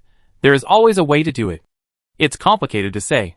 But it's nothing more than extending my life and making it impossible for the world will to find me. There is actually no point in discussing this method. Ming Hai remained silent. There was really no need to discuss this question. If the train conductor was telling the truth, then whether he gave an answer or not, he had already done this after all, escaping the control of the world's will. So it was meaningless to discuss how the train conductor did it. So, what is your intention? Ming Hai, I don't understand. What do you want to do after finding Apostle Zero? Destroy everything? As a monitor, why do you want to go against the world's will? Do you understand what the will of the world is? Without waiting for Ming Hai to answer, the conductor shook his head. No. You don't know it all. The conductor walked slowly, and no one spoke, making the footsteps particularly clear. Conductor, the so-called world is a food chain, and it is also the inevitable process of evolution of different species. Sheep eat grass, wolves eat sheep, and people hunt wolves. What role do humans play in this? Many people think that humans are hunters and are the top creatures. Facts have proved that there are higher-end beings above humans. I will not care whether God exists or not. Let's assume that God exists. Then, let me ask, what is the symbol of God? Gon Lin, Omnipotent? Nothing is omnipotent. The conductor laughed. If God is really omnipotent, then the world will is the foundation of this world. If it is omnipotent, I will not be alive. Yisha, I think I'd better not keep you in suspense. The conductor didn't care and laughed. Or you can think about it. Grass is the lowest organism, and has no power to choose. Sheep eat grass to survive. And wolves eat sheep to survive. Then what about humans? Why do humans hunt? Is it because wolf meat is delicious? Yisha, this is the balance of the food chain. When there are too many wolves and not enough sheep to eat, they will start to eat humans. Yisha still understands this principle. And it is a very simple principle. There must be natural enemies in the food chain. For example, kangaroos are a specialty of Australia and even a symbol of the entire country. Many people will understand kangaroos as China's pandas, which are national treasures. But what is the truth? Australia issues kangaroo hunting licenses every year and hunts kangaroos in large numbers. Because kangaroos have no natural enemies in the local area and have reached the point of flooding. If they are not hunted, kangaroos will completely destroy the ecological balance and make the living environment of humans worse. Of course, hunting without a license is illegal. The purpose of this hunting is not to kill, but to control. The conductor smiled and pointed at Yisha. Well said. I think you understand. This is the so-called world will. Yisha frowned, because humans are destroying the world. In the process of civilization development, they will inevitably cause damage to the world. Pollution, global warming, Arctic ice melting, etc. This is how Yisha understands it. These are indeed caused by the development of civilization. However, the conductor shook his finger. No. It's a challenge. Chapter 2042 Rebuttal. The conductor took a deep breath, then sighed, and then said, You have all seen the Tower of Babel, right? What is the story like? Why is God angry? Because humans try to touch the realm of God. Just like creation. That is God's ability. When humans can do things that only God can do and touch the realm of God, God will of course be angry. The conductor suddenly laughed, and his laughter was a bit playful. Don't think that the will of the world is so great. Train conductor, I have personally witnessed the destruction of a civilization. That civilization was the pinnacle of technological civilization, and even touched the forbidden zone of life. They were able to use genes to create complete clones and artificial life with intelligence and independent personality. Then their civilization was destroyed because they touched upon something that only the will of the world could do. It's actually just like human hunting. Train conductor, humans cannot tolerate the existence and evolution of creatures that threaten them. And the will of the world will not allow any civilization to replace itself to control the world. And then it will be destroyed. But this world must have civilization. So new civilizations are born. The world is actually simpler than you think. Finally, I know what you are going to ask. Let me answer your questions. Train conductor, in the long years, I have witnessed the rise of civilizations one by one. And then the end of civilizations one by one. I began to wonder and think, is all this right? Why is everything destined? Why does everything have to go to the end? What is the meaning of survival? The development of civilization is nothing more than the drive of curiosity. Because of the drive of curiosity, exploration, thinking, and then growth. Is all this really wrong? I began to doubt myself. I think this is unfair. But what can I do? The world does not actually exist. But it is an inevitable existence. When the laws of this world are threatened, it will appear. What can I do? For a long time, I felt confused and painful. And finally I found a way. The train conductor came to the glass jar, looked at the apostle in the glass jar, seemed to be thinking, and then suddenly became firm. Train conductor, replacement is fine. I want to be the spokesperson of this world. Not a monitor. Not a bystander. I am the will of the world.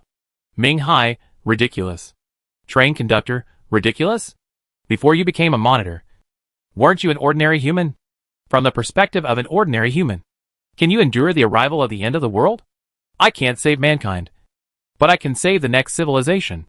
Yisha shook his head. It's really ridiculous. The conductor looked at Yisha. You don't agree either? Yisha, of course. The conductor, I don't understand. Don't you hate the end of the world? Don't you hate the so-called world will? Yisha, I hate it. The conductor, then you should support me. Right? I can end everything. Yisha, then what? The conductor, I can make the end of the world no longer come. A long-term civilization will appear, and everything will be in the hands of mankind itself. Wrong. Yi Sha, the last sentence is the biggest mistake. Conductor, I'd like to hear more about it. Yi Sha, I hate the so-called world will. The reason is very simple. Why should the so-called destiny be in the hands of others? Or even in the hands of something that does not exist and is illusory? I hate the feeling of powerlessness even more. The feeling of powerlessness of being unable to do anything and having to compromise. Right. Conductor, this is the question I have been thinking about for a long time.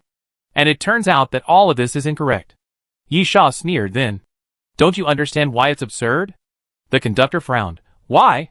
Yi Sha, since we hate being dominated by the so-called world will, then why should we be dominated by you?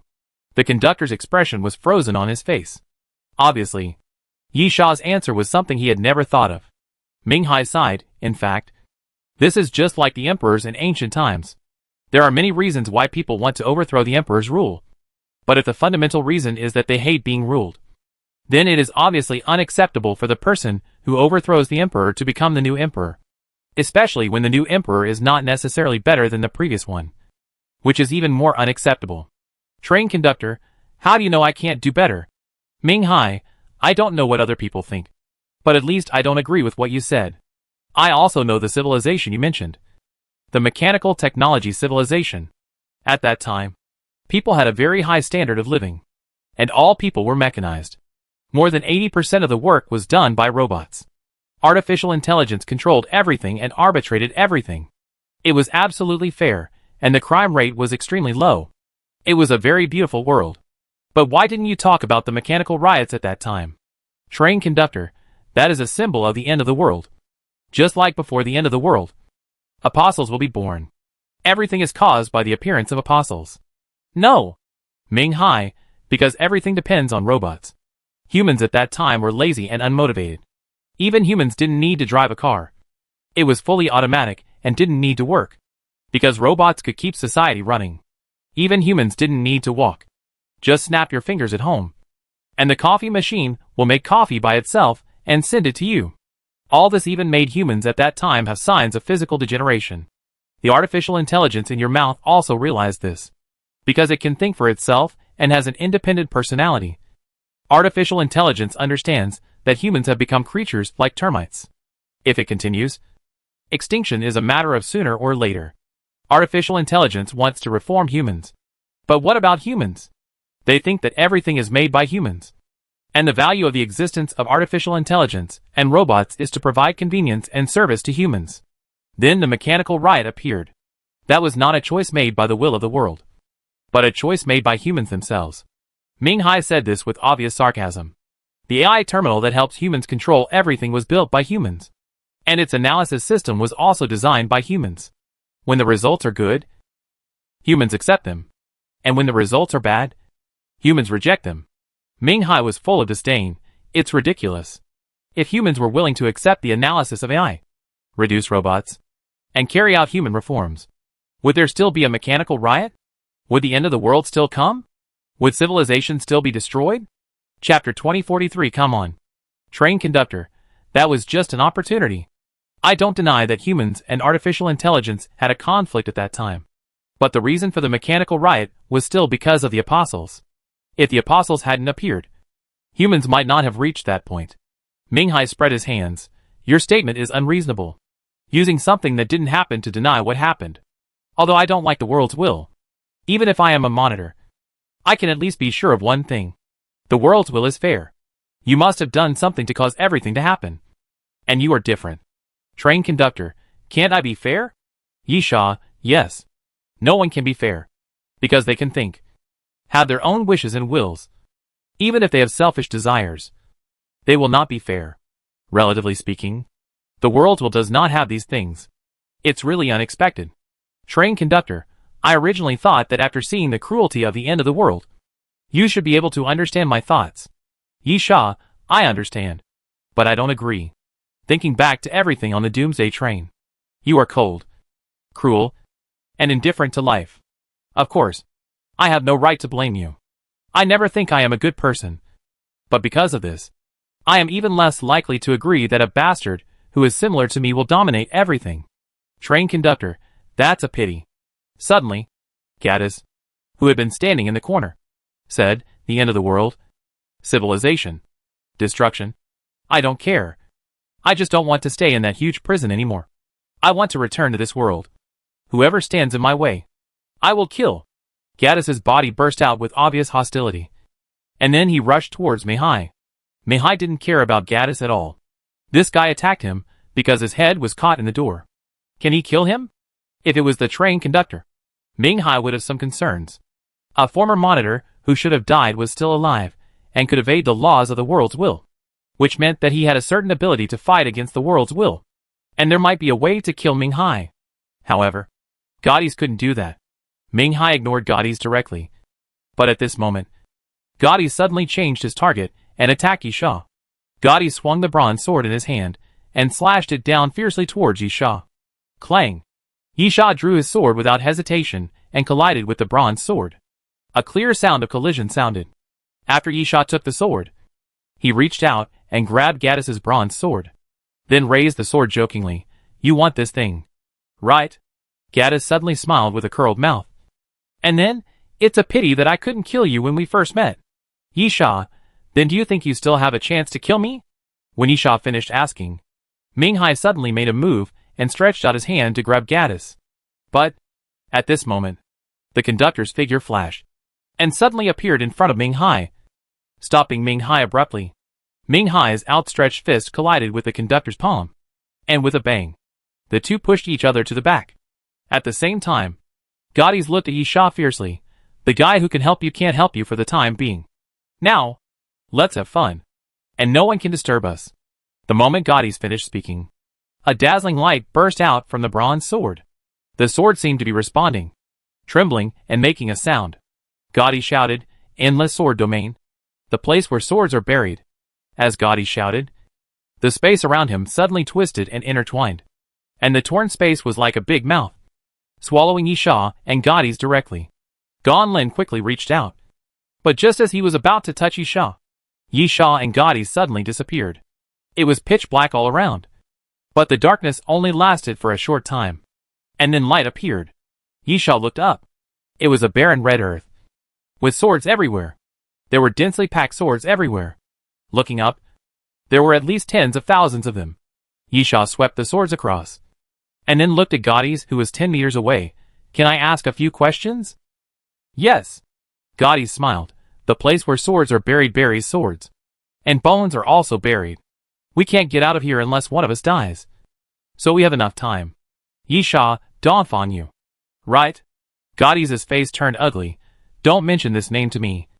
I am me. I am Gaddis. Yisha smiled. So I understand. It seems that you are not willing to die for him. Otherwise, you don't need to fight with me. Gaddis is another sword soldier clone of Donfanyu. According to Donfanyu, if Yisha dies, or another sword soldier clone dies, Donfanyu can leave the origin and return to this world. In this case, Gaddis can just let Yisha kill him obediently. Donfanyu's plan will be completed, and he will return to this world. Unfortunately, Donfanyu's plan didn't seem to work very well, and there were continuous deviations. One of the sword soldier's clones was killed by Gemini, Virgo, Yisha and Malfarian, forcing Donfanyu to teach Yisha swordsmanship so that Yisha could use this sword to replace the sword soldier clone. Even more sad is that another sword soldier clone seemed to have problems, and Gaddis was not willing to die for Donfanyu. Gaddis sneered. He is too naive. I don't deny that he gave me life. But why should I listen to him? Is the meaning of my life to sacrifice my life for him? No. I want to live. I don't want to die like this. Yisha shrugged. And he understood this conflicting emotion. Donfanyu brought Gaddis out just to let him die. Donfanyu's idea was very reasonable. Gaddis was his sword soldier clone, and he gave him life. But in essence, Donfanyu thought Gaddis was his own thing. However, just like parents give birth to children. But can they ask the children to commit suicide? It depends on whether the children are willing. Yisha, what's the matter with Noah's identity as an apostle? Gaddis then asked Donfanyu. How would I know? At that time, I hadn't woken up yet. Yisha, so, what's the deal between you and the train conductor? The train conductor will help you hold back Ming Hai. Right? Ming Hai can attack you. Because you shouldn't have been born. And you're not a true Noah's apostle. So if you want to kill me, you have to resist Ming Hai first. Gaddis didn't deny, yes. Yisha nodded. Then held his sword horizontally. I have no problem. Come on. Chapter 2044 Endless Sword Domain. Since Gaddis is unwilling to let Yisha kill him, then he can only kill Yisha. This is an inevitable battle. Ah! Gaddis didn't waste any words. Raised his sword and rushed towards Yisha, looking extremely violent. The next moment, the bronze sword pointed to the sky. And then with Gaddis' sword slashing down, a giant sword phantom suddenly appeared and slashed down towards Yisha. Bang! Yisha raised his sword without hesitation. And after a crisp sound of fighting, the giant sword was shaken away. Yisha, we both have the same swordsmanship. Why do you think you can kill me? Yisha did not deny that he was no match for Gaddis outside the Tower of Babel. But a man should be re-examined after 3 days of absence.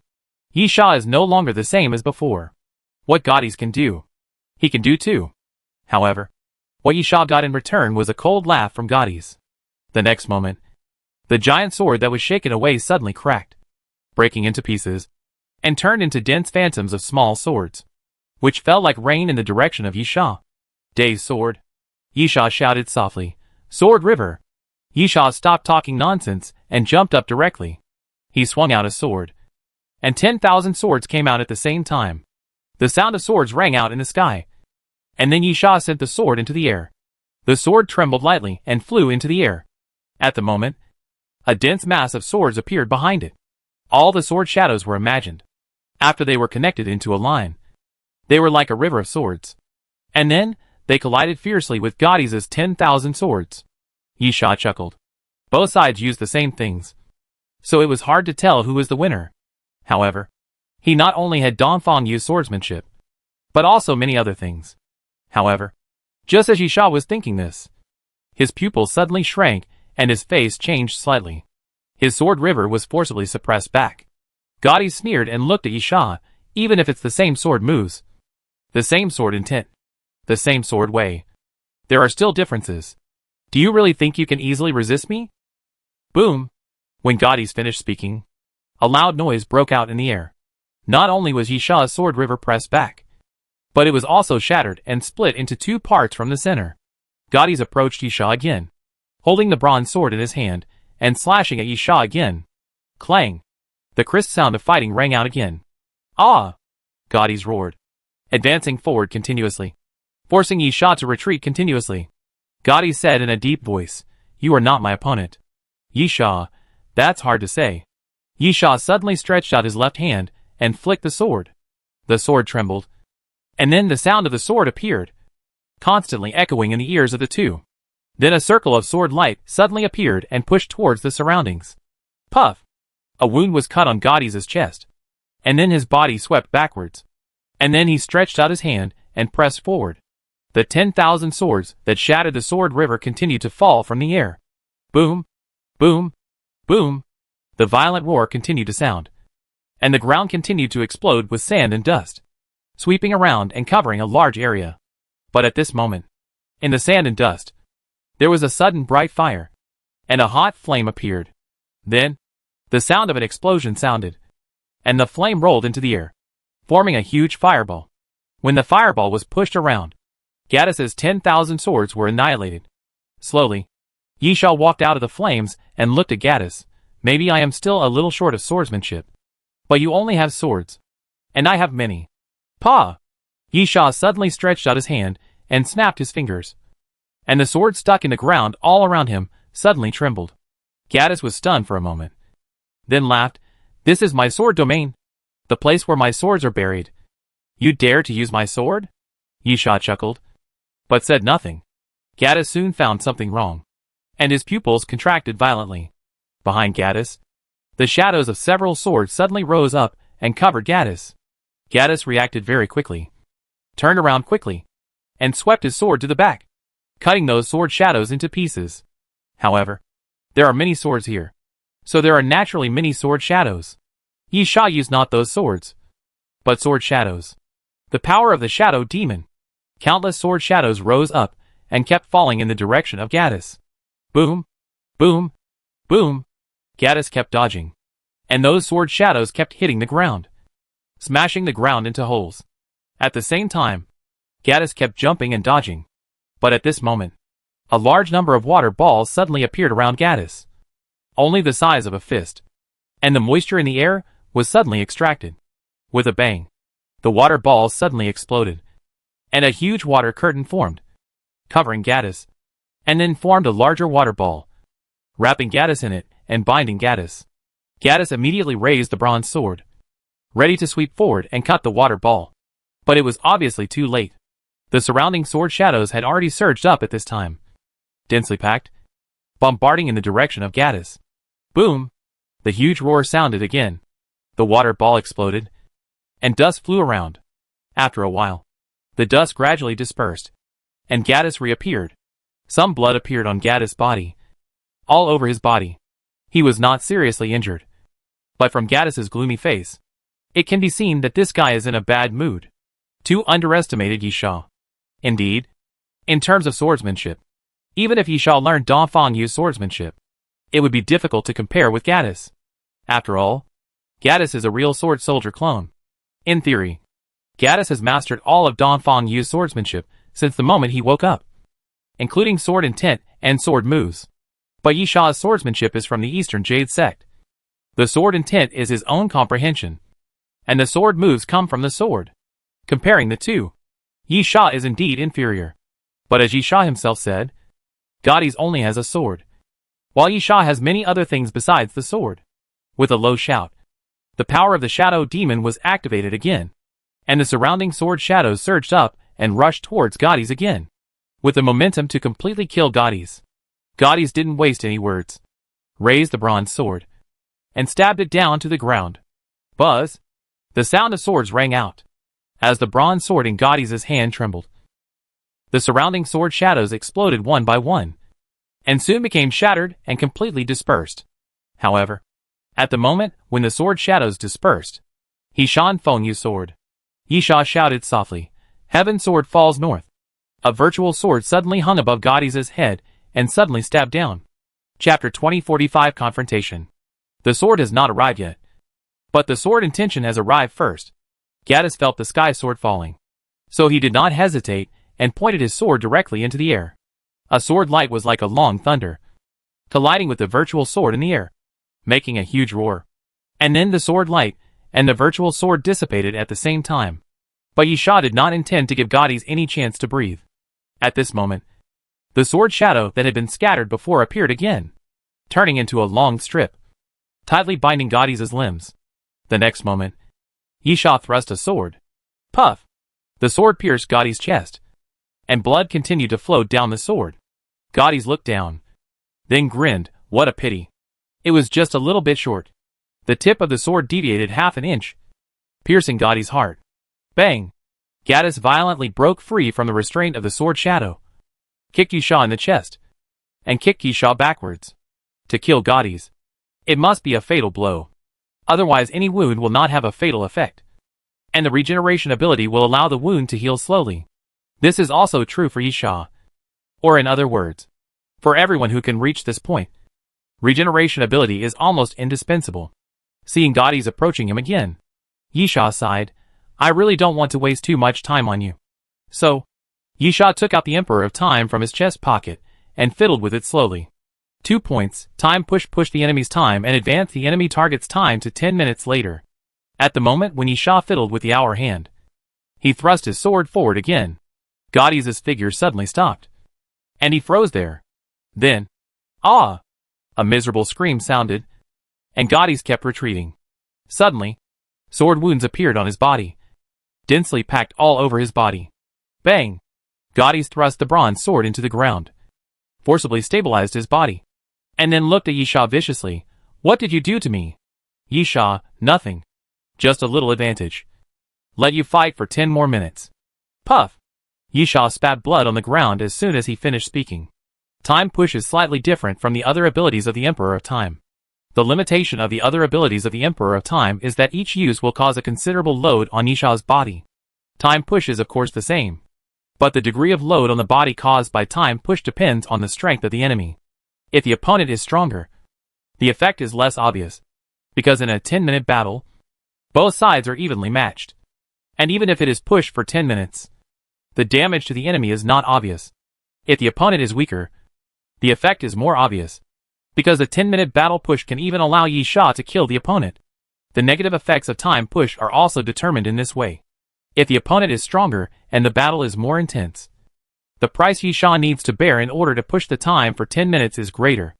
On the contrary, the weaker the opponent is, the more Yi Sha has an absolute advantage, and the smaller the price Yi Sha needs to bear, or even no price, because Yi Sha can kill the opponent without relying on time push, and time push only plays a role similar to fast forward. However, Gaddis obviously belongs to the former, and pushing the time of fighting with Gaddis requires Yi Sha to bear a considerable price. However, compared with the injuries suffered by Gaddis, Yi Sha obviously has more advantages. Even with a good regeneration ability, it is not easy to recover from the dense sword wounds. This is what Yi Sha wants. Of course, the damage caused by the time push is greater than Yi Sha imagined, which is a bit beyond Yi Sha's expectations. But Yi Sha is quite satisfied with the current situation. Take advantage of your illness to kill you. Yi Sha rushed forward without hesitation, raised his sword and slashed at Gaddis. 3 swords in the world. Yi Sha shouted angrily. 1 sword can destroy all rivers. The 3 swords in the world are undoubtedly killer moves, and Gaddis is very clear about this. As another sword soldier clone, Gaddis actually uses different sword moves from Yi Sha. Dongfang Yu divides his sword moves into 2 halves, which are different from the sword and the bronze sword. But although they are different, Gaddis is very clear about what sword moves Yi Sha has. Dare not neglect. Gaddis endured the pain in his body, and waved the bronze sword to prepare to meet him. But at this moment, the blood-colored sword light on Yi Sha's sword flashed, and it quickly turned into a blood dragon, rushing towards him. Gaddis was stunned for a moment, and then cursed Yi Sha in his heart, saying that this was not the 3 swords of the world. Bang! The first sword of the 3 swords of the world was slashed down from top to bottom, and Gaddis naturally raised his sword to the air to resist. Unexpectedly, the first blood dragon hit Gaddis' chest and blasted Gaddis away. Gaddis jumped up with a card jump, ready to dodge. Seeing the second blood dragon coming, Gaddis dodged immediately. With just 1 strike, Gaddis saw the flaw of the 6 dragons flying to the sky. The blood dragon transformed by the sword light could only attack in a straight line. But the sword shadow reappeared. The surrounding sword shadows suddenly surged again, quickly entangled Gaddis' body, and bound Gaddis tightly. After a moment's delay, Gaddis broke free from the sword shadow. But it was enough. The second blood dragon hit Gaddis' chest again, and Gaddis was blown away again. This time, Gaddis did not fall, but slid 6 or 7 meters backward, forcibly stabilizing his body, and then swung the bronze sword and slashed forward. Ah! Gaddis roared, and a half-moon sword light slashed forward, colliding with the third blood dragon, smashing the third blood dragon to pieces. After the attack, Gaddis dodged and the remaining 3 blood dragons hit the ground, continuously blasting the ground. Yi Sha showed a little helplessness. He originally wanted to use the time slow flow to delay Gaddis, but the side effects caused by the time push were too great, so Yi Sha did not dare to use the time slow flow continuously, and the restraint that the sword shadow could cause was really limited.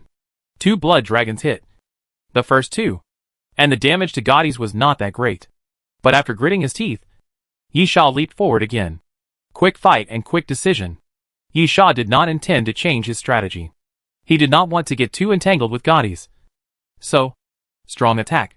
Still strong attack. Ghost step. Then, with the cover of the dust raised by the blood dragon blasting the ground, Yi Sha quickly approached Gaddis, and then swept forward with a sword. He Shan Feng Yu's sword. Yi Sha shouted softly, "The wind and rain are hard to stop, and the world is hard to end." The sword light was bright, as brilliant as exploding fireworks. The next moment, Yi Sha jumped up and pointed the sword forward. Don't ask about the past and the future. This is one of the killing swords in Ishan Feng Yu's sword, with a sword intent of death. Chapter 2046 Avicii's Sword Technique. Gaddis sneered, raised his bronze sword and stabbed it diagonally. The previous 6 dragons flying in the sky was just an accident, because 6 dragons flying in the sky was not Dongfang Yu's sword move. but Yisha's own. So Gaudi's naturally didn't know. But his flashing wind and rain sword was another matter. Gaudi's didn't even use any sword moves.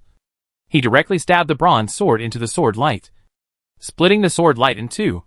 And the split sword light directly passed by Gaudi's body and hit the ground. Gaudi's took the sword with great ease. It had nothing to do with skills or strength. It was purely because Gaudi's was familiar with sword moves and knew the shortcomings of sword moves very well. But, at this moment, Yisha smiled at Gaudi's fiercely. "You are dead." A voice sounded in Yisha's ears, feeling the user's determination to fight to the death. The death-defying feature is triggered. Death-defying LV5. I am not afraid of death. So how can I be afraid of you? Death-defying feature randomly improves ability. 1 glance for 1,000 years. 1 glance at 1 yen matches the ability to Avicii Sword Technique. Avicii Sword Technique. The sword technique created by the ancient evil sword. The first style is Blood Slash. The second style is Human Slaughter. The third style is Purgatory. And the fourth style is Shura. It defeats all the strong men in the world and has no rivals. Yisha knew very well that the sword could not kill Gaudi's. So the sword was just an introduction. In order to use the sword intent of death to drive his will of death, so as to trigger the death attribute. This is Yisha's plan. And more importantly, Yisha also gained some unexpected surprises. Feeling the user's desire for power. The demigod characteristic is triggered. Demigod LV2, as long as you want. You are a god. Demigod characteristic randomly acquires ability. Shock Wave. Shock Wave, temporary, natural ability, fantasy ability, destruction ability. Demigod ability causes all objects to vibrate and destroy them. Lasting for 15 minutes. Yisha really didn't think of deliberately triggering the demigod characteristic. But it was a good thing that it was triggered. And more importantly, it triggered the shock wave. "Come!" Yisha shouted softly. "Prepare to die?" Gaddis sneered. "It would be great if your strength was as strong as your ability to brag." As Gaudi's spoke, he raised the bronze sword and slashed it forward. Thunderbolt. The blade of the bronze sword was not directed at Yisha, but at the ground. Boom, boom, boom. The ground continued to roar. And then the ground continued to break. And pieces of boulders continued to turn up and came towards Yisha. Yisha sneered and punched forward. Shock wave. Boom, boom, boom. As Yisha punched forward, the surging rock suddenly showed fine cracks. And then suddenly broke into powder and scattered on the ground. Yisha tapped his toes and quickly went in the direction of Gaddis. The sword in his hand suddenly stabbed forward. Killing intent. Strong killing intent. It was the killing intent emanating from the sword that made Gaddis feel frightened. Although there are 3,000 sword techniques in the Eastern Jade Sword Dao, including a variety of sword intentions, there is no sword move with such murderous intent in Gaudi's impression. Gaudi's raised his sword almost instinctively and held the bronze sword across his body. The next moment, a harsh sound rang out, and the blades rubbed against each other, making a sound of metal friction. Avicii Sword Technique. Yisha shouted softly. One-step blood slash. The cross sword suddenly spread with blood light. Gaddis was startled, thinking that it was another 6 dragons flying in the sky, and immediately moved sideways to avoid the blood dragon's impact. But at this moment, the exploding blood-colored sword light suddenly opened to both sides, forming a sphere, and then quickly compressed. Almost in an instant, Gaddis felt as if he was surrounded by thousands of swords. Ah! A scream sounded. Gaddis raised his head and roared, and his body kept making puff sounds, one after another. Bloody wounds continued to appear, and in the blink of an eye, they were all over Gaddis's body. The flowing blood dyed Gaddis into a bloody man. When the blood-colored sword light faded a little, Gaddis quickly retreated, panting. Gaddis watched Yisha put down the sword and roared at Yisha. This is not Dongfang Yu's sword. Yisha sneered. Did I say that I only know Dongfang Yu's swordsmanship? Yisha raised the sword, and Gaddis moved sideways like a frightened bird. But he didn't expect that Yisha was just faking a shot, and clenched his left hand into a fist and blasted Gaddis. Shock wave. The ground beside Gaudi's suddenly collapsed and fell downward, preventing Gaudi's from moving. Sword of the sky. Gaudi's raised his sword without hesitation and slashed forward, smashed the sky. The bronze sword burst into sword light, rising continuously to tens of meters. Gaudi swung his arm forward and slashed the sword down with force. Boom! The sword fell to the ground, and the ground shattered. But Gaudi's did not stop, because he knew that he had not hit the target. Gaudi's quickly turned his body, looked to the side, and then slashed out with the second sword. The sword light surged again. This time, it surged directly to a huge 100 meters, and the sword fell. And the sword force was like the sky falling. But, shock wave. The trick is not old. Yisha punched out again. And the moment the sword light fell, countless cracks appeared. When it fell in front of Yisha, it had already broken and scattered, turning into countless halos scattered on the ground. At this moment, Yisha walked out of the broken sword light, and the sword dragged across the ground, leaving a crack on the ground. Avicii sword technique. Yisha looked at Gaudi's, and raised his mouth strangely, second style. Human killer. Yisha suddenly moved. At first just walking slowly, approaching Gaudi's. Then the speed became faster and faster, and finally turned into running. Still the endless killing intent. Gaudi's took a deep breath, and his mind was shocked. I have never seen a sword with such strong killing intent. It seemed that the moment it was unsheathed, it was for killing. Yisha seemed to know what Gaudi's was thinking, and sneered, swords are weapons. The purpose of weapons is to kill people. The next moment, Yisha seemed to have turned into a sword and rushed towards Gaudi's. Human sword? Gaudi's murmured, and then held a bronze sword in his hand. In an instant, his aura was exposed, and he rushed towards Yisha. In a moment, Yisha and Gaudi's bodies were wrapped in a sword light at the same time, charging at each other, and then colliding fiercely. The sword light fell, and the sky and the earth lost their color. At the place where the two collided, a sharp edge was released all over the sky. Chapter 2047 4-Style Shura. In a moment, the sword light dispersed. This time, the two were evenly matched. The sword light collided, split, and completely shattered. Gaudi shouted again, and thrust the bronze sword in his hand forward. The bronze sword looked huge and heavy, but when Gaudi's thrust the sword light was like a meteor, and it flashed and disappeared in front of Yisha.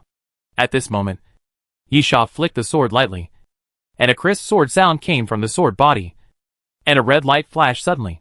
Without Yisha making a move, he met Gaudi's sword light and smashed it to pieces. This is the sword across Yisha's body. The sword sound is clear and loud, but the surroundings suddenly become solemn and filled with cold killing intent. Gaudi swung the bronze sword forward fiercely, and then roared. Sword intent. Very strong sword intent. Yisha frowned. Gaudi's sword intent was a bit strange. Or it could be said that it was unpredictable. Sometimes erratic, sometimes steady, and sometimes sharp. Suddenly, Gaudi's took a step forward, and with a rumble, the ground was crushed. The next moment, Gaudi swung his sword forward. The sword was full of energy. Yisha took a deep breath. Gaudi's was serious. The bronze sword passed in front of Gaudi's, and the sword light drew a mountain character. As soon as the mountain character appeared, it instantly turned into 3 sword lights that swept forward. The 3 sword lights had an indescribable heavy feeling.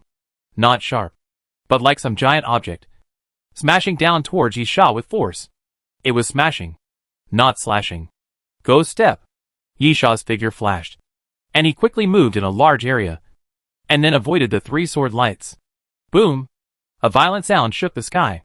The sword light continued to extend forward, with no end in sight. And in the distance, a towering rock mountain suddenly made a roar, and the top of the mountain was directly flattened, and countless rubbles continued to roll down along the opposite mountain. Yisha raised his eyebrows, and he could feel that Gaddis was finally serious. It could be said that it was just a test before, but now, Gaddis took out the most powerful sword move. At the same time, there is also the will to fight. Gaddis's will to fight can be clearly felt. The will to fight to the death. Gaddis suddenly jumped out, crushing the ground with his feet. This jump was more than 10 meters away, and he came directly in front of Yisha. Yisha didn't waste any words, and while he drew his sword, his body soared into the air. Gaddis was not to be outdone, and followed Yisha closely, which seemed to become a scene of one chasing and one fleeing. But the fact was that this time neither of them fled, but was fighting. The figures of the 2 men were almost always flickering, suddenly disappearing, and then suddenly reappearing, quickly attacking each other, but being easily avoided by the other's flickering figures. In 10 breaths, Yisha and Gaddis exchanged more than 20 moves, but none of their swords hit each other. It was too fast. And the figures of the two men were so fast that it was terrifying. Boom! At this time, there was another roar in the wilderness, with Yisha and Gades as the center.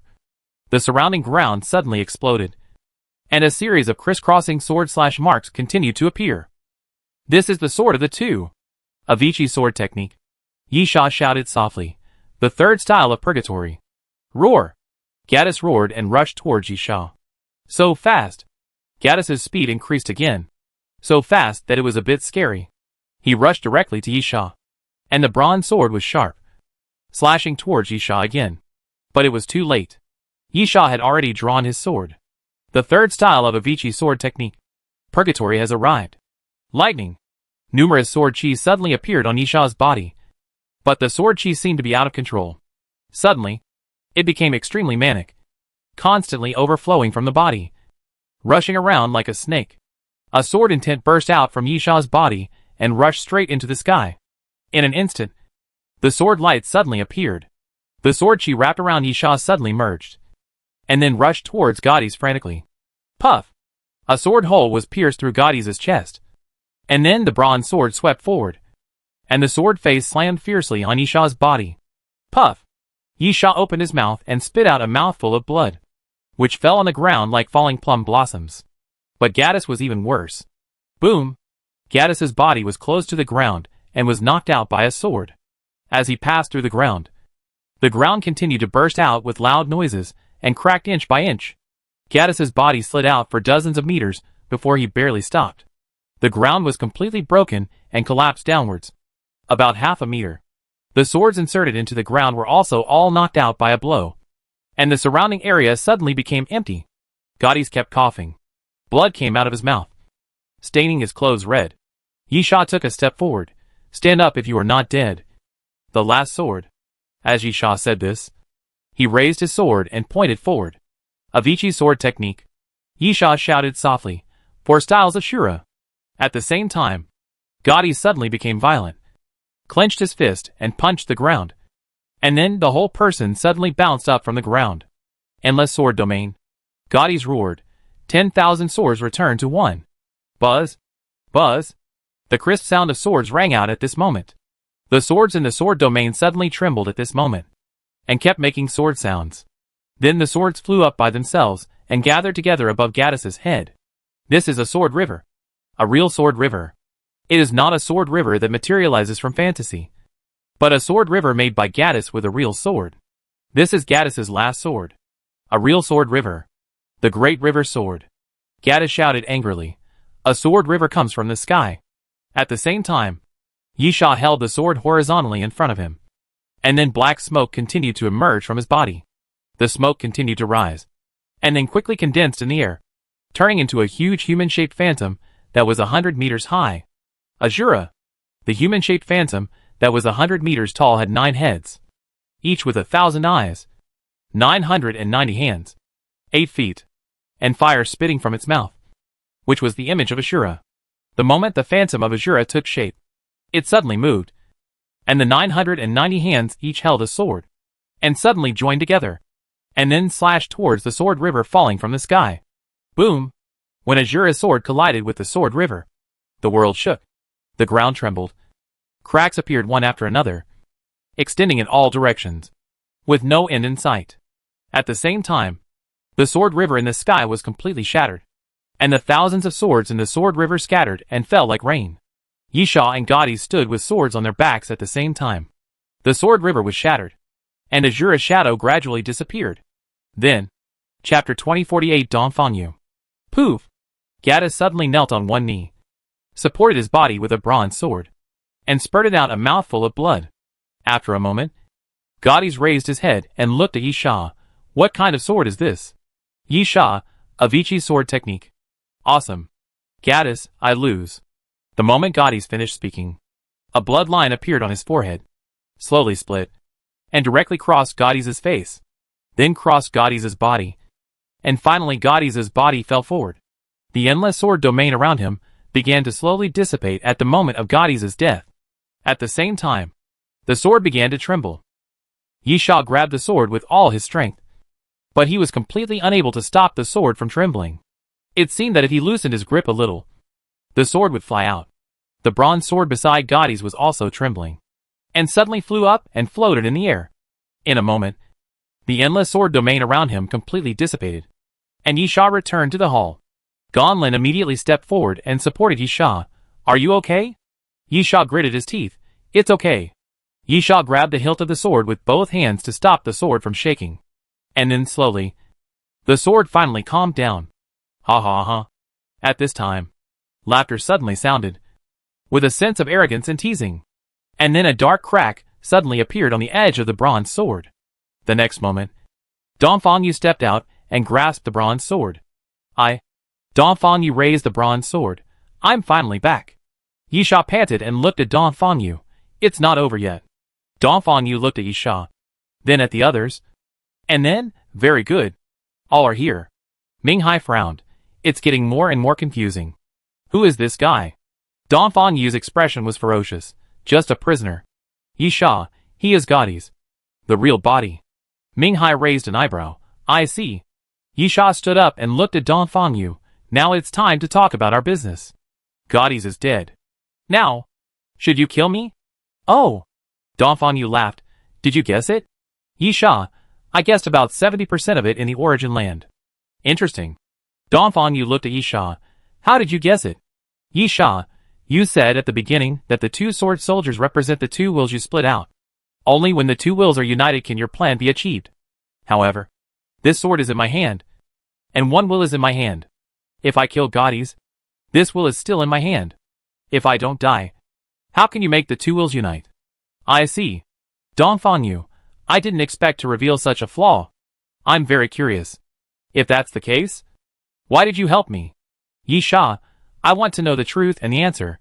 Besides, there is only a 70% to 80% chance. I have to take a gamble. To be honest, I am still very curious about your swordsmanship. I like the last sentence. Dongfangyu laughed. Ask. What do you want to know? In any case, I will at least let you be a ghost who knows. Yisha, when you were in the land of origin, you lied to me. What exactly is the land of origin? Dongfangyu, I'm telling the truth.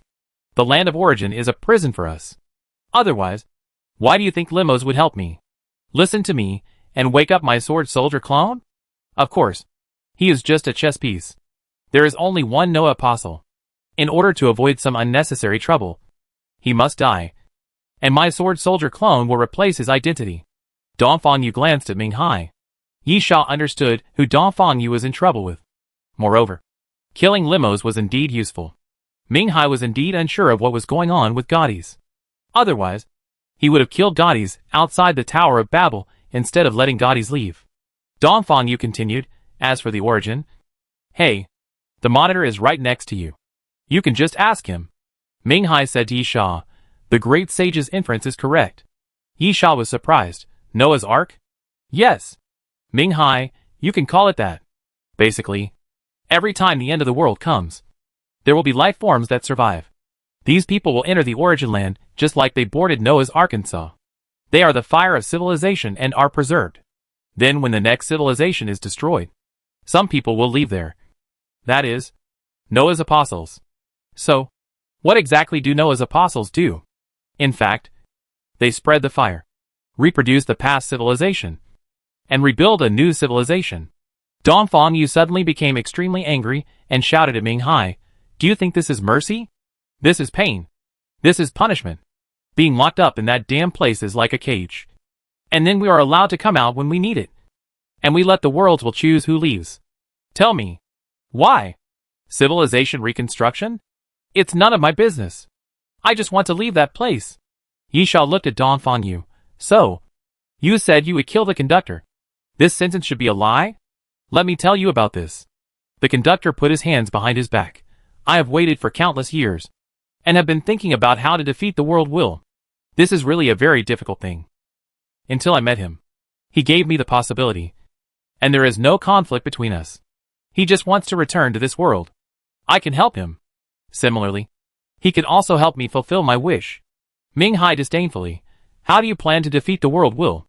The world will cannot be defeated because the world will itself represents this world. The conductor smiled. Yes. It was impossible. We couldn't even find the world will. And even if we found it, what would happen? The world will is a kind of law and rule. It doesn't exist in reality. How can we kill the world will? Unless we destroy the world. What's the point? I didn't do all this to vent my anger. Besides, I don't know how to destroy the whole world. Don Fan Yu sneered and said, but, in one case, the world will appear and have a physical body. Everyone's eyes fell on Ming Hai. Me? Ming Hai was stunned for a moment. Pointing at himself, you want to kill me? I'm just a bystander. What's the point of killing me? Besides, can you kill me? Don Fan Yu sneered, with his hands behind his back. Many years ago. How many years was it? I can't remember clearly. At that time, I did cut the world will with a sword. Chapter 2049 Cut you with a sword. Don Fan Yu looked at Ming Hai. Now, let me cut you with a sword and try. Although Don Fan Yu used a question, the moment he opened his mouth, he suddenly waved his hand in the direction of Ming Hai. That wave was a sword.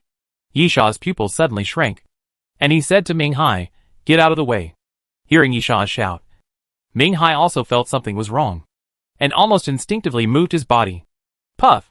The next moment, a sword cut appeared on Ming Hai's arm, and blood began to flow out of the wound. Ming Hai looked at the wound and showed a surprised expression. Because it didn't heal. The wound cut by Don Fan Yu didn't heal. Don Fan Yu could actually hurt himself. Ming Hai raised his head and suddenly asked, Law? Smart? Don Fan Yu sneered. When I cut the world will with a sword. It was a sword that made me extremely desperate. I never thought that my full-strength sword would only be that level. Trained conductor, that's already amazing. You can use human power to fight against the world and actually hit the world's will with a sword. That means you have at least touched the law of the world's will. So you can hurt the world's will. Yes, but this degree is not enough. Don Fan Yu raised the bronze sword, but I am very glad that I hit that sword. The will I cut off was split into two, and one of them was sealed in this sword. Ming Hai said in a deep voice, I see. Ming Hai knew why he was injured. He was indeed a monitor. The spokesperson of the world's will in this apocalypse. No one could hurt him. However, if the other party also had the world's will in his hands, that would be another matter. Don Fan Yu suddenly looked at Yisha. Now, have you finished asking questions? If you have, then go to hell and return my sword to me. After Don Fan Yu finished speaking, he swung his sword again, and this sword was naturally directed towards Yisha. Puff! A sword energy passed by, and a wound appeared on Yisha's chest out of thin air, and blood flowed out.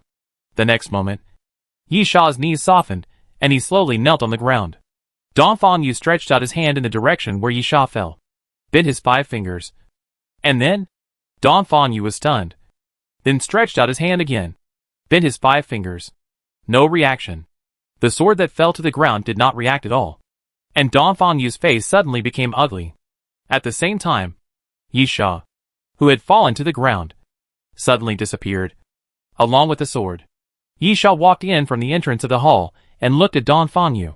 Everyone knows you want to kill me. How can I not make some preparations? The conductor knocked his forehead. I shouldn't have given you that thing. Time clone.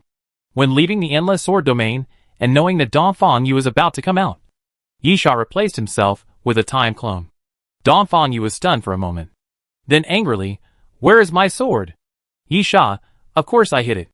Don Fan Yu shouted, hand it over. Yisha, okay. Please go back to the land of origin and get it yourself. Don Fan Yu's pupils suddenly widened. Yisha, idiot.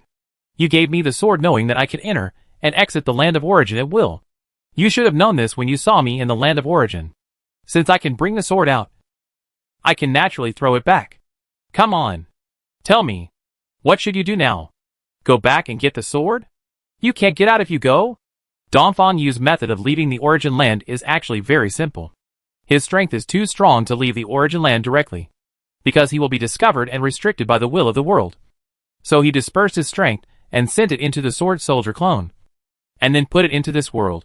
Then the sword soldier clone died, and the power in the sword soldier clone would flow back into Don Fan Yu's body. In order to flow back, either this power returns to the origin land, or Don Fan Yu leaves the origin land. Don Fan Yu used this method to forcibly leave the origin land. Simply put, it is a combination of inside and outside. The origin land is a wall, although the attack force is the same. It is definitely easier to destroy the wall from both sides than from one side.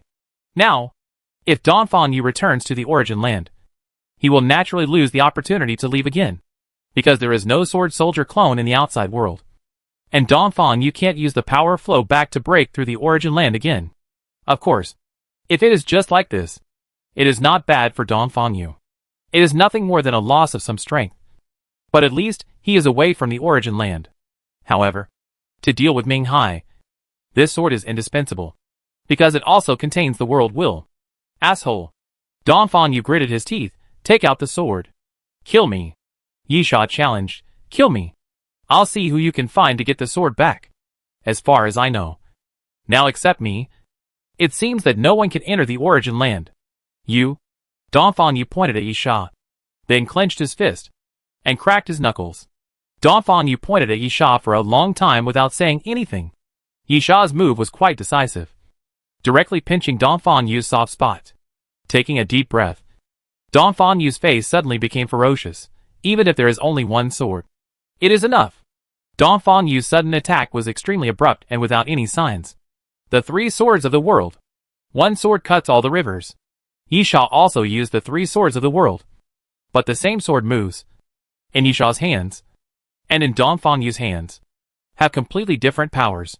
Whether it is the understanding of the sword or the comprehension of the sword, the two are far apart. The most important thing is, these sword moves were all created by Dongfang Yu. Almost in an instant, countless sword lights flew out in all directions, spreading wildly in all directions. And then, boom, boom, boom, the surrounding walls rumbled, and sword cuts appeared one after another. And then, the surrounding walls collapsed continuously. There was a rumbling sound from the ceiling, and then it began to collapse continuously.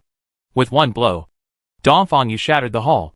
Ming Hai shouted, and rushed directly to the collapsed ceiling, then smashed the ceiling and rushed out. Dongfang Yu snorted coldly. Can you escape? Dongfang Yu pointed the bronze sword at the air without saying anything, and jumped into the air. A sword light wrapped around Dongfang Yu's body, smashed the falling rubble continuously, and rushed out as well. The train conductor stood with his hands behind his back, took a step forward, and then disappeared. Yisha immediately said, Let's go too. Yisha quickly entered the dragon state, spread the dragon wings behind him, and rushed out immediately. Gan Lin summoned the sticks, pushed away the falling rubble, and walked into the air on the sticks. She took a deep breath, and a beam of light fell, covering her whole body. Chapter 2050 World Collision. Rushing out from the cracked ceiling, Dongfang Yu slashed the second sword at Ming Hai without hesitation. The second sword swallows the sun and the moon. Dongfang Yu flashed the sword again, and the sword light filled the sky. The second sword fell, and the building collapsed by 1/3, breaking into pieces and collapsing towards the ground. Ming Hai didn't waste any words. Looking at the flying sword light, he punched out directly and collided with the sword light. The next moment, Dongfang Yu's sword light was shattered, but Ming Hai also fell from the air, and after falling to the ground, his body was densely covered with sword wounds. The sword wounds were not deep, just superficial injuries, but there were many of them, and Ming Hai's injuries could not be recovered. In other words, he could not recover without any scruples as before, but maintained at the normal level of physical regeneration. This also meant that Ming Hai could be killed. Three swords angered the world. Dongfang Yu was ruthless again, and the third sword fell. A huge sword light appeared on the bronze sword, and it fell fiercely towards the bottom.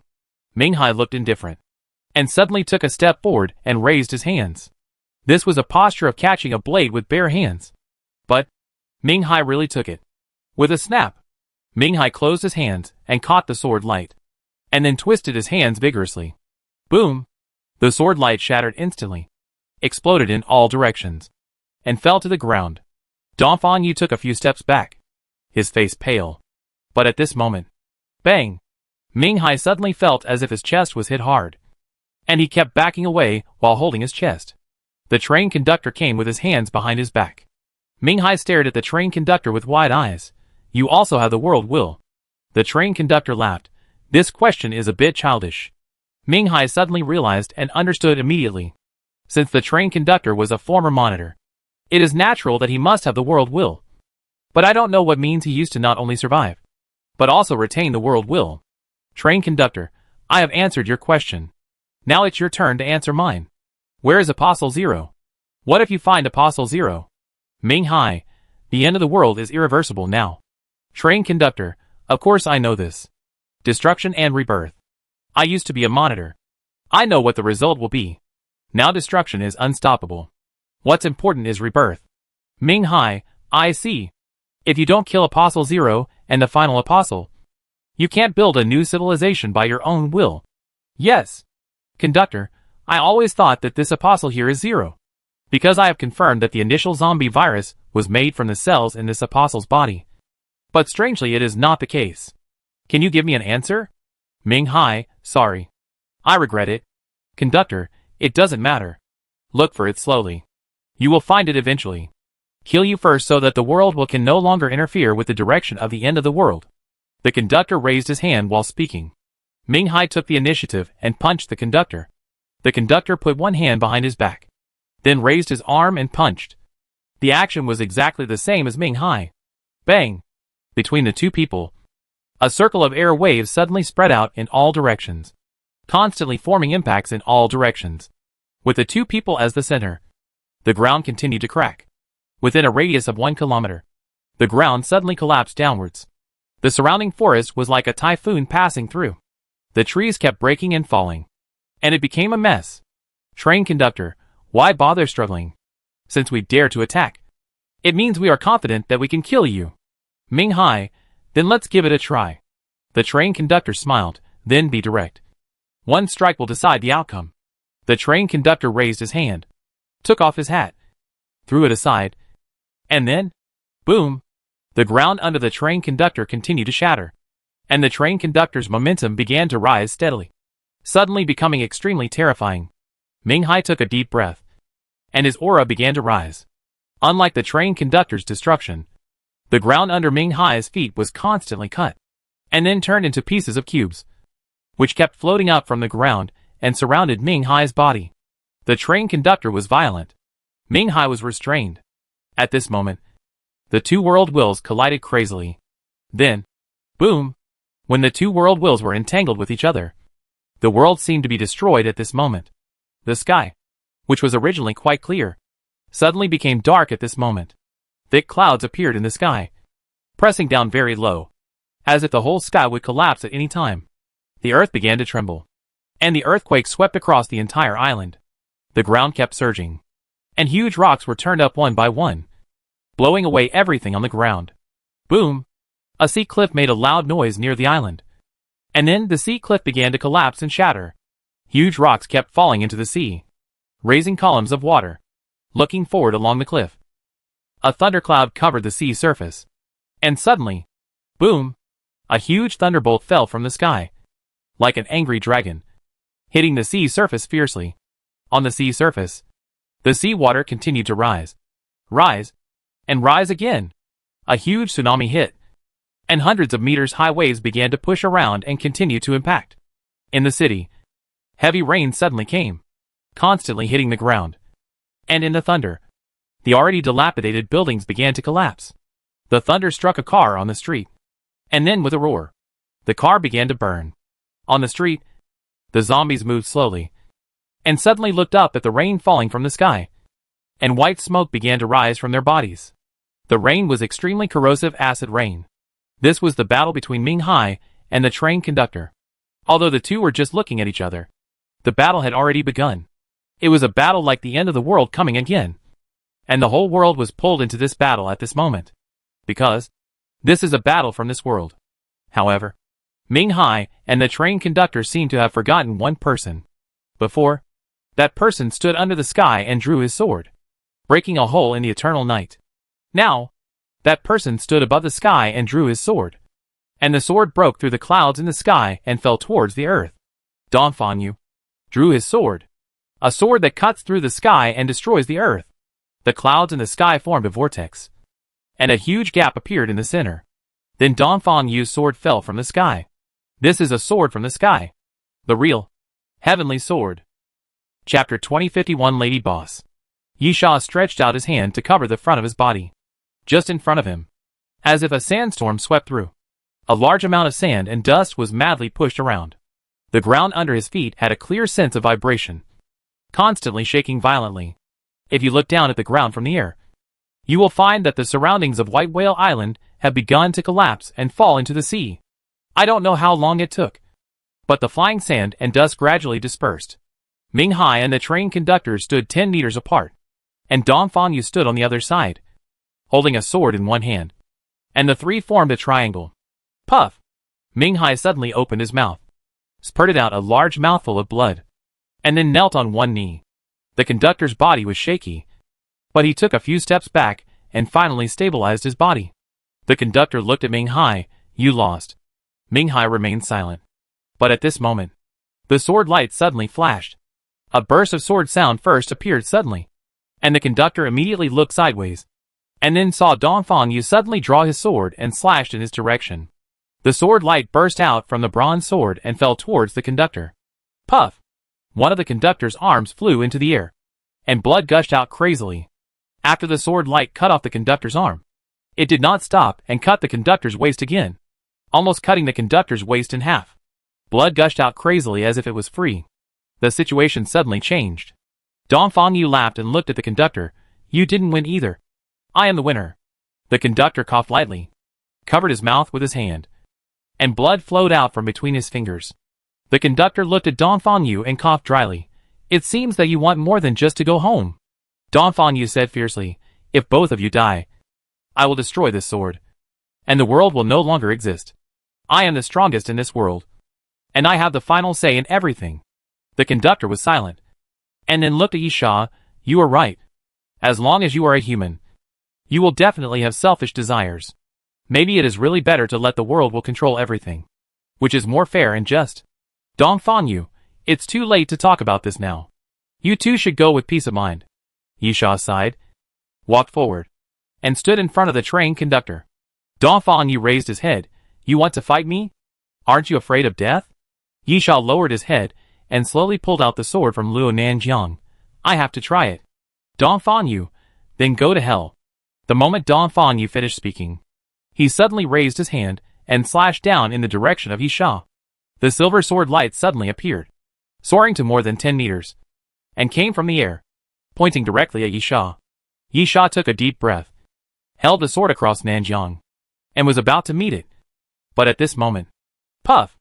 The train conductor suddenly stood up, stretched out his remaining left arm, and grabbed the falling sword light. Dong Fanyu snorted coldly. What? Are you in a hurry to die? The train conductor first fought a fierce battle with Ming Hai, and then suffered a sneak attack from Dong Fanyu. He couldn't catch the sword light at all. Even though the sword light was held in the train conductor's hand, it continued to fall. Slowly, the sword light pressed on the conductor's shoulder, and then cut into the conductor's body bit by bit. I think I should die, because my mission is completed. The conductor looked at Dong Fanyu. Unfortunately, you are not the winner either. Dong Fanyu, why? What else can you do in your current state? Conductor, there is something that you have misunderstood for a long time. The corner of the conductor's mouth suddenly curled up, revealing an extremely playful expression, even with a little sarcasm. You think I'm the conductor. He thinks I'm the conductor. Everyone thinks I'm the conductor. The conductor suddenly laughed. But did I say I'm the conductor? Poof! At this time, the sword light completely cut into the conductor's body, cutting off the conductor's second arm, and it cut diagonally. After the sword light cut off the conductor's arm, it also cut into the conductor's chest. The conductor fell to the ground, and a pool of blood flowed under him. However, Dong Fanyu did not show any joy, but a solemn expression, naturally thinking about the train conductor's words. Suddenly, a faint light appeared on the train conductor's body, and then the body turned into light and shadow. In the pool of blood, there was a simple doll made of wood, with its arms and upper body cracked. Dong Fanyu was shocked and kept backing away. But at this moment, a huge handprint appeared in the air and suddenly fell towards Dong Fanyu. Dong Fanyu's face changed, and he immediately raised his sword to meet the blow. Sword light quickly surged out from the bronze sword, covering Dong Fanyu's whole body, and then Dong Fanyu turned into a giant sword and flew into the air. Boom! After a loud bang, a hole was punched through the huge handprint. But Dong Fanyu was also knocked down from the air and fell heavily to the ground. Looking forward, at the edge of the forest where the trees had already completely collapsed, a figure slowly walked out and stood in front of everyone. Yi Sha showed a horrified expression. This boss lady? Surprised? The boss lady smiled. I seem to have said that the train conductor has great restrictions and needs to pay a considerable price to leave the Doomsday train. So it has always been my clone who leaves. On the contrary, I never leave the Doomsday train. Dongfang Yu gritted his teeth and used the sword to support the ground. Stood up again. Gritted his teeth. No wonder the train conductor almost never shows up to issue the train conductor's tasks directly. Every time it is you who passes it on. And only you know whether the train conductor has left the Doomsday train and where he went. I have always wondered why your authority is higher than that of the deputy train conductor. The lady boss smiled. It seems a little late now that you know. Commit suicide? It will be easier. You are dreaming. Dongfang Yu became a little hysterical and yelled at the lady boss. I finally came back. How can I die like this? Do you think you can definitely beat me? Dongfang Yu roared. And the bronze sword was full of sword light again. Dongfang Yu, even if that guy just now was just your clone, it was just a sneak attack. I don't believe that you can fight against the will of the world with the power of your clone. You must be injured. The lady boss was very frank and admitted directly, yes. I am injured. I can't rely on my clone to fight against the will of the world. My clone does not have the will of the world. It was actually me who attacked Ming Hai just now. But the lady boss attacked again, and a huge handprint appeared in the sky again, falling in the direction of Dongfang Yu. Lady boss, even if I am injured, it is enough to deal with you.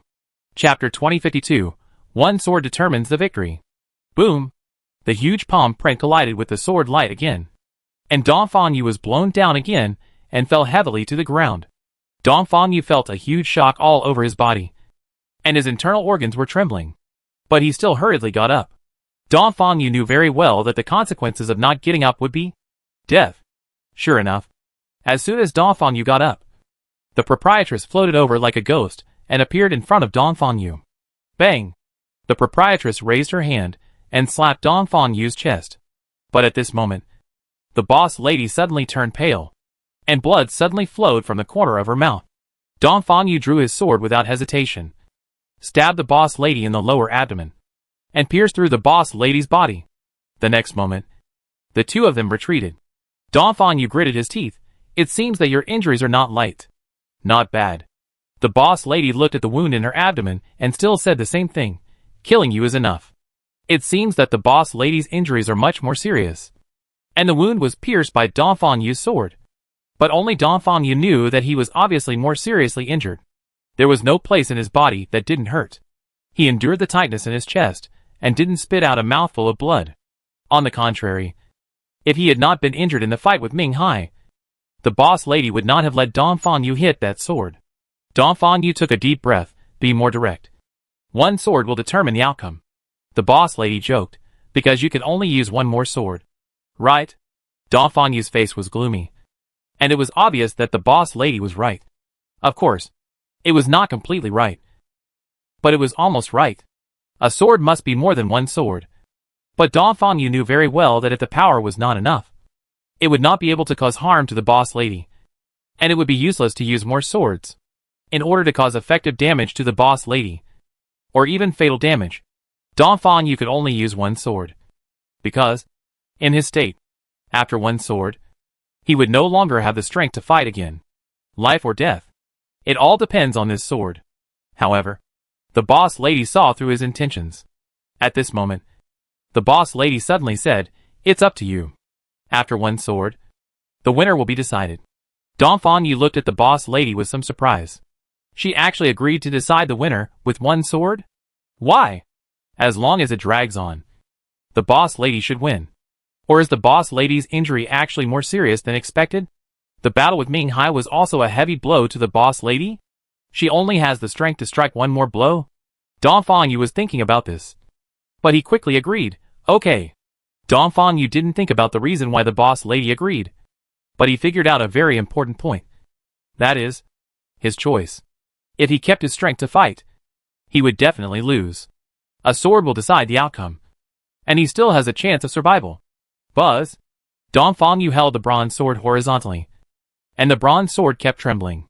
And the sword kept making waves. Dongfang Yu took a deep breath. I once sank into the darkness and walked out of the eternal night.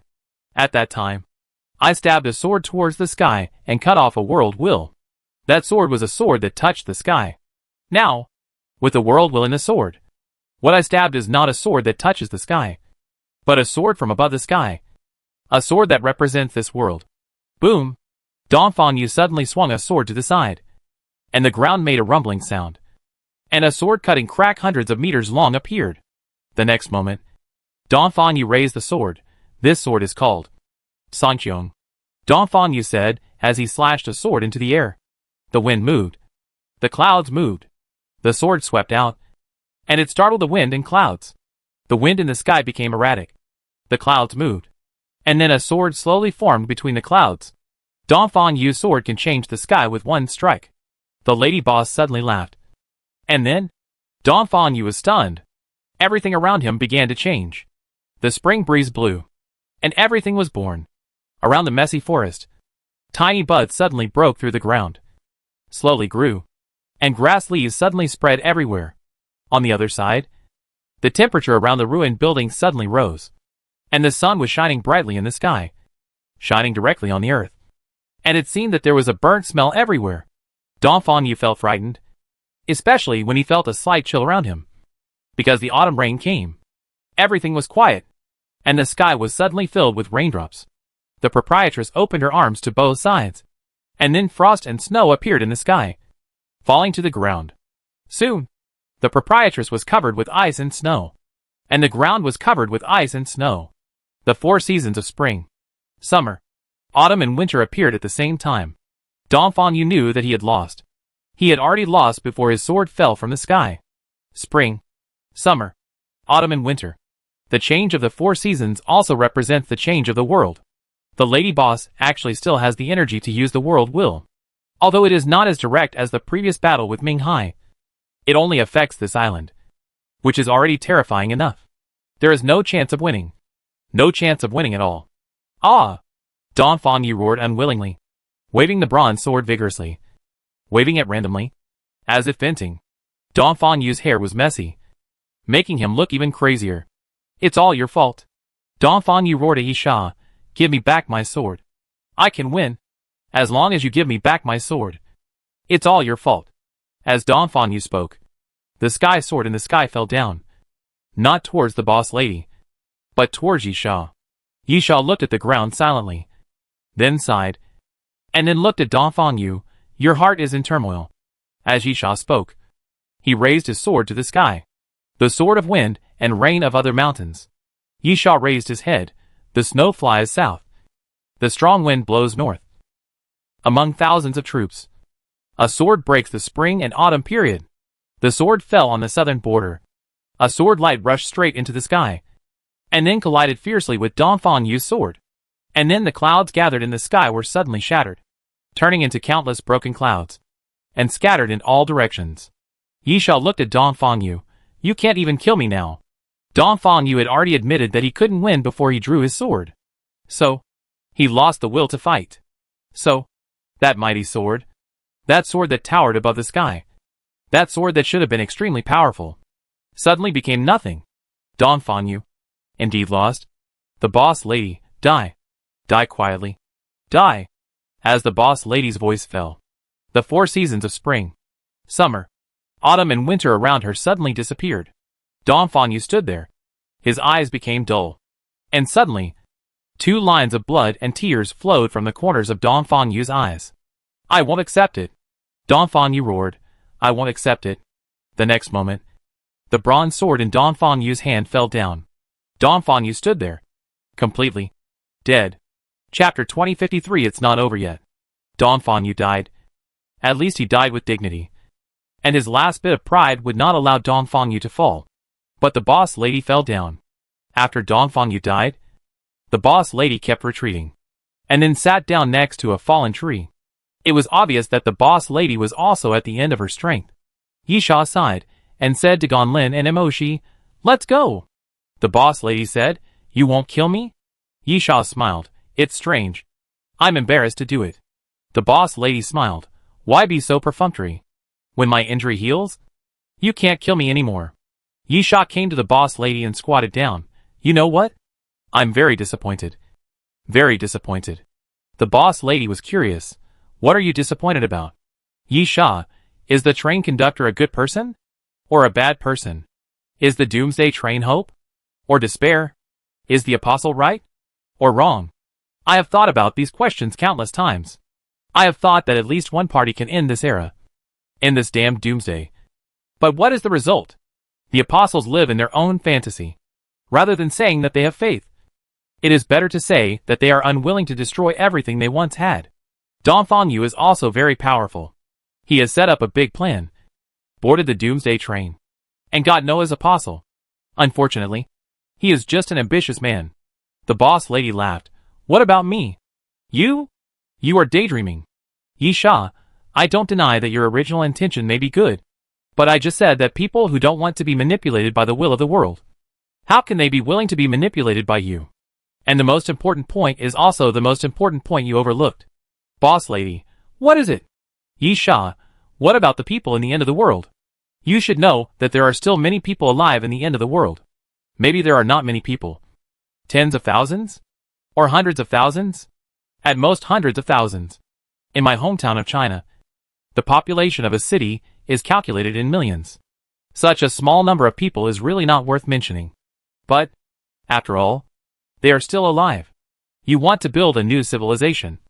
Replace the will of the world. And let the new civilization no longer encounter the end of the world. It sounds really great. Then, what about these people? What about these people who are still alive? If you don't destroy it, you can't build it. Do they have to die? The boss lady, everything has to involve sacrifices. Yi Sha, look. You talk nicely. But can you really be better than the real world will by becoming the world will? Aren't you still doing things according to your own wishes? Sacrifice? Have you asked me? Have you asked those who are still alive? Because you want everyone to die just because you say sacrifice? Who do you think you are? What's the difference between you and the world will? No. The boss lady laughed. You have killed a lot of people. I really didn't expect that you would have these thoughts. You would sympathize with those who are still alive. This is really not what you would say. Yi Sha, of course I am not a good person. I know this myself. From the day I boarded the Doomsday train, I told myself that I would live on. No matter what the cost. I would not make the same mistakes again. I would live well. Better than anyone else. Those who dare to stand in front of me and stop me would either kill me or be killed by me. This will has always supported me to this day. Boss lady, I like your will. So I gave you many opportunities. I am very grateful for this. But it does not mean that I agree with your idea. Yi Sha, in order to survive, I have killed many people. But it does not mean that I ignore life. On the contrary, because I have killed many people, I know the preciousness of life. Because my life is saved by killing people. I kill people because I live. But you are different. You kill people because you ignore the lives of those people. Boss lady, then you should kill me. Or do you think that saying these words can change my mind? Whatever. Yi Sha, if everything is going to happen, then let it happen. I am already extremely disappointed with this world. After Yi Sha finished speaking, he ignored the proprietress and turned around to leave. Wait a minute. Ming Hai's voice suddenly sounded. And then he climbed up with his palms supporting the ground and looked at Yi Sha. You can't leave yet. Yi Sha looked at Ming Hai. Why? If you want to kill her, please do it yourself. I am tired of it. No. Ming Hai, it has nothing to do with her. But, if it is what you said, if everything is going to happen, then let it happen. So you can't leave. Yi Sha again. Why? Aren't you going to ask me who is Zero? Ming Hai glanced at the proprietress, then pointed at Yi Sha. He is Zero. Apostle Zero. Yi Sha's eyes widened. Me? Yes. Ming Hai, you asked me what the Gashapon machine represents. If I am a monitor, then what are you? Now let me tell you that the Gashapon machine is the choice of the world's will. It chose me to be a monitor, and then chose you to be Apostle Zero. Ridiculous. Yi Sha, I am human. Ming Hai laughed. The first apostle and the final apostle are human. Yi Sha, what bullshit. Ming Hai, I am serious. The will of the world gave humans a choice. Life or death. The end of the world or evolution. Humanity's choice ushered in the end of the world. So Zero is a human. Similarly, when everything comes to an end, everything will end in the hands of humans. The final apostle is also a human. Yisha was stunned. Then he put his hand on his chest and asked again, "Me?" "Yes. It's you." "And him?" Ming Hai looked forward. "He's here. On the ruins of the broken building." Someone slowly stepped on the rubble and climbed to the top of the ruins. She was surprised. "Qianmian?" "Qianmian? No. I have a name." Qianmian reached out and held his mask. Slowly taking it off. "I am Yisha." "Exactly the same me." Yisha looked at the other person in astonishment. It was not a clone, an illusion, or something else, but an identical self. Yisha could feel it. "Ming Hai, he is the final apostle." Yisha looked at Ming Hai. "I don't understand." Ming Hai took a deep breath. "The note you got from the Gasapon machine means one more time. Right?"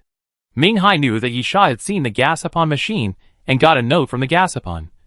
But Yisha had never told Ming Hai what was written on his note. However, since Ming Hai is a monitor, it is not surprising that he knows what is written on the note.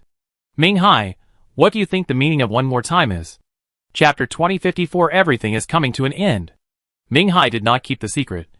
Nor did he expect Yisha's answer, but gave the answer directly. To do it again means that everything will be reset to zero and start from zero.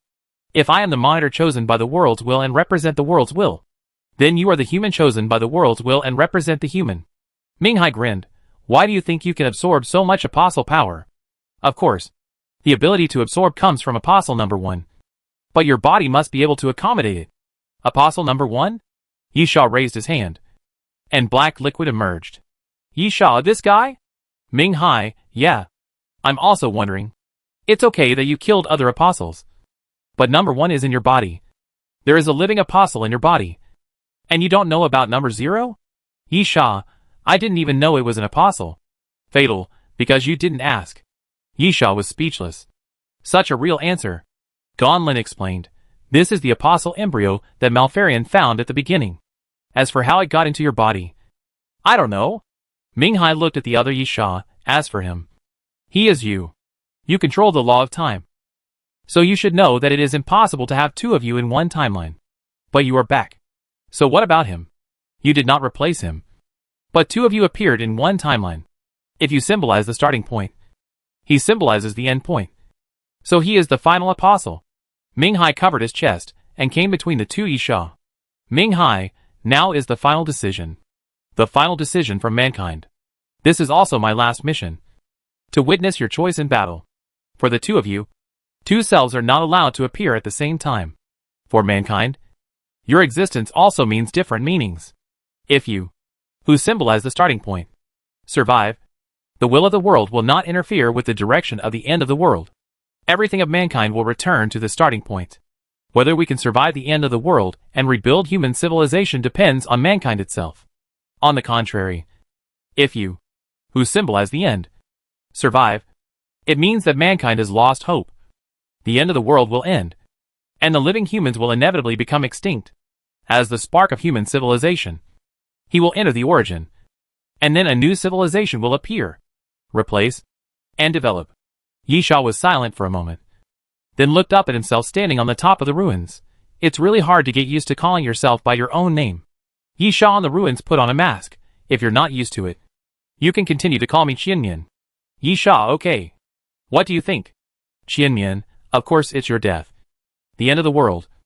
The extinction of mankind. What does it have to do with me? The only thing that matters to me is that I don't want to die. In that case, I can only ask you to die. If we are actually one person, then you should understand my thoughts very well." Yisha sighed. "Yes. If I say I fight for the surviving humans, it's obviously too hypocritical. I will sympathize with them, but I won't sacrifice or fight for them. So the point is that I don't want to die either." "Very good. Qianmian, it seems we have reached a consensus." Yisha nodded. "Yeah." Suddenly, almost at the same time, the 2 of them drew their swords at the same time. 2 sword lights passed through the air, then collided with each other, and then scattered and fell, turning into countless halos. A ball of bright red flame emerged from Yisha's palm, jumping bright red, like the color of blood. Yisha punched forward, and the flame expanded, turning into a pillar of fire and blasting towards Qinyan. But at this moment, the ground under Qinyan's feet was like a quagmire, completely sucking Qinyan's body in. The next moment, Qinyan turned into a black shadow, like a snake, and quickly sprang up. Extremely fast, Yisha immediately stretched out his hand and pushed it around. As Yisha pushed his palm away, the surrounding flames also continued to push out in all directions, quickly covering a large area, so that Qinyan's shadow could only move around the periphery and could never get close to Yisha. In a moment, the flames dissipated, and Qinyan also drilled back from underground. Yisha pounded his hands, since it is a life and death situation. Why not be more direct? Don't waste time. Qinyan nodded. Okay. Qinyan said, as he stretched out his hand forward. Domain ability. A circle of purple-black light spread out in all directions. And then, the surrounding ground began to burn with purple-black flames. Qinyan took a deep breath, and then stretched out his hands forward. Fiery red armor began to appear on Qinyan's body, slowly covering Qinyan's whole body. And then Qinyan spread his hands to both sides. Under Qinyan's left hand, a black crack suddenly appeared. And then a long sword surrounded by black smoke appeared, and was held in Qinyan's hand. Above Qinyan's right hand, a black crack appeared again. But this time, nothing appeared in the crack, because the black space crack was Qinyan's second sword. On the other side, Yisha stood with his hands down, seemingly doing nothing. Qinyan looked at Yisha. Do you want to die? Since he was doing his best, he naturally shouldn't do nothing. Qinyan had already made an assumption in his mind. Yisha's two characteristics of death, determination, and half-human half-god were not triggered by desire. But Yisha did it deliberately. And the probability of triggering was also very high. Especially death determination, which could be triggered by sword intent. The second is the fatal state, which is also a huge improvement for Yisha's strength. Or it is possible to abandon the fatal state and enter the dragon state. There is a conflict between the two, and they cannot be used at the same time. There are also pros and cons. The fatal state has a great restriction on other abilities. The dragon state is certainly not as good as the fatal state, but it is more free. Of course, Qinyan is most worried about the Emperor of Time. That thing controls the law of time, and is Yisha's most important trump card, which is also extremely difficult to deal with. However, no matter what, Yisha should not stand there and do nothing. Qinyan thought a lot about what Yisha would do, but he never thought that Yisha would do nothing. Yisha said indifferently, "This is enough." Qinyan, in that case, "I hope you won't regret it," Qinyan said, as he stretched out his hand forward. Qinyan grabbed the black crack in his hand, and then fell towards Yisha. The air in front of Yisha shattered like glass, and it became pieces of the void, and the cracked places were all nothingness. Yisha was surrounded by the nothingness cracks in an instant. Chapter 2055 Take Me Away finale. Qinyan looked at Yisha. "Aren't you going to make a move?" Yisha smiled. "I have already made a move." Qinyan frowned, suddenly felt something, and then looked up. The clouds in the sky gathered together, slowly condensed and entangled in the air, like a whirlpool, and a big hole appeared in the center. Then, a white giant sword condensed from the clouds appeared in the center of the big hole. Qinyan was stunned. "Is this Dongfang Yu's sword?" "Yes." Yisha smiled. "I just saw it, so I learned it." Qinyan took a deep breath. This is not something that can be learned by just looking at it. But it is undeniable that Yisha really stabbed this sword. A sword from the sky. Qinyan didn't waste any words, but slashed the black crack in his hand into the air again. Because the sword has fallen. The sword has not yet landed, but it has already been extraordinary. The surrounding void cracks continue to crack, as if to cut the sword. But it is unstoppable.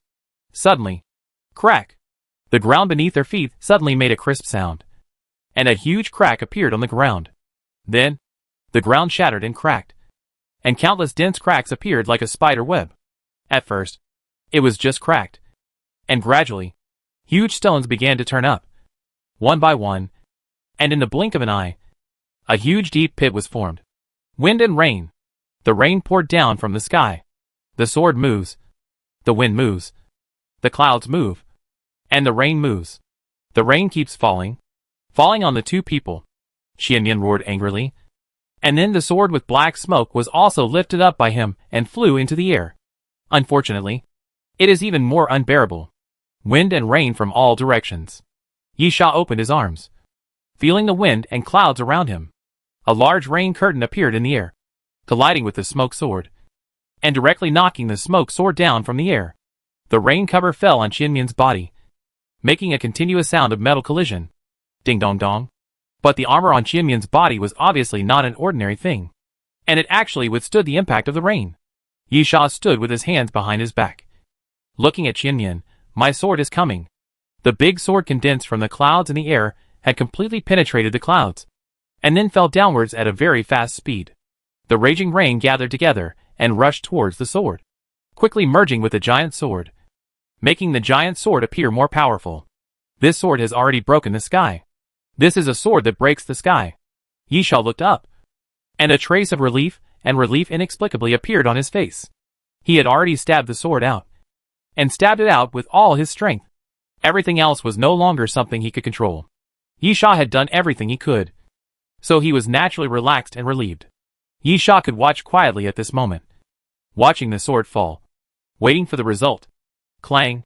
Clang! Qianmian spread his hands, and all the armor on his body peeled off.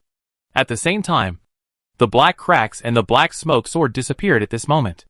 Qianmian, this was originally reserved for you to use the Emperor of Time. But since you stabbed this fatal sword, I naturally feel embarrassed to continue hiding it. Come! Let's see who can survive.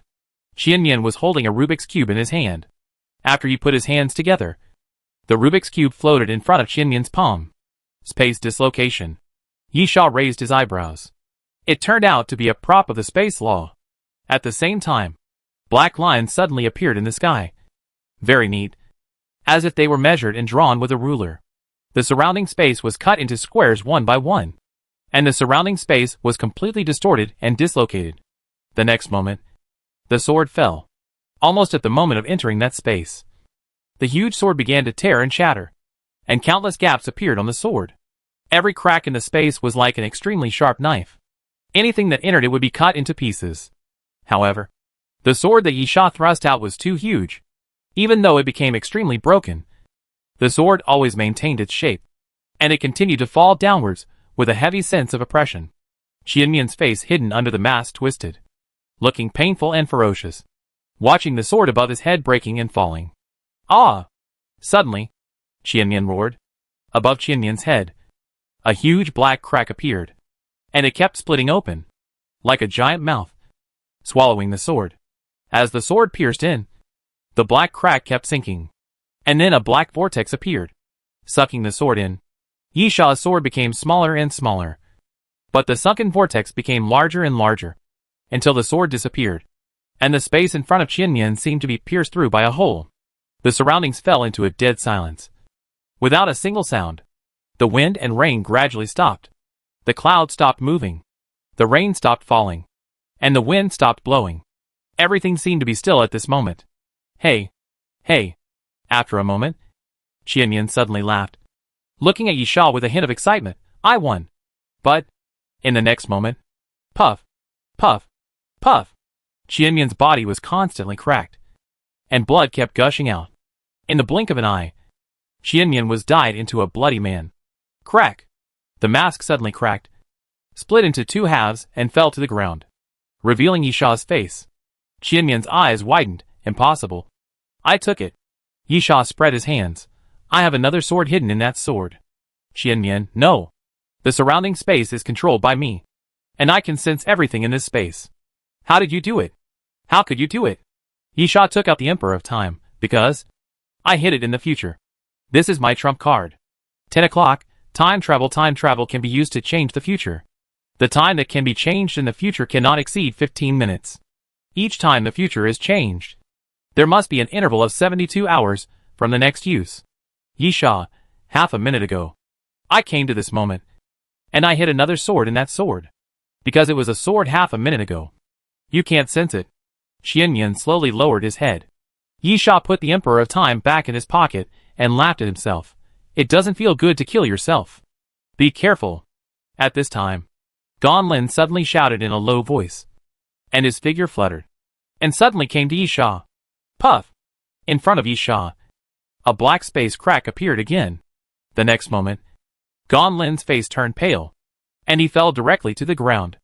In the abdomen, bright red blood continued to seep out, dyeing Gon Lin's clothes blood red. Huh? Xianyan breathed a sigh of relief. It seems that I really lost. Yisha quickly knelt on the ground and helped Gon Lin up. Gon Lin was still very beautiful. She had always been the kind of beauty that people could not forget after seeing her once. However, now she looked like she was about to die. Her face was extremely pale and bloodless. Gon Lin's eyelashes moved slightly, and her eyes opened little by little. Her eyes were very beautiful, black with a hint of brown. A little deep, not big but very charming.